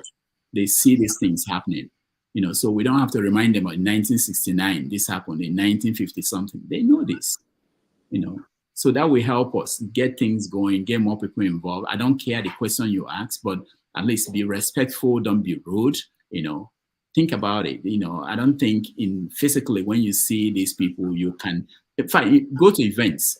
You may not be able to get close to some of these people. They may not be anybody, but you can't. I've gone to when we see them in America, for instance, or in Britain, you can talk to them. But when you go out there in Nigeria, you can't get close to them. P2B called me and said, "Come and see me in Oka," and I was in the same event with him. Come and see me. I couldn't see him. They wouldn't let me until he personally crossed over to where the audience are and took me and said, "Okay, I brought you here to tell you that we can do this." And but this is what I'm talking about. It's not as easy as people think it is. It's not that they have ego. Sometimes it's security. There's so many things involved in this that we have to, please, for the sake of everybody, and we can reform this, we can change this as we go along. But for now, let's make it something that is democratic, give people a chance to ask a question, whatever the question is, and then take the answer, and we can discuss it after the show. All right, on that note, thank you guys for being here. Those who are watching at home, I really appreciate you. Next week, we are going to have another interesting guest. I don't have a name for now, but I'm talking to several people. On April 21st, we have Aisha Yusufu coming. That's the only one I have a date. I have several people who have agreed to come, but we haven't narrowed down the date. It's very difficult sometimes. These are busy people. To get 3 hours from them, they're very busy. Being an actor, being a lawyer, being a media personality, they have requests for interviews from different TV stations. They don't have to. Anyway. Pote would be, I really would like to, she was due to come in some weeks ago, so I don't know if she will be coming back. Who? Pote.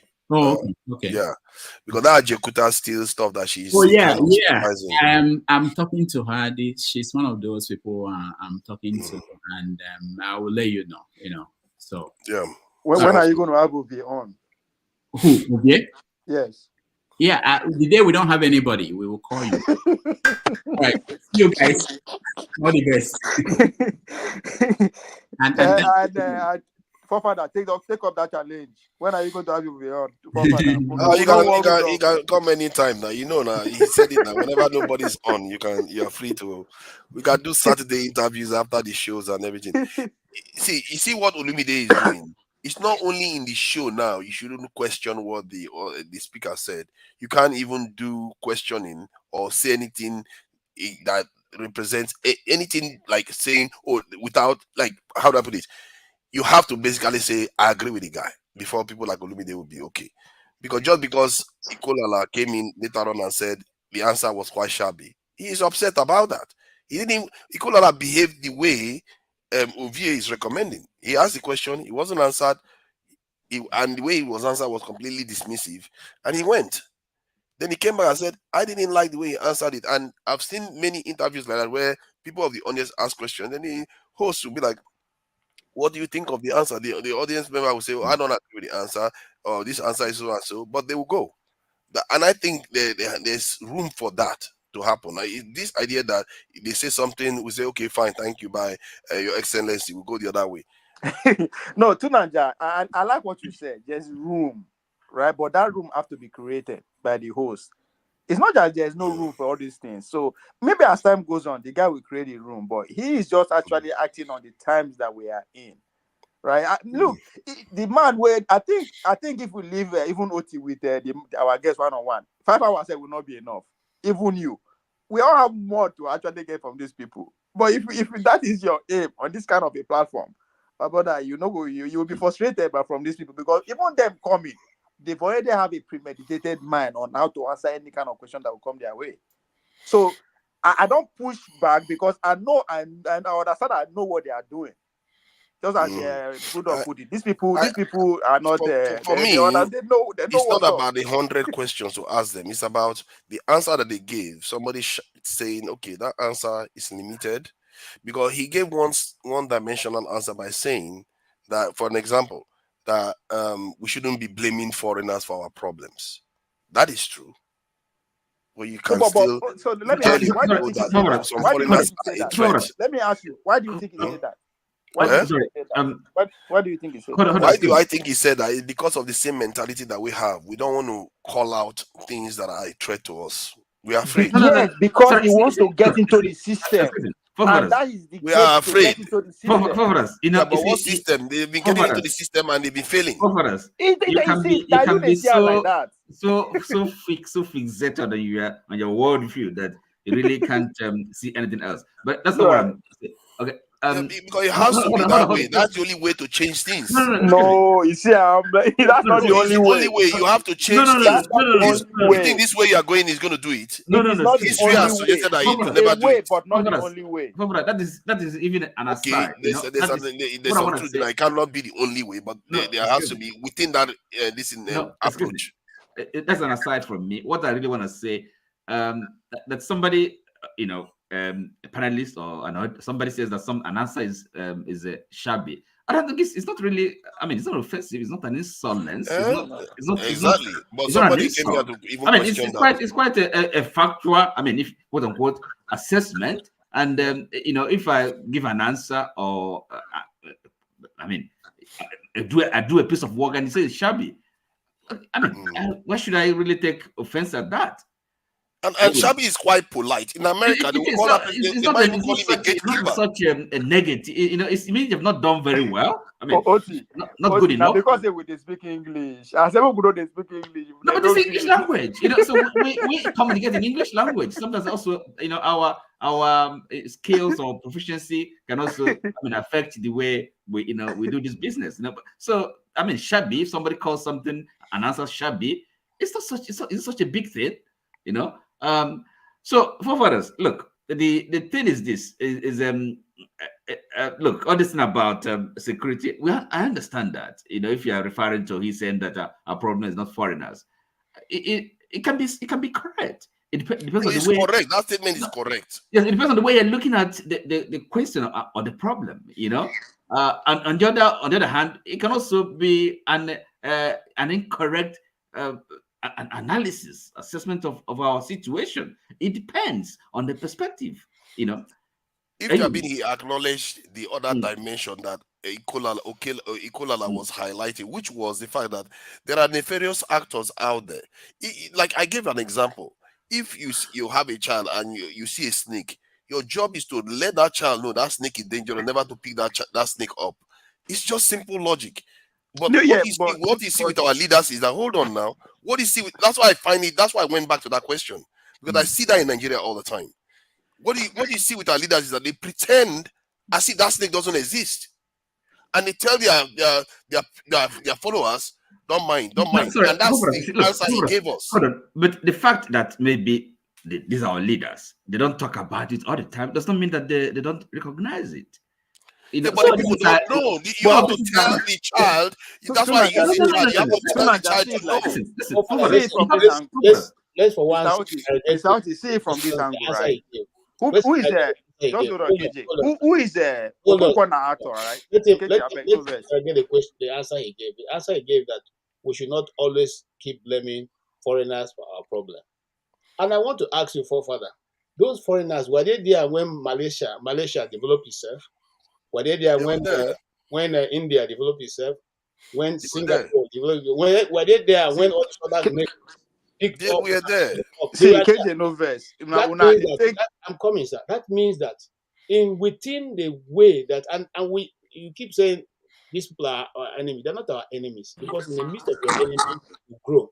If we decide to choose the same idea that those nations also choose and decide to go inwards and deal more with our people, we'll eventually come up with the same result. People like Pakistan, people like Singapore, and people like India, who now dominate the IT world, have come up with. So it's not a question of the colonial master or the Tunanja. He said something. He was addressing me. I need to address. See, if I don't address that, you're just going to add more on top. Then it's going to be hard for me to remember all of them. He just said something right now. What he said was that because Malaysia and the other people were able to succeed. How do you think they succeeded? They defined themselves against other people. India was very, they were sanctioning India once. India puts editing high tariffs on import of goods. They don't allow nonsense to come into their country. They were not that friendly to the West. The same thing for China. They define themselves against other people. But what our leaders do, that's why I felt I needed to intervene on behalf of Okilala, is that he didn't even acknowledge the fact that we have to defend ourselves from other people's interests. But that's the I just want to say with regards to the shabby definition, I just want to say the record. Let me read the Cambridge. Tunanja, look at this. Look at this from this angle. You need to actually understand the person you are talking to, right? This man is an entertainer. Who are his customers? Not me and you.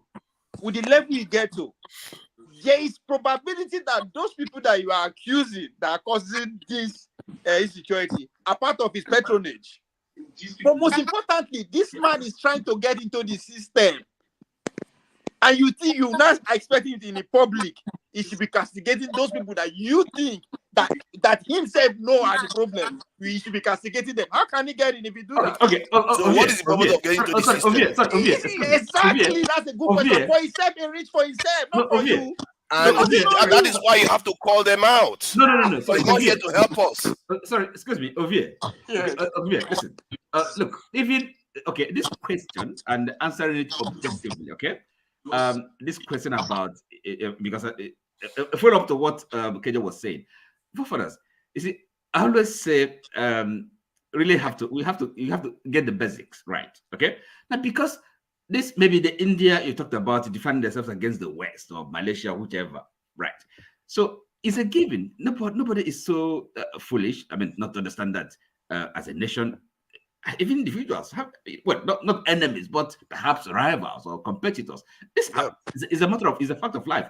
Okay, Yes. look.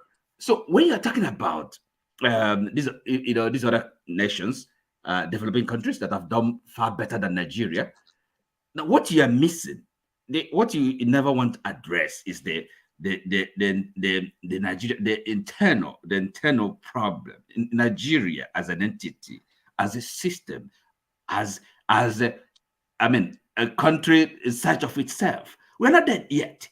These people, India or Malaysia, they are far better, they've gone far ahead. So, in other words, we haven't got the basics. Are you with me? That is so. We haven't got the basics because people are stunting our development. No. Listen, we are struggling, dealing with basic, fundamental problems, right?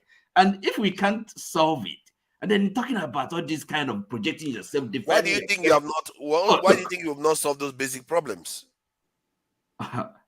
Why? The why is listen. The why is a different question. Is it because of this issue? No. Listen, we are raising. It's a different question you're asking than the one we're discussing. In other words, we are not measured up. We're not able to do what India is doing or Malaysia is doing, because I'm saying we have a basic, more basic fundamental problem we have to deal with first. Okay. Look, we're not a country, we're not a nation. That's what we have to deal with first. You don't want we are a nation. We are a nation. What is missing is our people opening their eyes to that fact. Look, excuse me, by name, okay? But this has to go much deeper than a name, okay? So this feeling of belonging, right? We are different nations, and that's why people unless you don't listen to people that are much more knowledgeable about these things. The other time, sorry. One Nigeria, hold on. One Nigeria didn't kick you out. No, I'm just answering somebody. One Nigeria didn't kick you out. I don't know how you went out. I didn't kick you out. Okay, sorry. So look, the other time, Shoyinka was talking about reconfiguration of Nigeria. Okay, I referred to what's his name, Professor Morgan. The other time was talking about the structure of Nigeria. I mean, this unitary federation, which is really paradoxical. And then of course this chap that came yesterday talking about the problem of leadership. So these things are, the condition sine qua non, the basic, the president. If you don't get them right, everything you're talking about defining yourself against other, you're wasting your time. You haven't started. You can't count two without counting one. That is what other people did. You can say, can I have a say? You have been having your say for a while. Okay. Look, first of all, we are not being truthful with ourselves. You understand? Earlier, you were all talking about who the elites were, elites in this country. I have put it mathematically to you guys that Nigerian elites are the problem. You understand? And they are hypocrites. They are complicit in the problem. And until we address that and stop playing around, we can't blame others. Yes, there are others that are out there, international community, that want to manipulate us, but the primary responsible lie with us. Now, the elites are divided, and that's why we have this problem. They are the ignorant elite, the greedy elite, those who just want to make money and then destroy the country. And then they're the what would I call us? Those of us who are we're not participatory in the political process, whereas the side benchers, you understand, we are the elite also, but we are also part of the problem because there could be more we could be doing that we are not doing. So Okonkwo, the Kenneth that came here today, was a part of the elite, but from his entire interview, I was able to figure him out. Yes, he's a great man. He's achieved great things. He's on the right political party, but he's on the side of the elite that sees the problem, but because their own political objective would not let them diagnose the problem accurately and thereby take the right action to fix the problem. Don't buy into all these ideas that these problems are not solvable. They're not. They're lies. There's no problem on earth that's not solvable. But you need resources and you need capable hands and brains to solve a problem. So the Nigerian problem, do we have the resources to solve it? No. Do we have capable hands who are interested in solving it? No. Because the elites that are currently in Nigeria, it doesn't seem anything wrong with the status quo except the fact that it's not them driving it. So they fight each other to make sure that they're the ones driving it rather than tear down that system that's producing the abnormality that we see today as a country. We've been seeing this abnormality for years, guys. For 40 years, 50 years, it's there. No, not as pronounced as it is today, but it's there. You understand? So, but everybody close their eyes to it and say it's not there because as it exists, it still benefits them. It puts them at an advantage. There's this term you all don't understand. There's this term called privilege. Let me land. You all been talking for a while. Okay, I want to ask you a question. Wait, finish. Yeah, there's this term privilege. They as long as they are privileged, they believe that the system is okay. It's not a system that needs to be torn down. And therefore, they're not putting resources into tearing it down, but resources into playing along. And I have one thing jotted there that as long as you continue to partake, you are contributing to the decay. That is the fact about where we are today. It's not about the international community, the British, the French, all these people as forefathers. Yes, forefather is right. In future, they might walk us over and just take us and make us new slaves. But we are already slaves now. But because some people are in the elitist class, and we are in the elitist class also, don't get me wrong. And that's why we wage, how much do we put in? We're not going to risk our neck. You know, how much do we put in this fight? We're not going to reach the little middle class income we are making now into this fight. But the fact still remains that from that interview we had with him today, I was able to diagnose him. The key thing is that if you're an elite, OT, let me tell you, OT or forefather or KJ, if you know that the situation is helpless, if you know that the situation is hopeless, and it is only a miraculous force that can save us, why do you keep partaking in it? I mean, if I can't get a straight answer from him from that, I mean, that just tells me what I need to do. Ferreira, let me ask you a question. Now, so, look, you see, politics, okay? This is the art of the possible, okay? I wonder, listening to you, do you expect people to self-sacrifice? See, again, it's something real politics we're talking about, okay? Phrase the question. Do I expect people to sacrifice? Self-sacrifice. In other words, to kind of almost to the point of martyrdom. To a point of suicide. No. Martyrdom. No, is that what you expect? No, I don't. But I do expect them to play it safe and invest in the right tools to effect change.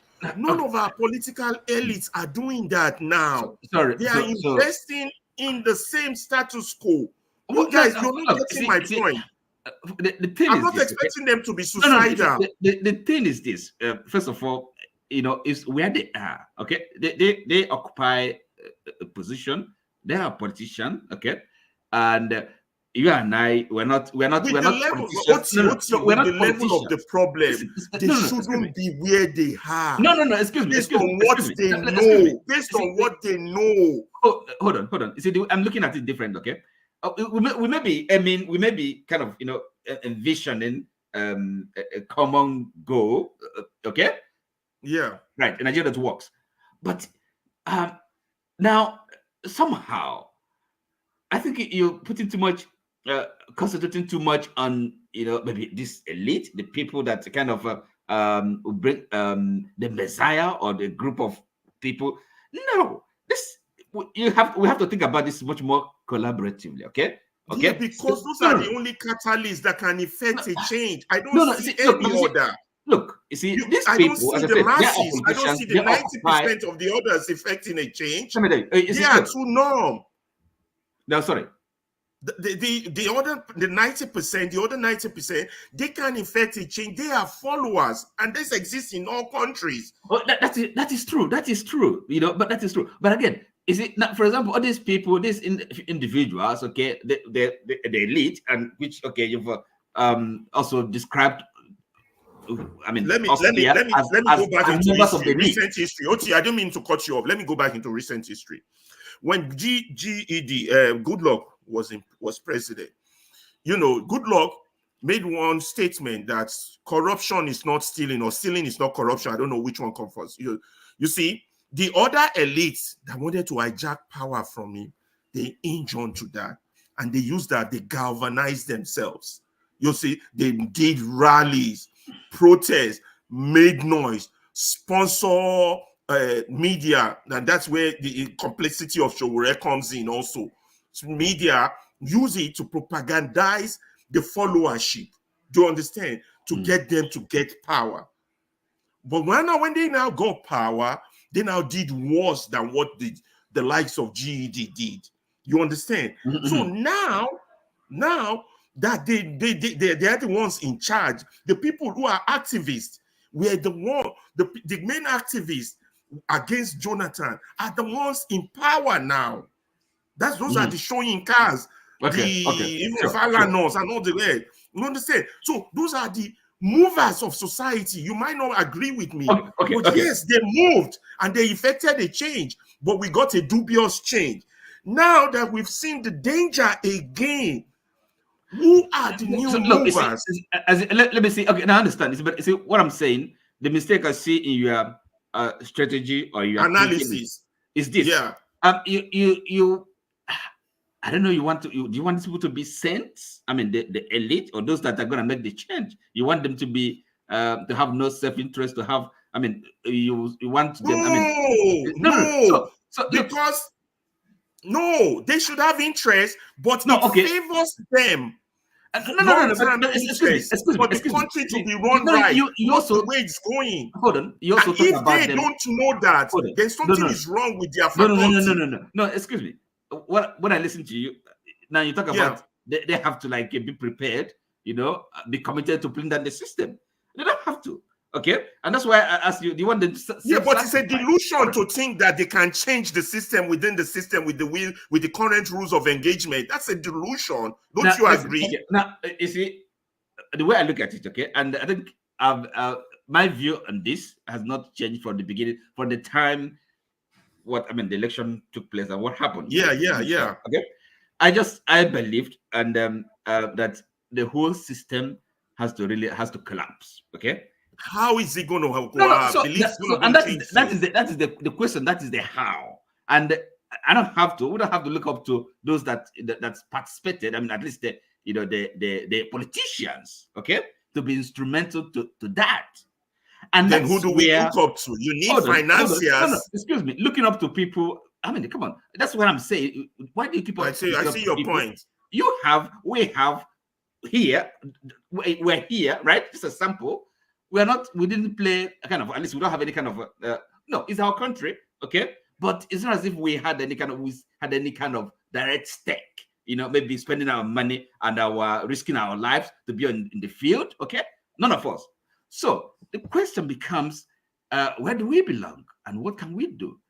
And that is really where organizing civil society. That's where that and you can't discount the possibility what an organized society, civil society, can do. And if the one thing we can do with dedicated, clear-sighted, effort is really this mobilization. Okay, now because civil society organizations. We should do that. I agree with you. We should do that. But you're not going anywhere without those financial backers. No, excuse me. Excuse me. That is the ingredient that is missing. Okay, I don't know how much you need. Maybe this for the project managers to, how much you need to organize people and mobilize people and do all that. Yeah. Okay. Of course, you need individuals. You need individuals that are, that are, if like leaders, that are, if like campaigners, that are activists. So in various, at various levels of society. Yes. Okay. So, but then insist looking up to people that are kind of the politicians. Tell me my fault. What am I looking up to? Because I need to understand you clearly. Sorry to bust. Tell me my fault. Can we hear from Ed? Ed is new. No, you look up to you kind of. Can we allow Ed? Ed is new. No, don't worry. I'm enjoying the conversation. I actually you got to tell me. Okay, I'm saying hold on. Maybe I should break it down. Let me put it this way. I can even kind of concretize it. Obi is gonna lead the protest or whatever. What must he be Obi? I mean, he was a presidential candidate. You see, you just subjectifies it. You messed it all up. Listen to me. Hold on, listen to me. Nothing wrong with that, but I'm saying, because we have been here. I'm listening, and I said my view has been consistent. I believe the system, the way it is not. The system in Nigeria, okay? In other words, the idea of having another election, to me, well, miracle, if you believe in miracle, right? I won't blame anybody for believing in miracle. Miracle do but happen. Miracle is not going to get us to the promised land. Listen, forget your religious belief. Listen, so if you believe in miracle, you're not useful to us. We need somebody who believes in concrete action, not someone who believes in miracle. Oti, are you trying to get him to a point whereby he says, okay, let's give up on Nigeria? No. Okay, what is your point? Excuse me. What I'm saying. What's your point? Yeah. The point I'm making is, okay, look, I've been talking about, what we can do as individuals. Yeah, but I keep repeating to you, our position, our movement is limited because we don't have a stage. We're not financially buoyant. We don't control the economy. We don't control nothing. No, I don't agree with that. You see, because exactly. Excuse me, that's the difference. You see, the difference between us is, you think we will have to look up, we have to have people. And I'm not saying Obi should lead, but Obi should be behind the scene. It could it's be not every time you lead. The likes of Atiku could be behind the scene because it benefits them in the long run. Excuse me. You see, the difference. Because I don't get your point, Oti. Make it quickly so I know where I'm going getting wrong. Listen. My point is this, okay? I'm saying, and it didn't start today. It's not this night. You have been of the opinion, the view that the Obi, because he had 6 million votes. Okay, he should be at the forefront of leading. I don't know how to take put it. The word forefront out. Take the word forefront out. But his current. Let me diversify. His current line of action is not going to change anything. Can we agree on that? Can me and you agree on that? Okay. Hold on. Listen. So he needs another line of action. Let me answer the. Listen, but I'm telling you. You see, I'm coming from the angle that it's not about to be. It shouldn't be about him. Oh, it shouldn't be about to be. Yeah, yes, but you're the one putting him in. You're the one putting him in. Sorry, what do I mean? No, you're the one putting Obi in. Because if we make it about Obi, it should be back to the question of should Obi lead, should Obi not lead. It should be every concern. Remember, I said this a while back. I don't mean to cut you off, Oti. I said it a while back when people were waiting to hear what Obi would say. I said this issue is not about Obi. It's about you as a Nigerian. You that were born in that geographical space as a Nigerian. Whether you are educated or illiterate, it's what are you going to do? And until each one of us address that question and we have a coalition of those with like minds, those who say, yes, we can't continue like this. We're not going anywhere. We're just parabolating. Ferreira, what is Obi saying now? Is he saying we can continue like this? Can I ask a question? Maybe we'll have a headache. Oti, can I ask a question? Maybe that will lead us a little bit forward. So my own opinion is that the coalition that Obi pulled together, the obedient movement, wasn't any different from what you've put forward now. So what is going to be different about what the obedient did? Are you asking me or Oti? No, I'm asking you, Ferreira. Okay. So what is going to be different about the coalition, and where is it going to lead us? You're saying, I'll repeat the question, that the coalition, I'll repeat the question. Okay? I'm saying that the coalition you are asking for now, for me, my own opinion is that it isn't any different from what the obedient movement it's a big difference. No. In what way difference. And where is it going to lead us? Where will it lead us? It's an alternative route to a peaceful way to getting somewhere without going the violent route. We got to give that route a shot. Number one, it's going to be a non-violent one. Where is it going to lead us? Is to lead us to the promised land. The way it's going to be different is that, imagine if someone like Obi or Atiku says political parties are trash. No more participation in politics. We want to have a renewal of purpose, movement. Just see, and you have a daily number whereby they are recruiting people. Just imagine what impact that would be. Saying that, look, the way we are doing our politics right now, all these honorable this, honorable that, election this, INEC that, is bullshit. Let's put a stop to that. Let's have a renewal, or let's come to a table of discussion. So there's a difference between that and let's keep going that part. We will change it in 27. That kind of rhymes is one of Oti's idea that says that the system must come down.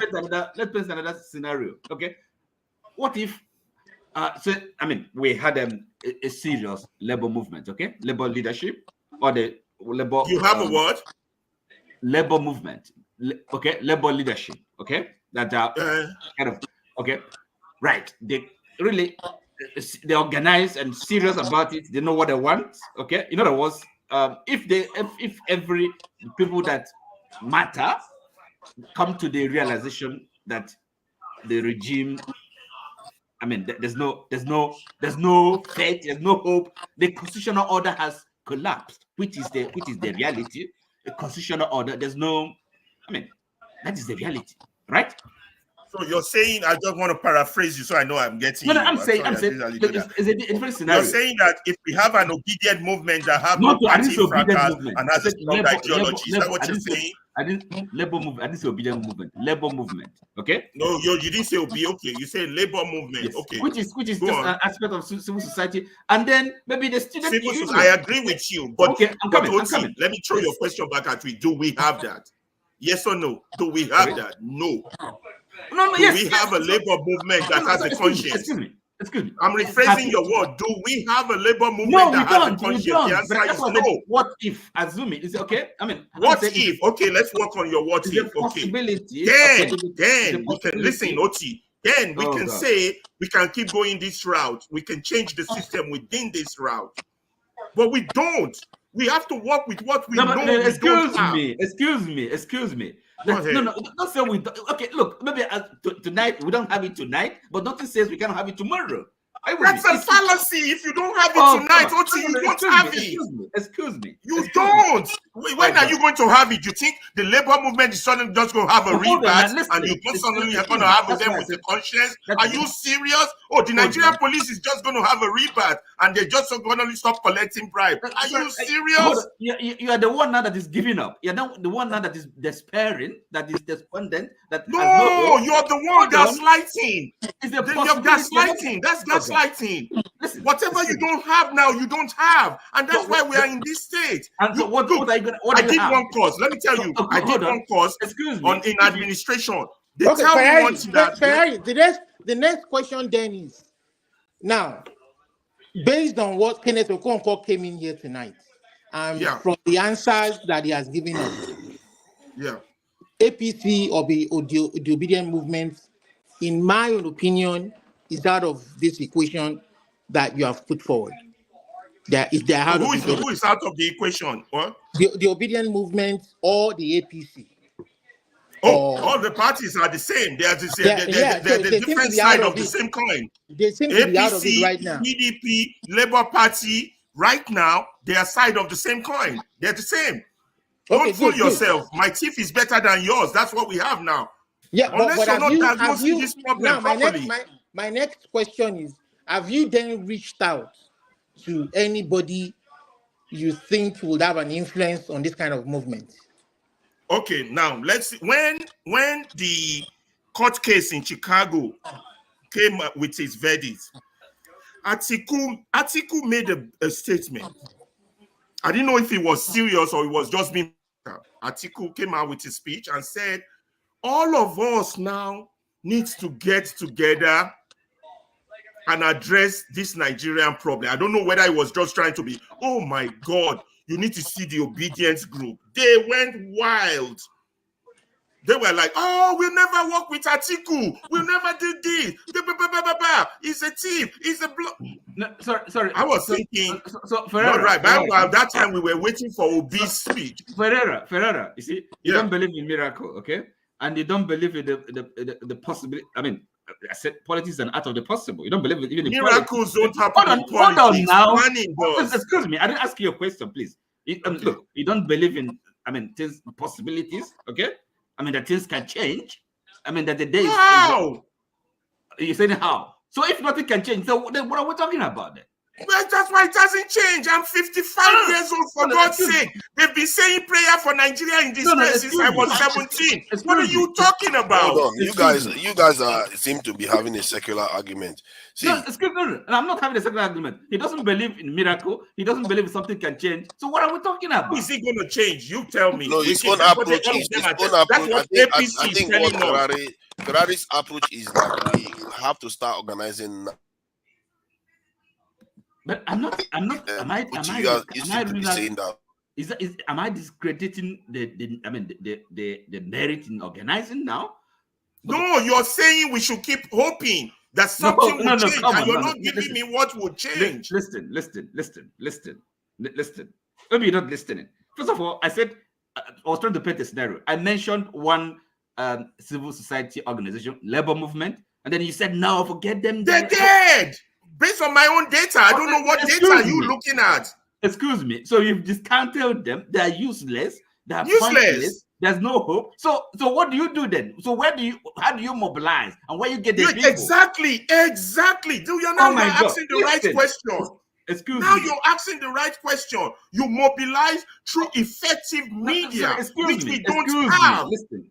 Hold on. Listen. Can you calm down? Listen first. So are you saying that these labor members, that they're Nigerians, they are feeling the pain? So are you saying these 7 individuals can be mobilized? Of course they can. So you think the pain and the the shortage of rice and gari will mobilize them? Excuse me, they are there. Now we have student body, right? Okay, also filling the pitch. And then of course we have like professional bodies, Nigerian Bar Association. You have the have they ever existed, Oti? They are the worst organization ever. Nigerian Medical Association, Nigerian Bar Association, Nigerian Union of Journalists, Nigeria, name it. Which of them have ever stood up to stand up professionally for their profession or for their country? I know. But the possibility is there. The potential is there. For this conscientization, for this mobilization we're talking about. If you discount them and rule them out, so where are you going to import? Right now, you got to rule them out. They're not going to do that mobilization for you. Excuse me. You got to start from another angle. Then it will touch them. When the message touch them, then they will start. It will catalyze them to action.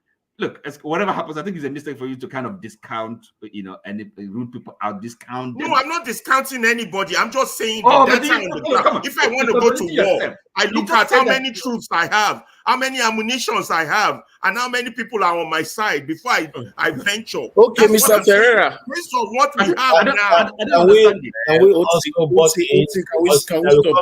Mr. Ferreira. Yes. I'm sorry. I actually came here because of you. I wanted to ask a private question. If you can look at the private chat. If you can look at the private chat, because it's a very private question. Oh yeah. That's my cousin. That's my brother, first cousin. Oh, wow. He went to Ife. You know him? I don't really know him. I was just going through social media and I saw a recommendation. Yeah, he's a pastor. He went to Ife. He looks just like you. That's Jide. Yeah. Yeah, that we're family. Yeah, have a great one. That's Boventura. Yeah. Yeah. All right. Okay, Mr. Ferreira. I want to ask you a question. It's a personal one, but on this thing. Can we now butt in? Can we now come in? Oh yeah, guys coming. Yeah. All right. If you guys don't mind, maybe we should move the discussion forward because it seems to be going nowhere. Like you see what OT is trying to say, which the way I understand it is the only and then somebody asked this question: why don't the labor movement go into begin to mobilize? Why don't Peter Obi change his original mandate and become a mobilizer, do the Mansa work? It is a different thing when you call me to be a politician. I've come to contest, and then I have to go into another mandate of now begin to want to mobilize Nigeria into believing in the local politics or a newer brand of politics. It's not that easy. And I say it's not that easy because just like what the obedient people were saying, it's not the first time that Atiku has called for unity. Remember, PDP, the reason why we're where we are today was because PDP even refused to follow their own guideline, which was that they should rotate the presidency. Many times, what was the reason for that? What was because they failed before now to take over power. And so they decided to write a constitution that will help them to keep, the best of their people in place so that at each time, new people will be introduced into the system. When it came to the time of the Southeast, they decided to change it. It's not the first time, it's not the second time, it's not the third time. So what are we saying here? I'm simply saying that even starting a new movement will eventually end up being the same way it has ended up. People like Arabambi didn't come up from nowhere. They were part of the labor movement. Money brought them to where they are. They became the distraction for a LP right from the time at the middle of the river. So those distractions, those people who will continuously to sell out will always be there. And one of the things I want to say, sometimes we say people should come together. There's no nation that's totally in unity with each other. There's no nation that everybody is doing exactly what the people have set out to do. None. Okay, because even the US, be it as it may, there are people in the US who live in Russia, do business with Russia and all that. There are people who, not only in Russia, other countries that the US do not totally agree with. So all I'm saying that there's not going to be any time that you come to Nigeria and the 230 million people all accept one thing. That means that God is not perfect in His creation. And because He didn't make all of us to think in this one direction, like the same color, like the same food, that's why there's diversity, even the things of God. Some are made for vessels of honor, some are made for vessels for, in different ranges, okay, from gold, silver, bronze, and all that. That's how the nation is created.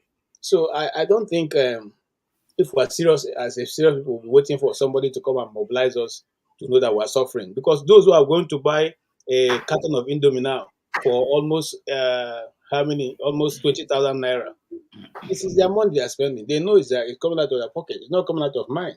So if it hurts them, if it pinches them, if they feel, then they will all mobilize for a change one time. If not, if we are comfortable with being pushed and we continue to adjust, then let us go ahead and keep adjusting. So That's you're what I saying we're comfortable. We should just keep adjusting. That's your comment right now. That we don't need a mobilizer. Mobilization would not work. It hasn't Again, don't worked. get me wrong. The mobilization we're looking for Nigeria right now is not going to be one led by Shaore. It's not going to be the one led by Obi. It's going to be the one that everybody. Who's going to lead it or who's going to mobilize? If you allow me to speak, I will speak. Yeah. It's not going to, the mobilization we're talking about is not going to come with writing of placards. It's not going to be anybody announcing it. People will get annoyed, and it will be a people's movement. People will move at one time, and the change will come. That's what I'm afraid of. I think that might be chaotic if you don't plan it and you let it just happen by nature. That would be uncontrolled. That would be an uncontrolled reaction. And that would be very violent, very disastrous. You see the word you use, uncontrolled reaction. Once a reaction is controlled by somebody, that person who is controlling it has the ability to change the system to suit itself. To manipulate it. Simple. But if it's uncontrolled, I still think the bad people will still be in charge because they're the ones who have the resources, the money, and the influence. So they would just camouflage themselves, be sheep in wolf clothing, lead the whatever, and then continue whatever they are continuing. But if those who are sincerely concerned do a proper planning, which is possible if they just get involved, It's possible if they just get involved. You understand? Then it will be controlled. Then the bad people you're trying to get rid of will not be the one in charge when that uncontrolled reaction happens.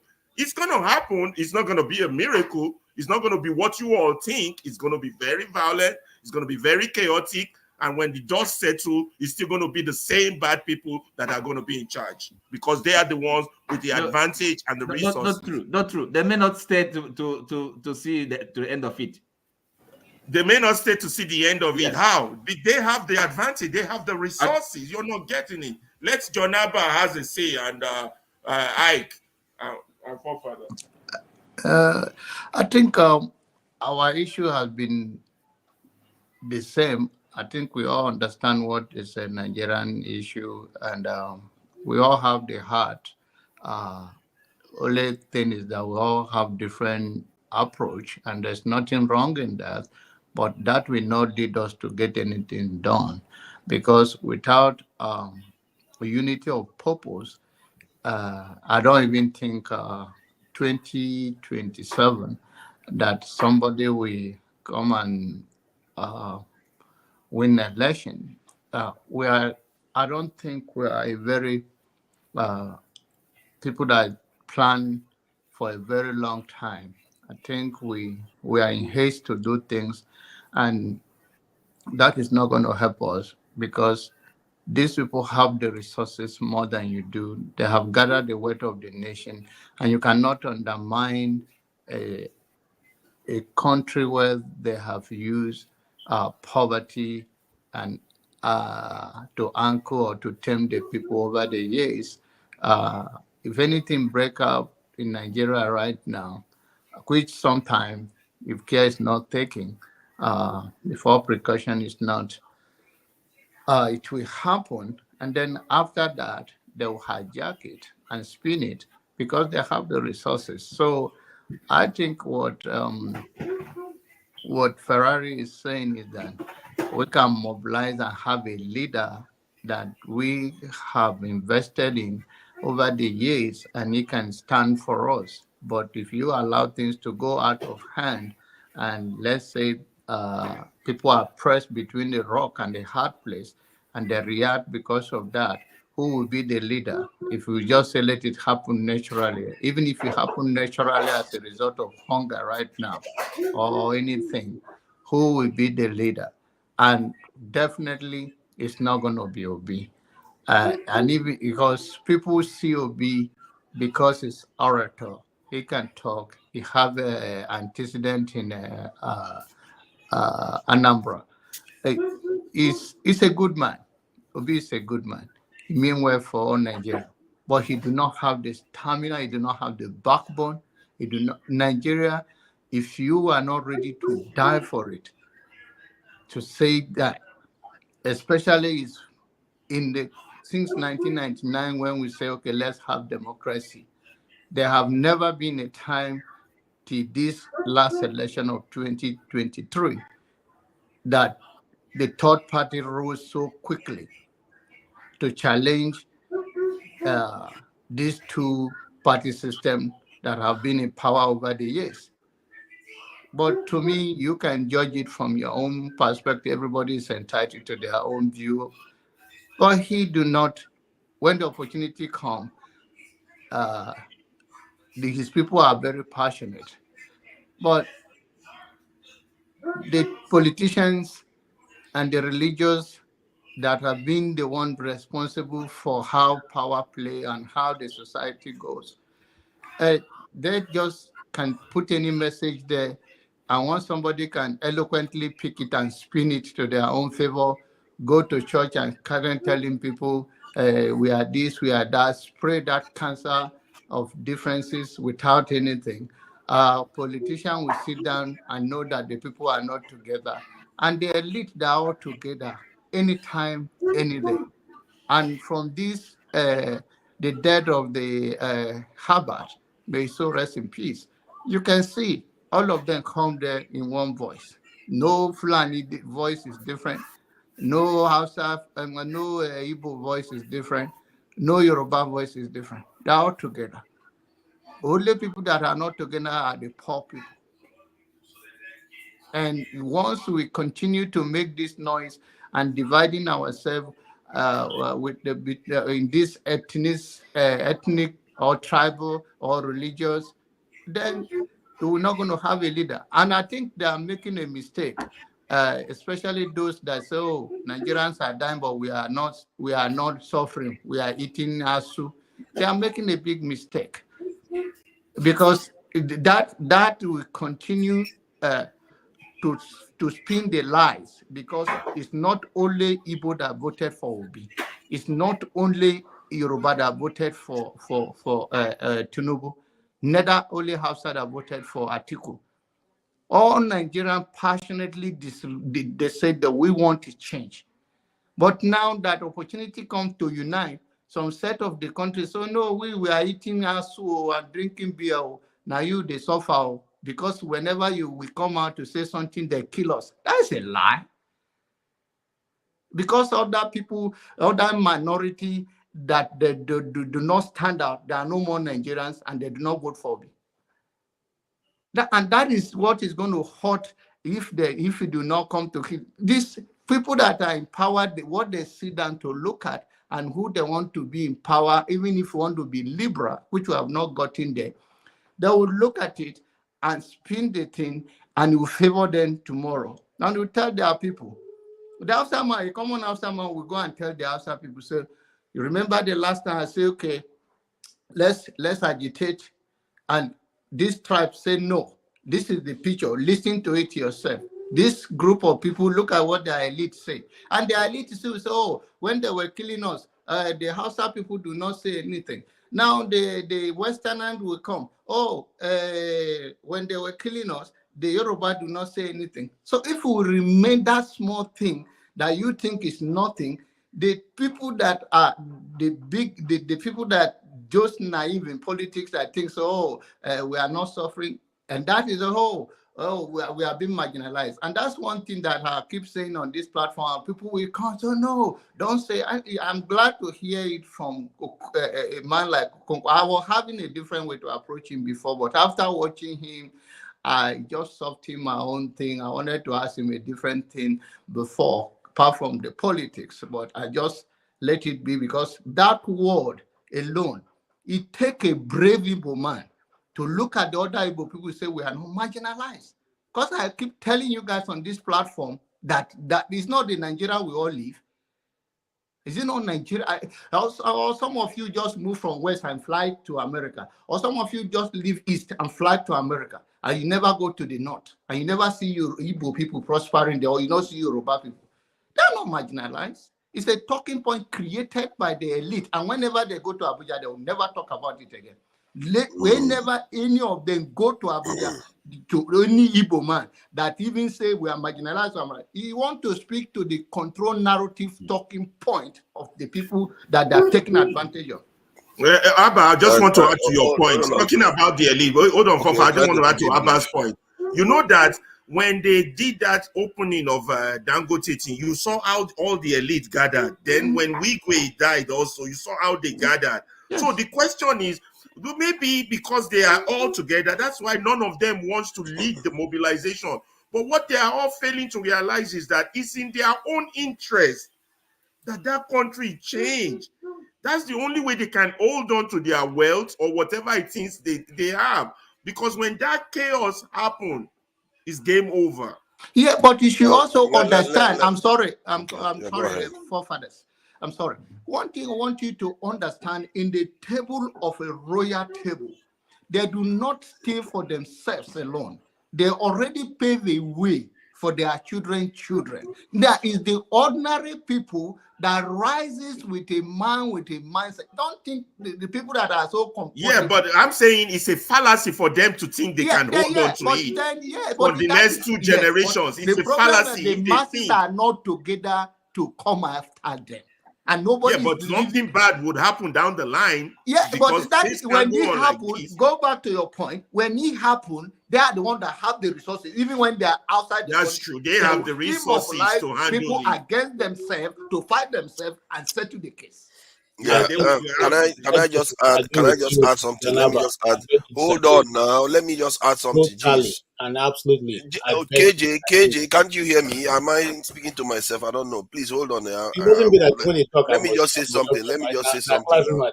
You are the one that interrupted me. I wanted to say something when Ferrari spoke. See, why do we do these things? I let you speak before. As a matter of fact, I even got thrown out.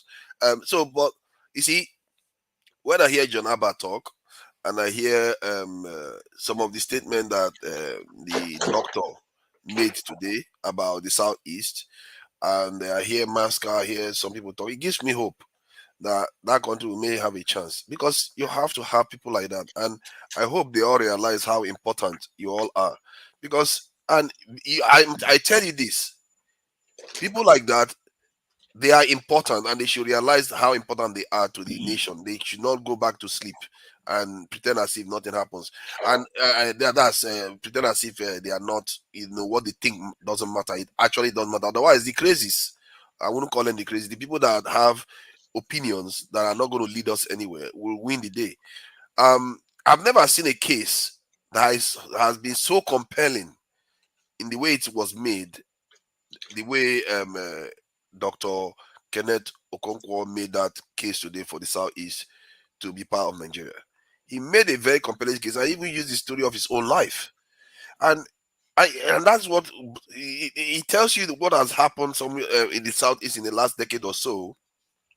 There has been a narrative out there to make it look like everybody just wants to break up. Why there are some people that are very passionate. If you can hear the statement he made, he was very passionate about it, and he had a very strong view on it. And you can see why that view it has merit. Why would you cut yourself down to a smaller size when you have a chance? I believe what he's saying is true. I've seen it happen in Nigeria. Because if you go and create a southeastern state, what is going to happen is that most of the access you have to the other countries will reduce. The access you have to Ghana today is not the same access you have to Nigeria. So that all that will reduce, and hold on now, hold on. Let me finish what I'm saying now. A question. I'm just wondering how did the discussion about Nigeria, how did it now become Southeast? No. It's because of the statement he made. I was aligning the point that there are some people that are giving me hope.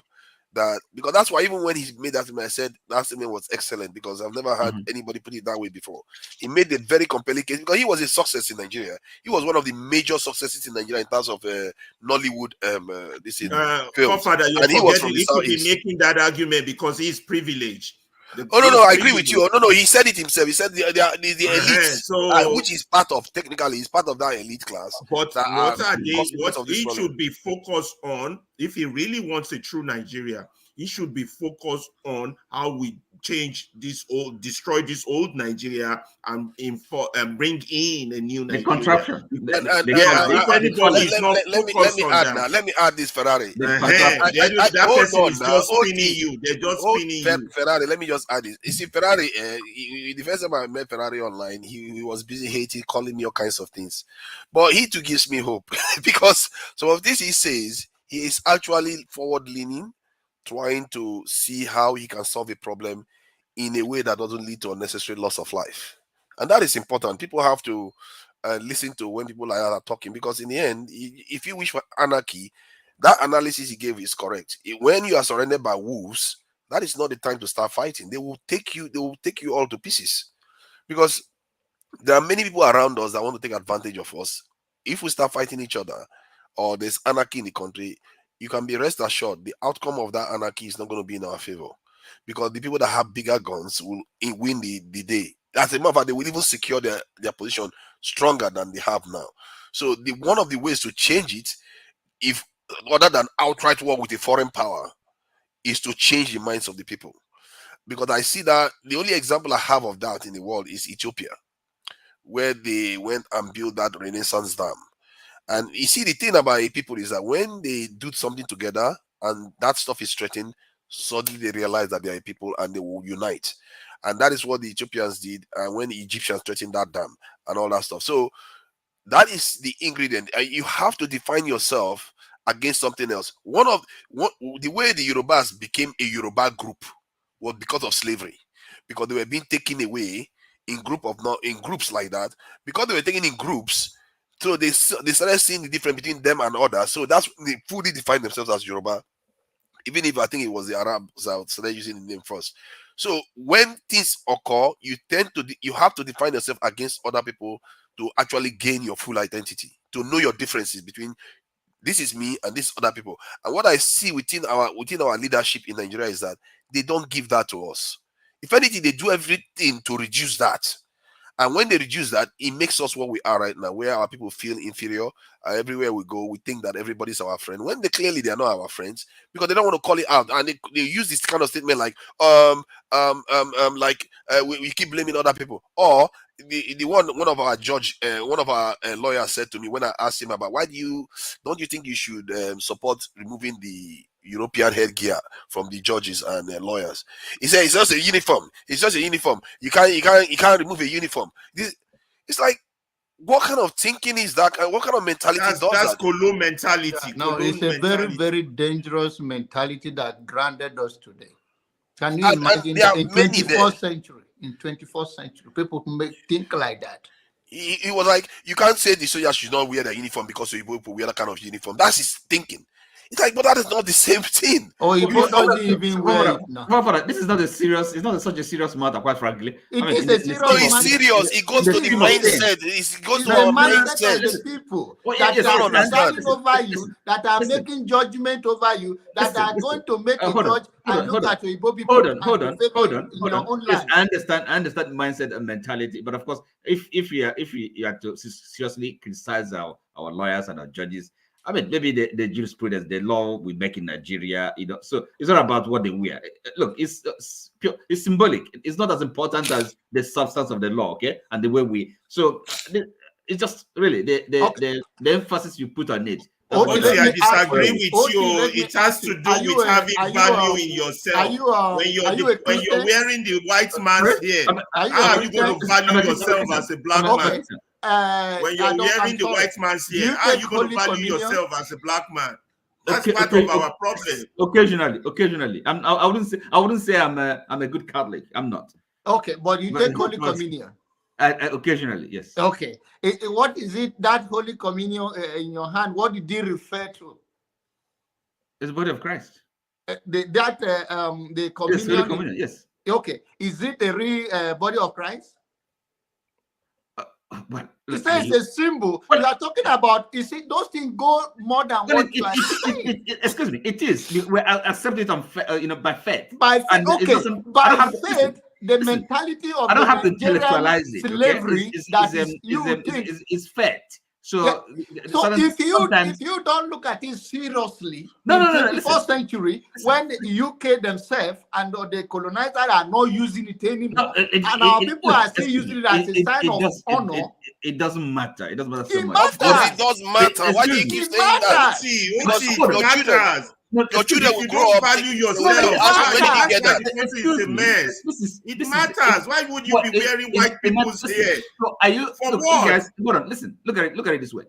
To show that they are your masters or you are a slave. Listen. No, excuse me. Listen. Now, let's put it in perspective. So the three of you here that feel so strongly about these things. So are you telling me your views are much more important, much more enlightened than all the lawyers and judges in Nigeria? Listen, Oti, let me answer your question. Let me answer your question. Yes. You know how we got to where we are today? Because in the 70s, all our educated people, all they do is to read London newspaper. They won't read Nigerian newspaper. Look at where that has got us. All we do is soccer. We don't even have our own soccer game. We are focused on watching the white man's soccer game. We lose ourselves. Each day we don't speak our language. Each day we don't dress our clothes. We're losing ourselves. And we can't recover from that. You don't understand the implication of symbol. You think the Holy Communion is just symbol? Nigerian, welcome. Let me talk. You people are just flogging. I really want to listen to KJ. KJ, I want to listen to you. Don't let them take everything. You know, Oti will argue against everybody. It's okay. Now let's move on. Now we are just be here for 7 hours, just debating.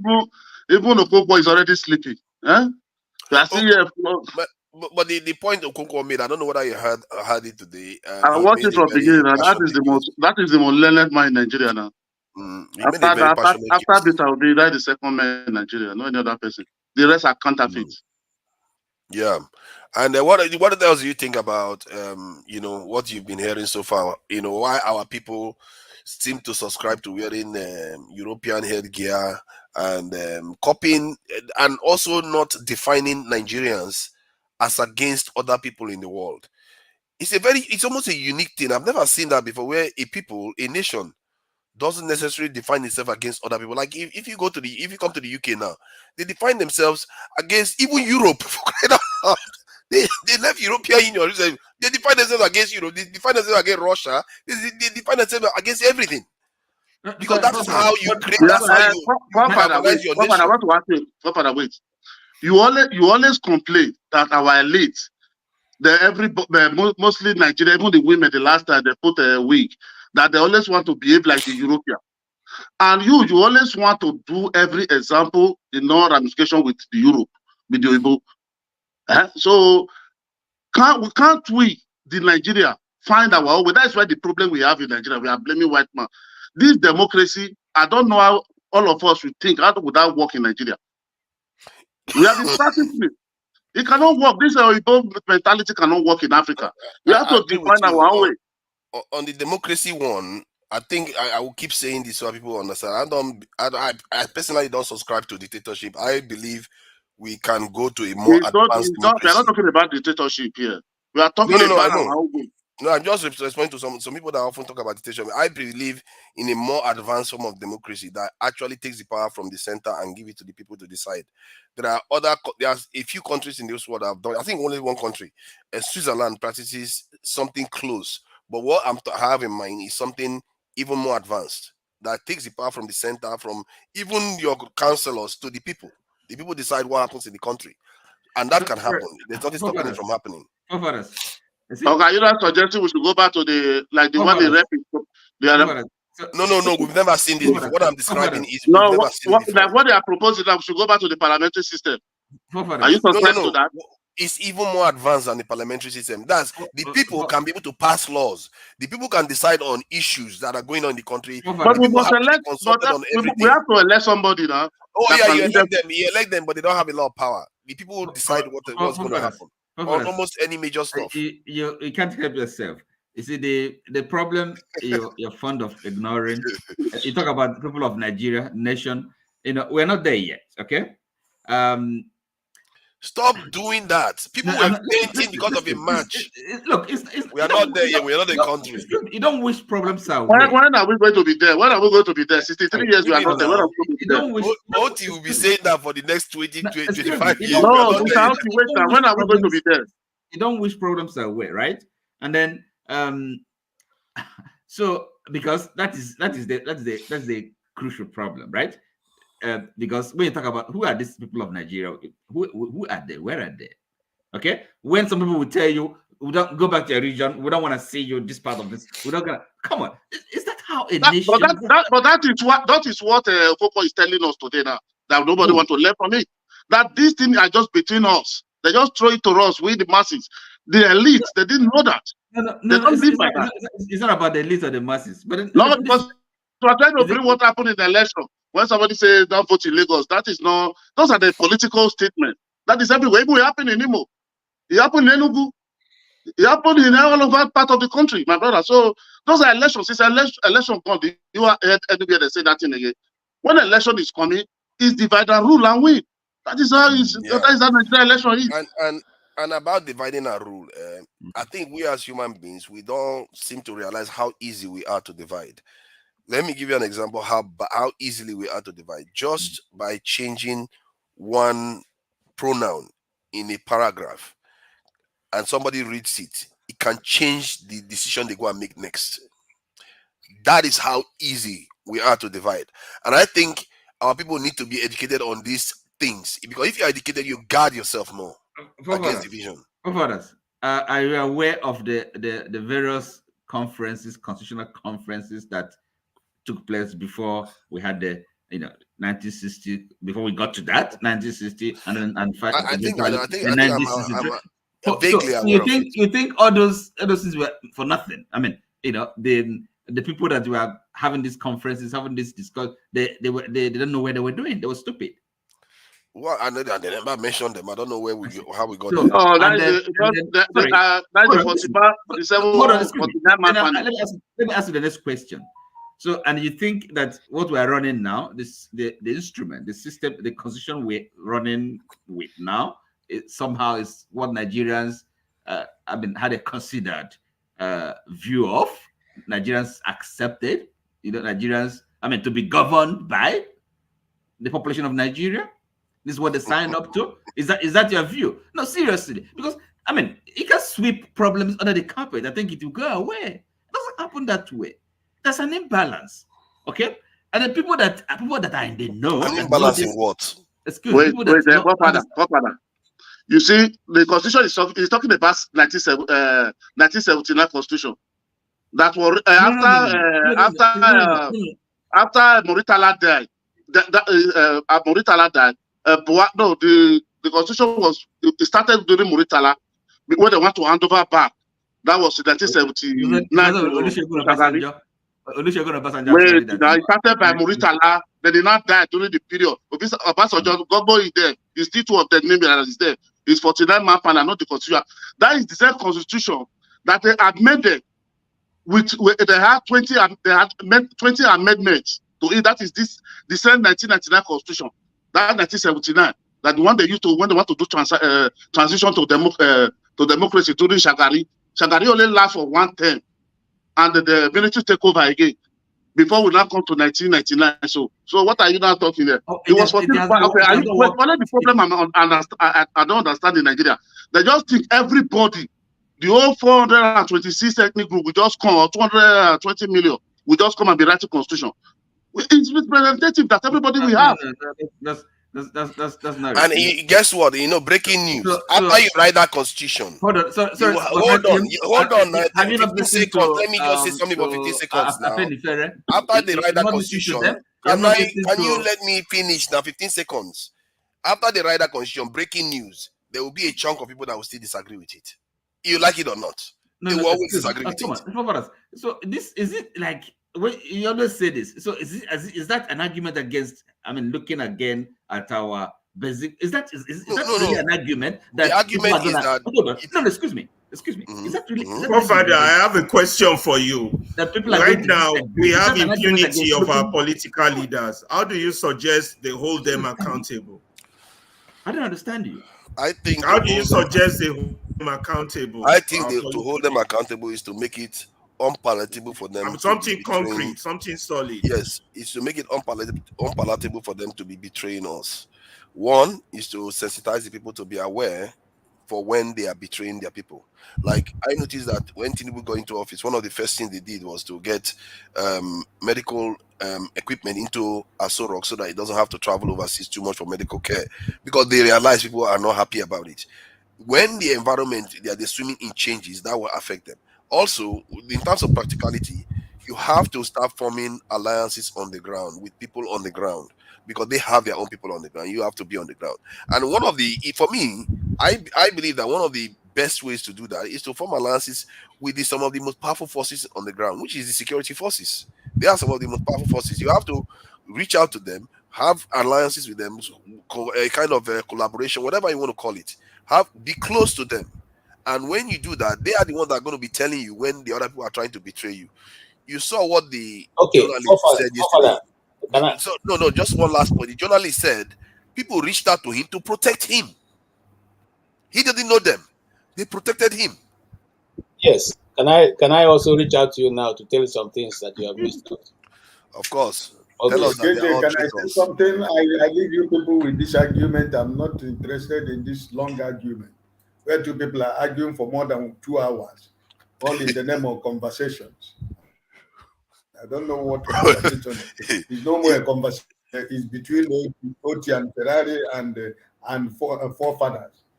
KJ, I gave my contact to Dr. Damages for you. Okay. So good night, everybody. So you just came here to just admonish us for having conversation and just good night. where is the elder wisdom now? Eh? You're not going to share anything with us? I want to lay some things out for you. You see, because sometimes when we talk about this, being able to have a force of change, we forget the instrumentality of coercion. Coercion is in the hands of government. It's not in the hands of the Nigerian people. The Nigerian people cannot collaborate with the military or the police. That is called sabotage, and it's treasonable offense for anybody who does that. Now, the setting up of the Nigerian police force is still called Nigerian Police Force till tomorrow, was built to favor and safeguard the colonial masters. So the police force is built not to protect Nigerians, but to protect those in power. And has continuously to be so till tomorrow. The army, the air force, the navy, all are acting in support of the power that be, which is the government. You will never get an officer who will tell you that he will come and collaborate with you, a civilian, to come against a government that is in power. If you go back, you will find out that even the police that we all think should be our friends are those who help to perpetuate these people in power. There was a video that was trended last week of a man who is one of the chief smugglers in Nigeria. Who, when that journalist dived into the story, we found out that he has connection with even the IG of police and every other person that's supposed to be in authority in Nigeria, including the man who is now sitting in Aso Rock. So the question be, if you as a custom officer go and arrest that kind of person, who do you think is going to come and help you? Who do you think will save you? The same thing happens to the Nigerian people. In few occasions, you have people who give you information. I'll give you one example. I was in a situation one time, and a policeman told me, Oga, we cannot help you in this case, but we can direct you to where you can go and get help. But in this station, the whole of this division, we cannot help you because we don't want to lose our job. These are many things that happen in Nigeria. So when you talk about these things, you talk about them as if these things are, in El Dorado. It's not in the country you're looking at. Okay, Okay, good. it's Can I not respond there. to And then that? John Haba, you keep saying this thing. Let's not forget that it's not only the Igbos that are complaining of the lopsidedness in Nigerian government or the Nigerian constitution or the practice of federalism in Nigeria. It is not a true practice of federalism that we are practicing. So we are saying, if the constitution says it is a unitary system of government and we're now practicing federalism, can we now make it more federalism, true federalism, so that everybody will have control of their resources and give, this is what we're saying. And if it is Nigerian that wrote the constitution, if we say, if some part of Nigeria, majority, even if not even majority, one major You're tribe, making too many points. How is one supposed to respond to all this? but you have been speaking, I'm not even telling you anything. No, it will be good we go No, to and fro. Father, you like to do that. You have been speaking since. Yeah, Like because a I need to be able to address the point you made. If you are making too many points, it's hard for somebody to track back. So if a major tribe says we are not satisfied with the arrangement, you do not shut them down. Okay? If they say they want a constitution to be revisited, you do not shut them down. You can't get any good favorable cooperation from that. In America, till tomorrow, California still say they want to go their own. Till tomorrow, DC is still demanding for a statehood. Okay? The military have not packed themselves and then mounted the parade to shoot down everybody there. The military have not gone to take over California because they are saying, oh, we want to separate. So why do we get this thing that when somebody asks that he wants to be by himself, it becomes that the person has declared war against himself? I have a very strange video that was sent to me by somebody from the East. Okay, the army shooting into civilians and telling them that we're just starting, we'll never begin. Where else is done in this world? Well, please, Sorry. Father, because No, when talk to you me. come See, out now and he's gone on so long that other and I'm people want to concluding talk. this, when John Abba, when you come and say this thing, in view of the fact that we also know that even your tribe, have suffered a lot of this in the hands of the T people, I begin to wonder, Because don't you think that there's a reason and a See, need for KJ, you this to thing that you sit do down and bring this is not right. This thing that you do, Yeah, what KJ do, so hold on, let me say this. What KJ does is he injects so many false That narratives is why that I hate to be hold in this on, platform hold on. No, because no, you because have you don't want somebody to challenge dominated you. the issue so much. So since you have been talking, but when somebody begin to talk, you just find a reason to say that is Papa, not don't right. worry. Let What me is this? just, since you mentioned, let Why? me talk to Why? you. No, so Okay. somebody should be able to respond because you Yeah. inject Let so me many talk. things into Let the you ether mention my that name. people Let are not me able to address respond it. to. You see, for KJ, my brother, I'm not against you and I'm not for you. And I don't think you're against me or for me. We are all fighting the same enemy. And the common enemy, we are always leave them behind and come and argue on ourselves. When I make that statement, I mention the North, I mention the West. The only reason why you say this, you buy to that narrative of tribal issue that you think I'm particularly about Igbo. The Ariwas will call for when it's not in their favor. The Ariwas will come for separation. And if you have that God to direct me, you think you want to take on me because you want to speak to your based on this platform that spread that narrative. Why don't you have that God to talk to Dr. Kenneth Okonkwo when he came here to ask him when he said that he's not in support of it? Okay, can I So just answer that? wait. Because and I have said it to you guys on this platform before he came, and you also know that I've been on that issue. Our country, we are the one dividing ourselves. And you say resources. You talk about resources, and that that pastor that somehow is a hero. You have to be delusional. You don't understand Bible to think that man that they showed yesterday make any sense. It's a tribal bigotry. He doesn't even understand Bible. He just gathered the people to speak to the same court of the same tribe to worship with him. What is going on in Nigeria now? Igbo people will influence Igbo and speak to Igbo to them and get a church. Yoruba will do the same thing and get a church. They are not speaking to the value of Christianity itself. And for that, they are not even standing on the common principle of Jesus that laid down the Bible principle on the New Testament that we all have to say we are Christian. But we all, once it suits our purpose, then it is what we propagate and prepare. And if we continue in this platform of dividing ourselves on religious bigotry and tribal bigotry, and I say that even if we go the different paths, we still have neighbors. We still have a boundary. We are still the same people. So the notion that you say I'm saying that Igbo cannot go. I didn't say that. They have. Even if I say did I have the power over that? Your people that you elected from your zone, from your own constituency, when they go to Abuja, did they speak it? Who mention one politician in Abuja from the east that talk about separation? Abaribe. Yeah? Abaribe. Yeah, it's talk about separation. They should go Yes, different many ways. times I stood on that. He even Yeah, wear okay. the t-shirt between one dot nation. What Okay. are you saying? You One know my out people of better how than many? me. Okay. Okay, so let's say he said that. Have you finished, You Jonathan? see, Go ahead, man. Go Jonaba, don't ahead. get I'll me. come back. Let me tell you KJ, something. KJ The is reason, double barrel. sorry, but the reason why I KJ, now didn't I need to answer respond to anyways, you, but like I KJ. said earlier, KJ, he's a guest. I'm KJ, not a guest. KJ. Come on, I need to respond to you since you made so many points. No, Jonaba has you responded to always some. do this. You always do this. You will You not let always me do this. respond because you want to get away with stuff. See, it's just fair play. When you make a point, people are able to respond, isn't it? It's just fair play.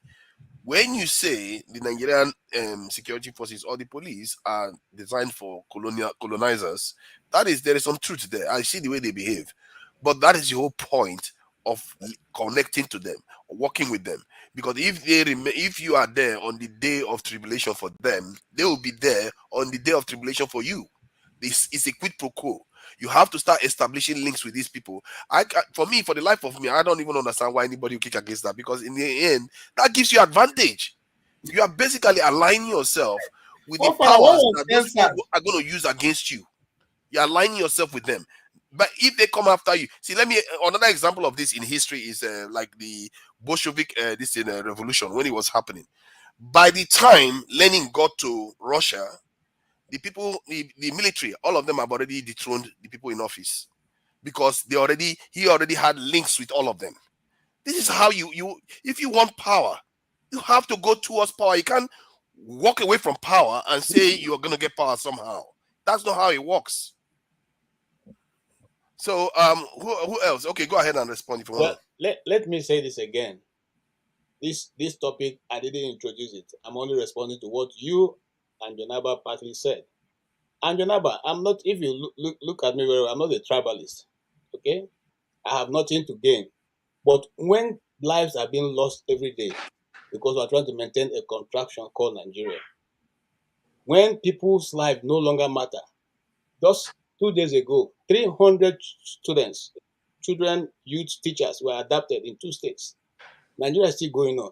Do you think it is something that will work continuously to losing people every day, every now and then? Because then you speak to Nigerian space at large. Then you speak to Nigerian space at large. But no, when you regionalize it from your own perspective, it doesn't even the reason why I'm responding to you is you made a statement that what Okonkwo said, you agree with. Okonkwo is just an individual. I'm not agreeing with it. No. You are giving him credit for that. I said this is what I have said continually, and okay. You can. Yes. This is what you have said continually, which is now buttressed, which you are happy with. Yes. I am not happy with it. The reason why I didn't respond to it is because he is a guest, and he's entitled to his own opinion. Just as I am. And you should respect me that I also I'm entitled to my own opinion. No, but you and I are here in this panel.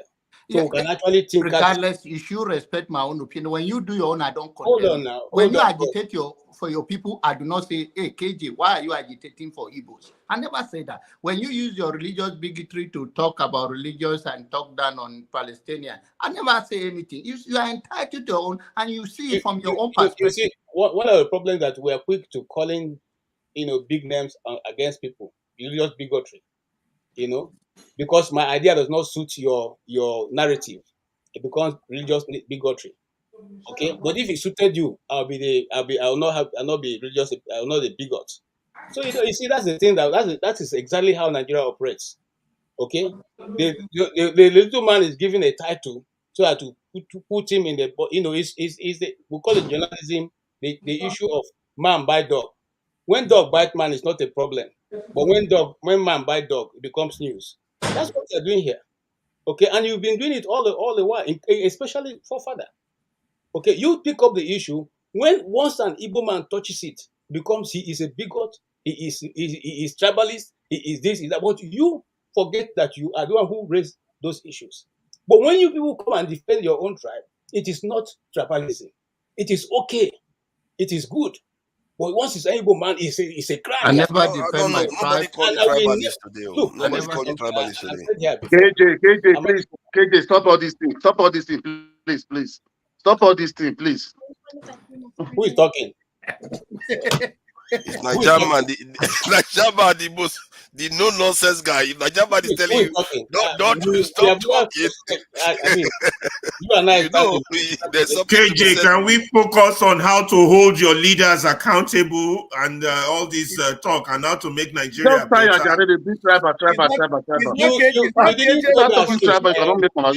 Since when Ferrari, since you have been going back and forth, you didn't say that. You didn't remember to say that.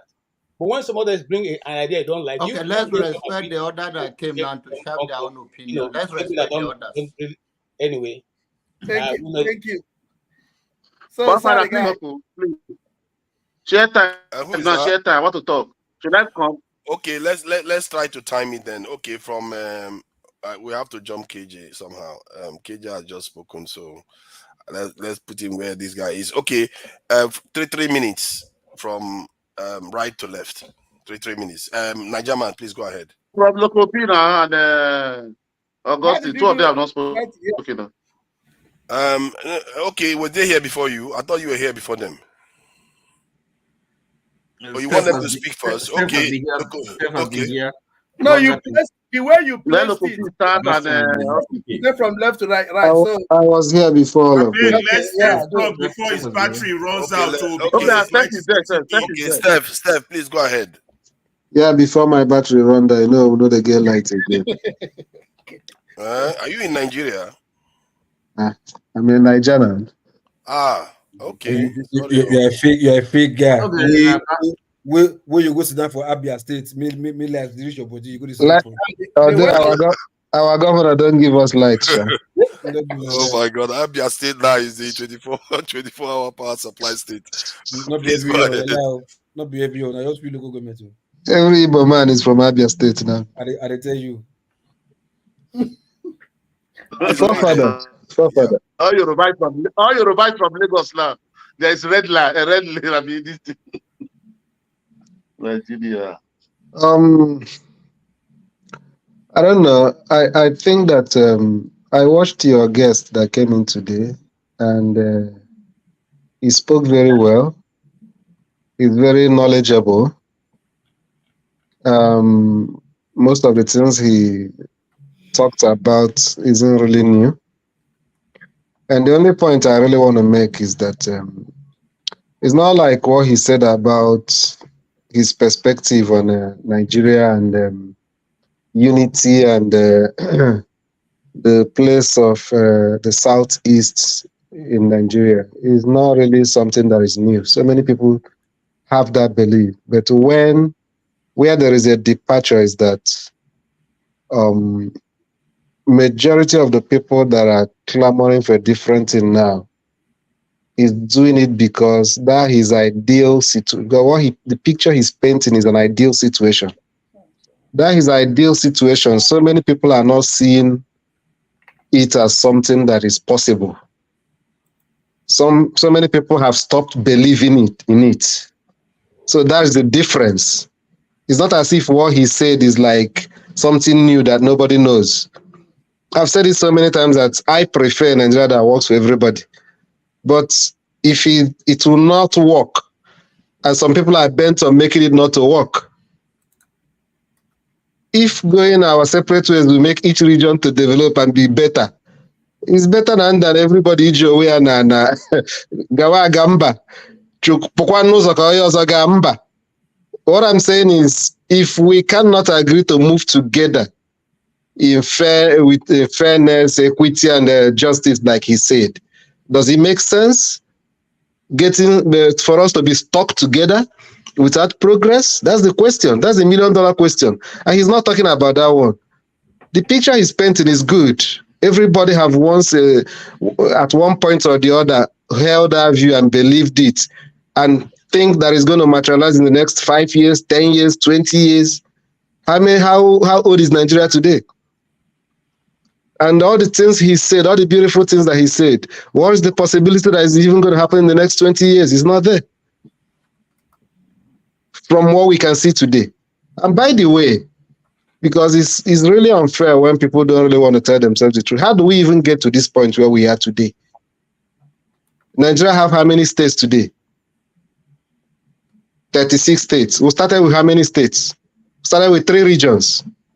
And later, another region was added.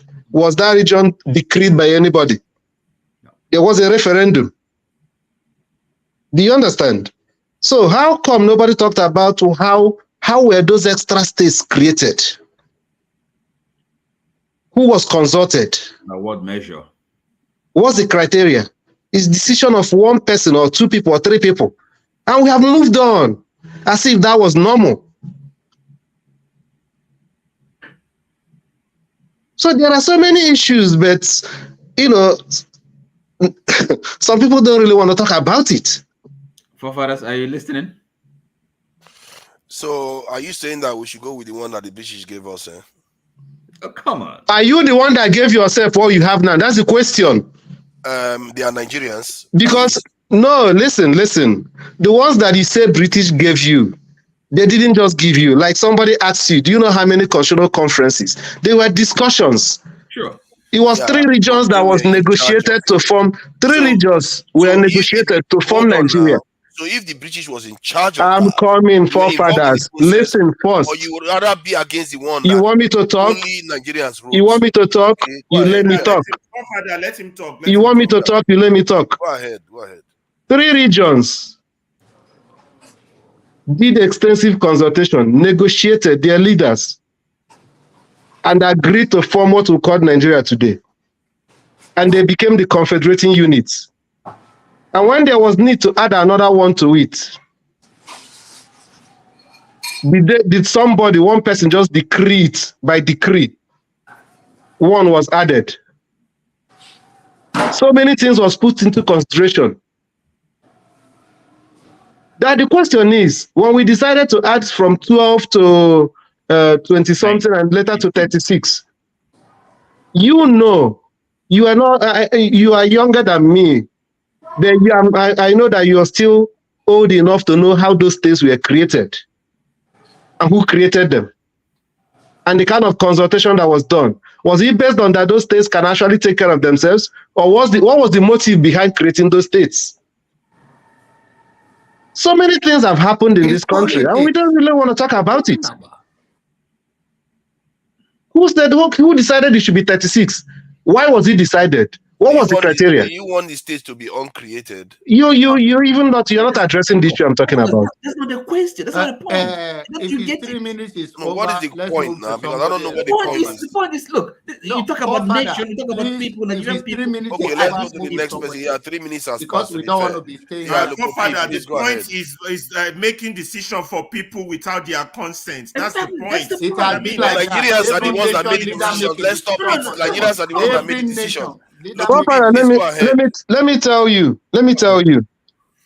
If there was no ulterior motive and there was like a consultation the way it's supposed to be, because this is a constitutional issue.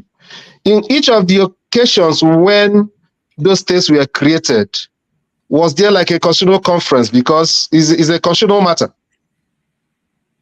Was it discussed how those states are going to be funded? Father, please. Yeah, they had a constitutional conference. No. Listen. Listen to understand my point. If you have open mind, you really want to understand the point I'm trying to make.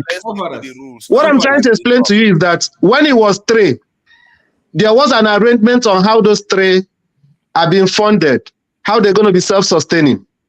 When we move from 3 to 12, was that criteria the reason why we moved from 3 to 12? Because if it was the same criteria, some of the regions that you gave up to maybe added 3 to may decide, no, we don't want to be 3, we want to remain that 1. Why do you love that 3 configuration so much that the vicious? Oh my God! Forefathers, you missed the point. You see, forefathers, listen. I've given up on you, forefathers. You just want to twist this argument the way it will serve you, serve your interest. No, forefathers. Hold on. It wasn't you, Oti. It wasn't your turn. It's a very simple question I asked. If you are making the point about, I want to go to bed now. You're diverting the argument, Father. Don't divert the argument. Can we just let me talk, please? If you are making a statement that it has to do with the fact that the people didn't make a choice themselves, you can make that point too. But it's Nigerians that made the choice to do what they did. If you are making the point that some Nigerians are more superior than others. So they can make decisions for that's them. how it is done. That's how you frame it. That is how all constitutions are written. Hold on now, let me speak now. Ferrari, let me speak. That's how all constitutions are written. If you are making the point that we didn't make a decision, then stop going back into the past and how they created. Well, fathers, do you know? Okay, let me explain. In the past. Since you are too young to understand what I'm talking about. Do you know the politics behind the creation of Delta State, for instance? Why was that Delta created in particular? Who was Mariam was the wife of God bless you, John Abba. Just like so many other local governments, so many other states. God bless you. Since you are too young to understand what I'm talking about. Mr. Steph. Wow. I have to stop you there. So you diminish other people's states for their existence. Mr. Steph, please do me a favor.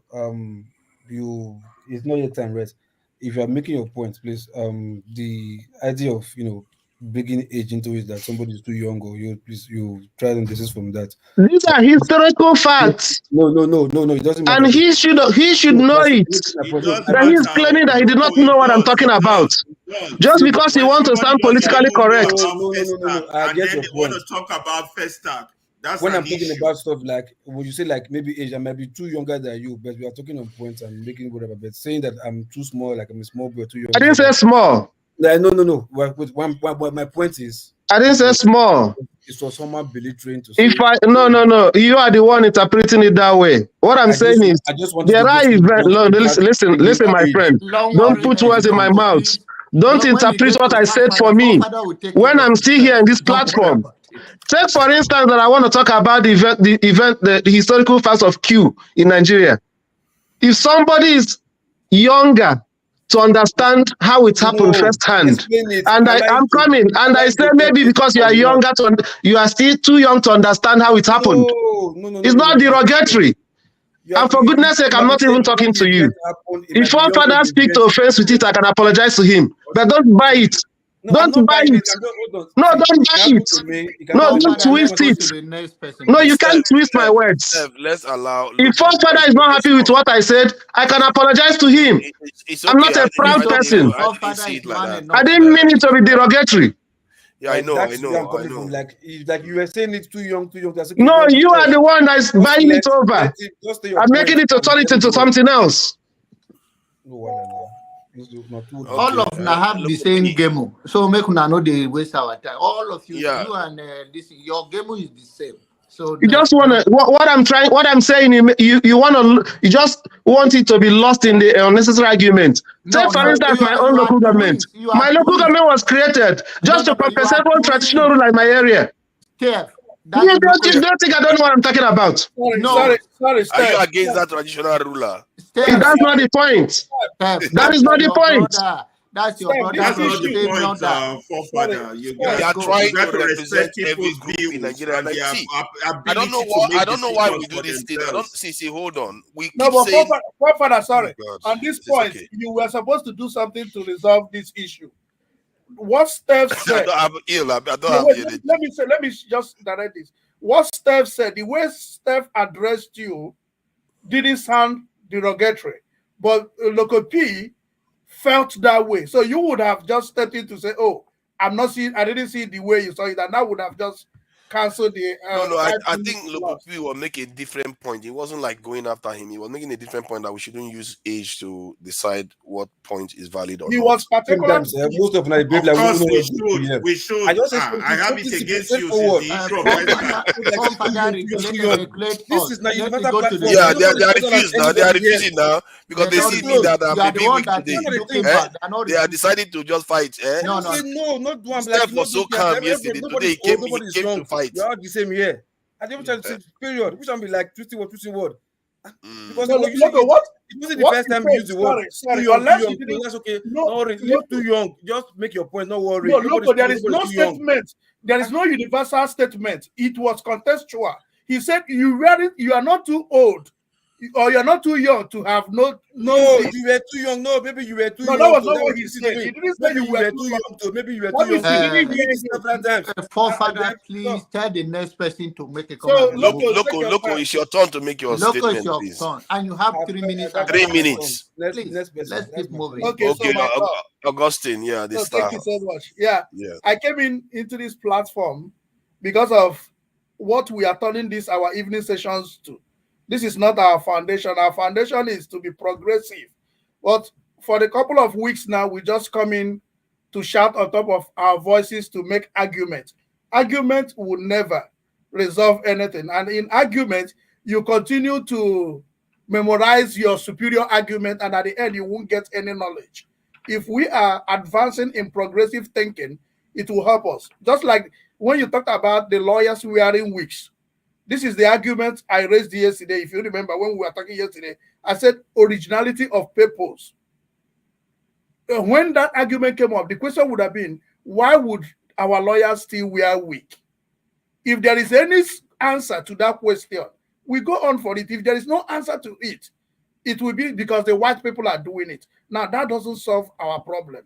But when we raise it, we only shouted on top of it and we moved on.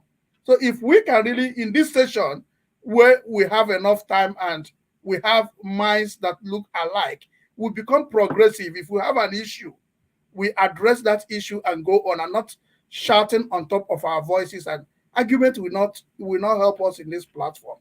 So to what Ken said today, I mean, when you listen to these guys, there's one thing you always tell yourself. When people say, don't be tribal, it means two things. There is nothing you will do to me that I will not be an Igbo man. I am an Igbo man. And there is no time I will have a privilege. It's not a right, a privilege. The first point of contact, when it is my own, we go to my people. But when it is a federal stuff, it should be equitably distributed. The problem we have in Nigeria is the difference between what is my own and what is our own. If we can be able to say, these are our own, these are my own, it will go a long way. Today, if people from South Side start revolting against Nigeria, people will call them names. Look at how the oil have become a national cake. But we'll be hearing that gold, we'll be hearing that other natural resources coming from other regions have remained in those regions. And nobody is addressing that issue. Nobody is calling it out. During the election, the campaign in Lagos is that Lagos is the richest state. Lagos is richer than everybody. The governor of Lagos State has been providing everything for Lagos State. But one thing I know is that almost all the national asset resides in Lagos, and they pay tax. And this tax is money. And Lagos State gets this tax. And you are not taking it that you are getting more. You are taking it that you have more. It becomes your right. Now, Tinubu have become the president. He is moving everything back to Lagos, not Niger State, not Abia State. And he's talking about Abuja is crowded. He's not thinking that Abia State is empty. He's not thinking that Niger State is empty. He's moving it to Lagos. Why is he moving it to Lagos? His own. So the way we begin to do things in this country, and because we try to block certain things, there are so many things that in nation building, everything comes to the table, and you must open up for conversation. What was not obtainable yesterday should be obtainable today. But when you feel that when it has to do with other people, nobody will discuss about it. And the way we move on in Nigeria is quite alarming. It is only in Nigeria that what happened last year during election will happen and people will move on. In most other countries of the world, people will not move on. People will sit down and have conversation till the end of it. But we've moved on. Look at what happened in the last election in Kogi State, in Imo State, in Bayelsa State, but Kogi and Imo State, people have moved on.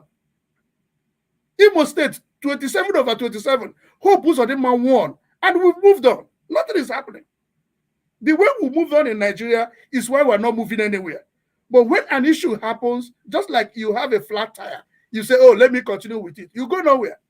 But if you sit down, stop 5 minutes, you change your tire, you'll be able to go to where you're going. So the way we move on in things have made us not to get to somewhere.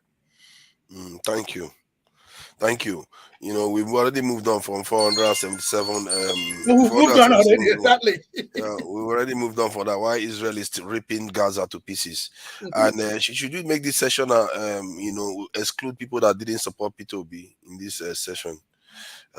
You know, some people didn't support P2B. We could. Yeah, troublemaker for fathers. You're troublemaker. They know themselves now. They know themselves. Apart from KJ and Loco P, who else are you talking about?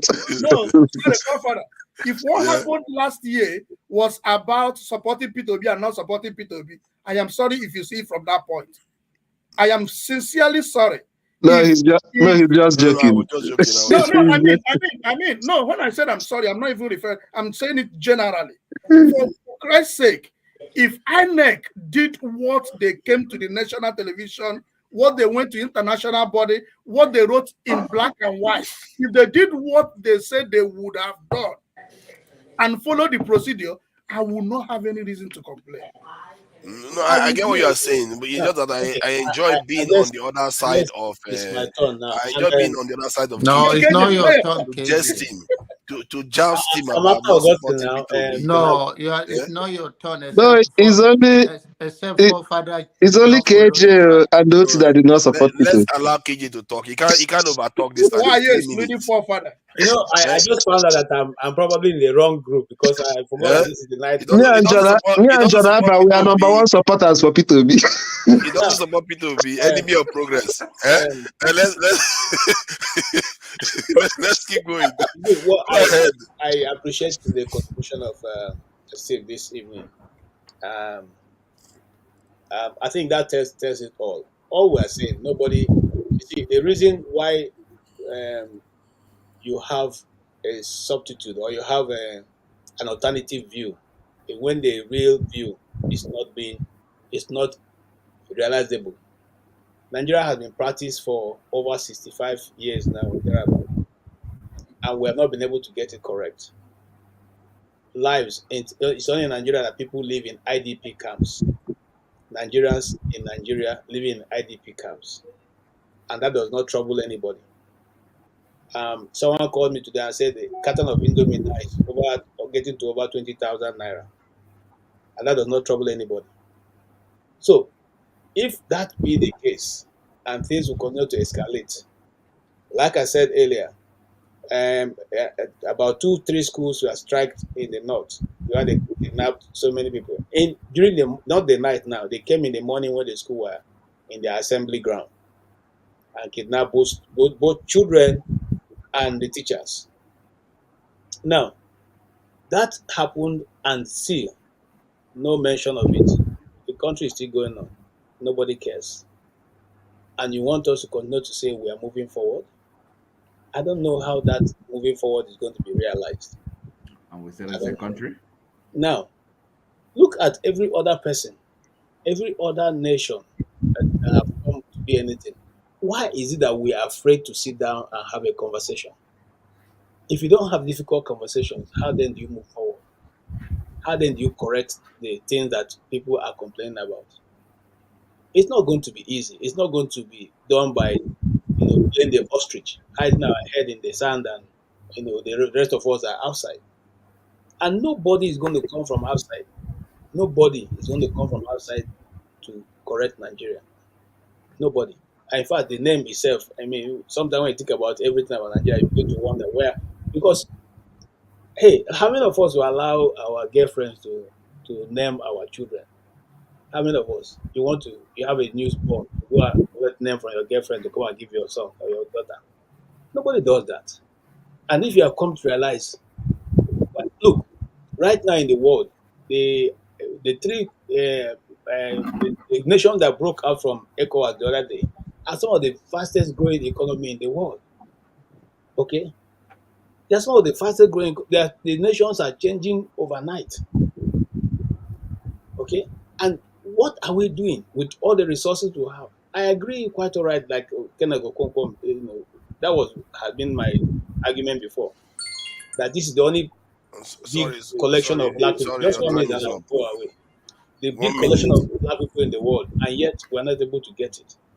If we're not able to get it as a collective, we want to get it as a smaller unit. It's not possible. Won't we still be black people? I rest my case. Thank you. So let's go to the top. It's my turn, no? Okay, yeah, please go ahead, Oga Ike. 3 minutes. 3 minutes alone. Hey, my brother John Abba, God bless you. How are you? Long time. Listen, if you listen to what Kenneth Okonkwo said, I think I have to agree with him because he said, like my brother Ferrari has been calling for a long time since last year about a new movement, a new pressure group, and stuff like that. It's good. But there is something he said today that I was digesting. He said, if you want to organize something, if you want to organize that pressure group in Nigeria as it is right now, it's not going to work. What is going to work in Nigeria right now is that he said it might not be something we organize, but it might be spontaneous. What it is, this hunger and frustration and anger that is boiling in Nigeria can boil over to something. But if you are looking to organize something, you know, if you want to organize anything that, okay, let this be what we want to be, the same people that you are trying to organize this in, they will infiltrate that thing that you want to do. But it is something that is what is happening in Nigeria right now, that somebody is buying a bag of rice 92,000 naira, for example, and that people cannot, righteous man said, the fish he used to buy 320, he bought it 2,700. You see, the situation in Nigeria now is something that is going to bring that spontaneous reaction from Nigerians themselves. Because look at last week or last 2 weeks, there was a strike called by Nigerian Labour Congress. TUC escaped, didn't agree with them because they infiltrated TUC. They didn't join the strike. This is the power that these people have in Nigeria, right? So I think that what is going on in Nigeria right now is not particular to any one set of people. There is hunger in Nigeria that, listen, there are situations. I mean, if you are watching videos, you see a man going into the market in Balogu crying when he wants to go and buy food. You know, he doesn't have money to buy food for the family. There are so many people that are collapsing in the street of Nigeria because of hunger. So, what else how else can we actually react to make these people see the anger and the frustration that we are going through, right? So, if you want to see, if we want to organize ourselves, there is something that Mr. Peter Obi has always said, and that's why people are saying, Peter Obi, come to the platform. Yes, he might come. But what is it that he has not said from day one till today? Whatever he said from the day he joined this movement, he still the same thing he's saying. There is nothing new that he's going to tell you. He has never hidden anything that he thinks about Nigeria. So if you are trying to build a movement right now, the same people are going to infiltrate this movement. So, but why don't we continue with the movement that we have now? Reform it. Give me 5 seconds. 5 seconds if you can. If you don't want, I'll stop. Okay, 5 seconds. When Tony brought about why don't Peter Obi go and form a political party, KJ, you were here. You saw the answer he gave the young man. The same thing you want to run away from Labour Party, when you go to form a political party, the same people is going to come there to infiltrate the same party. So what are you going to do? That Peter Obi has never held any convention in Labour Party. It's just 9 months in Labour Party. So whatever that is going on now, let's see what will happen after their convention. Then you can begin to make judgment if this man have the willpower to really control Labour Party or not. One thing before I leave, remember, Aburi, the present chairman now, he has control of the executive of that party.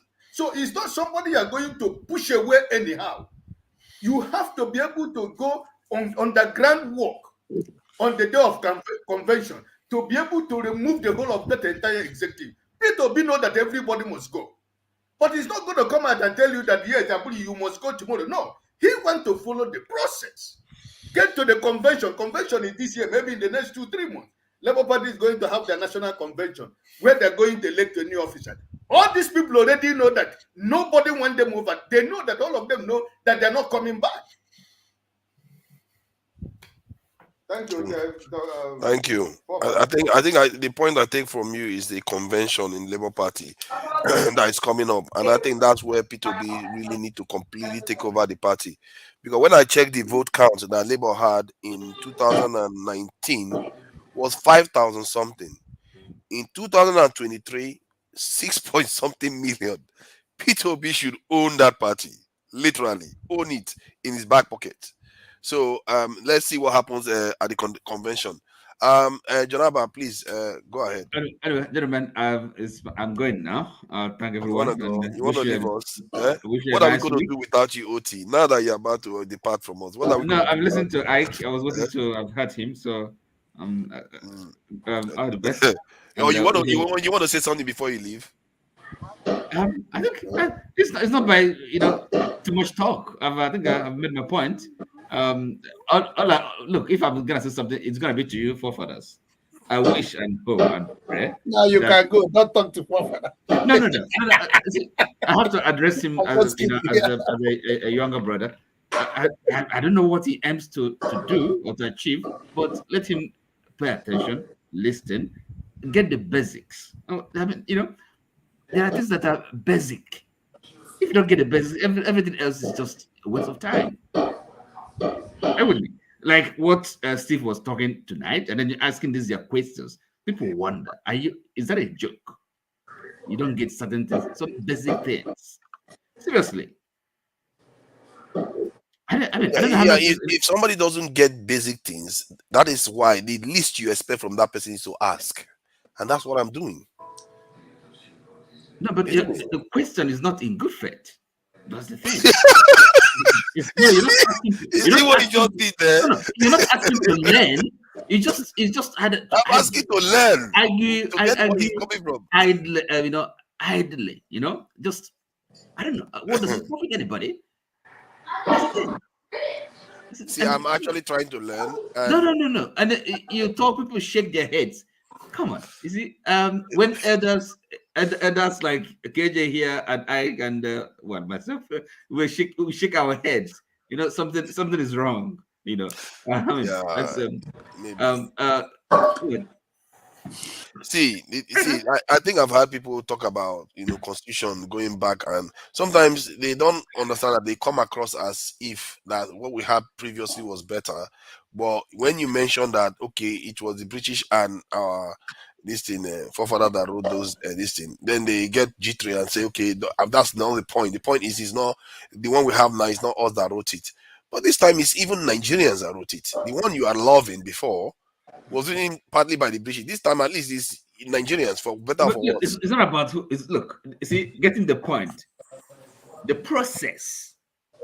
Okay, so it's not about who wrote it. And an individual can just write a constitution for a nation or a group of individuals, self-appointed. You don't get that point. It doesn't matter whether they're Nigerians or not. And that's what I'm talking about, getting the point. And I get the process. How did it come about? These are the things, getting the point.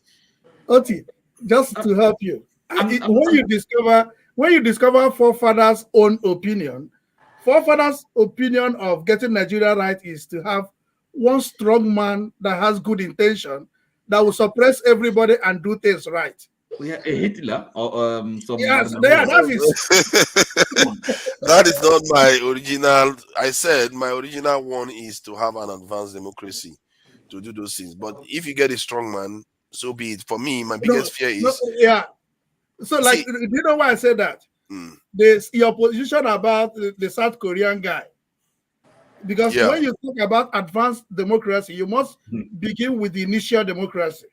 So why our democracy is the problem with our democracy is that it's not growing. If what we had in 2015 can be compared to what we had in 2023, people wouldn't have been complaining. So we do one step forward, 20 steps backward. Augustine, I think the biggest difference between me and many people, and that's what they misunderstand about me. They start from the idea that democracy or standard of living, where I start from is survival. Yeah, that is the difference. That's why I don't care whether it's a dictator or a democrat. Yeah, so see, get the point. This is we need to change our fate. We need to change our fate strategically. If you don't change your fate, hold on, now, let me make my point. Now, it's not going to take 15 seconds. Now, don't shut me up. Now, come on, 15 seconds. See, we need to change our position strategically so that we can have the space to argue about democracy, dictatorship, and all the rest. If you don't do that, our fate is not in our hand. That's my problem. Okay, can I tell you a mistake? Yes. A grave mistake. Yes. You're talking about survivor. Survival of whom? Are you talking about Nigerians, the Igbo people, Yoruba people, or country? The entire race itself. No. Excuse me. We have to know what is more important. Survival of what? Nigeria? And then the entire race, the entire or the people, individuals in Nigeria. The individuals themselves. Also, see, if personally, if you understand forefather, I have understood his position, and that's why some of his argument, what you would say, is it tenable in Nigeria? He believes that you cannot, with the way we are going, get to where we're supposed to. He needs somebody to come in and say, scatter this rubbish. I am now going to build something. Then when the person builds something that is something classy, then this person will now harness, and people will sit down and you have conversation. This that is how most nations have built. Most great nations, this is how they are built. It's not real, fanciful, grandiose. But it's not. The evidence is against you. What he's saying, he has reference. He can mention nations that have come up that way. So from Washington. So, like, the way I look at it is, what is this? What he's saying now, is it obtainable in Nigeria? Look at the past 3 weeks. One has to look at our peculiar situation. So this is where conversation comes in. And when that conversation comes in, he weighs in with his own opinion on that kind of conversation. Because why do I say this? 3 weeks ago, the rumor of military coup, and you see the response to government. We're now hearing that some people are now being arrested. And that goes to what Eichmann was saying, infiltration into everything. The man at the helm of affair, the government, the local government, the governor appointing 4,000 SAs. Why is he appointing them? They will be at the bar parlor. They will be everywhere getting information to disrupt. Yeah. So with all these things, what do you think? Looking at it, do you think this is a kind of a functioning democracy system, country? No, it's not. It's not functioning. It's completely terrible. It should actually collapse. A regime. So when you're talking about infiltration, will you be surprised if some people here are actually people infiltrating? Of course, it's obvious that you know that they are. So the whole system, cannot survive. This is why my focus is strengthening the nation first, because there's no. No. Listen, people come before Stop nation. interrupting me. You just finish your own. I gotta go to bed. That's why I like what he's very good at interrupting people. I want to say something. Then he wants to run away now. What kind of running away? I gotta go to work tomorrow. Oh yeah, that's true. Actually, it's almost 1 o'clock.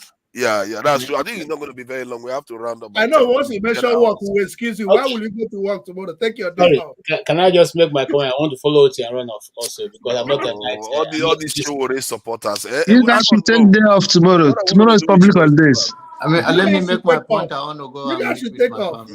Yeah, my brother, Donaba, I'm sure that you know we're not here. KJ, have you gone to see Chiwore? Have you gone to see Chiwore? It's in the US now. New Jersey. Okay, so my point here is that oh my God, the building of a nation, if the people don't get a buy-in, no matter how much the strong man is, even at the end, what the idea you have canvassed so far that does not work for the Igbo people. If any Igbo man is here, you can ask. Igbo lands and Igbo villages and communities are not ruled by strong men. Nobody can come to my heart and tell me that you have decided this is what's going to happen and that is what it will happen, how it will happen. It doesn't happen that way. Okay, the decisions that rule Igbo land is collective. It comes from different age groups until it gets to the elders forum, where eventually everybody in the community is gathered and those decisions are taken. So if you come and bring the strong man, this thing, it doesn't happen. Oju Zokalu is not the strongest person taking decision in his community where he is, even though he may be a representative of his people. So this is the peculiar situations and processes that are in Nigeria that should be taken into cognizance when things are being organized. And I think KJ, my original point, my belief I'll is just that conclude and I'll go, please. I don't see, because I don't want before to you forget what start I'm painting me saying. that If you are concluding to go, don't conclude. yeah, Then exactly. let's conclude. Now, we don't want you yeah, to he's go. concluding to go. The mere fact that Nigerians My original for point, many see, years I don't. now Sure, let have me been saying finish. that we need to help ourselves. We need to It's gonna sit make down 20 and different points. rethink our positions and our constitution and all the arrangements hitherto have been done after the war. It gives anybody who wants to want to make progress and understanding to come and sit down and say, okay, let us discuss this in once and for all. The mere fact that we keep postponing, keep saying, there's no need, no, it must be this way, and we keep going on that way for more than 60 years, and there's no progress making that have been made after that. Every factory that we grew up knowing is now all destroyed. The Peugeot factory in Kaduna destroyed. The ones in Lagos and all that destroyed. The companies that we grew to meet, when we were at primary school, they bought us shoes called Bata. It's gone. Leventis is gone. Every one of those major industries that we grew up to meet, they're all gone. And you still say we should continue in this trajectory, that tomorrow it will be better? My brother, I don't see that. And that is why some people say, if we cannot continue to make progress, let us find how we can do that otherwise. I don't think it's a wrong call. And I agree, like I said, with Kenneth Okonkwo has proven again as a master artist that he is. Was able to, articulate his ideas and put it forward. Whether you agree with it or not, that's the idea. And I don't, like I said to him, I don't agree with some of what he said, but I appreciate his contributions in the Nigerian film industry, in the Nigerian, the court and all that. Every other thing he has done, I appreciate it. And as an Igbo man, I appreciate him the more because he's also brought some light into his community.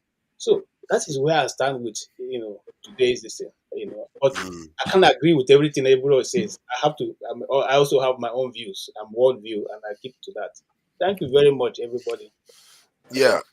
Mr. KJ, before you go, let me repeat it before people Mr. start saying that. Mr. KJ, before you go, Loco, let me just say this before he yeah, let me say goes. this. I want to respond to him now. He is addressing my point.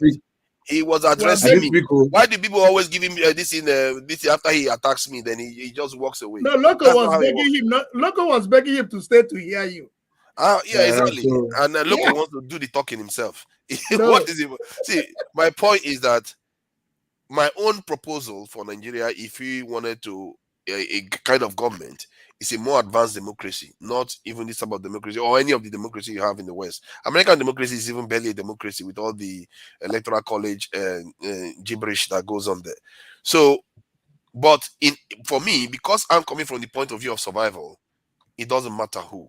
Because if you look at the world, most of the nations that are doing very well today is of different systems, and they all emerge stronger than us.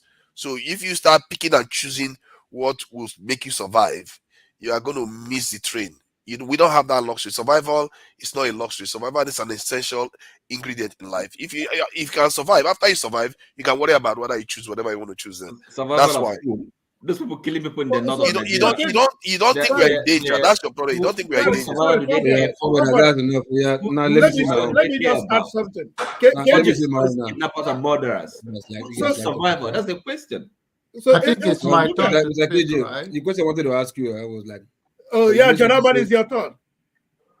So go. The war. Try to be quick, Loco, so as you come back and speak. After the war, this and that, you're thinking about war issue. My question I wanted to ask you is, after the war, how many governors have succeeded in governing Abia State? At least not plenty. But regardless of that same excuse, maybe after the war, one decided to say, okay, let me do something and bring light to at least some reasonable degree of places in Abia State. Now people are reducing him. So why should you refer something like war? It's gone. Right? I don't think we should dwell in the past. We should just look, this is happening now. What do we have? You misunderstood. Sorry. Just before you weigh in, say, Loco, these things we do with government, this is we do with governors issue. We should try to learn to do better. See, when Ojus Okalu became the governor of Abia State, The first 2 years, he was celebrated in the whole world. Okada people because it was the first. Let me Because it was the Okada first people democratic. rode naked from Aba to Umaya to celebrate it. At the Because end, it what was the happened? first. So let us not be quick to put these people that they've done everything.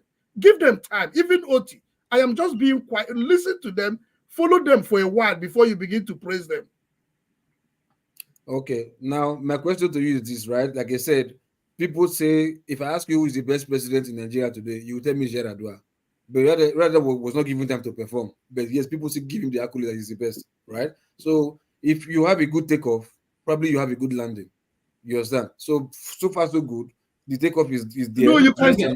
But look, Yaradua concluded. He concluded by look. death. He's doing well. Yes, he didn't conclude. Excuse me. It does not. I mean, negative. The argument about the constitutional, the structural issues. Okay, Yes. It does not belie it. I mean, what is?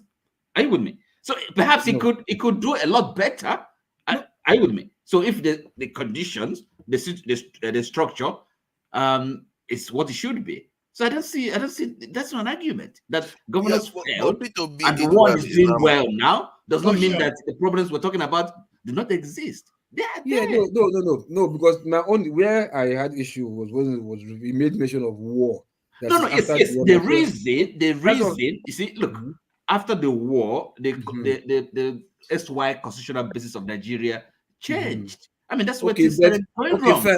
Fine. Is it not on that change base that somebody like Oti still came and do what's going to do? That's what I'm telling you, that he's doing that is not an argument against the question. I mean, that problem is even an argument. Is an argument for the question. If there an argument for the question, not against the OT question. or no OT, the problem we're talking about is there. If there have been Mr. Otis, right, lots of Otis since 1999 till now, right? Lots of Otis from 1999 till now. Do you think you have the same position you're having?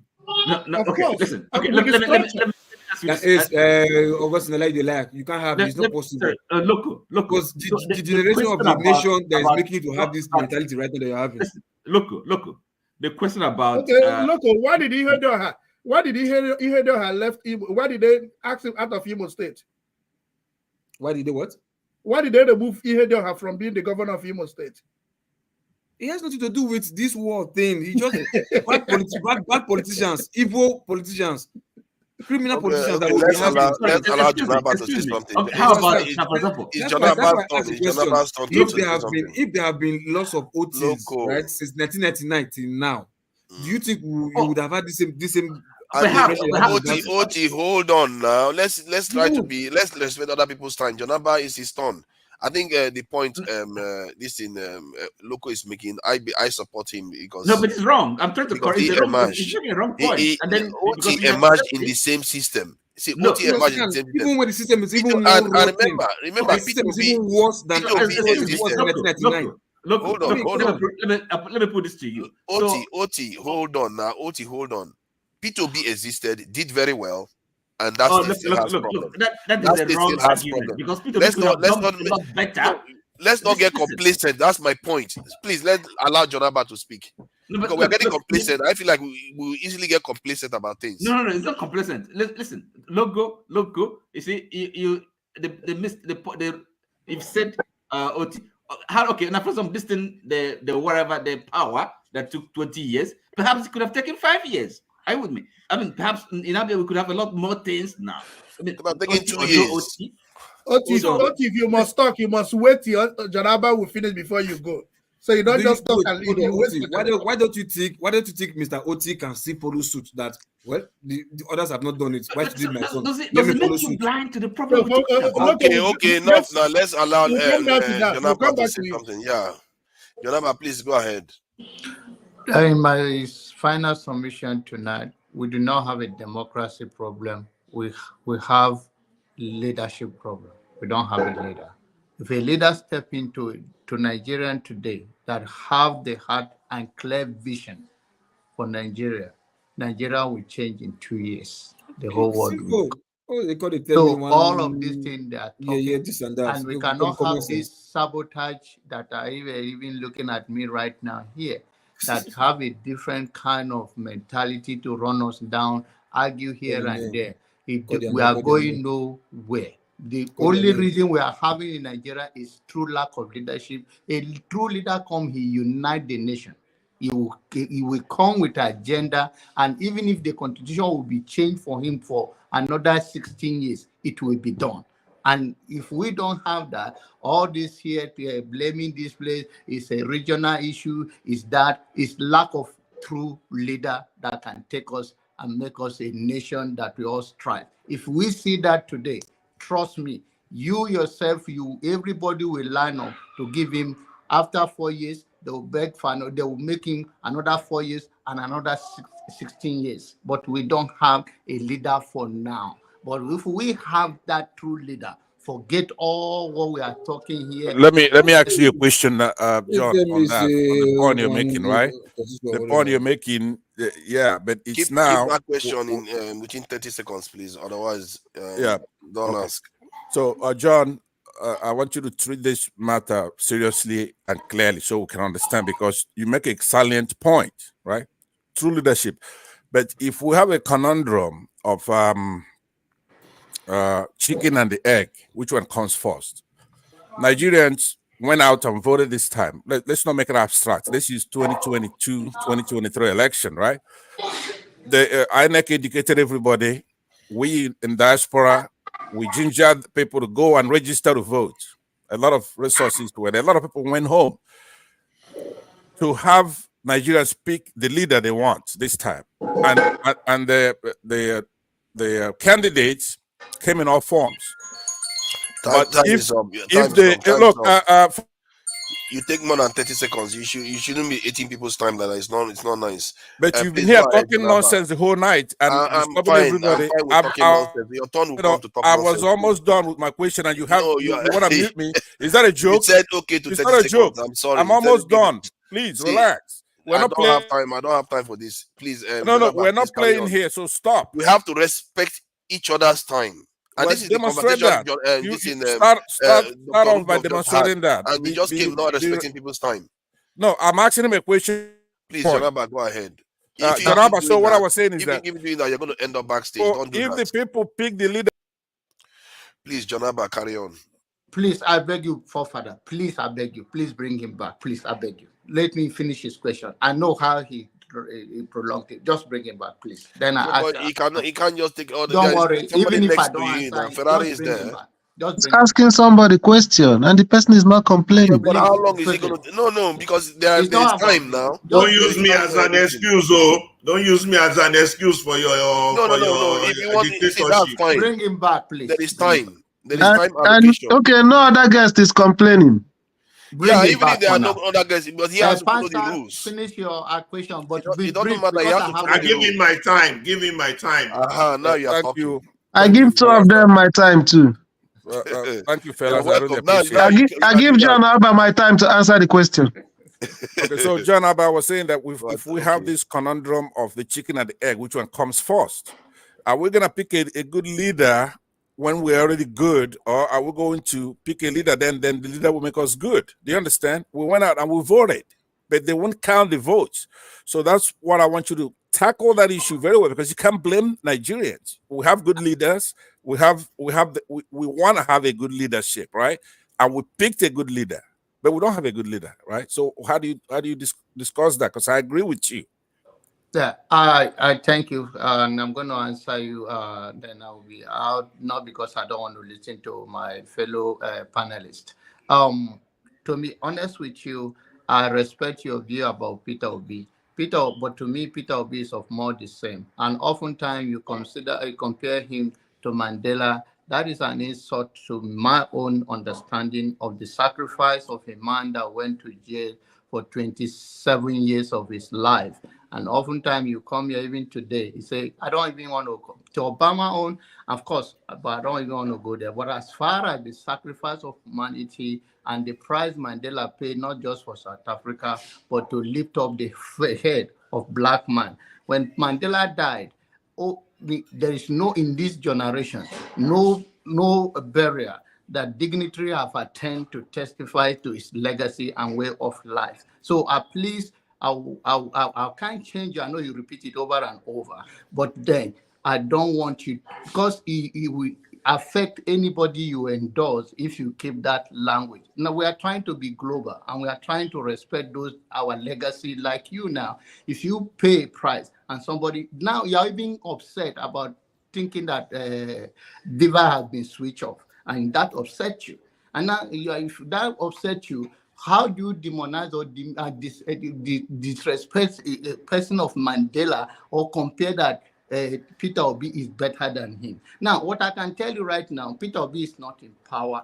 I don't know whether he could have done better or couldn't have done better. It all depends. But he have not come to that level of comparing and treating that he's better than Mandela. Please. Coming to the leader of Nigeria, I'm not blaming Nigerian people. I said we have not have a leader that want to take us to where we are going.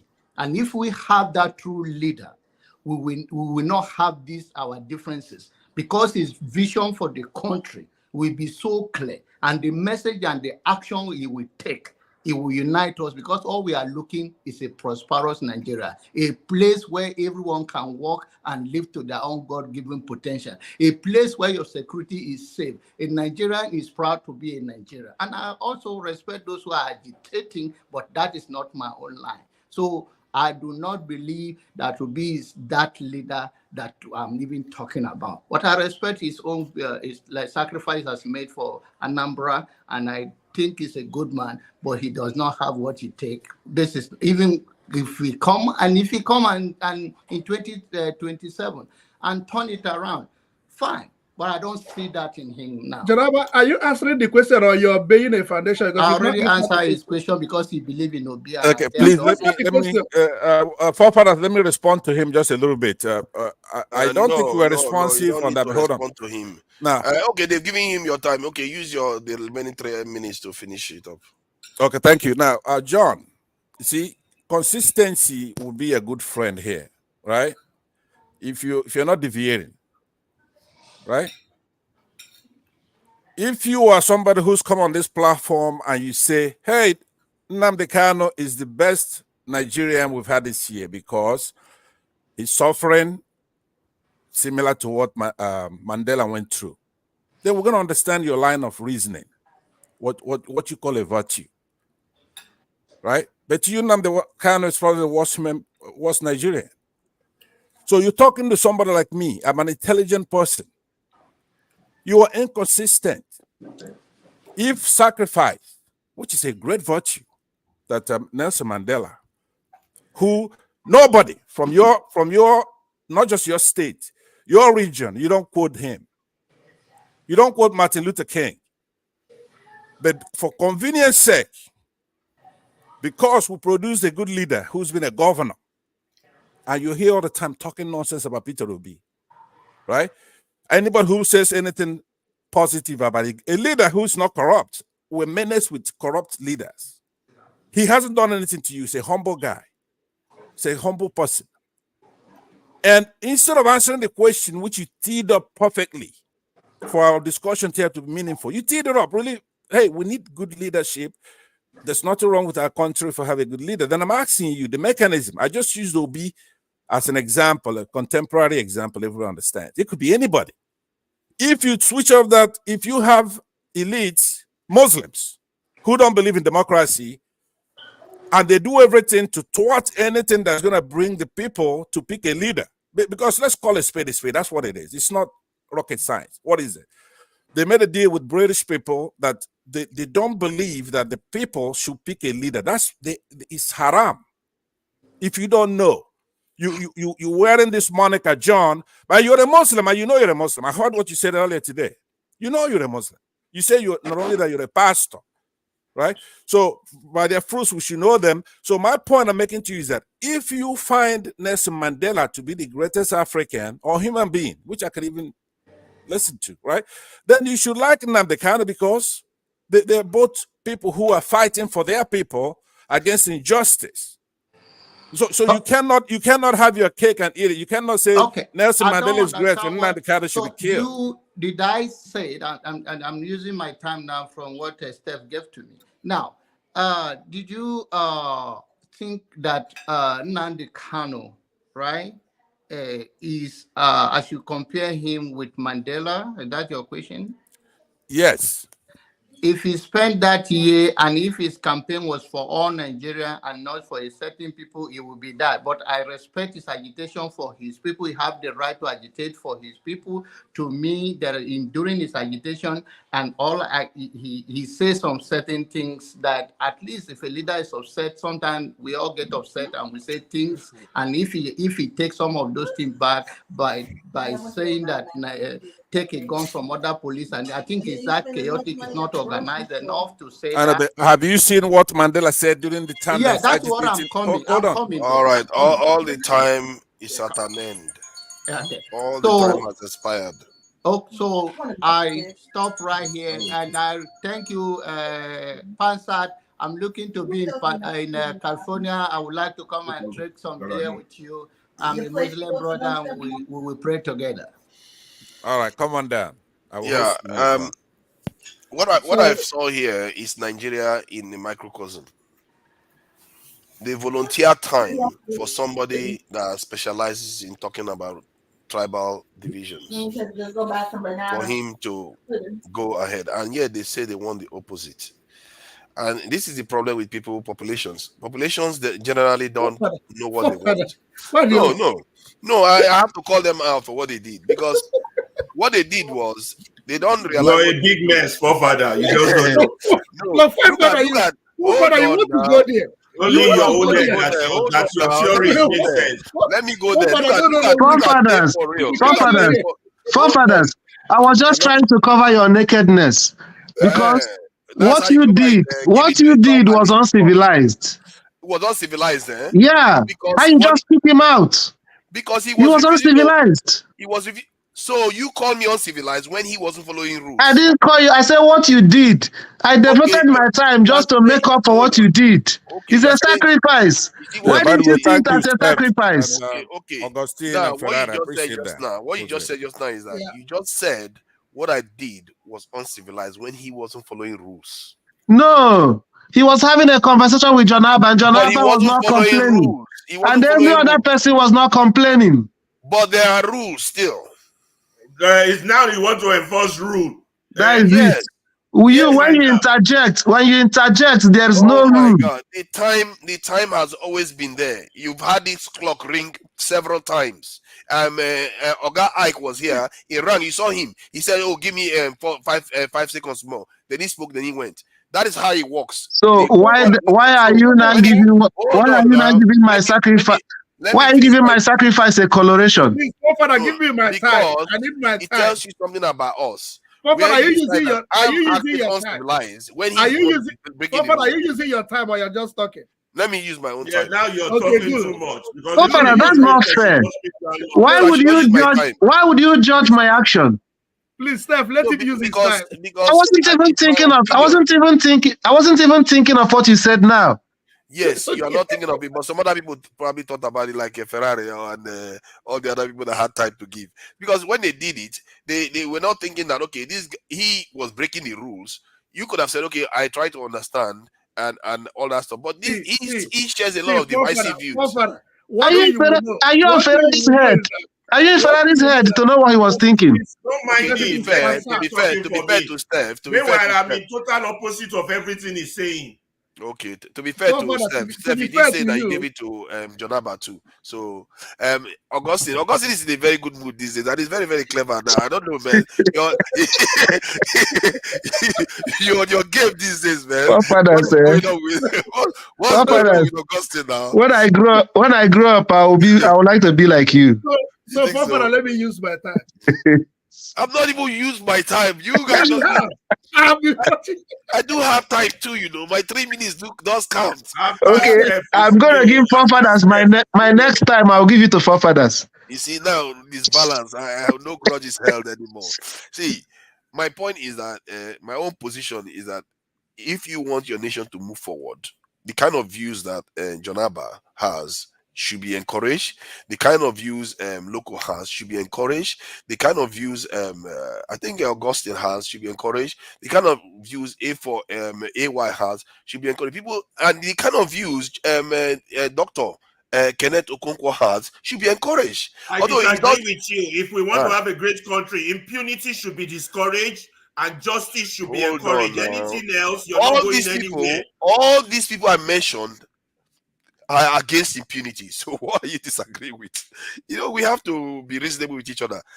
All these people are against impunity. All these people want Nigeria to work. All these people believe that you have to do something about it to change, including Ferrari. I must say, Ferrari also believes that you have to do some things on the ground. We have to start realizing that sooner or later we have to start engaging. Like the way me I engage with Nigeria right now, with the little things I have, I'm engaging. I'm engaging in a positive way. Sorry, I want you to address something because you're raising a very important issue.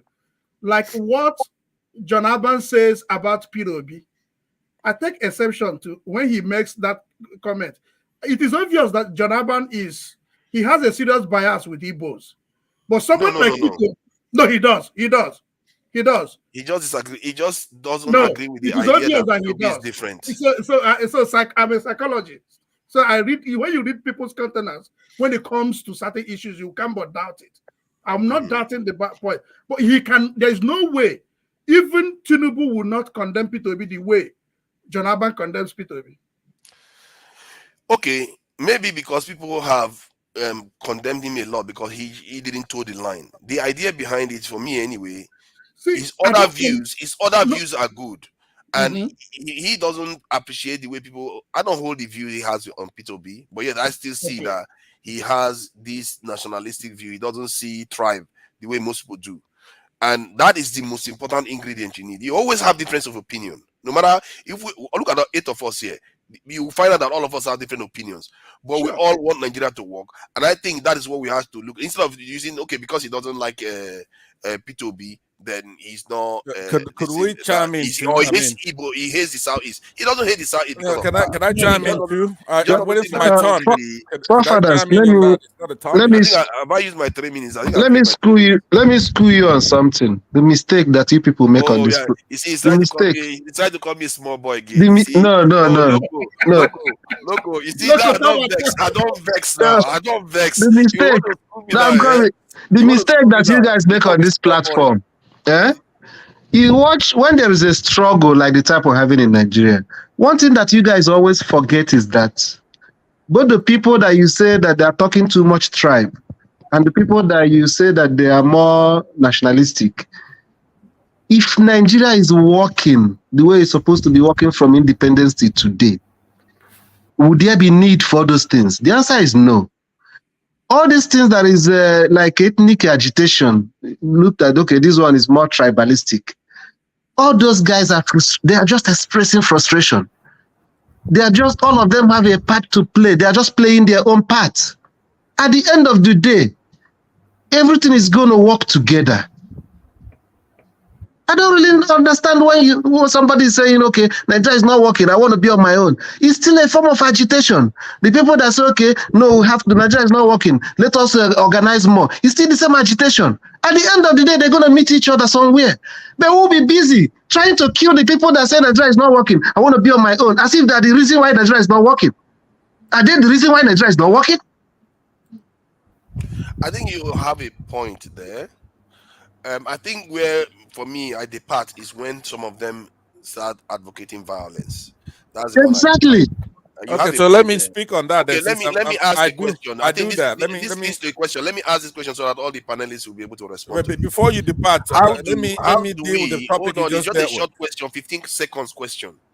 How do we, as a people with different opinions, come together to accomplish something? How do we do that? Could I help? Could I go first on this? Look, forefathers, you're wasting everybody's time, right? We've talked about that ad nauseum. Everybody who's been on this platform have proffered reasons why we should be together and how we can be together. And we know what it is, right? So why do that? Are we just here to throw out topics? But what I want to talk asking about, the question about how do we work together when we how do we work together? You know how we work together. Everybody said it. Your guest today said it. Ferrari said it. Everybody who's spoken, you have to have a fair society. We can copy others who are cohesive, right? I mean, the United You States. misunderstand my question. I'm talking about hold how on. do we organize to stop what is going on in Nigeria right now. You figure it out, okay? You figure it out and you tell me. You can't I don't have the energy to do your homework for you. Don't be lazy. Listen, look, please hold on, please. You said people who advocate for violence. I'm one of those. I do, right? I've come on this platform and I said I'm not going to go to a gunfight with a knife. Okay, if you're coming out there killing 400 and something people in a day, the United Nations doesn't care. The United States doesn't care. Ambassadors there, the government of Nigeria is actually the one doing it. Yeah, we have to defend ourselves, but we have to do more than that. Now, somebody said something about impunity, and you blabbed off. Oh, look, I'm not supporting impunity. What is it? What to you? What's impunity? Could you give me? You could give me other synonyms for impunity. Just tell me what's impunity. I think impunity is law breaking and doing whatever you like just because you have the power. Basically, that's what I think impunity is. Well, partially, but impunity in that sense is that you do it and you get away with it. There's no punishment for doing it. Do you understand? If you're dealing with any human being, even be your wife, you're in a relationship, and one of those two can do something and they know they can do it with impunity, right? What do you think is going to happen? You have to have some respect, no matter what relationship you have. If you're married, if you're forming a nation and you're together, you have to have some respect. If somebody knows that, hey, look, they're nothing, we can rig this election, we could shut up these beavers, even if the result and the RF shows that a certain state. I mean, we had a guest here who says that we won Benue, we won River State. Even if you go there now, it shows that we won. Now you tell me, if that is the case, what the hell are we doing? They can do anything with impunity. Somebody said here, we're so forgetful. I forgot who said that. Something that just happened, 400 people got kidnapped, we forget, we'll go on. Election was stolen, we'll forget and we'll go on. No, we don't forget and go on, because there are some of us who are saying, no, wait. Like I did with somebody I respect, Mr. Okonkwo, Barrister Okonkwo that was here today. I was here. It pains me to disagree with him because an eloquent guy, he's fair, right? But he doesn't know everything. He's here talking about being together no matter what. Want to be bigger. He wants to sell his movie. My question I was going to ask him, didn't people in Ghana buy your record or your movie? Of course, people in Ghana bought his movie. Are we the same country as Ghana? No. The market doesn't have those same constraints as the nation. If you make a good movie, it will be bought in South Africa, it will be bought in, say, Kaduna is a country of its own. People in Kaduna who enjoy a movie, they're going to buy it. So what I'm saying is that when we're here, stop asking those kind of silly questions that you keep asking. How do we get together? How do we be a country? Everybody's answered that question ad nauseum. I'm not asking that question. You keep going back. I'm saying, how do we, as people that have different opinions individually here and within the country, come together and deal with this impunity? Because most of us have different opinion on different things. Like John Abba now doesn't exactly share the same opinion with some people on Peter Obi, but he shares the same opinion on various other things. Okay, let me conclude. I'm gone. I'm gonna say this on the. I was gonna talk about the John Abba stuff, okay? Because it's a bastion for clannish, tribalist, ethnic jingoists, right here. Anybody who's seen John Abba talk, for example, picking on Peter Obi and the way he talks about Peter Obi on Nnamdi Kanu, or any Southeasterner, an Igbo person, right? How do you condone such things? Is it rocket science to know that he's a tribalist? But he doesn't talk against this guy, Kenneth Okonkwo, or not every Igbo person he talks against, does he? Yeah, but even Okonkwo says the same thing. But that's not the standard, right? It's not the standard, and I would yield back the floor to you. But I'm saying to you that you better understand something, forefathers, as you host this show. As we make the appeal for us to be together and make the country better, it doesn't end there. If you don't do it, there'll be consequences for it. You understand? I'm telling you right now. For everyone. Not only that, we're gonna force you to respect all our rights, including our right to succeed from that country. right? I So think, you could come Pastor, here you are selling yourself and you short. could use the host seat to disrespect me and move me to the back with impunity, quote unquote, right? But I think I'm telling you that whether those of us who come here peacefully, like Augustine and others, I saw you naming off people who you like their ways, and you reluctantly putting Ferrari there because now who's gonna omit Ferrari in any list that is I positive? could omit him. The great Nigeria. You cannot. A month ago, I would You cannot. definitely omit him. So what I'm saying to That you was though, crazy. you come from a small tiny tribe, right? So you could take it. We don't have to take it. We the Igbos, okay? You start with your tribe talk again. Look, I'm almost done here. Be serious. I'm not here to play around with you. You come from a small clan and you come up here on a bully pulpit to be disrespecting the Igbos. No matter what they do to you, you could take it because what the hell are you gonna do? But in our case, we're gonna stop it. Right? We have the numbers. You mean like you stop the white man? Whether you like it or not, we're not begging you. We're saying like you do stop the the right thing. Europeans, But if you don't do the right thing, then we're gonna make you do the right thing. So goodbye. Thank you. I may stop coming here. Is that how you the way I stop the see it, European? I may stop coming here because we cannot be like goons. This is the first time they've not kicked you out that you stopped coming somewhere, but it's all right. We're fine. I don't give a damn. Kick me out. Anyway, I want to say that you see, when you censor discussions, particularly the issue of the Nigerian issues of impunity, justice, when you censor that, you're not doing Nigeria any favor. These issues have to come to the forefront. He didn't even know the meaning of impunity. He doesn't know what it means. The issues of whether we are going to be together or not has to come up. The issue of who rules us and how we rule ourselves has to come up. The issue of people deciding our destiny for us has to. These are issues of human and coming back to blame us. Yeah. You see, these issues have to be discussed. I don't understand why, but they are not censoring anybody. Let's not gaslight ourselves here. Nobody's censoring anybody. Are the ones who are pushing Nigeria towards so I said they are not censoring anybody. Yes. Who is now? Wait, let me give you an example. You are a leader. You're using how many millions to rebuild the vice president's quarters, and you have people went and took food from your storage. They are criminals.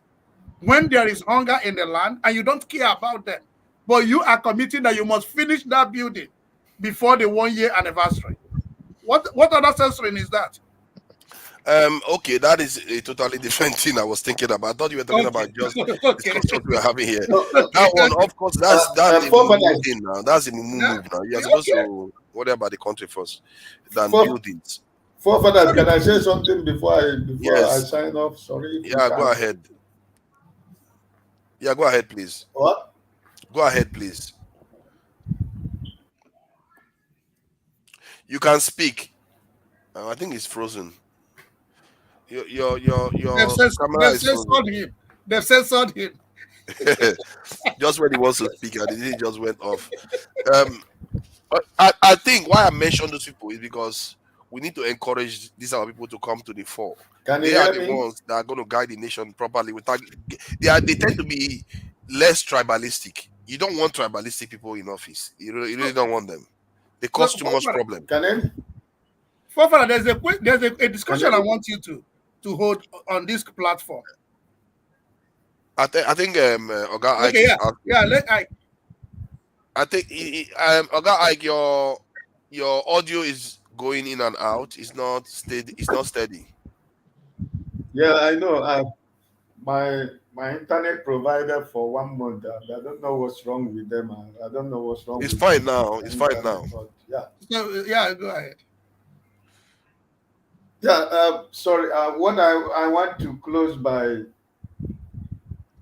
letting us to know that no matter whatever we all say there, we are.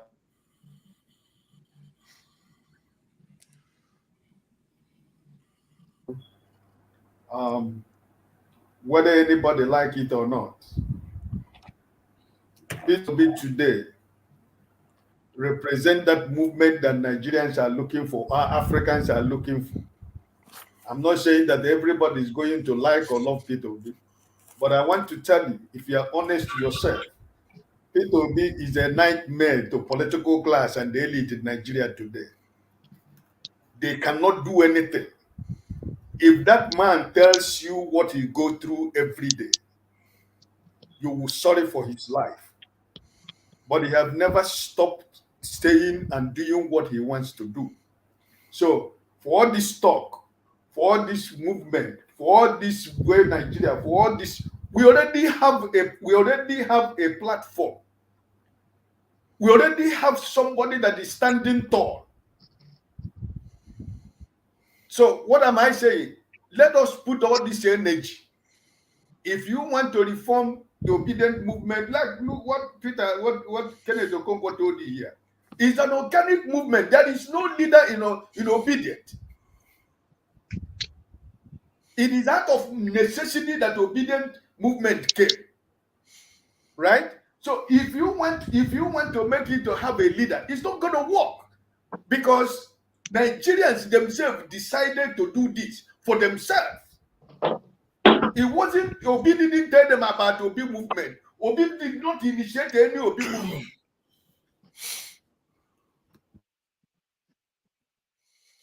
Oh, your audio is gone.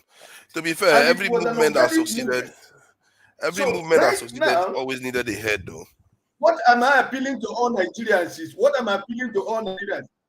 if you believe in what P2B stand for, let us give him the avoidance of that. Let Labour Party do their national convention. Let's see where the political party stands.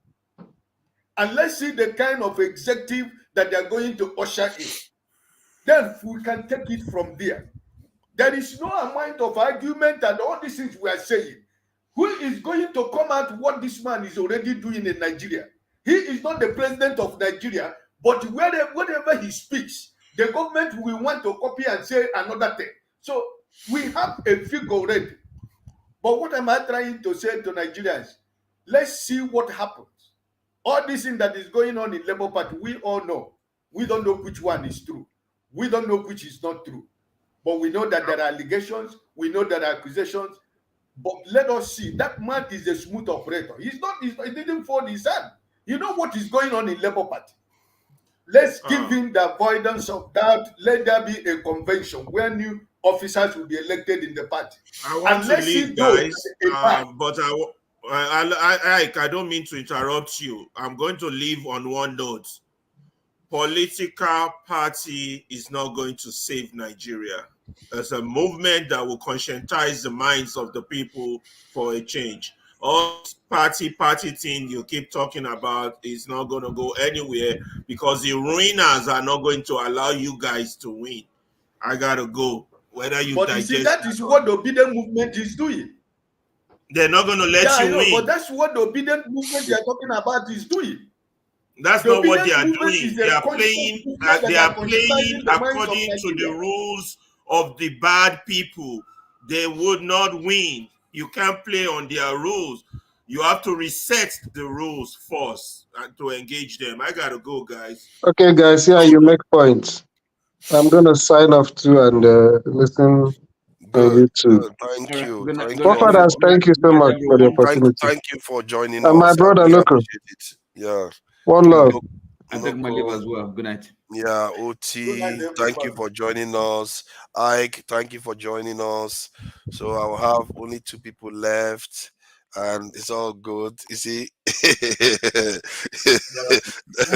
now all the chat people are stuck with me. What's happening? Everybody has stepped out. It's not a bad thing because it's already 9 hours Sunday. I tell you, so sometimes we also do like a day where 12 midnight UK time, everybody just shut down. Yeah. People need to go to work now and stuff like that. Oh no, one Nigerian wants to come in. You know, I do like when sometimes when it gets a bit relaxed too. It's not a bad thing when people. So when people ask for link sometimes, right? Is it that they don't know where the link is? It's always in chat session now. Sometimes the history of their chat is you can also get it on Facebook. There's Facebook page. Not everybody knows that.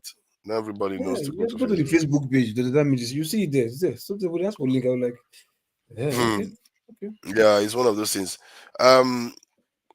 I think from what I saw with the interview, most of the stuff he said was okay, but I still feel like many of our elites in Nigeria, they do this thing where they pretend as if they don't know the world is out there, and I think it's quite poisonous to our people, because you have to tell our people where their problems lie.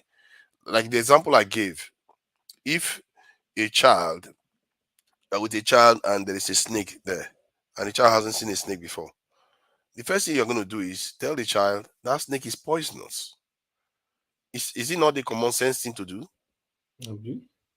But nobody, our leaders don't tell us that some of all these foreigners, they have their own interests that may not coincide with us. These people colonized us. They didn't come and throw flower. Which They there enslaved some of our no, people. is if the leaders is is it's all about nation building, then they can say. But if they are not about nation building, they want to get this words for themselves and go and live comfortable life abroad. Then Yeah. they're not going to tell you this. Nobody's going to tell you this. They Could won't. that be what who was that Ovie was saying that the doctor Kenneth was doing, where he was just trying to ensure he doesn't get locked out of some opportunities. That's why he doesn't want to say those things. But if we carry on like that, Maybe. not saying things that make some, people in certain quarters happy, how are we supposed to? But truth be told, it's not really bad, because if you come to think of it, right, those people who are expecting you to say things that they want to hear that will make them happy, which proof do they have that their opinion is 100% correct? You get my point? So this other person that might not say the way you want it, he might has his own, methodology of doing things that will work, better, or maybe at least achieve the same thing. But because it doesn't, the way his methodology or his style of playing the politics doesn't suit the way you want it to be, your own narrative, you would think, no, it's all about, no, it's wrong, it's wrong, it's wrong, it's wrong. It's wrong. Okay. So Part the of the guy reason. now financially, sorry, the guy now is more into politics than being an actor right now. So since it's now inside the game, there are some things is expected to talk about, and there are ways he's expected to put some narrative out there.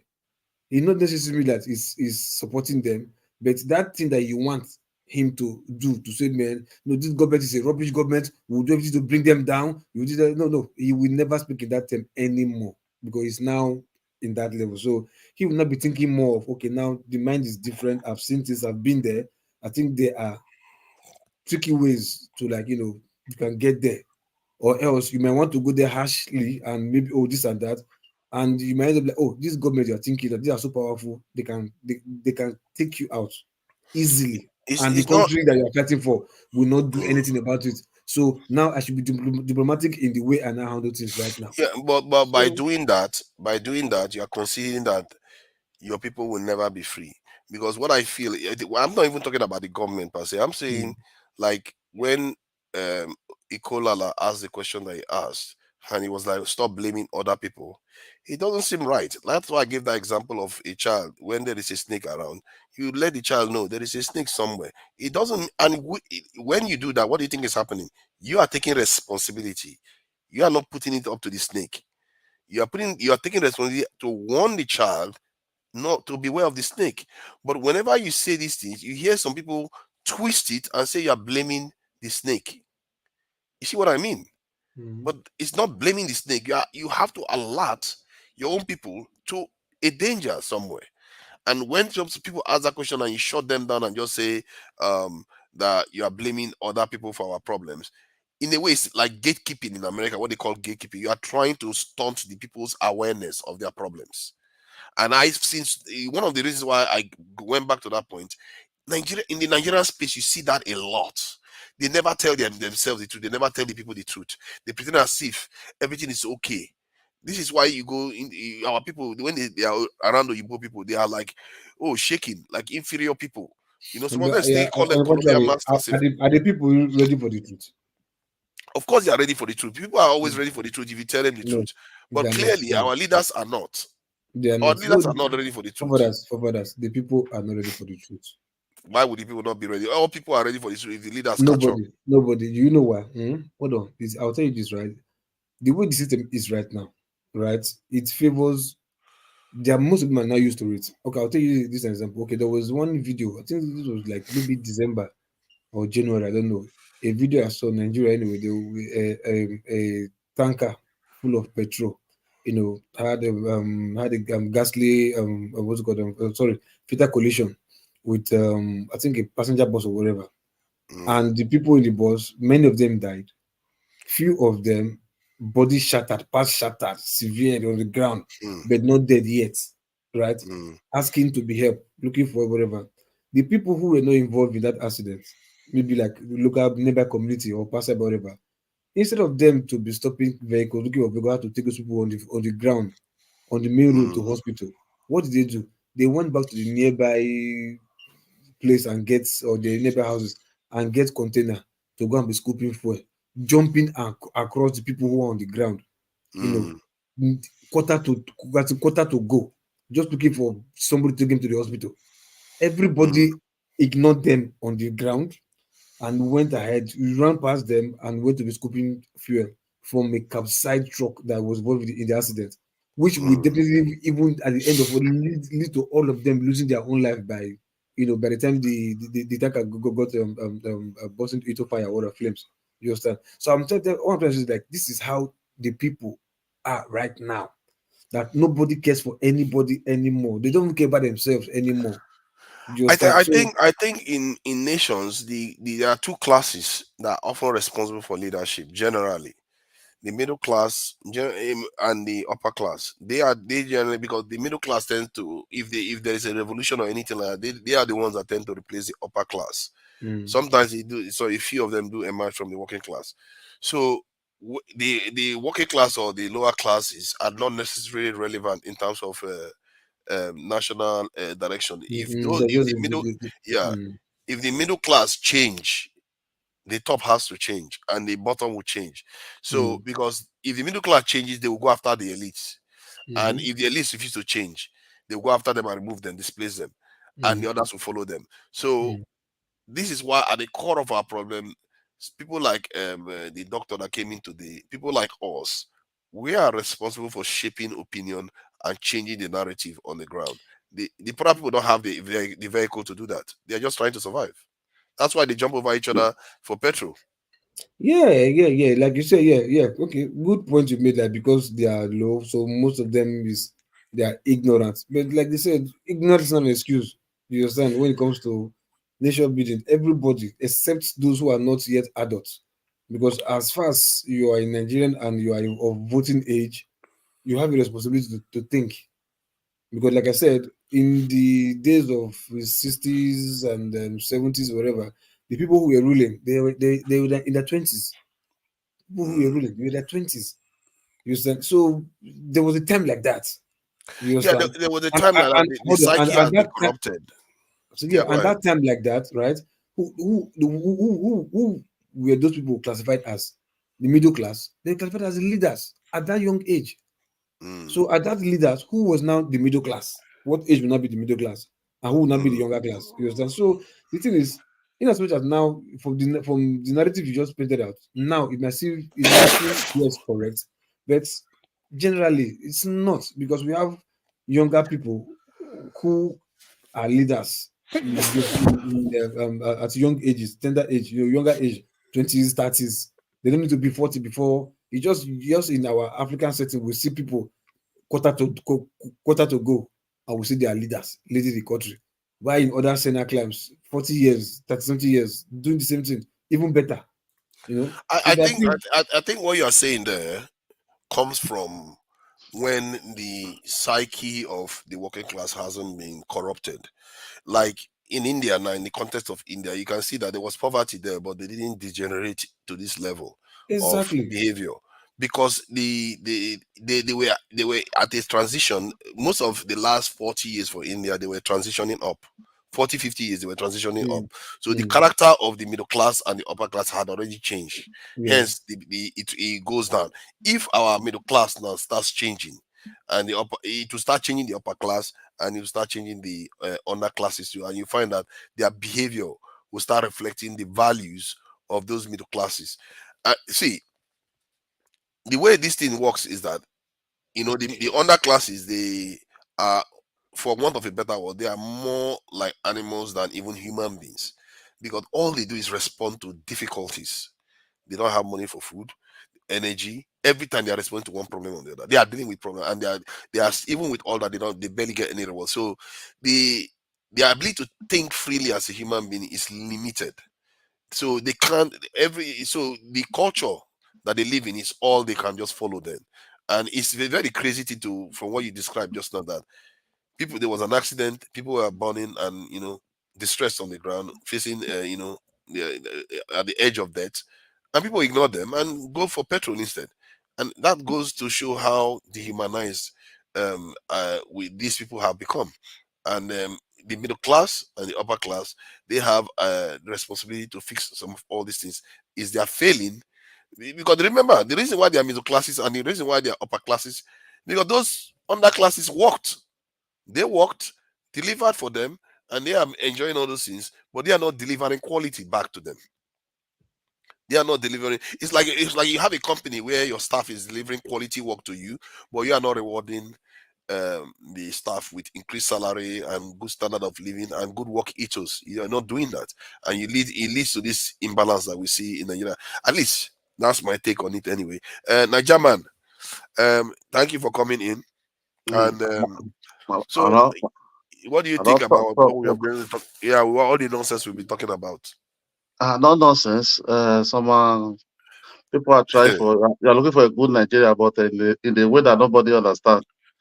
For almost 1 year, I mean 1 year plus after the election.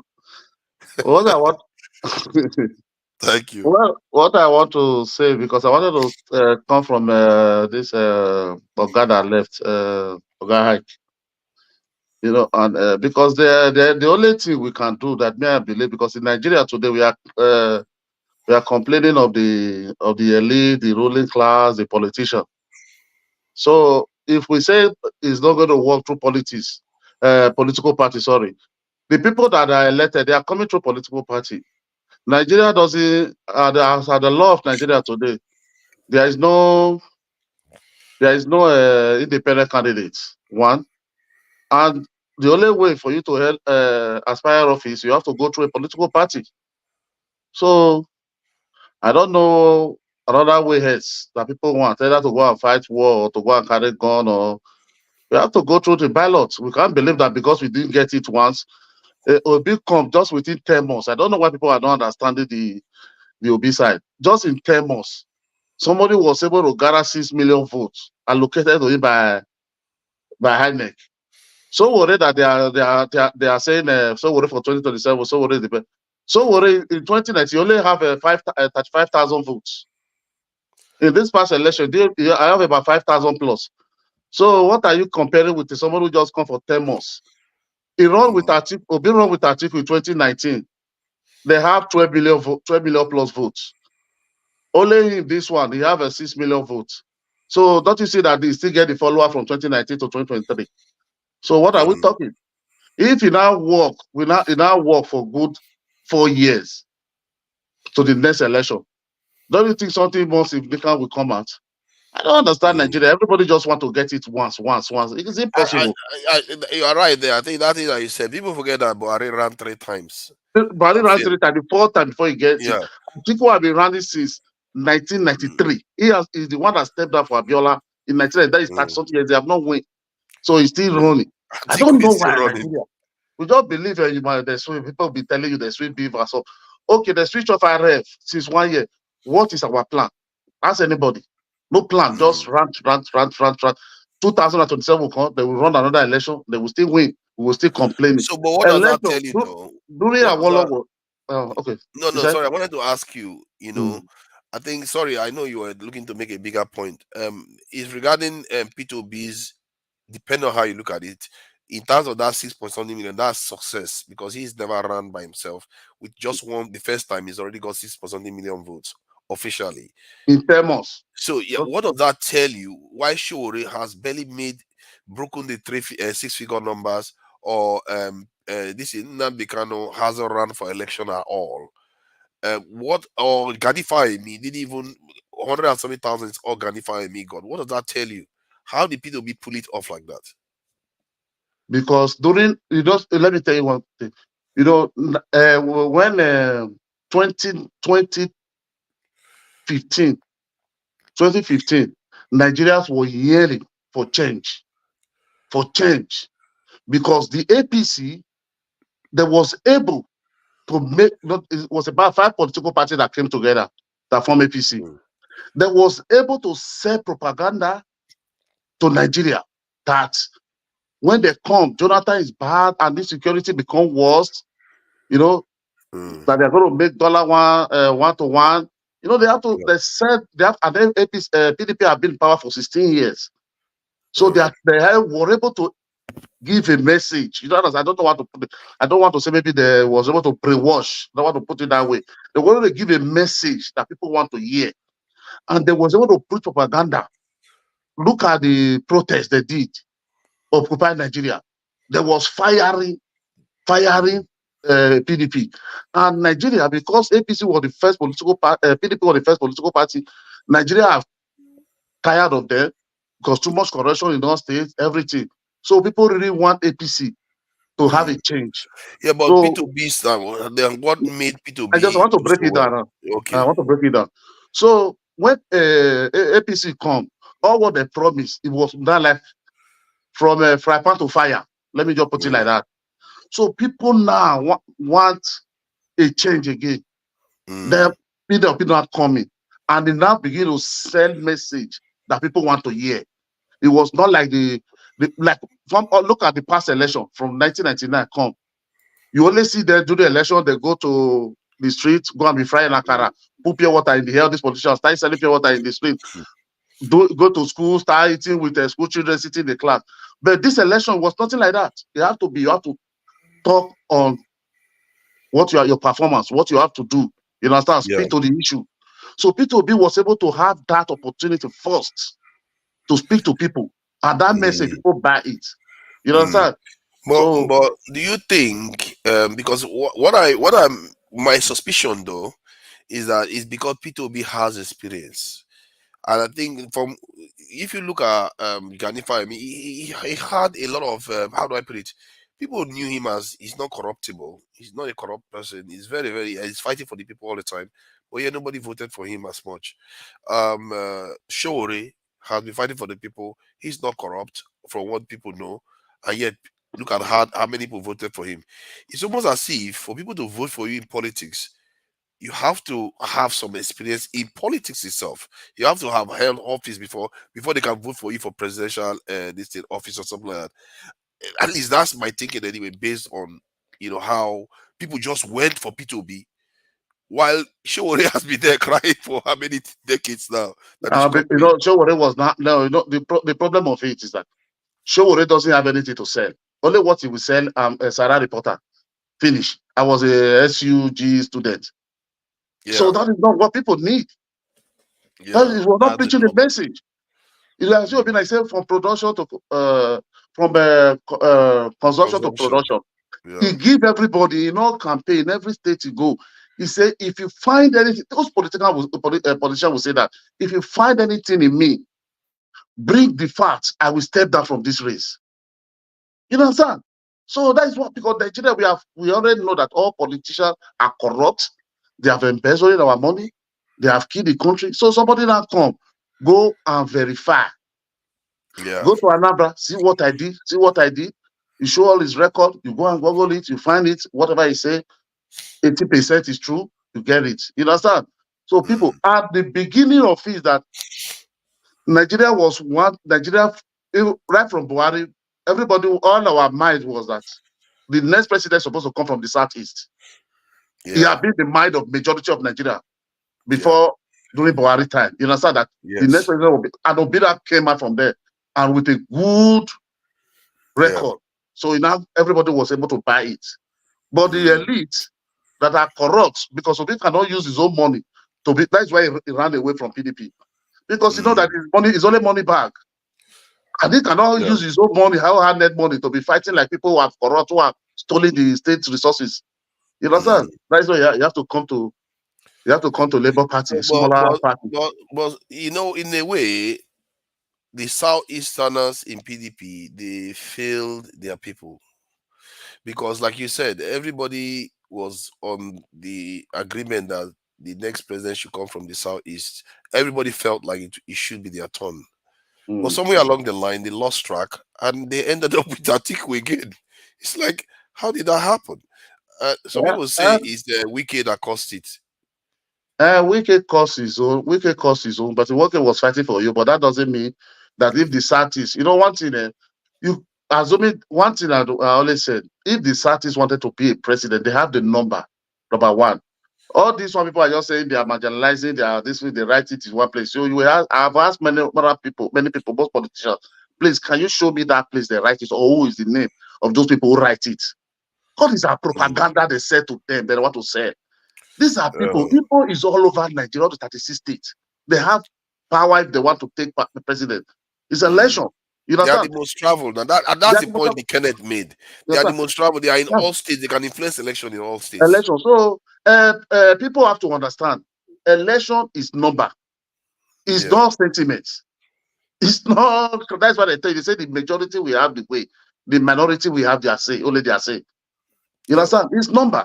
So assuming like Afghan now, if Afghan have been ruling the 5 states, if for example Afghan ruling the 5 states, they was able to build Afghan to be maybe the 5 governor of the East now is Afghan. Every north, southwest will be trying to negotiate with them because they know they have that 5 states already. Yeah. You understand? People want to negotiate with them. Yeah. That is how Tinubu was able to get Buhari. Because he now saw that Buhari he go 3 times, he have 12 million votes from the north. Buhari didn't win anything from the south, all the 3 times. And Tinubu was already controlling the 6 states in southwest.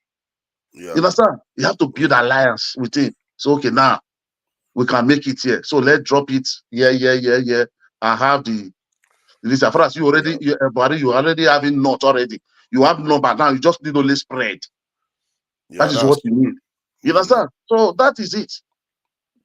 But what Obi have done now, he have tried now. So I think if you go again, only what I wanted to do, that only where we have mouth. That Labour Party, they have to sanitize that party. Maybe this their national convention that is coming, So I'm having good, credible leaders.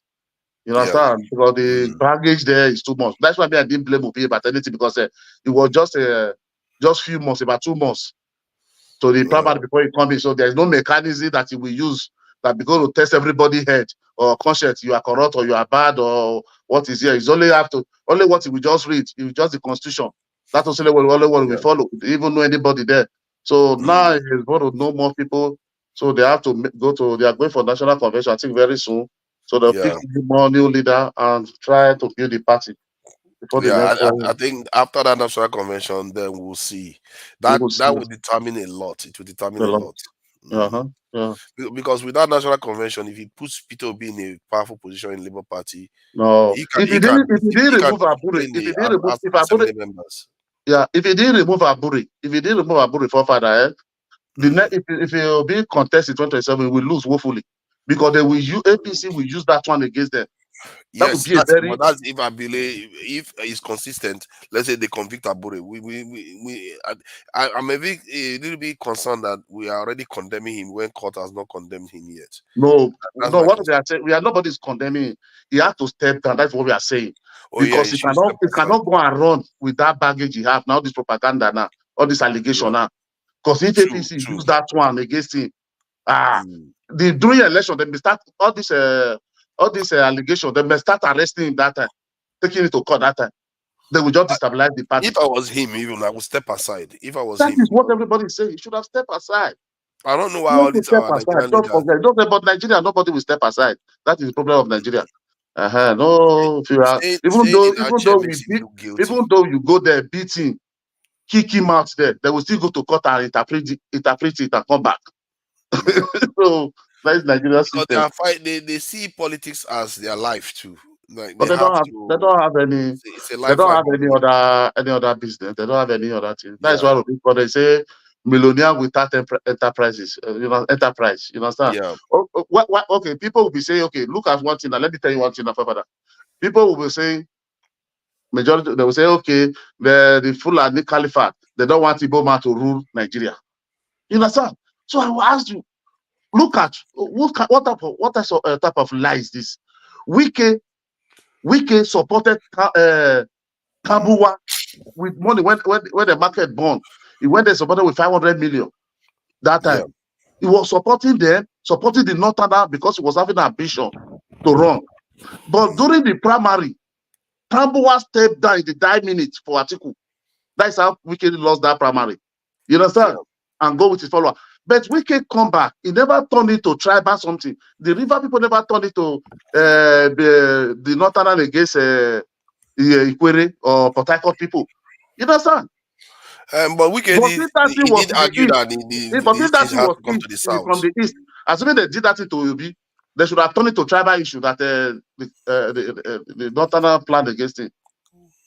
Yeah, but Wike did go on to argue that the vote has to come to the south. It became a little bit sectional, not a bit regional or something. No, that's why was when if you want to come to the south, if you really want to come to the south, why don't you support the southeast?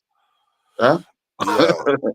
So I think that's why we're just fighting for your stomach infrastructure. Let's forget that Wike. After you have lose, you fight for vice president. You didn't get it. They take Okowa. When they pick Okowa, then when the agitation start now. Well, not to decide, but not to decide. I was just looking at it.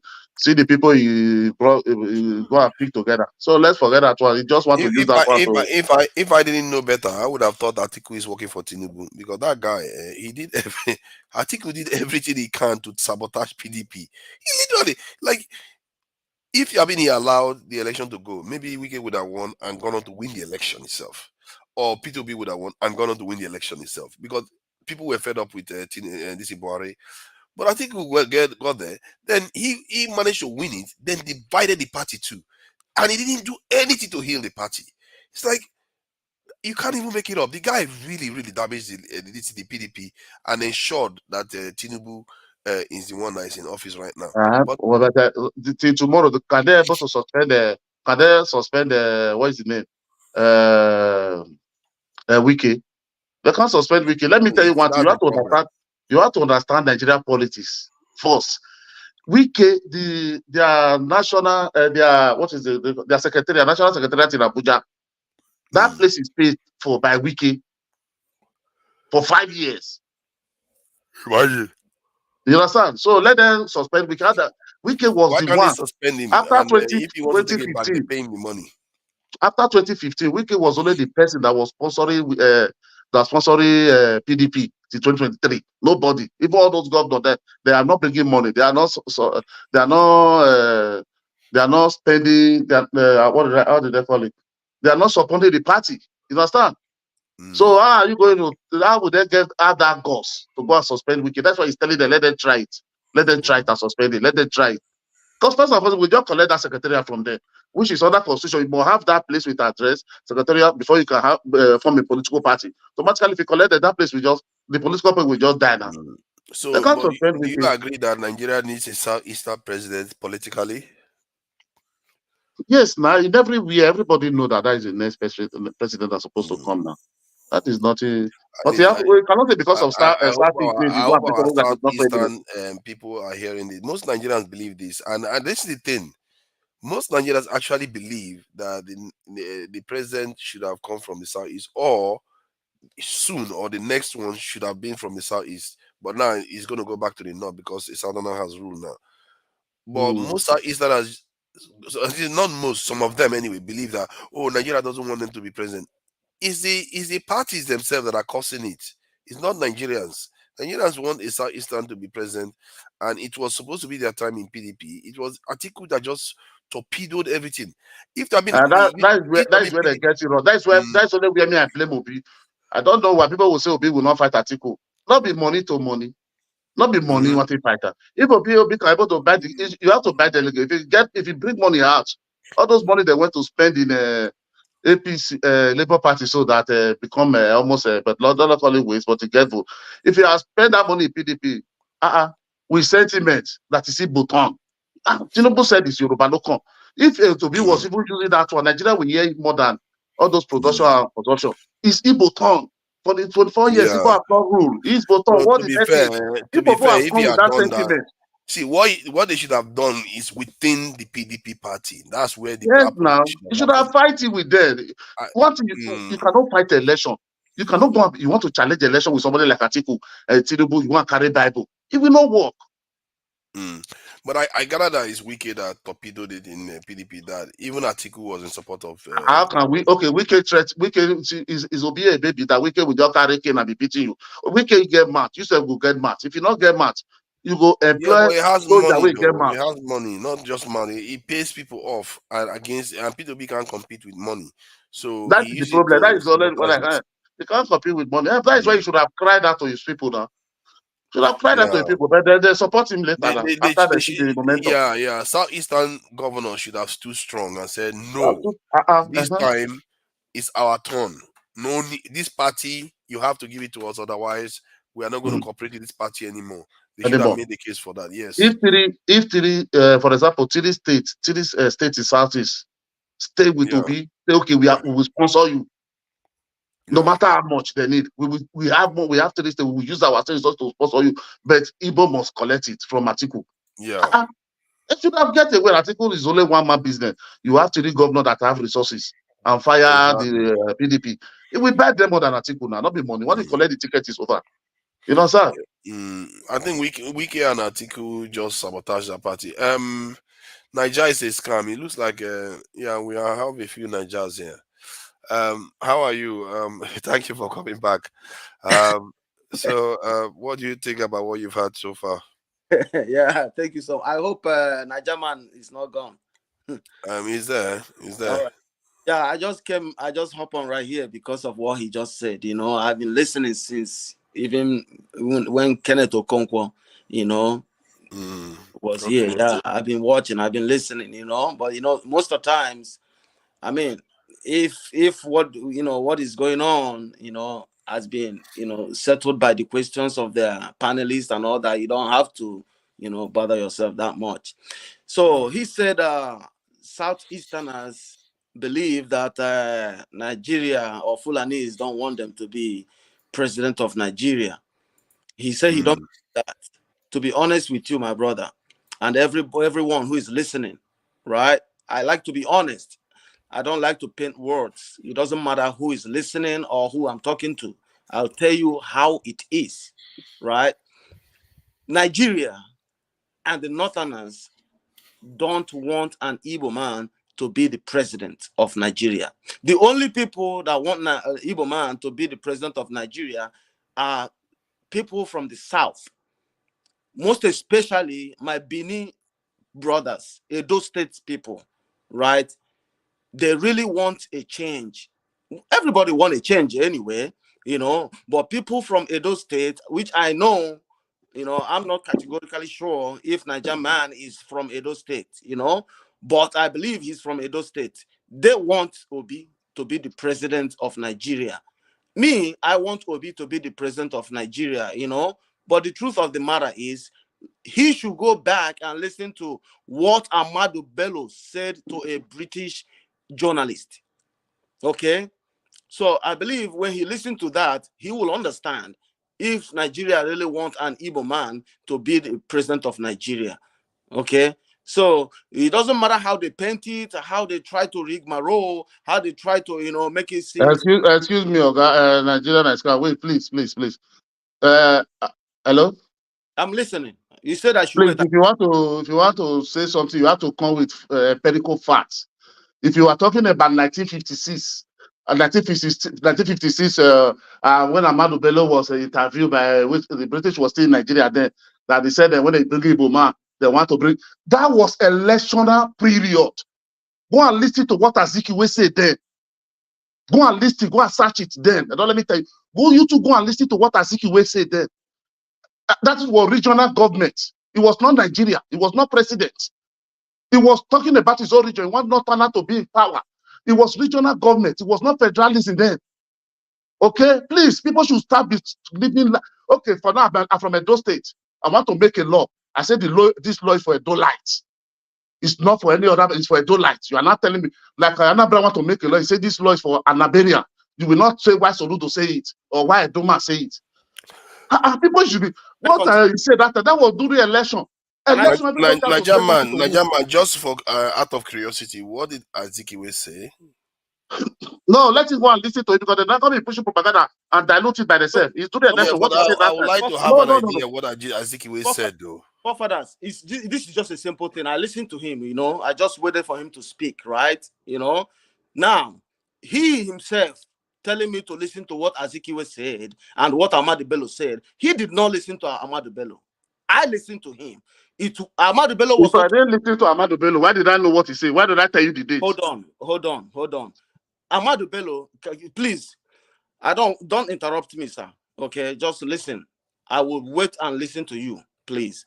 Ahmadu Bello was not talking about the North. He was talking about Nigeria. Okay, when he said instead of him to hire a Southerner, especially an Igbo man, right? He rather get an expatriate. Okay. Now, what I'm trying to tell you, whatever Azikiwe said and whatever Ahmadu Bello said, I want to ask you one categorical question.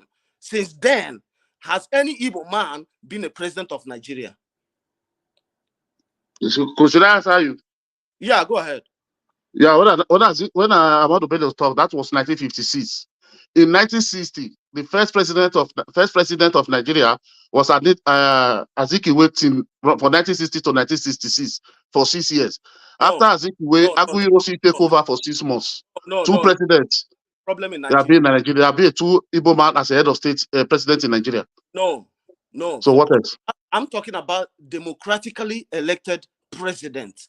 Yes, Azikiwe was democratically elected president. Hold on, my brother. Hold on. Now, Zik was not a president. Okay. What was he? Hold on. These are the things people don't understand. Okay. What was he now, guy? Hold on. In the United Kingdom today, is King Charles the president of UK? I'm asking you, is King Charles? You are talking about king. We are talking about president. I'm asking you the same question. Yeah, we are saying the same. You say president. Is King Charles a president? Hold on now. Exactly. Now, thank you. Okay. Who is managing, who is controlling the affairs of the United Kingdom? Is the Prime Minister, right? Who was managing the affairs of Nigeria then? It was the Prime Minister, Tafawa Balewa. Okay? So you got to get your facts right. Don't think people are... You don't even know anything what you are saying. I don't live in by propaganda. You don't even know what you are saying. What type of government do we have in 1960?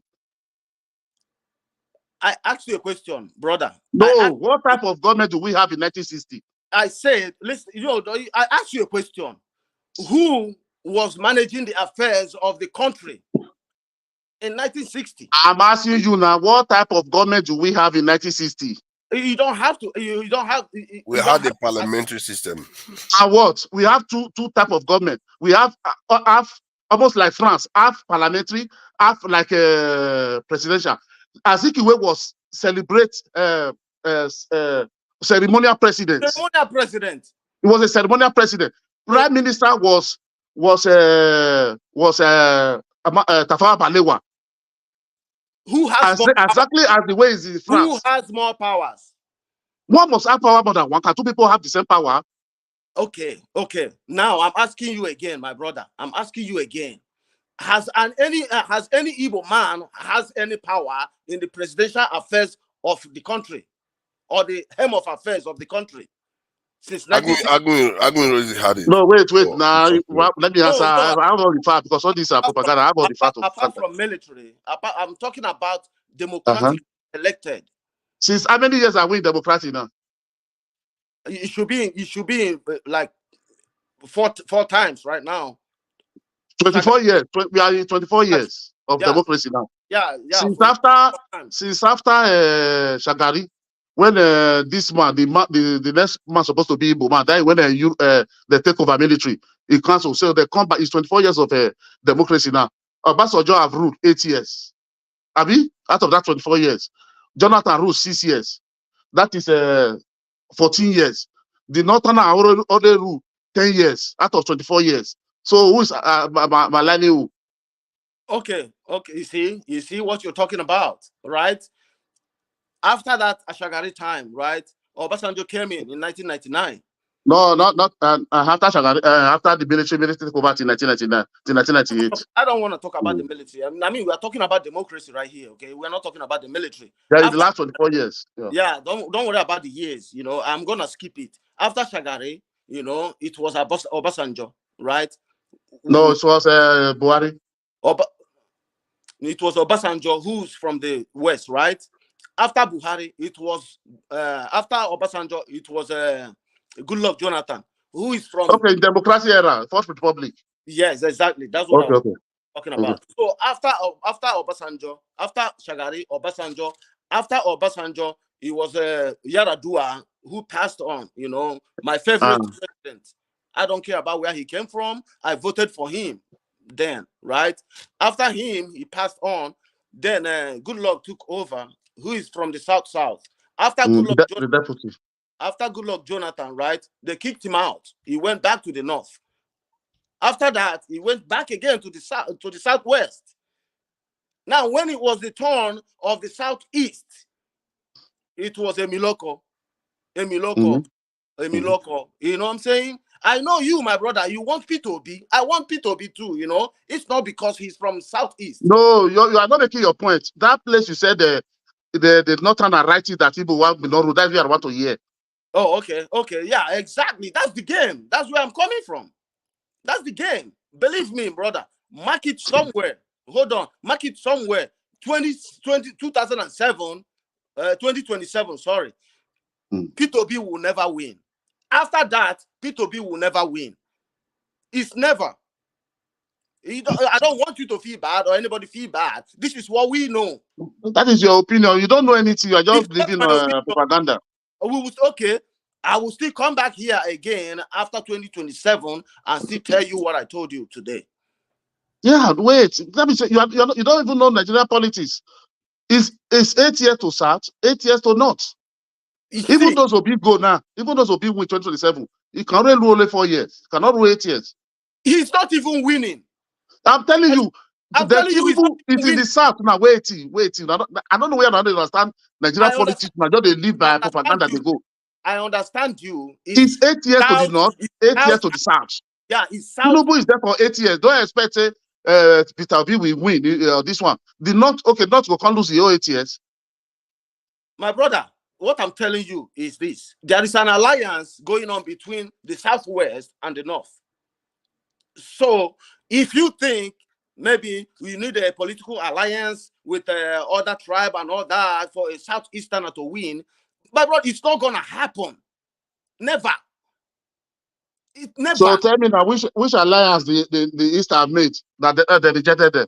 No, don't ask me which alliance they have made, because I don't believe in any alliance in Nigeria. But that means you don't understand Nigeria, you don't understand the constitution, you don't understand anything. I understand. You're not living with propaganda. I understand it better than you. You don't know anything.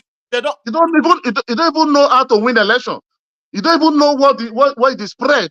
You are just thinking it's one region. Listen, brother, that will win the election. My brother. My God, these people say, hold on. I don't know where they see at all. When you use that word, these people serve, is derogatory. You don't say this. It's not derogatory because that's your belief. You don't say these people. You don't believe that Southeast can win without. You don't need to win any other states. Did Obi not win? Nigerian man, when you say these people, it looks like you are generalizing. So no, he said no. That's what he said. Yeah, no, that's what I'm saying. Not the Indian. You want to address people like him. Not when you say these people, you are referring to the entire South. No. Okay. Sorry, I understand what I said. No, this guy wanted to say sorry. This guy wanted to say sorry for that one. No, I don't know that way I make it. Sorry. No, I wanted to say this guy. Sorry. Yeah, you're welcome, my brother. So what I'm saying is this: did Obi not win 2023 election? He won. How? Do you have the results? What about what's going on in Nigeria? Do you have the results? Everybody know that Obi won the election. Not everybody know. Do you have the results? Nobody can say whoever win that election till tomorrow. Nobody can say it. Nobody can say what? Nobody know win that election till tomorrow. Nobody. So who is ruling?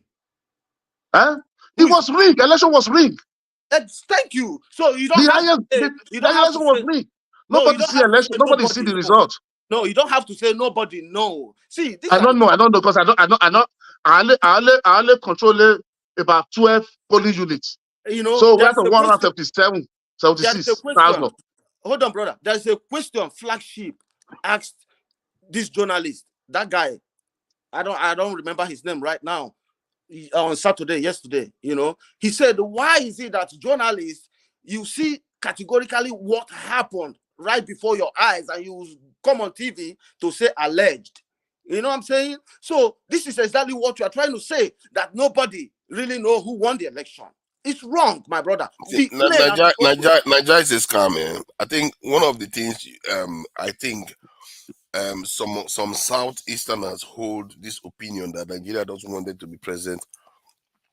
I think that is it's a serious mistake. Even if I understand why they are saying that, it's a serious mistake because you disempower yourself by saying that.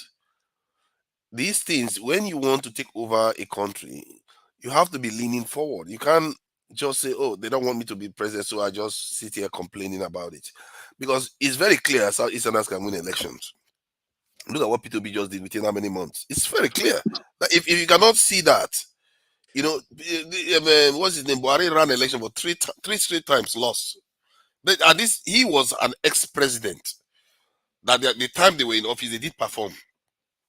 And yet he lost three straight times, and he's from the north. And remember, Nigeria has not had a democratic, a Hausa president.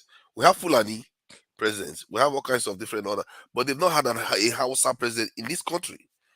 And sometimes we forget that there are other people that haven't produced presidents in Nigeria too. So to become a kind of how do I put it, like nihilistic and say, oh, or a kind of a defeatist, I mean, saying, oh, Southeasterners cannot be president. I don't believe that. They actually, if you think about it, they should stand a better chance of being president than even a Southwesterner. Because if you look at the demographics of most states in Nigeria, they have a lot of Southeasterners. Okay. They have a lot of Southeasterners. Forefathers, I want to come in right here, okay? You talked about Hausa people never produce a president in Nigeria. To be honest with you, Hausa people, they have been emasculated. That's the truth. I don't know why people don't want to say all this truth. You know, people see things happening, but they don't want to say it out. Hausa people, the real Hausa people, they have been emasculated. Or maybe they don't just care as much because they have Dangote. They are contented themselves. I don't know. No. Hausa people, I'm telling you, okay? I'm not trying to paint my Forefather. or sugarcoat. Hausa people, they have been emasculated. Forefather. Gowon was from the very small minority group. Tafawa Balewa was from Bauchi, from a very small minority group. He was the president. Jonathan Goodluck. How are you going to talk about Gowon? Was a very small, 7 local government at the end of local government and win election. Elected president? These people, I don't understand this. Nigerian man, I think they want you to switch on your camera. Tony is not man, very happy. Was Gowon an democratically elected? At the corner on lights. At the corner on lights. How are you gonna bring Gowon right here? Don't bring Gowon. We are not talking about because Gowon is a minority too. No. Was he a democratically elected president? Agu Ironsi is an Igbo man, you know. See, my point, the point I'm making we are talking about. But if you look at Nigeria, I'm just trying to get you, I want to share with you that Nigeria is a lot more complex than most people like to think. Nigeria has given power to so many minority groups. It's crazy. I think maybe Nigeria even has more minority groups in office than not. That is crazy. When I started looking at the numbers, I was quite surprised. So that should tell you something, that when we describe Nigeria, we often describe it simplistically by the 3 major tribes, but it doesn't correlate really. Most of the real leaders are not from the 3 major tribes. It's only the Yoruba that consistently produce these presidents in Nigeria. And even them, you can count them with your hand. So, but how many this in Hausa presidents? Those are major groups. One of the major groups that Nigeria had only Abu Salam Abubakar, and he ran for 1 year. He was in office, a military regime for 1 year. How many Southeasterners have been in office? This is one, only one, and he ran for about. He was there for about 6 months or so. But minorities, Jonathan from a minority was in the country for 6 years. Go on, almost 8 years or so. What's his name? Babangida Nupe, So what was almost 9 8 years? years too. Oh, 9 years. You said that 9 years. Nupe, Babangida, 8 years. It's really astounding that when you look at Nigeria from that point of view, you start realizing that Nigeria is a bit of a strange country, the way they behave, because you would think the majority groups are the ones that they elect all the time, but that is not, or even the ones that plan the Can I coup, just ask they you? are not Can I often the ask ones you? that emerge. Can I ask you kindly to ask the person that was speaking? He's been speaking for a while. Why are you giving people different rules at different times? You should switch on the camera. He knows the deal. Switch on your camera. Except you've gone off. Okay, Charles, where is Babangida from? Because I thought he was Nupe. Where is he from? No, Maybe Lupe I'm is a mistaken. tribe now. I think he's from Niger State. Yeah, what part of Niger? What tribe I is don't he know. from in Niger? I don't know about his I tribe. thought it was Nupe. I thought it was Nupe. So I don't think it's Fulani. No, he's Fulani. No, he's Oh, it's Fulani. Fulani Nupe. Okay, and Fulani is minority too. Fulani is a minority group. It's not a major group, and It's been Fulani anyway. It's been Fulani all the time. yeah, Fulanis have run the country more. From if you are saying from one single group, you can. I'm not even sure, but I think they have run the country more, either them or the Yorubas. No, I'm not so sure. it's not all. It's not all. I'm sure. I'm telling you, it's the Fulani. I can count them for you, right? Count them, please. Okay, Shagari is a Fulani man. Fulani, yes. Yes. Babangida, a Fulani man. What is his name? Abacha, a Fulani man. Right? Abacha is a Kanuri man. What's the man with you? It's a Abacha na Kanuri, Abacha na Kanuri, not the Abacha, not the just giving Fulani. everybody. Let me check Babangida even. I'm getting worried about that one now. Okay, my bad. But that Babangida, I don't really know. That guy says scam, man. My bad. Yeah, I like that. That's really good. My bad. Buhari. Babangida is Nupe. Ewa have said it. Nupe. Babangida is Nupe, not Fulani. Okay, Nupe man. Oh, okay, that's good. Abacha is not. He said Abacha is not Fulani too. Oh, yeah. Yeah. Abacha is Kanuri. Yeah, Abacha is Kanuri. I know that one. I remember when Babangida was the head of state, right? If you trace his lineage and where he came from, he's not from Nigeria. But that is by the way anyway. Then what's his name? Buhari. He's a Fulani man. Who is not Nigerian? Excuse me, who is not Nigerian? What? Huh? Who is not Nigerian? No, I said when you trace where Babangida came from, Are you Nigerian? If you trace your great grandfather, are they from Nigeria? What? No, stop. That guy looks like he's from Congo. I don't like you people. Some of these you Igbo people right. and all that. No, you just propagate. You just put out wrong things out there. No, so you're right. You're right. Nobody's a Nigerian. You're very, very correct, right? You are right. For you to say, was my forefathers Nigerians? You're very correct. We all came from somewhere. I understand that point. You understand? You're right. But you see, the picture we are painting here is a country that is more complicated than we like to believe. That a nation that has produced so many minority leaders, that is abnormal, actually. I don't think most nations do this. Most nations, generally, people from the majority group, like the UK now, people from the majority group tend to rule.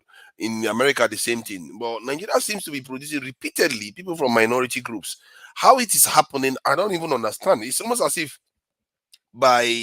because all the big groups are jostling for power so much, then they will just say, okay, let's settle for the minority person then.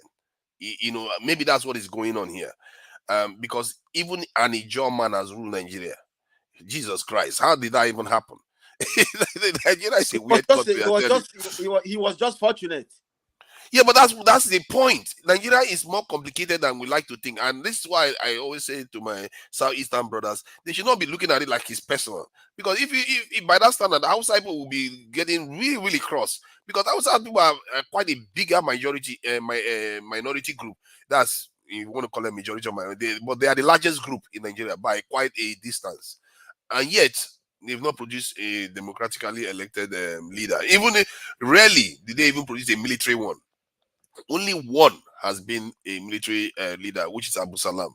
But and yet, you know what people say? They say because most Northerners they identify themselves as Hausa, Fulani, or Fulani Hausa, or something like that.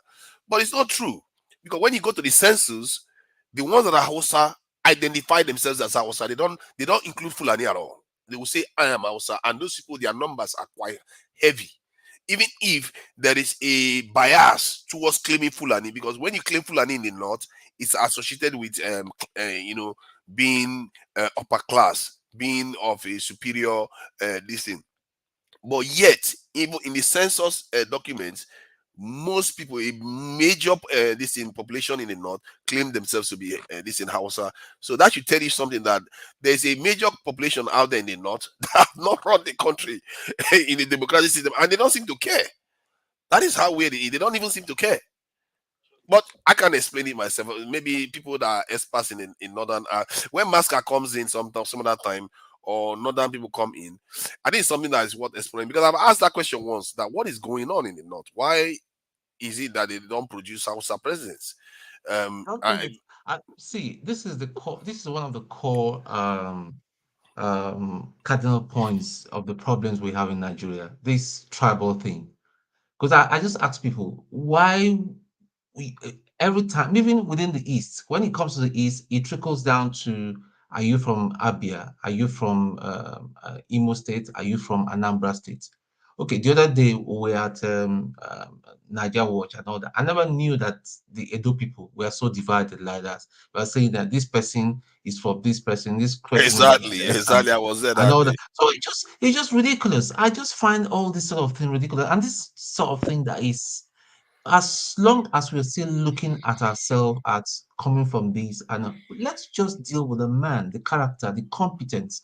If we start looking at that and all that, we will go a long way. But if we keep looking at ourselves at this person, now my turn because he is an Ijebu man or he's a Lagos State man. Look at Lagos State.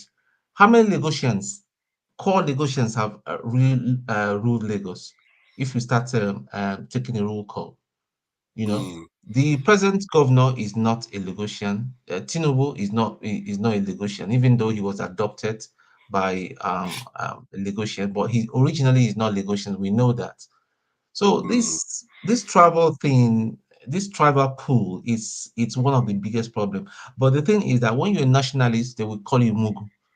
Zik has been insulted by people, even still being insulted by Igbo people today, that he was the one that sold out the Igbo people and all that. He would have taken advantage. If Zik was very, very, very selfish, as most politicians are today, Onitsha will be one of the best towns in Nigeria. He will have cited the university there, cited had the airport there and all that. But he had a nationalist outlook. Chukwuman Zogu, now that they call Igbo and all that, he struck because of the rascality of the damn politicians then. But the people that rewrote history out of mischief wrote it as being an Igbo coup and all that. No, they, even in the army, even till right now, there are some very, very senior um, um, um, officers that are of the Igbo extraction and all that. They are loyal, totally loyal to the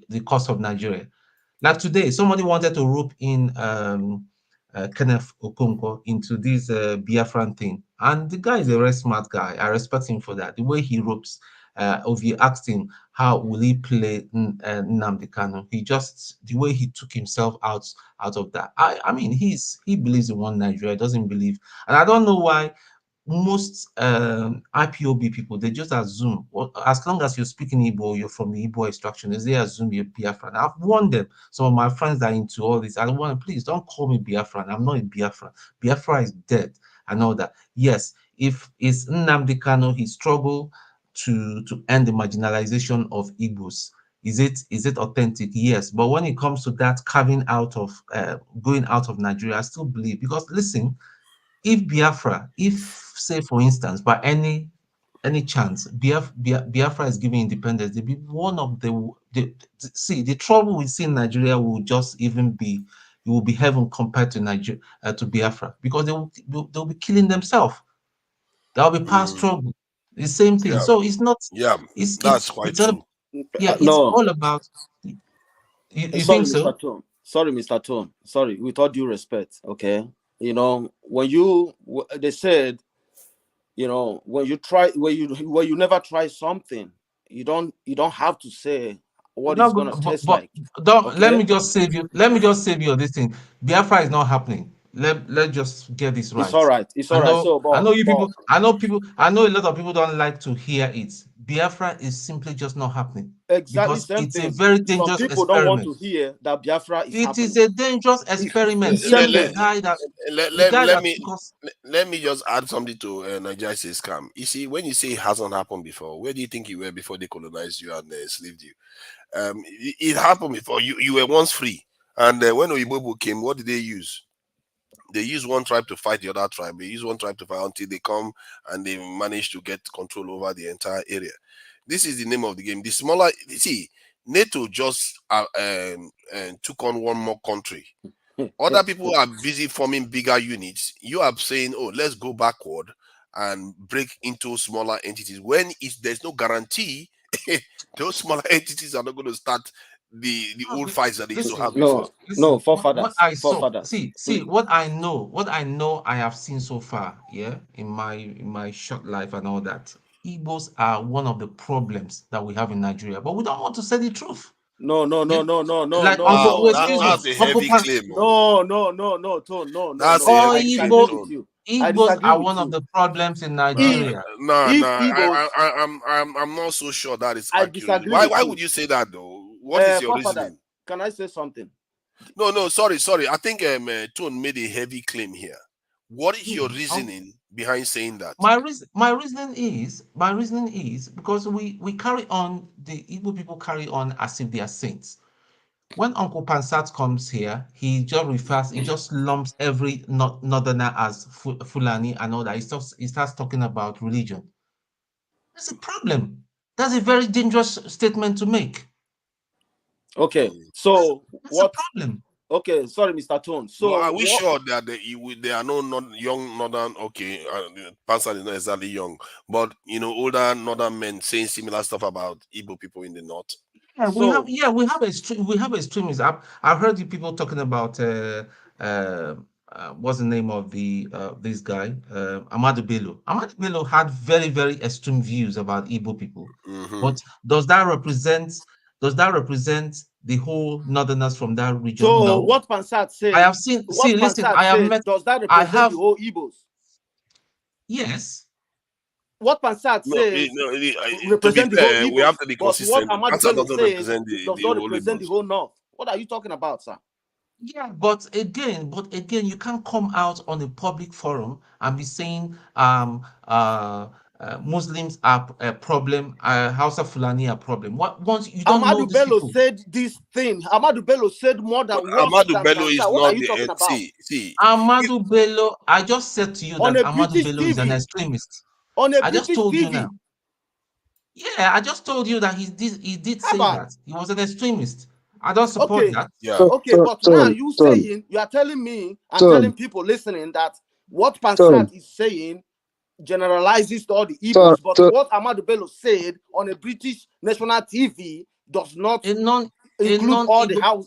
A non-Igbo person. See, listen. Tone, you surprised me, my brother. I hold you at a very high esteem. How can you use Pansat to generalize Igbo people? Not generalize. See, I didn't say. You said Igbos are the problem of Nigeria, and you now give instance using Pansat. Who is Pansat? See, everybody is involved in Nigeria being where it is right now. That's a statement to say, but don't say that Igbos are more cause of the problem. I didn't say more. I said Igbos are part of the problem. I repeat again. We are not. Igbos are never part of the problem. No, I think, Tone, what you said that I found a little bit. You said they are. That they are the worst problem of Nigeria or something like that. You said they are the worst problem of Nigeria. That amazed me. Maybe that's not what you meant, but that's actually what you said. That's why we live everywhere. to it again. Yeah, I'm really surprised because I know Tone couldn't have made such statement. That was why I was like, let me really confirm from him. Is that what you said? If you said that Igbos are part of the problem, I agree with you 100%. Every tribe in Nigeria is part of the problem. No, There's no sacred cow. Yeah.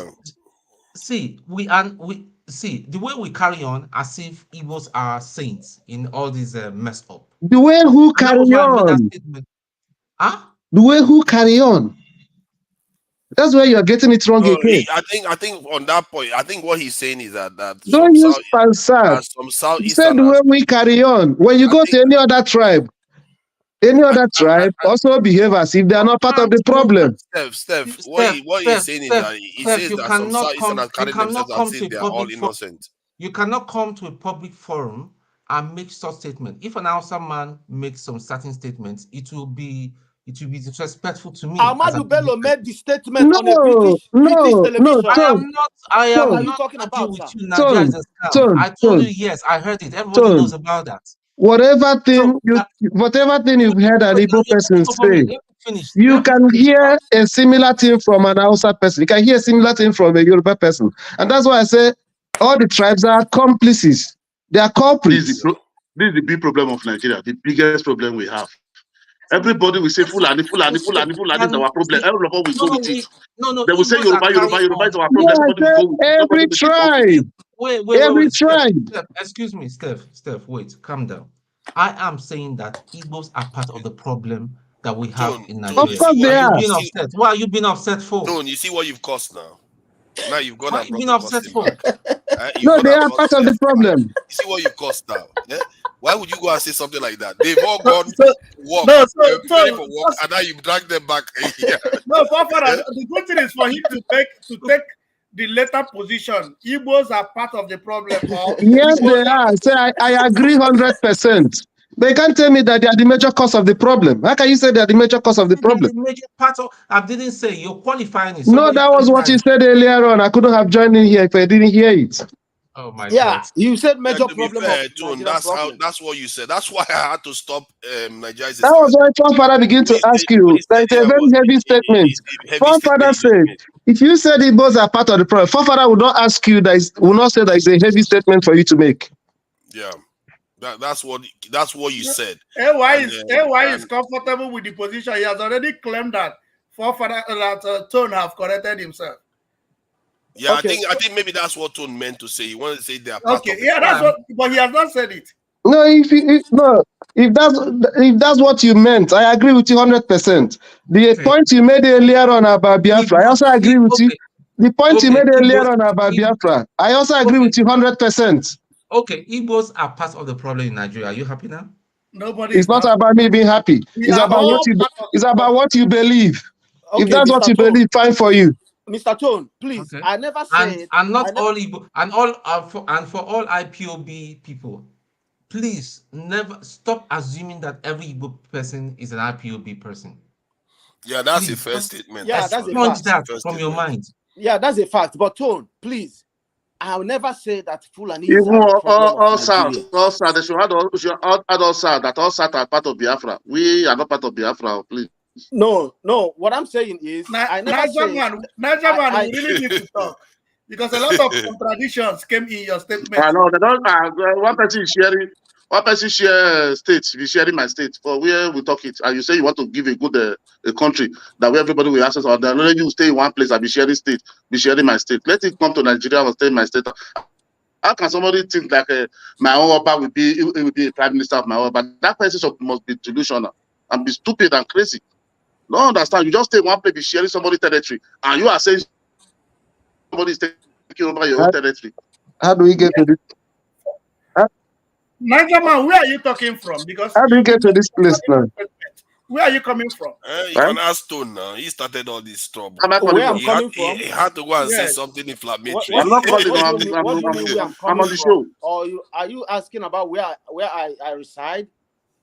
No, he said Niger is a scam. I said Niger man. What background? Oh, okay. What background are you coming from? Because you just jumped into a conversation and you started saying something that is not. No, I didn't jump it. I was inside before. I just pop out. I pop in again.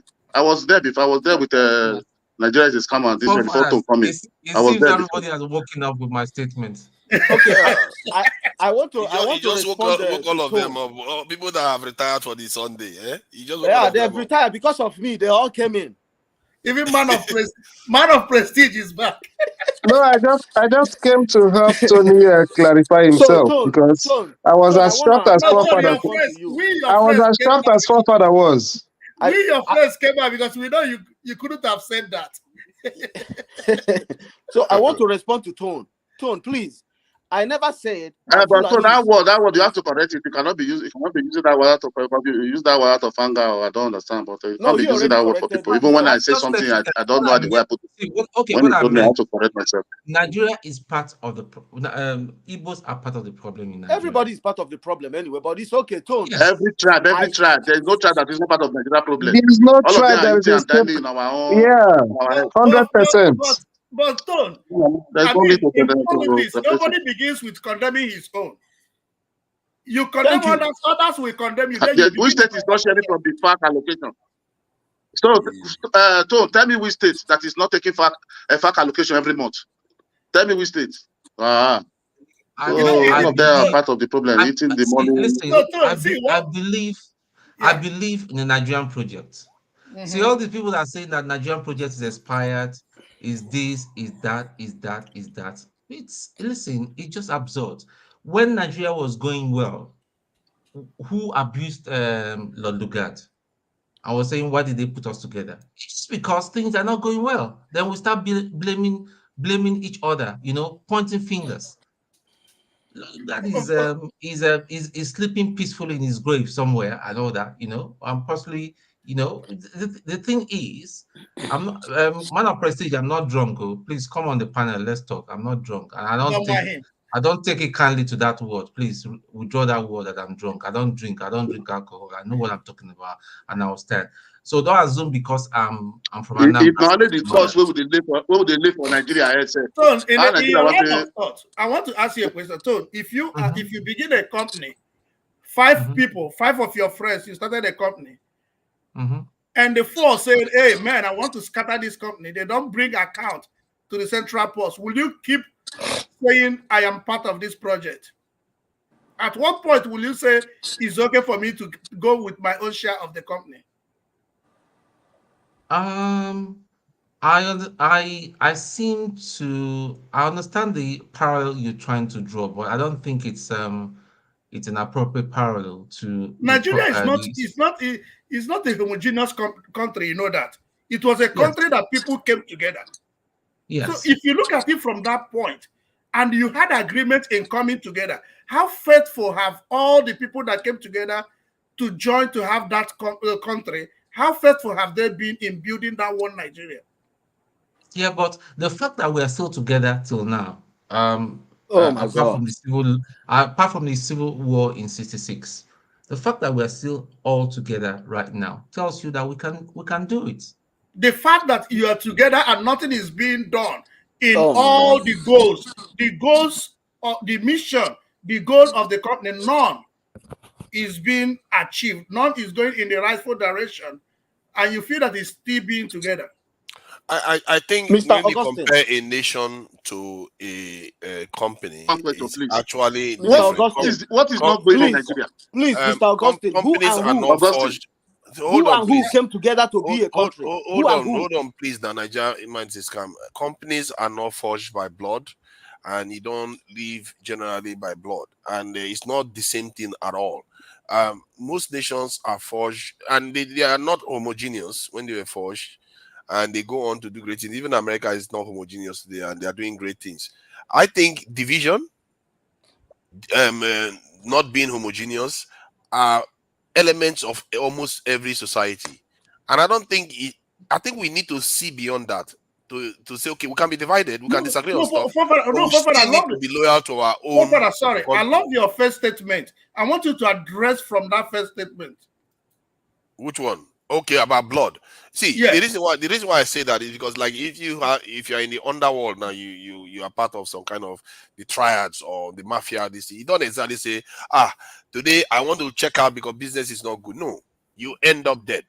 That is how it works, because there are certain things that when you look at the complicated nature of how they came together, people, the way their parents and their forefathers shed blood to forge that nation. One side says they want to go. It has to be done in a way that doesn't lead to bloodshed. Otherwise, what is going to happen is that Did they're they going shed to blood? resist. Did Nigeria shed blood to come together?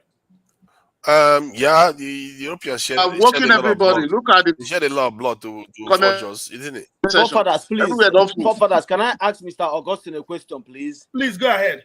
Thank you. Mr. Augustine, you said that we came together to become a country. Can you can you give us the names of people that came together to agree that we will be one country? No, so the history is clear that Nigeria was... Exactly. it is obvious that Nigeria was no, that's not true. That's not true. Nigeria has been brought together first before those men went for independence. Okay? Nigeria was brought together as a country, not even a country, as an enterprise. Okay? Before so we're talking about country. I know my statement. Hold on. No, you said my premise. Yeah, my premise. No, Mr. Augustine, listen first, sir. Please listen. Give me audience, please. You said that we came together to become a country. That's where I'm coming from. But it's not true. We never came together to be a country. Somebody made us a country, and this man, Awolowo, somebody made us come went together. For independence. But we had the option to separate in 1960. I don't know where it's coming from. We had the option to separate in 1960. You didn't answer my question anyway. Forefathers, hold on. He did not answer my question. I said there is no question. There is no question in what you're saying. I'm asking a question. Listen, and you get my question. What is your question? What is your question? My question, thank you. My question is who and who came together to say that we want to be Nigeria? So you want names or you want the reality? What do you mean by names and reality? Okay, let me answer you the question. Who give Nigeria the name? Answer. Or what are you saying? I don't understand the question. The answer is that we are Nigeria now, all of us. That is the answer. Exactly. And if you are looking at leaders, you can mention Tafawa Balewa, Zikiwe, Awo, all the people that signed into power. The first, we are Nigeria now. No, Mr. Steph, who called you Nigeria? Who called you a Nigerian? Listen. At this point, there are certain questions that are not important, in my own opinion. I'm coming. In my own opinion, that is not important. I'm coming. Why is that a problem? I'm coming. Somebody named you can choose to I'm coming. I'm coming. I just tired. The reason why I said in my own opinion is not important. That somebody, whether it's a woman that called us Nigeria, or after all, you're not even sure who gave you your own name, the name you're answering now. I'm coming. Listen, it's what you were told. No, I know the name my mom gave me. I know the name my dad gave me. I know the name my aunt gave me. The name your dad told you that he gave you, you didn't know. You were not there. So my dad will lie to me, right? I'm not saying he lied to you, but you may not know. You're not sure. See, if you don't ask questions, you will never get answers. Exactly. Okay? You ask questions. Now we have asked questions. They told us how they named us Nigeria, right? Is that the reason why we are what we are today? The answer is no. Yes, that's why. Because they called you Nigeria. That's why. You are never meant to be together. You are never meant to be together. Is it the name that made us? Is it the name that made us not to be together? Nigeria, that's why you beat traffic. Is it the name? No, or what? You see, now you are trying to digress. Now you are trying to digress. It's not about the name. Wait. Whoever that brought Nigerians is scam. Wait. You see, there's no point us yelling at each other. I'm not yelling. No, maybe I'm trying to speak out. You know, what I would get to hear me. I'm using my phone. Nigerians is scam. What I would ask is that read more. With all due respect, read more. I'm sure you were born in the 80s or middle 70s.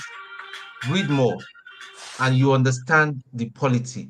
somebody in this comment section that doesn't even know some numbheads that is calling everybody numbhead or saying Nigeria is a company. Nigerian the company that was set up by the British, that's the Royal Niger Company, was about commerce, to take some of our raw materials to England and to sell to the rest of Europe. So if you don't know, so don't come here, Kenny Samson or whatever you call your name, and start spreading propaganda and shouting Biafra, Biafra. If you want Biafra to happen, take your ass. Don't behave like that man in Finland. Take your ass, go back to Nigeria. And no, don't talk like that. That's his opinion. That's his opinion. No, wait, excuse me. Maybe you are the one. Maybe you are Kenny Samson. Maybe I'm not typing. Samson, I'm not. I can't be using my phone and be typing. That's his opinion. Okay. You have your own opinion. Let me clarify something. Forefather has gone to bed and he said this fire and left us. Here, I didn't say anything. It was Tone that started it. So we come here and we spread all sorts of half truths.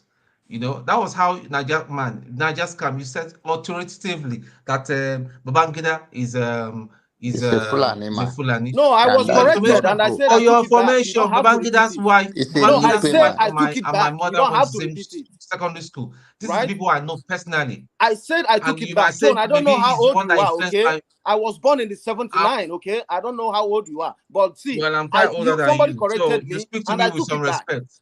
I'm quite older than you. You speak to me with some respect. Okay. And I've worn the uniform of Nigerian Army, so you speak to me with some respect. I know.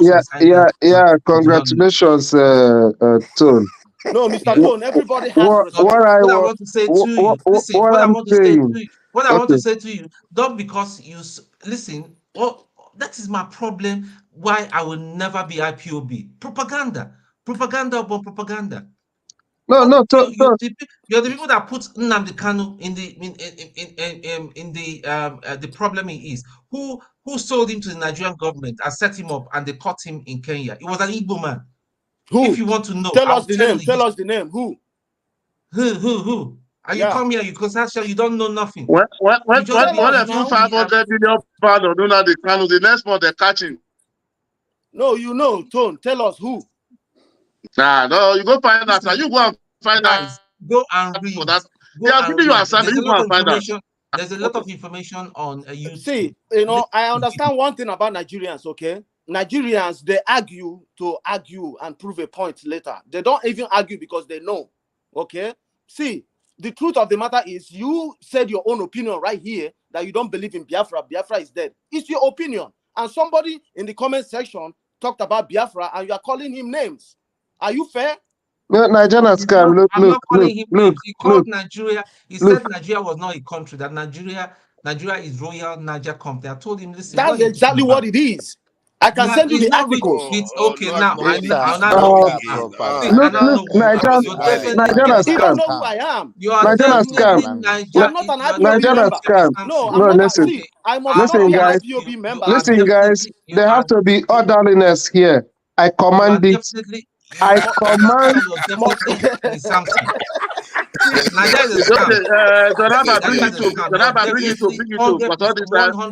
I command you people to be orderly now.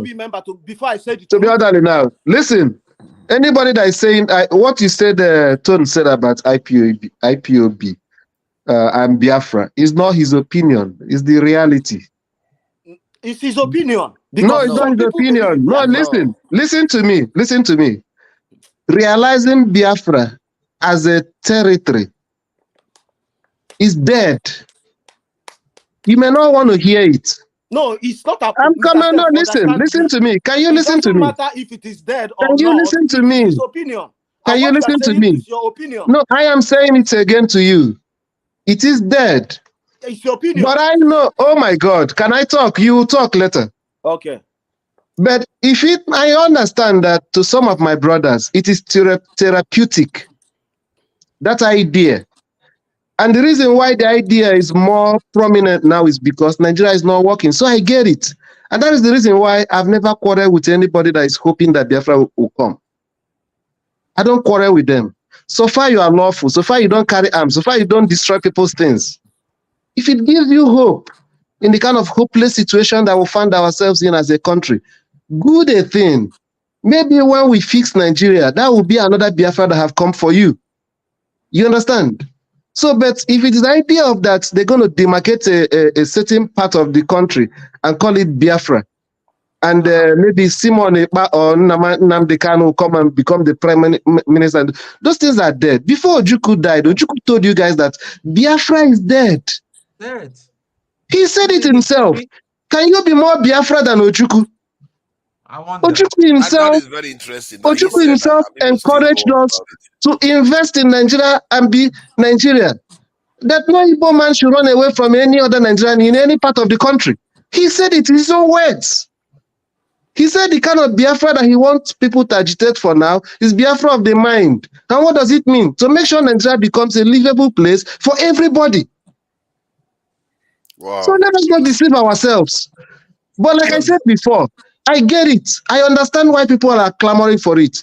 And I don't blame them if it's therapeutic to some of them. If it is the only thing that can give them hope, that is okay, so far you don't destroy people's things.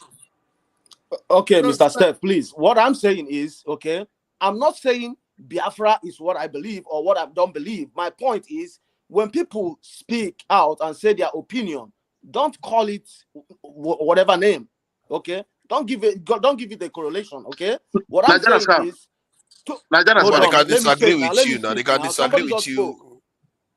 Why can't you allow me to speak? Nigerians, may I ask you one question? Can I speak? Okay. Maybe can I add it to But it? you have been speaking. Okay, though. speak. Can I speak, please? Maybe I just said- add it to it now. One question add it to Nigeria it. is calm, man. Nigeria is calm. Let him just ask you the question. So you finish speaking, Okay.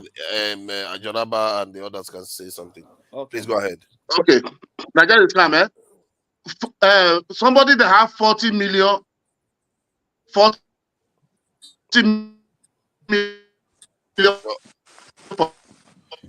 Stop calling Your me. audio is 40, Nigeria man. Your audio is Stop shaking. calling 40 million. Let's see if it will be clear. Okay, let me continue. You know, that's the wrong Yeah, go question. ahead, That's go why ahead. he couldn't say something.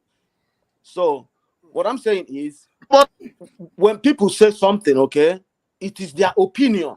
Don't fault it. That's my point. I mustn't be an IPOB, you know, for me to say the truth. Okay? I said, Tone said Biafra is dead and buried. Mr. Steph said Biafra is dead and buried. That is your opinion. Somebody in the comment section said, hold on now. Somebody in the comment section said Biafra, you know, and Tone referred to that person. That's my point. I said, leave that person alone. That's his opinion. Everybody is entitled to their opinion, whether it is right or wrong. I'm not yelling anyway. I'm just, you know, trying to speak out so that you guys understand me or hear me, right? I mustn't be an IPOB member for me to say the truth and how things are. You see what? You see from the earlier discussion we were having here, my observation is that Nigeria is a lot more complicated than a lot of people describe it simplistically, because we've generated so many minority leaders. It's crazy that we don't even look at it from that point of view. Every time we say in our tribe, all these major tribes, we keep complaining. Why is it that an Hausa man doesn't come out and say, "Yeah, I can hear you now"? The question I'm asking is that why is it that an Hausa man doesn't come out and say, why we've not produced a president and stuff like that? But yet, so this thing, some people feel like if they don't produce a president in Nigeria, they are not part of Nigeria. I don't understand that. You can be part of Nigeria without being president of the country. Nigeria is calm. Nigeria is calm. Yeah. How can you that say you say like the audio is shaking again. 40 million population. Turn your camera off. It might help the audio. Population. Turn your camera off. It might help your audio. So that after you ask the question, you can put your camera back on here. Okay. Are you hearing me now? Is it clear now? Yeah. Okay. During the last election, Kanayo, that is the veteran actor, he said Igbo has 40 million population. When I went to Google it, exactly. So you are not telling me, and I Google Fulani is just 7 million, and you will be be shouting, Fulani is your problem. 40 million, want to leave a country for 7 million. Does that make sense to you? Who said Fulani? You are 40 million, you want to leave a country for Hold on. 7 Who million. said Fulani is his problem? I never said that. I bet you are not paying attention. You are not paying attention. I never said that. I think, to be fair to Nigeria, is a scamming. What he's saying is you're talking about that Nigeria doesn't want to elect Eastern president. That's all I said. I never said Fulani was my problem. I never said that. You That's how people take up propaganda and put it on someone. You know, I want us to start being fair to some. I never say you said it. I said, excuse me, program. I'm asking a question. How do it to you? Depends on what we are saying, because many people will say Fulani is the problem. Is the problem? Is their problem? Is their problem? Majority of the people will be always saying. I'm asking you now. If Igbo have 40 million population, so you want him to be the spokesperson Fulani population is. Thank you. That's the see. You want him to be the spokesperson for IPOB? This is how people reason. I never told you I'm an IPOB member. I never said Fulani was my problem, and you are putting up that question to me. You see, Nigeria is a scam. I like this guy. He's a very, very clever guy. He has a way of putting words. He picks his statements and he understands his statements. Yeah. I never said that. You know? Yeah, but let's allow Jonaba to say something. First, I think the way I came in again is that that has been clarified that Babangida is not a Fulani man, and I think the Nigerian scam have so much in his mind, but I don't know the way he's communicating it. The issue is that, like I said, we just lack true leader. In the north, there is no state apart from Kano that they can use their Hausa language to write. There is no state in the northern Nigeria that Hausa is the majority apart from Kano. No state in the whole north. If you go to Borno State, no Hausa man have ruled in Borno State. It's Kanuri. Sorry to interject. Can you say the first thing you said before again? I just want to learn.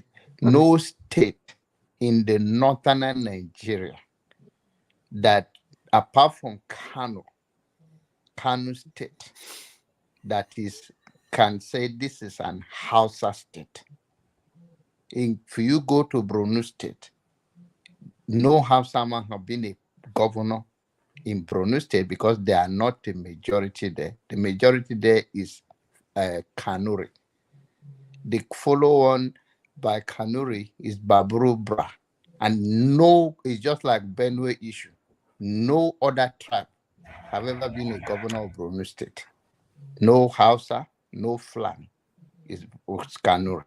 If you go to Bauchi, it's a Fulani man, the governor of Bauchi State.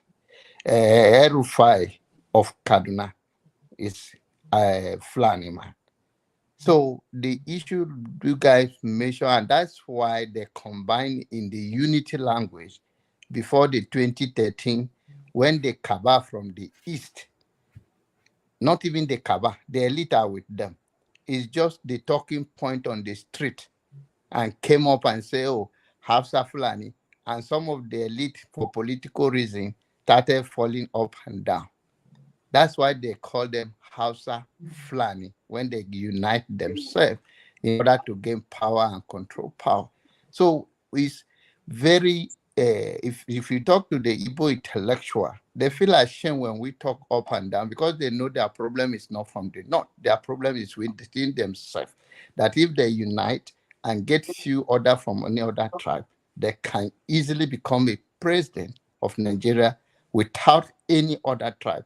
But the root of power control, we can talk about it. But the issue of the population, this and that, is very shameful because that is not true. If you come to Benue State, it's Benue which concern outside, apart from the fact that they are coming for land grabbing and capturing. If you go to Jos, where you see Hausa, if you go to Niger, you talk about Nupe. If you go to Sokoto, then you see Fulani there and few Hausa. But there is no state in the whole North. Is it Taraba State? Is it Nasarawa State? So all of those things is a divide and control, and a Nigerian scam. I understand so many things in your heart, but the issue, the way you are putting it, that this is a Fulani, this thing, they are being united people before. They are even in Borno State. They know they see eye to eye. The Fulani and the Kanuri people know they see eye to eye. So some of those things Adamawa State, there are few Fulani there too, but there's also full what is called their own Babrubra over there. That is the tribe, but the Fulani they are very rich there and very dominant there, but they are not a majority. So all of those things, and that's why they're united, and that is the whole thing. People, they are telling you guys that these are all talking point and controlling of mind. We are one people. All of those talking make no sense sometimes. We are one people. The elite united more than you and I, and they are the same Hausa, the same Igbo, the same Yoruba. Let me just add something to what he said, because I think, I'm a little bit taken aback by what he just said about Hausas having only one state that they are actual majorities in that state, which is Kano. That is, the population is 15 million people. So they are present in other states, but they are not like overwhelming majority to rule. And that dynamics, most people in their head, they don't understand that dynamics in the North. That the North has a vast majority of minority groups too.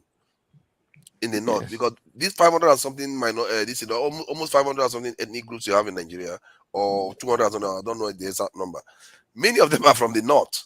And we forget that is the coloration of the North, and it's very interesting the way what you painted, and I really hope people really pay attention to it.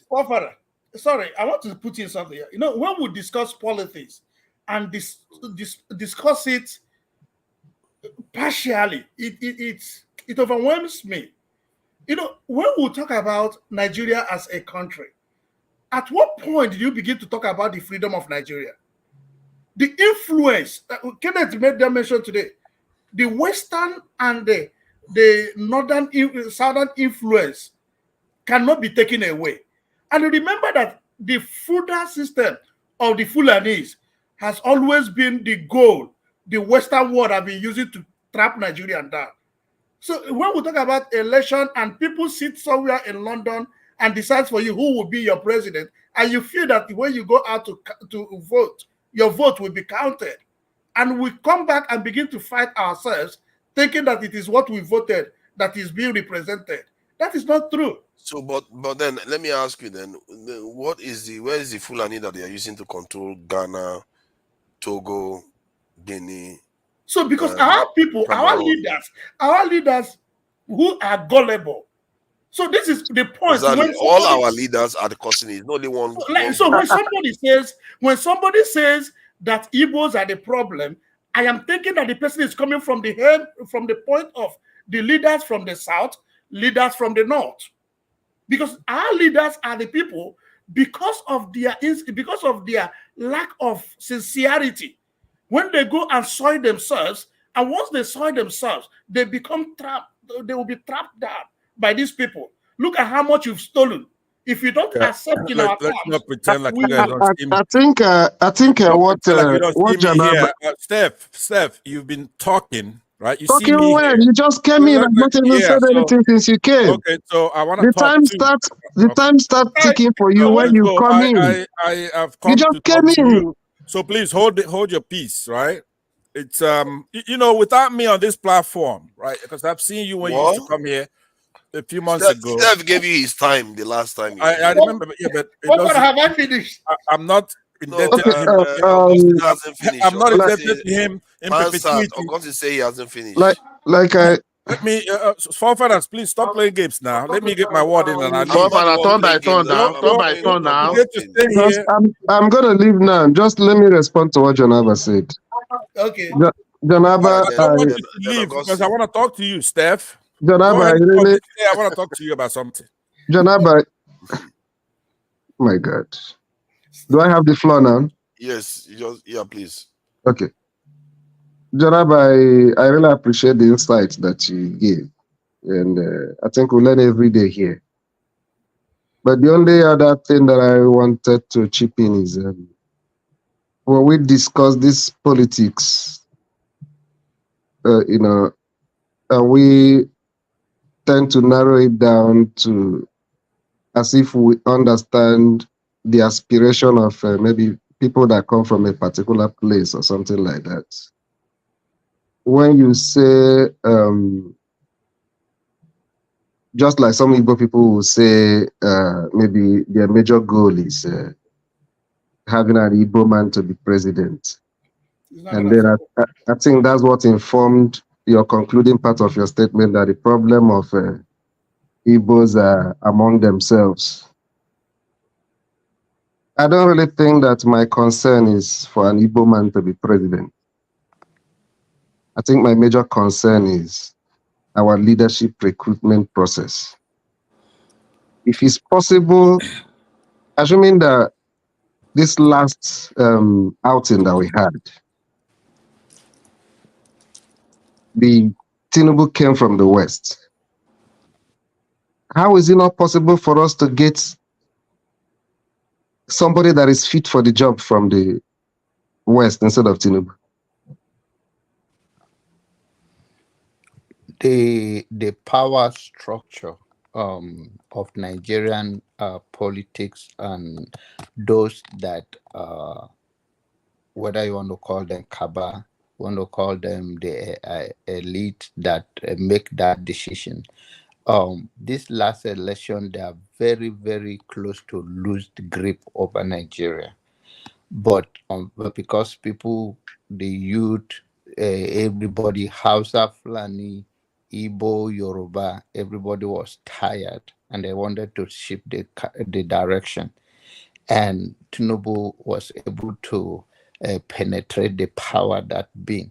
He lost it like from the general. He did not have the support of Obasanjo, Babangida, but eventually he went to the source of power. Now, when you come to a power, and that is one thing we all can say it, but let's face the reality that has happened over the years since we have Nigerian where we are today.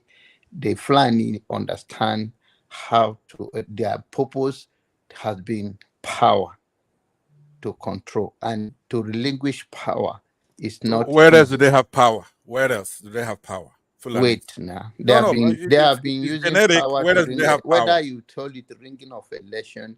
If you look at the one that was before, which people believe that was fair during Buhari and Jonathan, and this recent one is still the same, that in the realm of power they decided.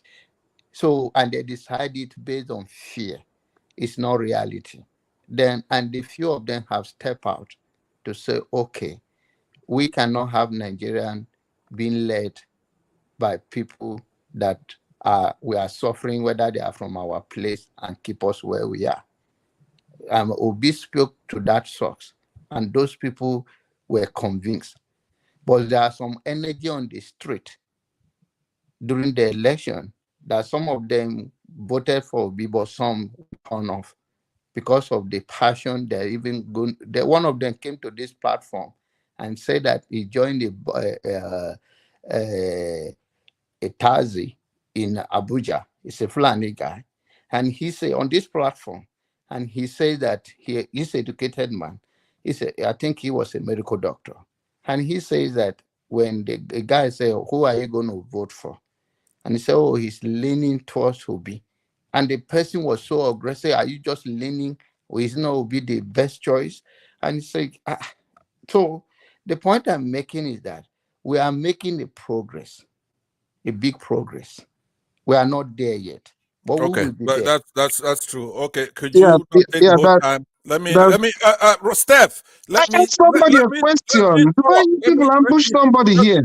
Keep you asked the last question. He answered you, and he was a good answer. So Pastor, speed you are up. being Oh a my bit God! aggressive. Oh my God! Pastor, you are being If you have aggressive. I don't know what. I'm not being aggressive, right? Sometimes when we're not on the platform, we're listening, right? But you're raising your voice. Now hold on. Okay, I call it down. Forefathers, please hold your peace here. I listen, I come in and I talk and I leave so others can talk. So when I'm here, recognize that I'm here. So let me begin. I wanna talk to Niger Man, Tone, and Steph. So let me start with Niger Man. First of all, could you tell me what state is Niger Man from? The reason is that I'm gonna post something on the private section so that we can share it with the audience to Niger, forefathers. What state is Niger Man from? Niger Man, can you answer? He's a Nigerian. Where is he from? He's allowed, if he wants to answer, he can answer. Okay, but if he doesn't answer, he should be forever precluded from talking about Igbos or Southeasterners. If you have the right to be anonymous, but you can't hide your tribe and you're talking about other people, so they cannot come back and say, you know what, here's what we'll get over you.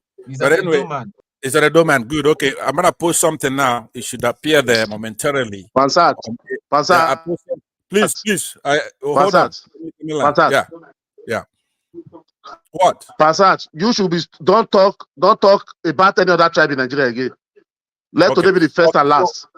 Okay? One man, forefathers, can you mute him Don't now? ever talk about any other tribe in Nigeria. Talk about only your tribe. If nobody can talk about your tribe, okay? Aren't you gonna mute the guy?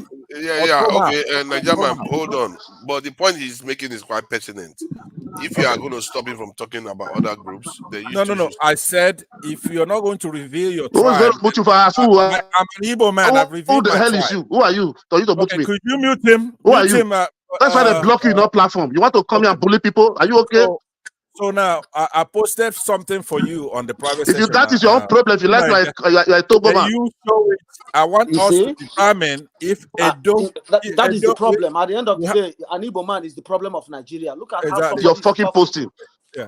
Fuck her with your posting, man. Who is posting that? Fulani is not a problem. Edo is our problem, right? Edo, because I want all Igbos now to. I want to show. What kind of statement is that? You want to talk. What is my tribe going to do with what you want to talk? So nobody should talk about your tribe. Are you talking about other people's tribe? You know, calling people minority. Right? What's wrong with you? Me. Now, when I turn around and go caustic, then you're gonna start using your moderation.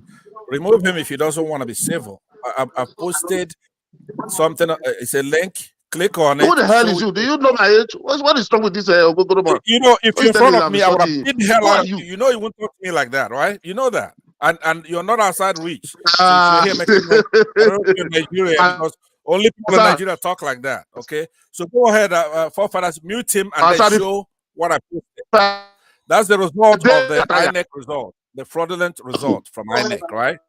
I want Igbos right now to understand that Edo is not what all that trouble that we're going through with them, right? They're always disturbing us because they supported Peter Obi, right? Here's the result of the election. Please post it. Let's see what we got from Edo State. Let's make a decision. Are they worth all that headache? I don't think so. Right? What are you now, talking about? It's unfair to say. Actually, what are you going on about? Please, can you post what I posted on there? It's a tool. Please, they gave us. We cannot even Peter Obi vote. Yeah, thank you. But I'm saying that it's not the next election, you want to win one polling unit. I'm saying we are about to crowd. We cannot win one polling unit in next election. Write it down. We cannot come to a door in again because the one we do, we regretted it. We regretted it 100%. Obi cannot come to Edo State, mark it down, mark today down, and we want polling unit in Edo State. Again, Nigeria, don't fall for people like Pansa. That's what he wants to do. Whatever. Post the result of the election. It's a fraudulent election. Pansa wants to turn you tribal. That's what he wants to become. Look, he has just succeeded in becoming that. No, exactly. That's what I'm saying, right? I'm saying to you now, Nigeria man, keep your Edo. We don't want you. Keep it. You're not worth the trouble. What do you say? Let me land now. When you say you don't want him, are you talking in whose capacity? on my own. I'm not talking about P2B. I'm talking about me as a Biafran. The Right? German does not represent all Let me make my case, please. Here's what I'm saying. We don't need it because they're not worth the trouble. They've got one state, right? Edo State. Half of it is Muslim, right? Northern kind of people, right? Now, of course, you do have some that are our people. I don't know if it's South or whatever it is, right? Now, those people should not pay any mind to what I'm saying to Niger man, who sounds like a Yoruba guy anyway. I don't know where the hell it's from, but let's say it's Edo. I'm saying to you, keep it. Don't support anything Igbo support. Don't support Biafra. Get the hell out of here. You got 300,000 people. Abia alone has more votes. I have more people in my village than your state. So when you come here and you're exalting your monarch, we're not monarchists, we're Republican. We have nothing in common. Go ahead and worship your Oba or whatever, but don't insult our people, including our freedom fighters, like somebody like Nnamdi Kanu, or our elected leaders. Those are elected people who go abide by the Constitution. You and your monarch and all that, that's your thing. It's not mine. We don't have stuff like that. So when I was gone here and I was listening in, this Niger man is coming here, beating up on Steph, who doesn't have energy to sit up. I don't know if he's sick. Now, if you're sick, I'm sorry before what I'm about to say, right? But you're sitting there, milk toast, unassertive, spineless, while that boy is beating up on you. And then when it comes to Igbos, you start talking nonsense. You could sit there and talk all the nonsense you want, because what's going to happen to you? You're an Igbo man. You have license to talk anyhow you want. But sit there and have that Niger man, because what point 6 are months you ago, making? 6 months ago, you couldn't even come on this platform and talk because they were beating up on you. I'm the one who came here and cleaned it up, including this forefathers guy that I don't know where he's from, right? You see him turning the tribes against one another, but he will never tell you where he's from. What point are you making? And then on top of that, tone, right? You served in Nigerian army. You keep running your mouth like that. Let's say you're in this America. The first thing somebody will do is to slap the hell out of you because of what Nigerian soldiers are doing in Nigeria. Do you think you exalted because you're Nigerian army, right? You're not professional. Now you want to sell your people out. You have a Nigeria is a scam here. At least making sense. Who wants division if it's not forced on us? Nobody wants division. It's our country. Which is the difference between me and Nnamdi Kanu, by the way. Let me just tell you what it is. There's a difference between me and Nnamdi Kanu and Simon Ekpa. It's our country. We got independence, right? It's our country. We're not gonna leave it for anybody. We're gonna deal with them. We're gonna remove these corporates who mostly are not Nigerians. It's our country. So talking about succeeding and for Biafra is the whole thing. If they want democracy, then we have democracy. We have a constitution, but if not, then we have to fight. Now, people like this Nigerian, who could take him over in a day and be in the mop-up operation, but he's here running his mouth. Are you serious? I'm very serious. You didn't need to stop.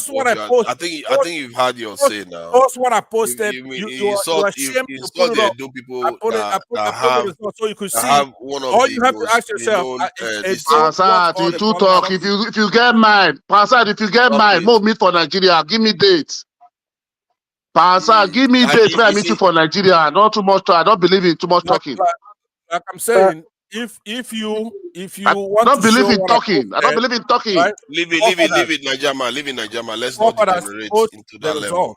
Post the results right now of the fraudulent election. Pasad, enough. No, post the results. Everybody to see why we have to suffer with the Edo people, right? I got my village is bigger than the point? People. Because you have more population than we don't have Edo. to make the nonsense What from is the either one of point? you guys, because you cannot do anything anyway. You're supposed to shut your mouth, no matter. Proportionally, the Edo people gave P2B over 50% of the vote. Sure. Whether they are large or not, larger than Imo or not, they give P2B over 50% of their vote. And for you to be just maligning them, hold on. For you to be maligning them, sometimes I wonder whether you are an Obi supporter even. And some of you may even lose P2B votes more than you gain P2B because of the way you talk. I'm a Biafran. I'm not a Peter Obi. I'm not looking for Peter Obi. No wonder you're not his supporter. So you want to destroy his. I'm looking for people like you You just Okay, come then look, around saying stuff. Forefather, You are suppose the actually result So, of the damaging election. Father, you now know why we are quiet. Because you know Sat is not P2B's fan.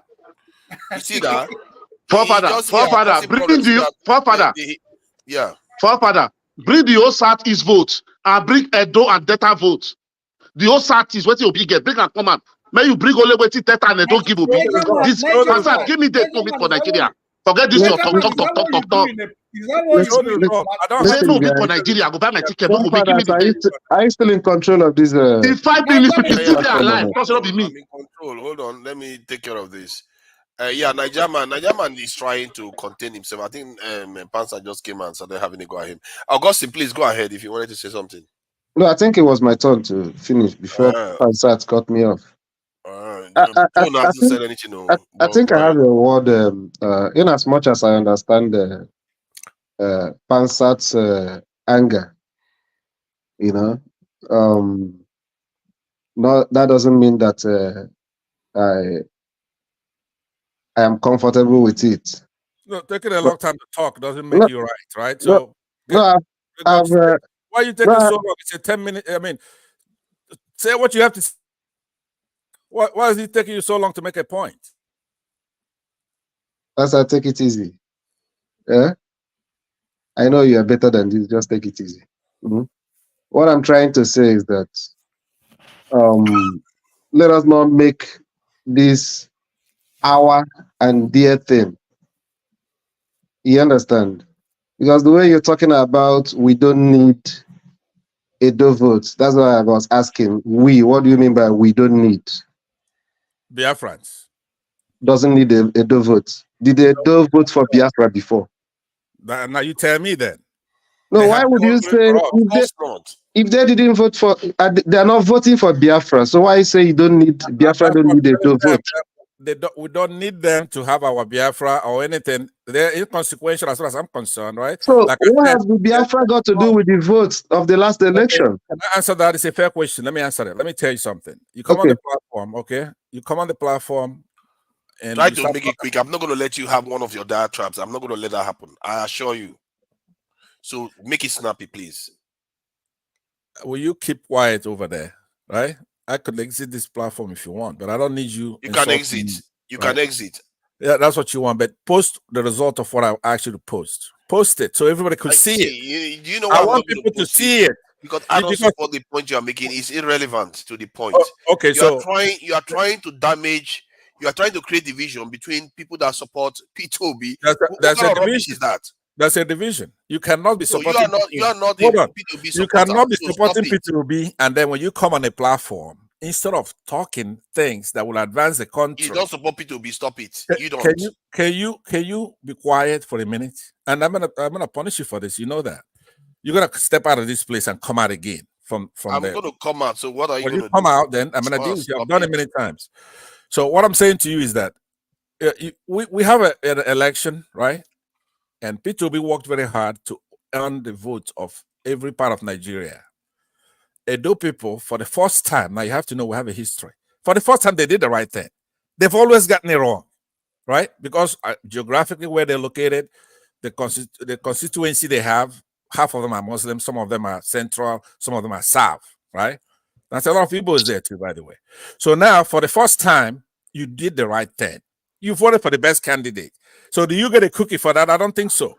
You did the right thing. You voted for the good candidate. Not asking for a that cookie. does not give you a license. Okay, we are done. Okay. Who's next? That does not give you a license to come on a platform. We are done. Okay.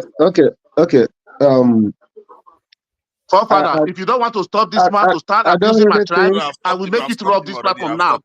I will make this platform rough now that it will not contain anybody. You have to shut it down. Yeah, I don't really think I will it's make fair. it rough now that everybody has to sign out. See, Nigerian man, I've already said Nigerian man, wait. I don't really think. Can I talk now? Yeah, please go ahead. I don't really think it's fair. You know, the narrative that is being created around here. Let me just be specific by Pascal, because I'm trying to understand, that the connection is trying to make between Edo should not, or some people, they don't need some people's votes. Is he the one that needed their vote before? Peter Obi ran for election and people voted for him. The people that voted for him, maybe from Edo State, did they vote for Peter Obi because of Biafra? Or are they voting for Peter Obi because they believe Peter Obi can do the job? And that's what I thought. They voted for him because he can do the job. They don't vote for him because an Igbo man. If he's somebody like Ojus or Carlo that was contesting, if I'm in Nigeria, I wouldn't have voted for him. I do apologize. You see what I'm talking about? And that is wrong. You don't make such statements, and that brings to bear what the other guy said. Are you making such statements? I'm coming to, just give me one more minute. Are you making such statements to hurt Peter Obi, or you are making it to benefit him? Exactly. Are you saying such things because you believe that, okay, if Peter Obi got 6 million votes in the last election, that those 6 million votes was not made up of one vote from one man individually? And now you're saying, okay, you don't need some of the people that casted that vote for him. What is the rationale? I don't even understand where he's coming from. That's his opinion. That's illogical. That is why I would never. Can I take my turn? And if you claim, if you are acting that the rational thing to do, if you say you're supporting Peter Obi, and you are an Igbo person, you are supporting Peter Obi because Peter Obi is an Igbo person, you are not different from the problem that Nigeria have today. Thank you. God bless. As far as I'm concerned, if you are an Igbo person, and the only reason why you are supporting Peter Obi is because Peter Obi is an Igbo person, you are worse than the people that voted Tinubu because Tinubu is a Yoruba person. Sorry. That is my. I'm coming. Don't cut me. Don't cut me up. Yeah, that is number one. I want you to and number two, if you genuinely supported him because you believe he's the best candidate, don't say things he cannot say to voters. Don't do things he cannot do. I'm sure that Peter Obi cannot come here later this month and tell anybody from Nigeria, I don't need your vote again. Okay, let me respond now. I didn't bring him back to respond. So some other person please, Pastor, let me speak, please. So he stopped. Please go ahead. Let me speak. Then you get. So, Steph, I am disappointed with you with your reaction because you had a constant tone when Stone made a statement, and you exactly what you told Stone is what you've gone back to justify.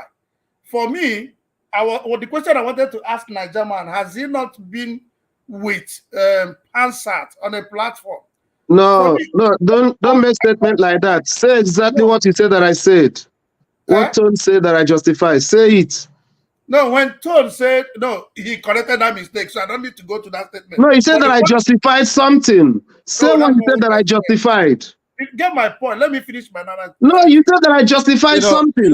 You know, Steph, you're quite annoying. You justified what you corrected. You're nagging all the time. That's what I said. You don't have any hold on. Right? I was never on the same page with Tone on that issue. So why would you say that I justified it? You ended up giving air to Pansat when he made the same statement. You were saying that we shouldn't give air to. That's what I'm saying. I'm not saying that you got that point. So get what I'm saying. I'm saying when Tone said that, he was like, Pansat is not speaking for us. Exactly. Now, I'm not speaking for Peter Obi, and yes, I made it very clear. Hold on. Are you speaking for the Igbos? Pansat, hold on. Let me make my point. Hold on, Pansat. Hold on. Augustine, are you done? No, I'm not done. Augustine, sorry for I misunderstood what you said before. Let's allow Augustine to finish, please. Yeah, you're avoiding me. Pansat, hold on now. You've said your piece. Let Augustine have his own go to, please. Thank you, Pansat. Pansat, thank you. When do I get to talk? Why are you thanking Pansat? I'm the one fighting him to let you talk. You're thanking him. You've been thanking me. What kind of wahala is this one? I'm here fighting for his time and he's there thanking Pansat. Pansat wants to eat your time. You're just jealous. Pastor wants to eat your time for lunch and you're attacking him. Yeah, so my address goes, Nigerian, please don't, when people get you worked up, you don't need to react immediately. And if you know, the first thing you do is to read people's psychology and follow them. If not, they'll just get you worked up and you say what you are not supposed to say. This is the point I want us to. In as much as we're here, if you're worked up over a situation, you better keep quiet or go out and come back again, because we know each other here, and we've been able, from some of us that have been here often, we've been able to know the psychology of some people here. And I understand every person. When you come from your point, I understand you. But sometimes we should also know that we address the whole world, and we address people. Somebody that have never heard us before will listen to what you've just said, and we begin to conclude with what you've just said without knowing where you're coming from. So that's when we talk here. Let's not just limit this conversation that it's just between us. It goes farther than we imagine. Okay, that's true. Hold on. I need to address this as an emergency statement here. What boom boom Ray? What does that mean? Even forefathers? What is that supposed to mean? Am I not this thing grouped as Jonaba and all the rest? Why is it me even? See, I have to give it to Jonaba. When he came here, almost everything he said, it seemed a little bit prophetic. He said something about somebody that was leaning towards voting for P2B being discouraged because of a P2B supporter's behavior. And it's similar to what Pastor just went on to do. Like, they literally voted for P2B over 50%. And just come here and start rubbishing them. Because of what? He didn't do anything wrong. You know, the person that you should be having a go at, it was Tone. And he didn't even have a go at Tone. Tone was the one that said something very, very inflammatory. And I'm sure it's because of this type of behavior that he sees. That's why he was saying those things out of frustration. Because I noticed that Tone went on to say something about some Southeasterners act as if they are the only ones that have problems or something like that. You can see that's where it's coming from. That's why he made that statement that he made. And Pansad is a symbol of what that represents. He comes on every panel and just does this thing. See, Pansad, you are very charismatic and all the rest of it. But this thing that you do is actually quite poisonous. Because you stunt conversations, you divide people along tribal lines. And maybe sometimes religious line, but you don't do the religious one that much. So if you can tone this down, I would really appreciate that. Okay, fine. I hear you. But now, I'm only going to be here maybe another 4-5 minutes. I have a date, and I intend to fulfill that date in a minute here. We have a guy here, Niger. It's a scam. It's a true, brave Biafran, right? Nigeria belongs to Biafra. We found independence. Our forefathers found Nigeria. It's like me. I have 2 cars or 3 cars, right? I'm driving one. Whatever I want to do with the other car, maybe I give it away, right? Maybe I keep it. Just because we're talking about Biafra doesn't mean that we don't know Nigeria belongs to us, which we're going to take it by force if we have to. Right? So what I'm saying to you is I don't come here to talk about clan. I'm a Pan-Africanist. All this clannishness, small minorities especially. You hardly see Wazobia actually come on a platform fighting a Yoruba man, an Igbo man, or a Hausa man. It's usually this Edo people, right? It is little clans here and there, where we have more Igbos in their enclave than they even have indigenous, right? The clan is small. But what they do is they ignore the Hausas and Fulanis who are their problem. And all they want to do is to be abusing Igbos. And you have Steph and people like that want to make friends. Right? You want to you like Tone, peer pressure. That's why teenage girls get pregnant. Right? Because they want to be like the other girls. Or teenagers smoke cigarettes or weed, Indian hemp. Because you want to belong. You want to, like Tone here. You want to be accepted here. Now, Tone has gone through the metamorphosis, right? He came in here first. He was cool. Forefather. I was happy that he was here. And then he was friends with forefathers. And then he became his own man. One day I was watching this thing here, and he told forefathers. Please, will give me time to reply this man, Not that we just show me. Okay, so when you have this Edo people, and they have always have this accent, especially the Edo people that have that accent that Niger man has, indistinguishable from the Yorubas, right? They are so jealous. They're not Wazobia. But one thing I want you to know, Okay, when it comes to I asked that Wazobia, this right? Let me should tell be you toned something. down. It's not voluntary, right? You're either a Wa, or you're a Zo, or you're a Bia. You hear what I'm saying? It's not up to you. So you have to pick one of those three. Unless you don't want one Nigeria. If you want one Nigeria, that's only Wazobia. You don't have Wazobia Edo. There's nothing like that. Okay, So enough, as far as enough, Wazobia is enough of this concerned, tribe talk. Najaman, you are a Yoruba boy. Pansa, Right? I think enough, please. I'm tired of this. This I is know, the but let me land now. Can I hold land? on, Pansa, stop it. Stop it. I'm tired of this. I'm gone. Bye. We shouldn't be entertaining this type of discussions. Go to Actually, hell. when we are trying to help a country, this guy is just out here causing divisions all over the place. Because if somebody from other parts of the country watch some of the way he talks, they'll be like, what is the point of coming here? Forefather. Can I come in now? Najaman, please, before you reply him, I want to ask you a Forefather, question. it's my turn now, B. Yes, you but need let to me put your ask you a camera question. on. You need to put your camera on. Please, Augustine, you wanted to ask a question or something? Yeah, Najaman, I want to ask you a question. Go ahead. Najaman, you don't just go that way you want to go. Address your issues, because the way you are going now, Can I talk? I don't have my camera. I don't have my camera. Yeah, I said just present your own issue. Don't go down with Pansat. I just plead with you.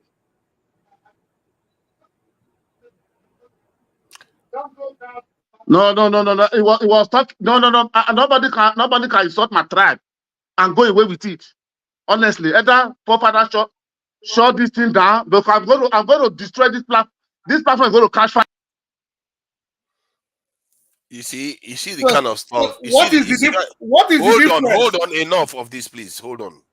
You see, this is kind of stuff we do.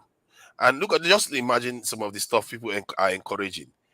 Sometimes these things can get out of control. They encourage pastors to carry on saying these things. I just because of entertainment, you create this type of poisonous, toxic environment where people see each other as one is better over the other.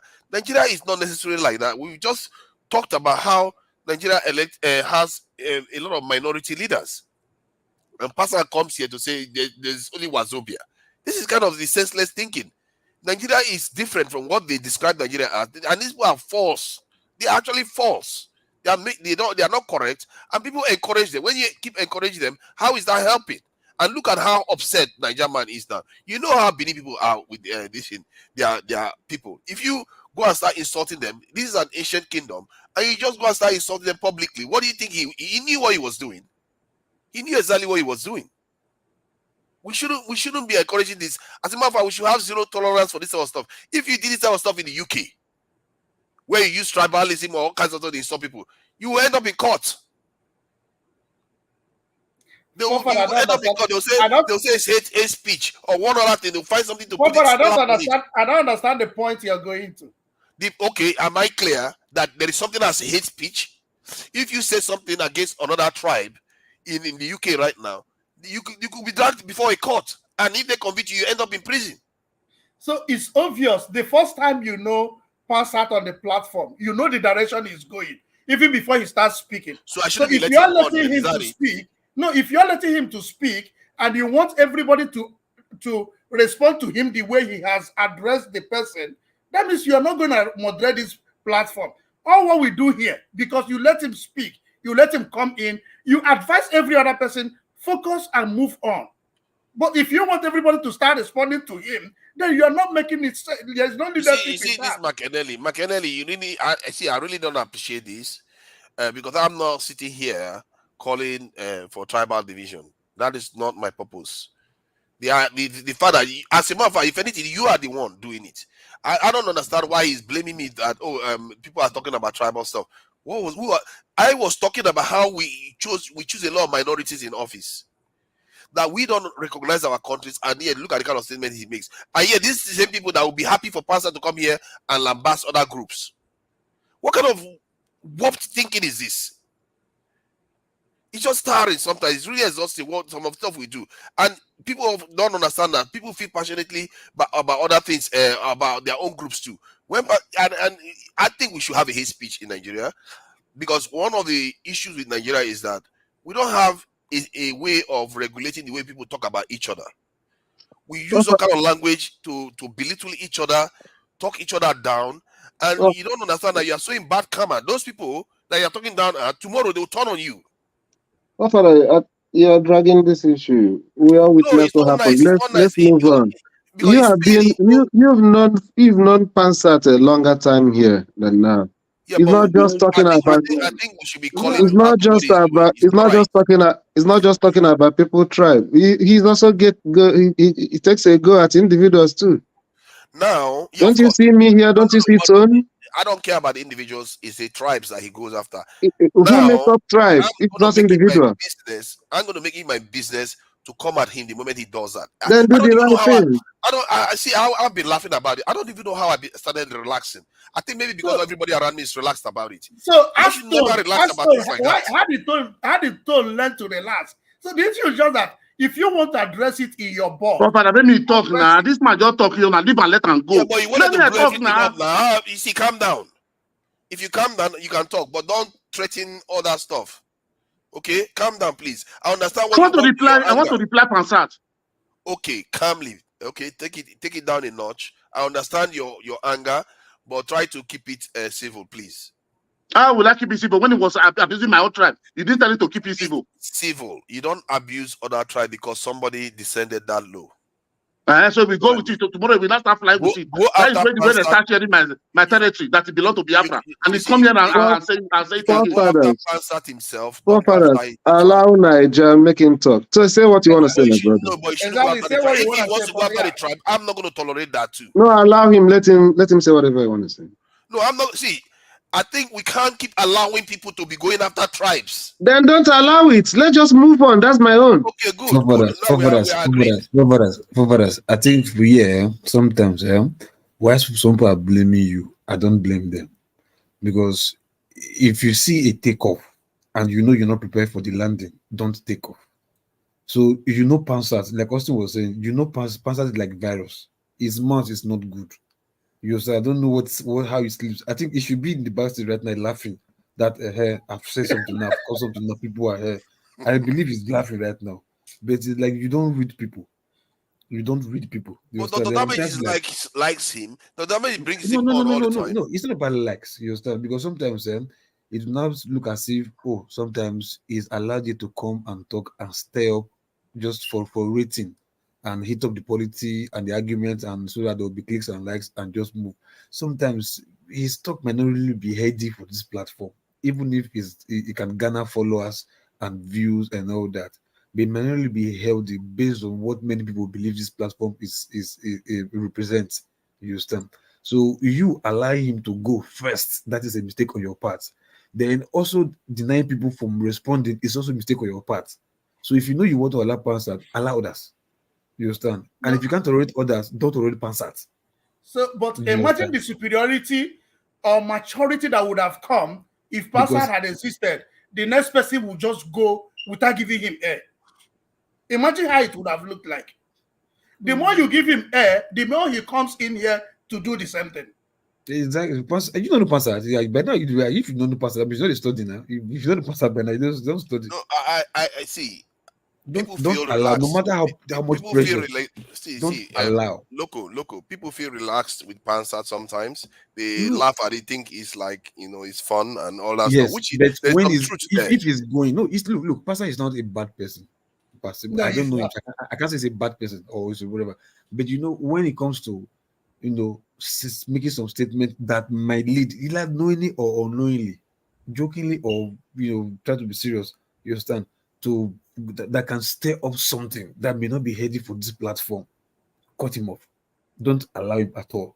Even if he's smiling, he's laughing in his face, that it sounds it's not serious, that it looks he's joking.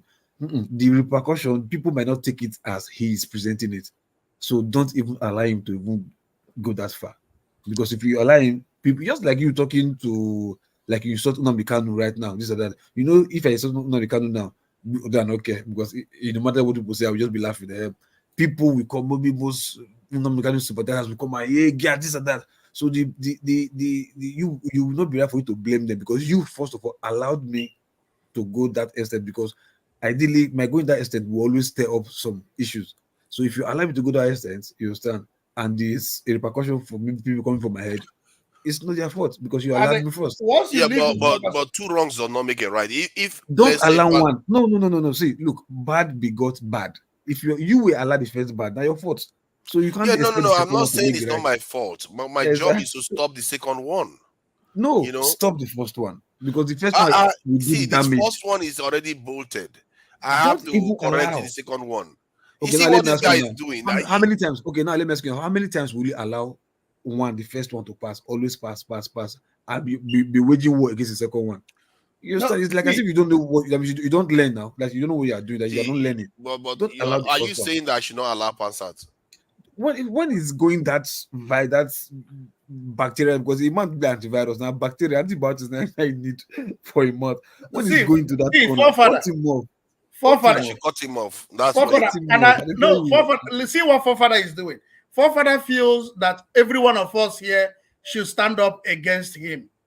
But the problem we have is that because you and your crew have allowed him, all of us have learned how to stay with him and how to ignore him. Exactly. So that's the point. No. Maybe you have a point, but I think to be fair, I'm not expecting everybody to turn on him, but I don't think we should encourage him too, because The sometimes I feel encourage like some people is are you encouraging allowing him to now. carry on. See, No, now you people get try knife. to avoid him. Now you get yam. Now you get knife. Now you get yam. So when it comes to encouragement, you are the first encourager first, because now you get knife. Now you get yam. Local. So See, this thing that you do. If I heard you, you move from that you see, South London, let me wherever put you it are in deeper. London, You will not. you are going to go to the You other put it. side of London. You See, give this a, thing that you are give a doing, full you know name. what Loco is doing? I should correct something before it happened. Exactly. I don't understand. Why How is am I this supposed rocket to be science able not to to do understand? that? Okay, can we move on Do I now? read minds? I don't read minds. Let's Study, move on. study, Let's move study, on. study, Okay, study, study, study. so now, I think there was this. We should be rounding up. To be fair, this is Sunday now. If not because of Yeah. Tone, all these people have gone to bed. It's still Let's now could be surprised though. Tone. So you said Dr. Dameji pays Tone to stir up controversy and bring Why would he more do that? likes. No. Is that why Tone is Tone? the Is that last why person to Tone do brought that. everybody back to get more likes? Nah, no, Tone is the last person to stir up that kind of stuff. He comes here, speaks his mind. Whenever he's frustrated, he just lashes out. So that's what he does. So I speak the truth. You came late because today is Sunday. We are rounding up. So I will allow you to just chime in on the conversation. I will allow Tone that started this late episode to close it out. I pray that he will start again. I've been listening in the background, and I think it is fair. I agree with that. What everybody says. Parasite is, and Steph, please forgive me because I'm going back to what you said. We should move away from. I think Loco is right. Steph is right, and you're right. There's no way you can preemptively stop someone without looking like you're taking sides. But at the same time, we need some kind of decorum. And like Local P said, if we see anything that's going to stir up controversy and make people offended, we have to stop it. But at the same time, we need a balance. Not everybody is going to be like Tone. Not everybody is going to be like Local P. Pansat, as nutty, and this is with all due respect, as he comes across, still deserves his right to express himself. Believe it or not, there's a lot of people that share Pansat's view on how he thinks and how he talks. But at the same time, like you said, we have to still also be careful because a lot of people can be impressionable. Let me tell you, yesterday when you had us backstage, there was only Local P left, AY left, I think Steph went to sleep, and it was just me and Panzer. Bassett actually made some crazy accusations on me, and he said, "You and Local P are familiar that I said I hated Igbos." And I was like, "How?" Because he was trying to get to know if I understood Igbo or not. And I would not respond to certain things he was saying. And I just kept staring at him. And he said, "Well, if you don't respond, that means you support the Fulani jihadists and you this." And dude, I had to run away.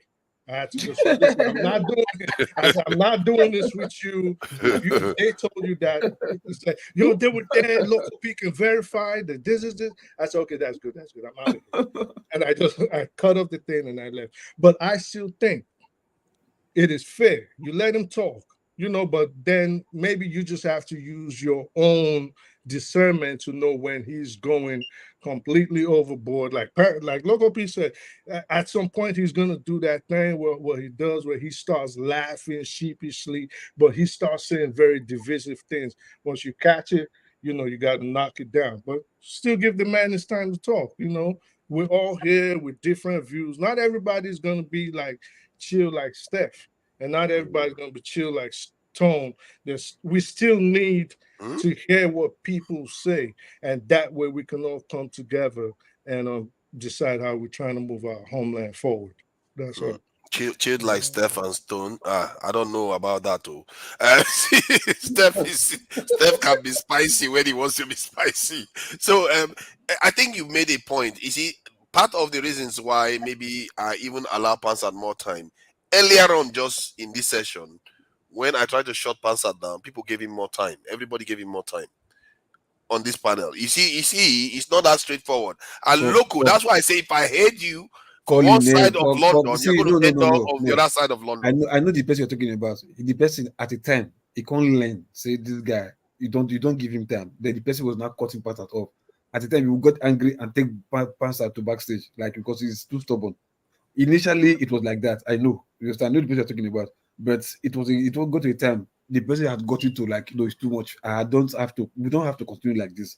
That Pansat, if you want to be arguing like this, tell me that you want to come as a guest, then I can give you the time to do all this, whatever you want to do. But to come as one of the panelists, no, I can't give you that time. And since then, Pansat started, humbling himself when that person is anchoring. But if it comes to this type of, buzz period, no, Pansat is like a virus. Virus.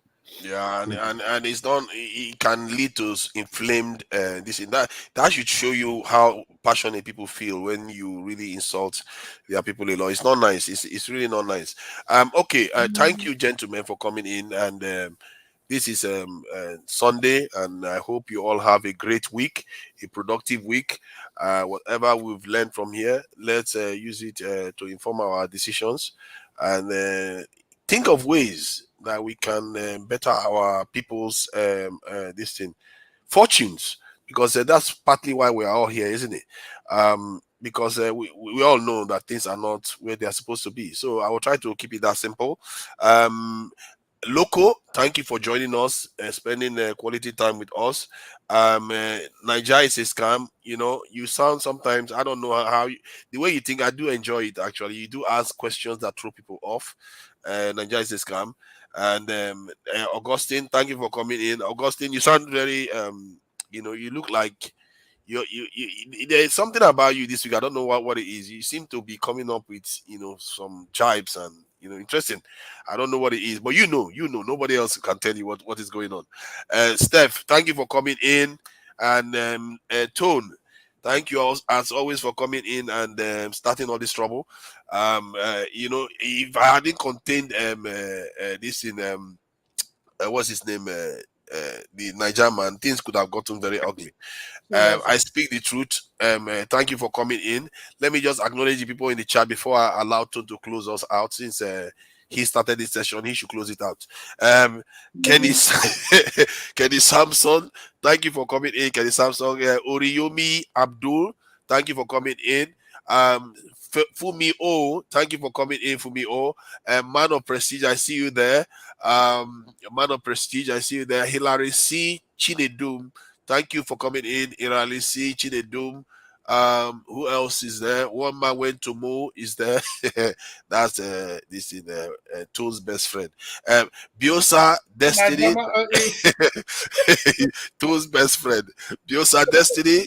Thank you for coming in. I see you there, Biosa Destiny. Who else is there? Young One. I see you there, Young One. Okachaten. Thank you for coming, Okachaten. Boom Boom Ray. Yeah, you are the one I was saying, even forefathers. Oh my God. It's all right. I would take that. Okay. Tone, you're also in the chat. Thank you for joining us. Forefathers. Lastly, for those that do not know, I served in a department that works very closely with intelligence in the army. Niger is a scam. I want you to swear by God that you're not Kenny Sansom. I know you're Kenny Sansom. I just confirmed. I just saw something now. I just confirmed. So, but it's all good. But it's good that I see your face now. You came as Niger as a scam on here, but you're Kenny Sansom. That's Kenny Yeah, Sansom, yeah, man. yeah. I've got him. I've got him. I've got him already. So, but it's all good. It's all good. Bless you, my brother. Oh my God, man. Just like Mr. Tone, one day please you hold will on, unravel hold on one second. who No, you are forefather is. just not that be giving me trouble all this while. Hold on one second. Hold on one second. Hold on one second. Please. I am original traditional person. I don't have English name in my name ever. In my family, we don't have English name. Yeah, I but can never give Kenny myself an Sansom, English name. I don't believe in English people. I don't believe in Can as I much tell as you I how? live in America. Can I tell you how can I tell you how I know? Hold on. I don't care. Hold on. I don't care because you are not saying the truth. I'm not killing. Okay. I don't even type.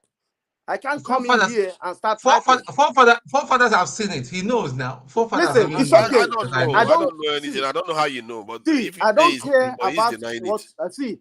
I don't care about what you think or what you feel. I'm just telling you. If I'm there, I will tell you. You can't do nothing, right? So what I'm saying is, it's not me. Okay, I don't have English name, and when I come here, I don't type. Why should I be typing when I'm here? Whatever I'm gonna type, I will say it right here. It's all good. It's all Thank good. you. It's all Thank you. good. Thank It's all you. good. It would So have been nice why? to meet I the mean, I'm a Sandstorm realistic anyway. person. Okay. Thank you. Thank you. Oscar Blackstone, thank you for coming in and the donation. Forefathers, Oscar I think Blackstone. it's true. You know why? Because the person is still typing why the Nigeria's scam hand was still moving, and the person is still typing message, dropping message. Okay. The Maybe it's not him. Nigeria was still moving when he was talking just now, and the person still dropping message. That is Okay, so it's a different person then. Okay. It's all good. Tone, you are just causing all kinds of trouble today. It's okay. You're going to close us out today. What a man of prestige is praising you. Yeah. Thank you, man of prestige. I appreciate it. It doesn't come off from him. Wachiku, thank you for coming in. Thank you, Wachiku, for coming in. Toad is also there. And let me just call out the people that donated. George, Alexander Gomez, as always, One Nigeria, Kulata. Thank you for the donation, Alexander Gomez. Thank you for the donation, as always donating. Kulata is donating, though. Hey, Kulata is donating. Let's not forget, the guy is donating all the time. Kulata, Olumide is there with his Canadian dollars, and Alexander Gomez with the American dollars again. Igbo Basics, Igbo Basics was here. Thank you for the donation, Igbo Basics, American dollars, and one man went to Mo. Royal Pounds, the Royal Pounds. That's what the Royal Pounds. That's what you used to do it. EJDs. I don't know what that means, but thank you for the donation, and that is Euro. Alexander Gomez, thank you for the donation. Wow, there's a lot of donation today. Alexander Gomez again, and one man went to Mo. George Bush, Blue Shell. George Blue Shell, I see you there. One man, one Nigeria. I see you there too. One Nigeria, and Kulata again. Chibike Ichendo. Thank you for the donation. Kulata again. Kulata is really putting his money where his mouth is. So whenever he wants to say something, he puts money on top of it. Then Oscar Blackstone, thank you for the donation. And now for the closing tone, please close us out. And I appreciate your time here. Thank you.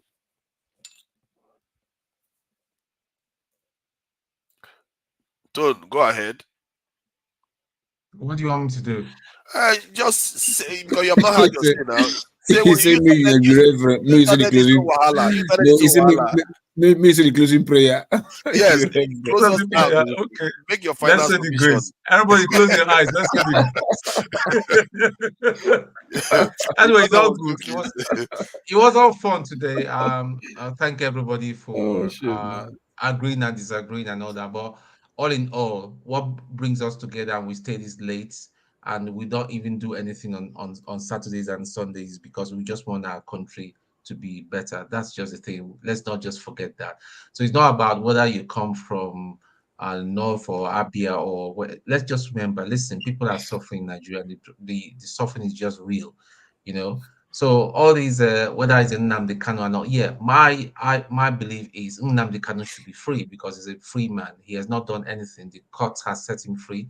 Let him go. Let Tinubu government just release him and let the man go as they have released Yele and all that. They should release Nnamdi Kanu as well. And I will urge everybody to go. There's something I'm going to share maybe next week, and if we can publish it and all that, go. It's on YouTube, and Sunday Igboho was talking about how they came to his house. Man, he wasn't the guy is traumatized. They really came for him very, very. I don't know how he managed to get out, but he wasn't nice at all, you know. So again, you guys have a great week ahead, and God bless. Thank you for the nice closeout. Just go through these baby steps of pain. Baby step of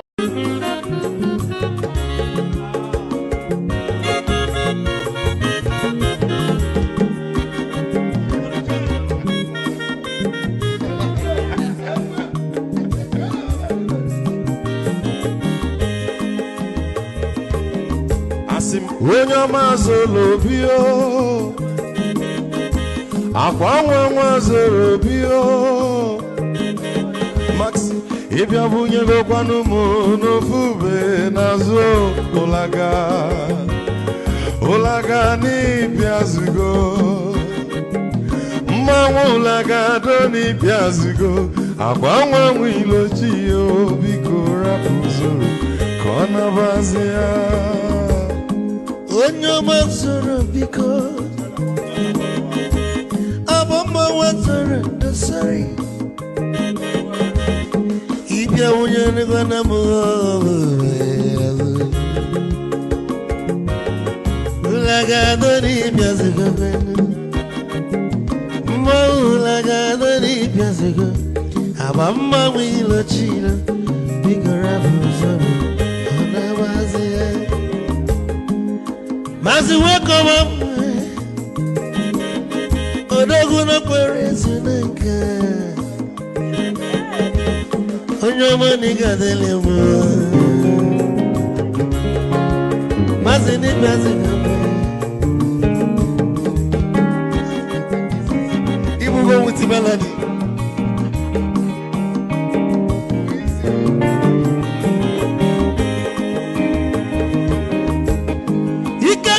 Where'd you fall? Odogu na chala noka. Is he one them nigga delemo?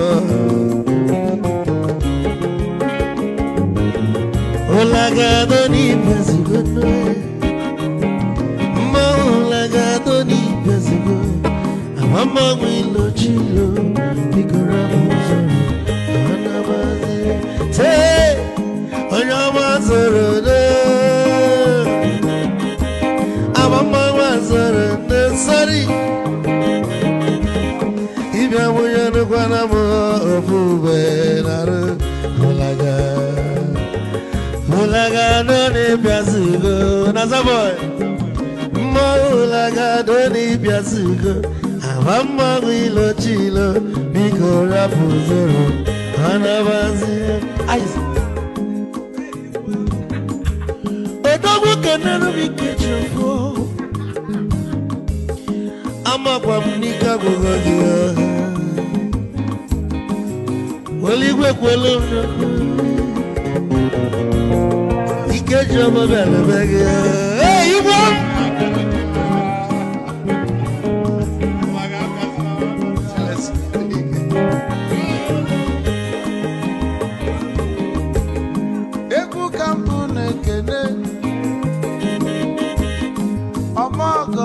So Chukwu Mekalumo Ike Chukwu Negaji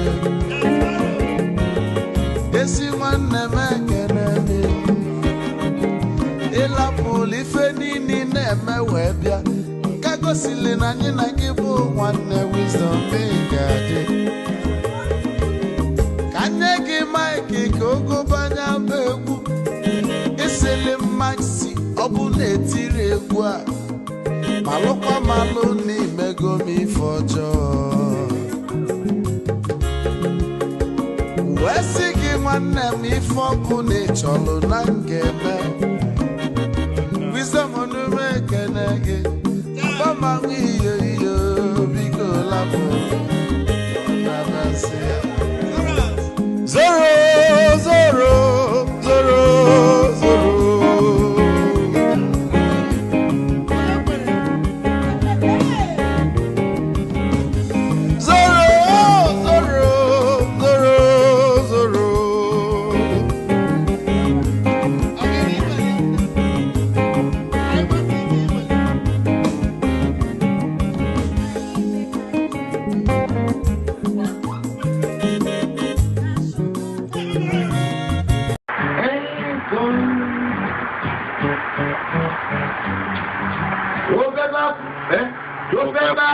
tó fẹ́ kú torí ẹ̀. Tó fẹ́ kú torí ẹ̀ o.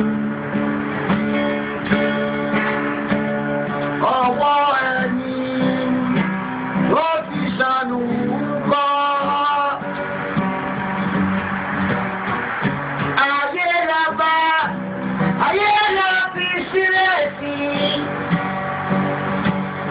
Lọ́nà èyí yóò. Because you let him speak, you let him come in, you advise every other person, focus